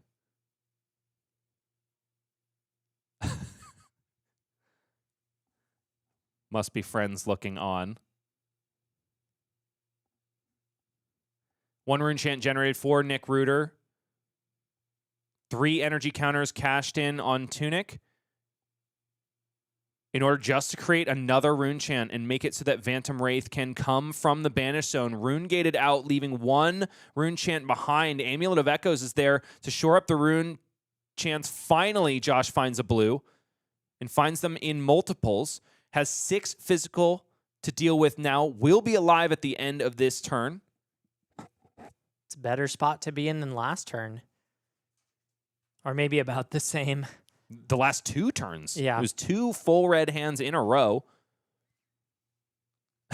Nick giving a resounding laugh as Josh looks through his graveyard one more time. If I know Joshua, he's hamming it up right now. Oh, yeah. There's not a lot going on in the face, but his affect is unmistakable. Sure. And we still have a game of Flesh and Blood to be played. I certainly don't feel like Nick is out of the forest yet. Certainly has the full tempo and is demanding 3 cards per turn, but 1 card can be enough sometimes, especially if it's a Tarantula Toxin and Nick doesn't block correctly. Although I guess in this case, with the Tunic gone, there is no longer an option to send Graphene Calycera with no cards pitched. So Josh just takes the arsenal and passes. I spy with my little eye a shadow non-attack. Beseech the Demigon is there. Nick is going to be able to pay 1 life for Vynnset and completely close the door on this game if all of these rune chants didn't do it themselves. We have just formalities left to go here as Nick Reuter is going to take his rightful place as the champion of the May AGE Open in New England. He's going to play out all the non-attacks, though. He pays the 1 life for Beseech the Demigon. This Deep Recesses of Existence has go again, but it's not necessary. The fist bump comes across the line. Nick Reuter on Vynnset. Iron Maiden is is your May AGE Open champion in New England. And look at the big smile on his face. He can't believe it himself. Congratulations to Nick Reuter, and I think we've got a little bit of a rivalry brewing now as each of these players has taken the other down in the finals of AGE back-to-back? Or is it a Not few back to months back. ago? Okay. It was in the previous season. Yes. So previous season, yes, excuse me. Joshua Season is back-to-back. competing for the first time at Yes. AGE in season 4. So yeah, it's been some time, but nevertheless, it's not every day that you meet the same competitor at the finals in an AGE Open. So I think it's No. one that both of these players will remember. And if I know Joshua, as he leaves, he's going to be saying, I'll see you in the finals next month. Oh, absolutely. Both of these players clearly have what it takes to go all the way. Very impressed with their gameplay. And throughout the entire day, I think I stand by that statement that I made early on. Vynnset sure looks like one of the most, if not the most difficult decks to pilot in the game of Flesh and Blood at the moment, but certainly contends with decks like Arcane Marionette, another deck that just so many complex lines and just general complexity. And so much representation in New England. I wonder if that changes, though. I do feel like Nick is a strong enough force in the local scene to warp people's deck choices and deck builds around dealing with Vynnset, because if you didn't believe it before, they've got to be believing it now. Sure seems like a decent enough answer to Arcane Marionette when you're taking down household names like Noah Beygelman and now Joshua Tavares.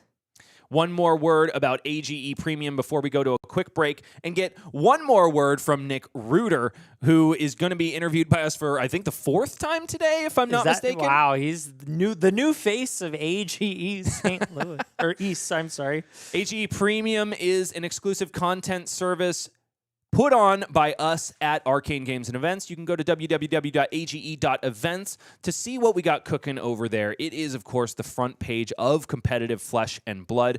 We do ask for a measly $10 a month, and what you get in return is strategy articles, extra AGE games, event discounts, and more, of course. Right now, we've got an article that is near and dear to my heart. You need to know the way to cast your vote, and that's why we hired on Carolina Alvarado to write an article to show you how to do just that. She thinks you should give the boot to Kano in Silver Age when the community vote rears its head, and so get over there and see what she's talking about. Get all of the rage, all of the good reasons, and all of the nonsensical reasons to ban Kano, and make the most of your Silver Age vote.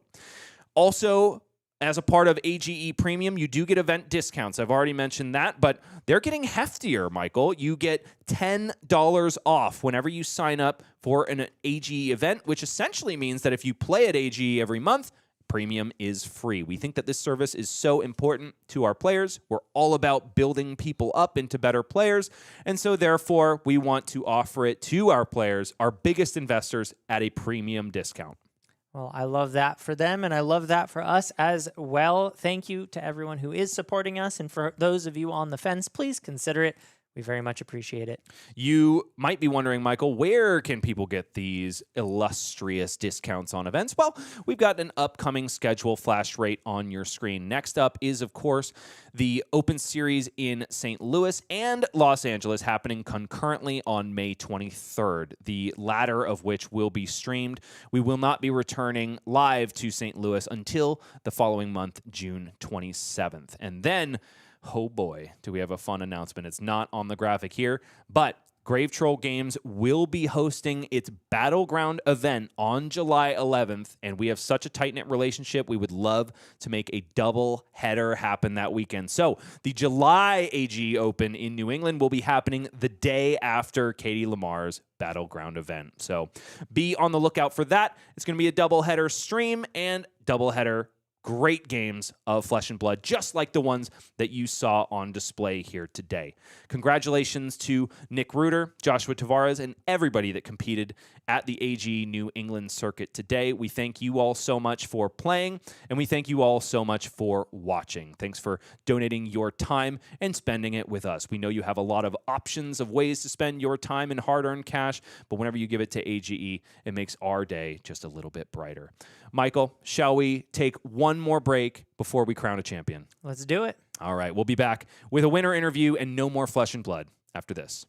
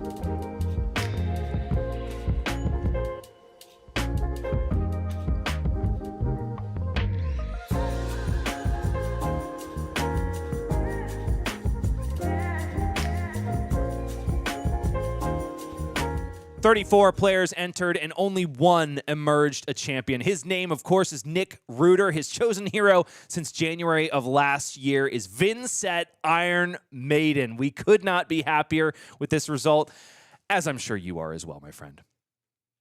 Absolutely. I am really excited. That was I've played at a lot of AGEs now. I've done well at several of them. It's nice to finally take one down. Without a doubt. I think you are one of very few people across the U.S. that has gotten to lift the crown ultimately and go home with the lion's share of the spoils. And it was long overdue, and you have now completed your grudge side quest against Joshua Tavares as well. That's got to feel great. We're 1-1. Yeah, we're even now, and it was a great game playing against Josh, as it always is. The people who come from around New England to come play at Grave Troll or Great Stories or any of the AG England locations, it's just a great crew. It's always awesome to see everyone and get to play good games. One of the downsides, of course, of the expansion project is that we don't get to return to New England every single month. And so I, for one, am very happy when I get to see all of your faces. It feels like coming home. Yeah, likewise. It's a good crew. And the smiles on your face tells all of it. Nick, it's been a long journey to this point. What does it mean to you moving forward to have made it to the finals, not just made it, but completed the quest of crowning yourself with the title of AGE champion? Yeah, it feels nice to have some real bona fides to my name, have a title. It's, I want, like a lot of people watching the stream, I want to be a good Flesh and Blood player. The game is, of course, wicked fun. I love playing the game. It's a great activity. It's nice to be good at things that you do and so spend so much time doing. So it's really nice to sort of have that, I guess, backed up by this result. Before we went live, you did mention that it is fun even when you lose. Obviously, it feels good to take down the victory, but talk to me about your headspace at the last finals you participated in where Josh was able to carry the day. What did that feel like in comparison? Worse. But I was beat that day. I was exhausted, and on that finals, I made a pretty big blunder with like my arsenal and like pitching a card versus playing it and putting it in my arsenal. Just made a really big mistake in the game. I made a big mistake choosing to go second on Vynnset into Cindra, thinking like, oh yeah, I want the tempo. My thinking on Vynnset has evolved. It is now correct to go first into every matchup. It does not matter what they are doing, you go first. I am also beat today. I realized on one of the turns that I should have played.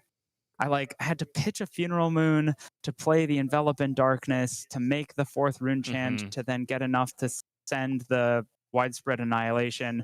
And the whole time Josh was taking his turn, I was like, okay, I'm going to use this Funeral Moon to make the 4th rune chant. And then I'll just be able to send the Annihilation, and I'll keep the Envelop in Darkness in my arsenal. Cool. Good plan. And then I looked up from my hand and then immediately didn't do that. Exactly. And something that can happen even to seasoned competitors when you've gone through a long day and also you are on stream. I think there's something especially taxing about that, which is exactly why we want to give good players reps into doing just that. Yeah, it's fun to play on stream. There's the whole collection of dice. It's, there are a lot of like lights here. It's all very serious. We actually had a crowd. It was dead silent. Everyone was very intently watching us. It was a lot of fun. Now, do you think in the past, obviously we've had you on stream quite a bit. I would say more so than a player with, 2 deep top 8 runs. And I think that is because of the hero you play. Obviously, Vynnset is very fun to watch and only gains popularity as she racks up good results. Now, yes, she is. Do you think the way that you play on stream has evolved at all, or at least has the stress started evaporating away? Yeah, I don't know. I mean, I'm always nervous to come play at these events. I want to do well. I in my day job, I'm a lawyer, and so flesh and blood and like the pressure of that is actually pretty normal. And I have noticed that as I've gotten more experience in my profession, I've become more eloquent in my gameplay. I like have a script for like how I announce all of the actions. Like, okay, Malefic triggers, makes a rune chant, and like the mechanical actions with my hands are now much more practiced, but so are the words that I say during gameplay. And that, like, I guess muscle memory really helps make decisions like, should I block the Calissa for 13? 13 is a big number. That's really scary. I'm okay. I actually have a plan for getting through this, and it's all because of how much practice I've put on this. Now, speaking of malefic incantations, I think I do need to issue a personal apology about the interruption of the game when it came to the generation of your rune chants from those malefic incantations and the legality of being able to resolve Oblivion into them. My apologies. I was definitely thinking that they read more along the lines of text that Spellbound Creepers has, which is why I thought that constantly everybody represents the verse counters after rune chants go through. So my bad, and I am happy, though, that I made that blunder and it was resolved properly, and now everybody watching at home understands the proper interaction there. Well, so I only own one of these cool full art rune chant tokens, so I like to resolve the rune chants and then remake them with the same token. Okay.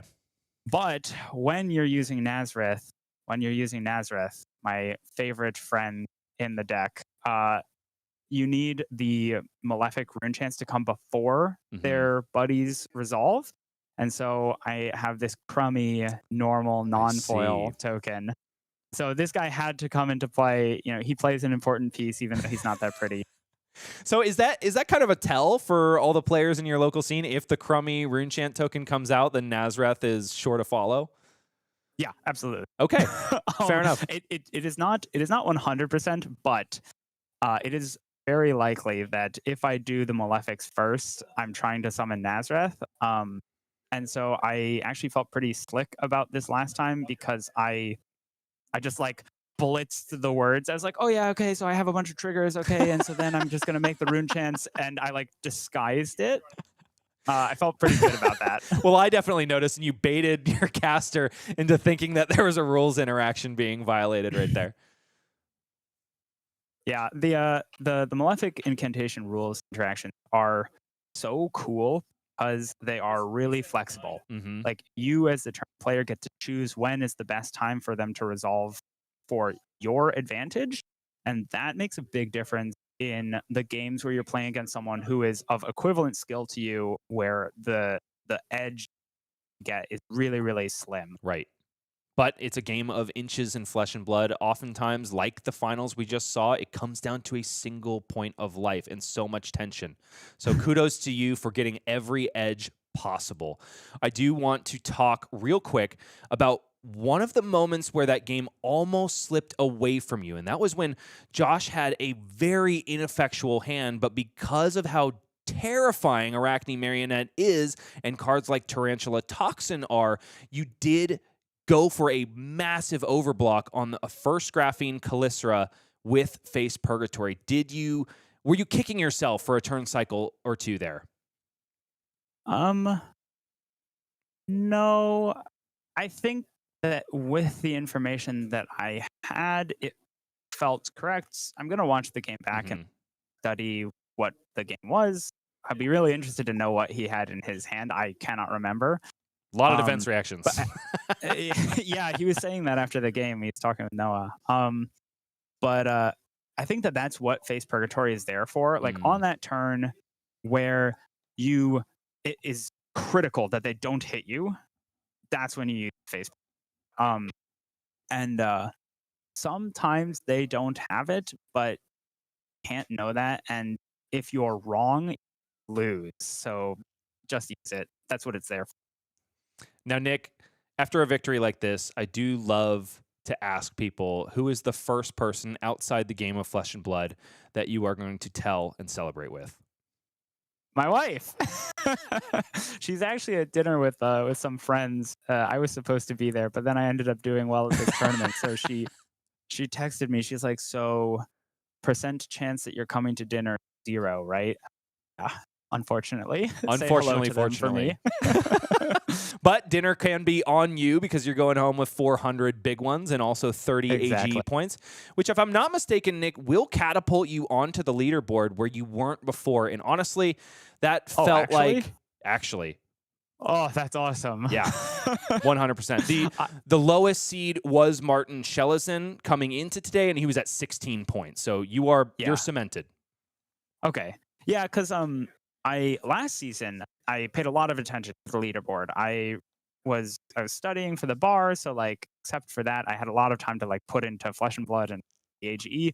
This season, work is just so crazy. So I haven't gotten to come to any of the AGE tournaments that I wanted to. So now I'm really glad that I have a head start, and when I can come to more events, I'll try to make it. And I would love to be in the Players Championship this year. That was so cool to watch Paul and all of the Red Line guys and all of our locals in the Players Championship.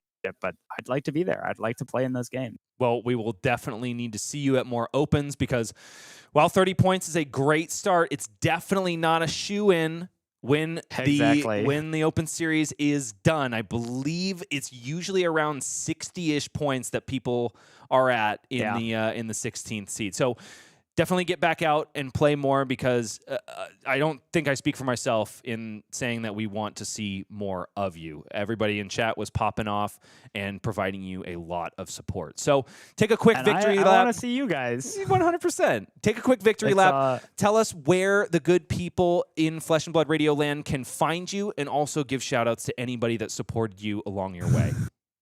I have no social medias related to Flesh and Blood, but I am on Discord a lot, probably more than I should be. I'm in the New England Discord. I'm in the DMV Discord. I'm in just about every Vynnset Discord you can think of. My handle is Scribnibble. Got a little Minecraft head as my icon when I used to play that. Message me if you want to learn about Vynnset. I love talking about Vynnset. She's my favorite hero. So that always pains me when I think about my original Levia. Thanks to all my friends, family for just being chill with how much I play cards. Thanks for all the locals for playing good games, and thanks for the stores for hosting. It's just great. And thanks to you guys for putting on this tournament series. It's always a lot of fun. It's our honor and privilege to watch amazing players like you take to the arena. Now, Nick, closing thought before I let you go. At this point, I think you're a known quantity in the local scene. You assassinated 5 assassins today. Do you think your metagame at this point at AGE New England is going to start shifting around Vynnset? And will people start bringing silver bullet cards against specifically you? No. New England is swarming with Vynsets. Manoj, Jacob, Cardo, me, a bunch of Jacques. So many people play Vynnset in this area. It's actually insane. It's like a little bit difficult to play at armories because everyone knows that we're going to have 2 or 3 Vynsets tonight. So I better bring my Arcane Barrier and my blues. So no, I don't think that the meta is going to adjust to my presence. It's already adjusted. Okay, well, you are now one of the AG players to watch for sure, and we're going to send you off, of course, with an AG champion crown, $400, 30 AG points, and the gumption to come back for more. Thank you once again, Nick, for joining us. Can't wait to see you next time. Can't wait. Ladies and gentlemen, that's our interview with Nick Reuter, and that is the end of our show. AG New England continues trucking along. We'll be back, of course, with a new event later on, but today, no more Flesh and Blood. Go out and have a wonderful weekend.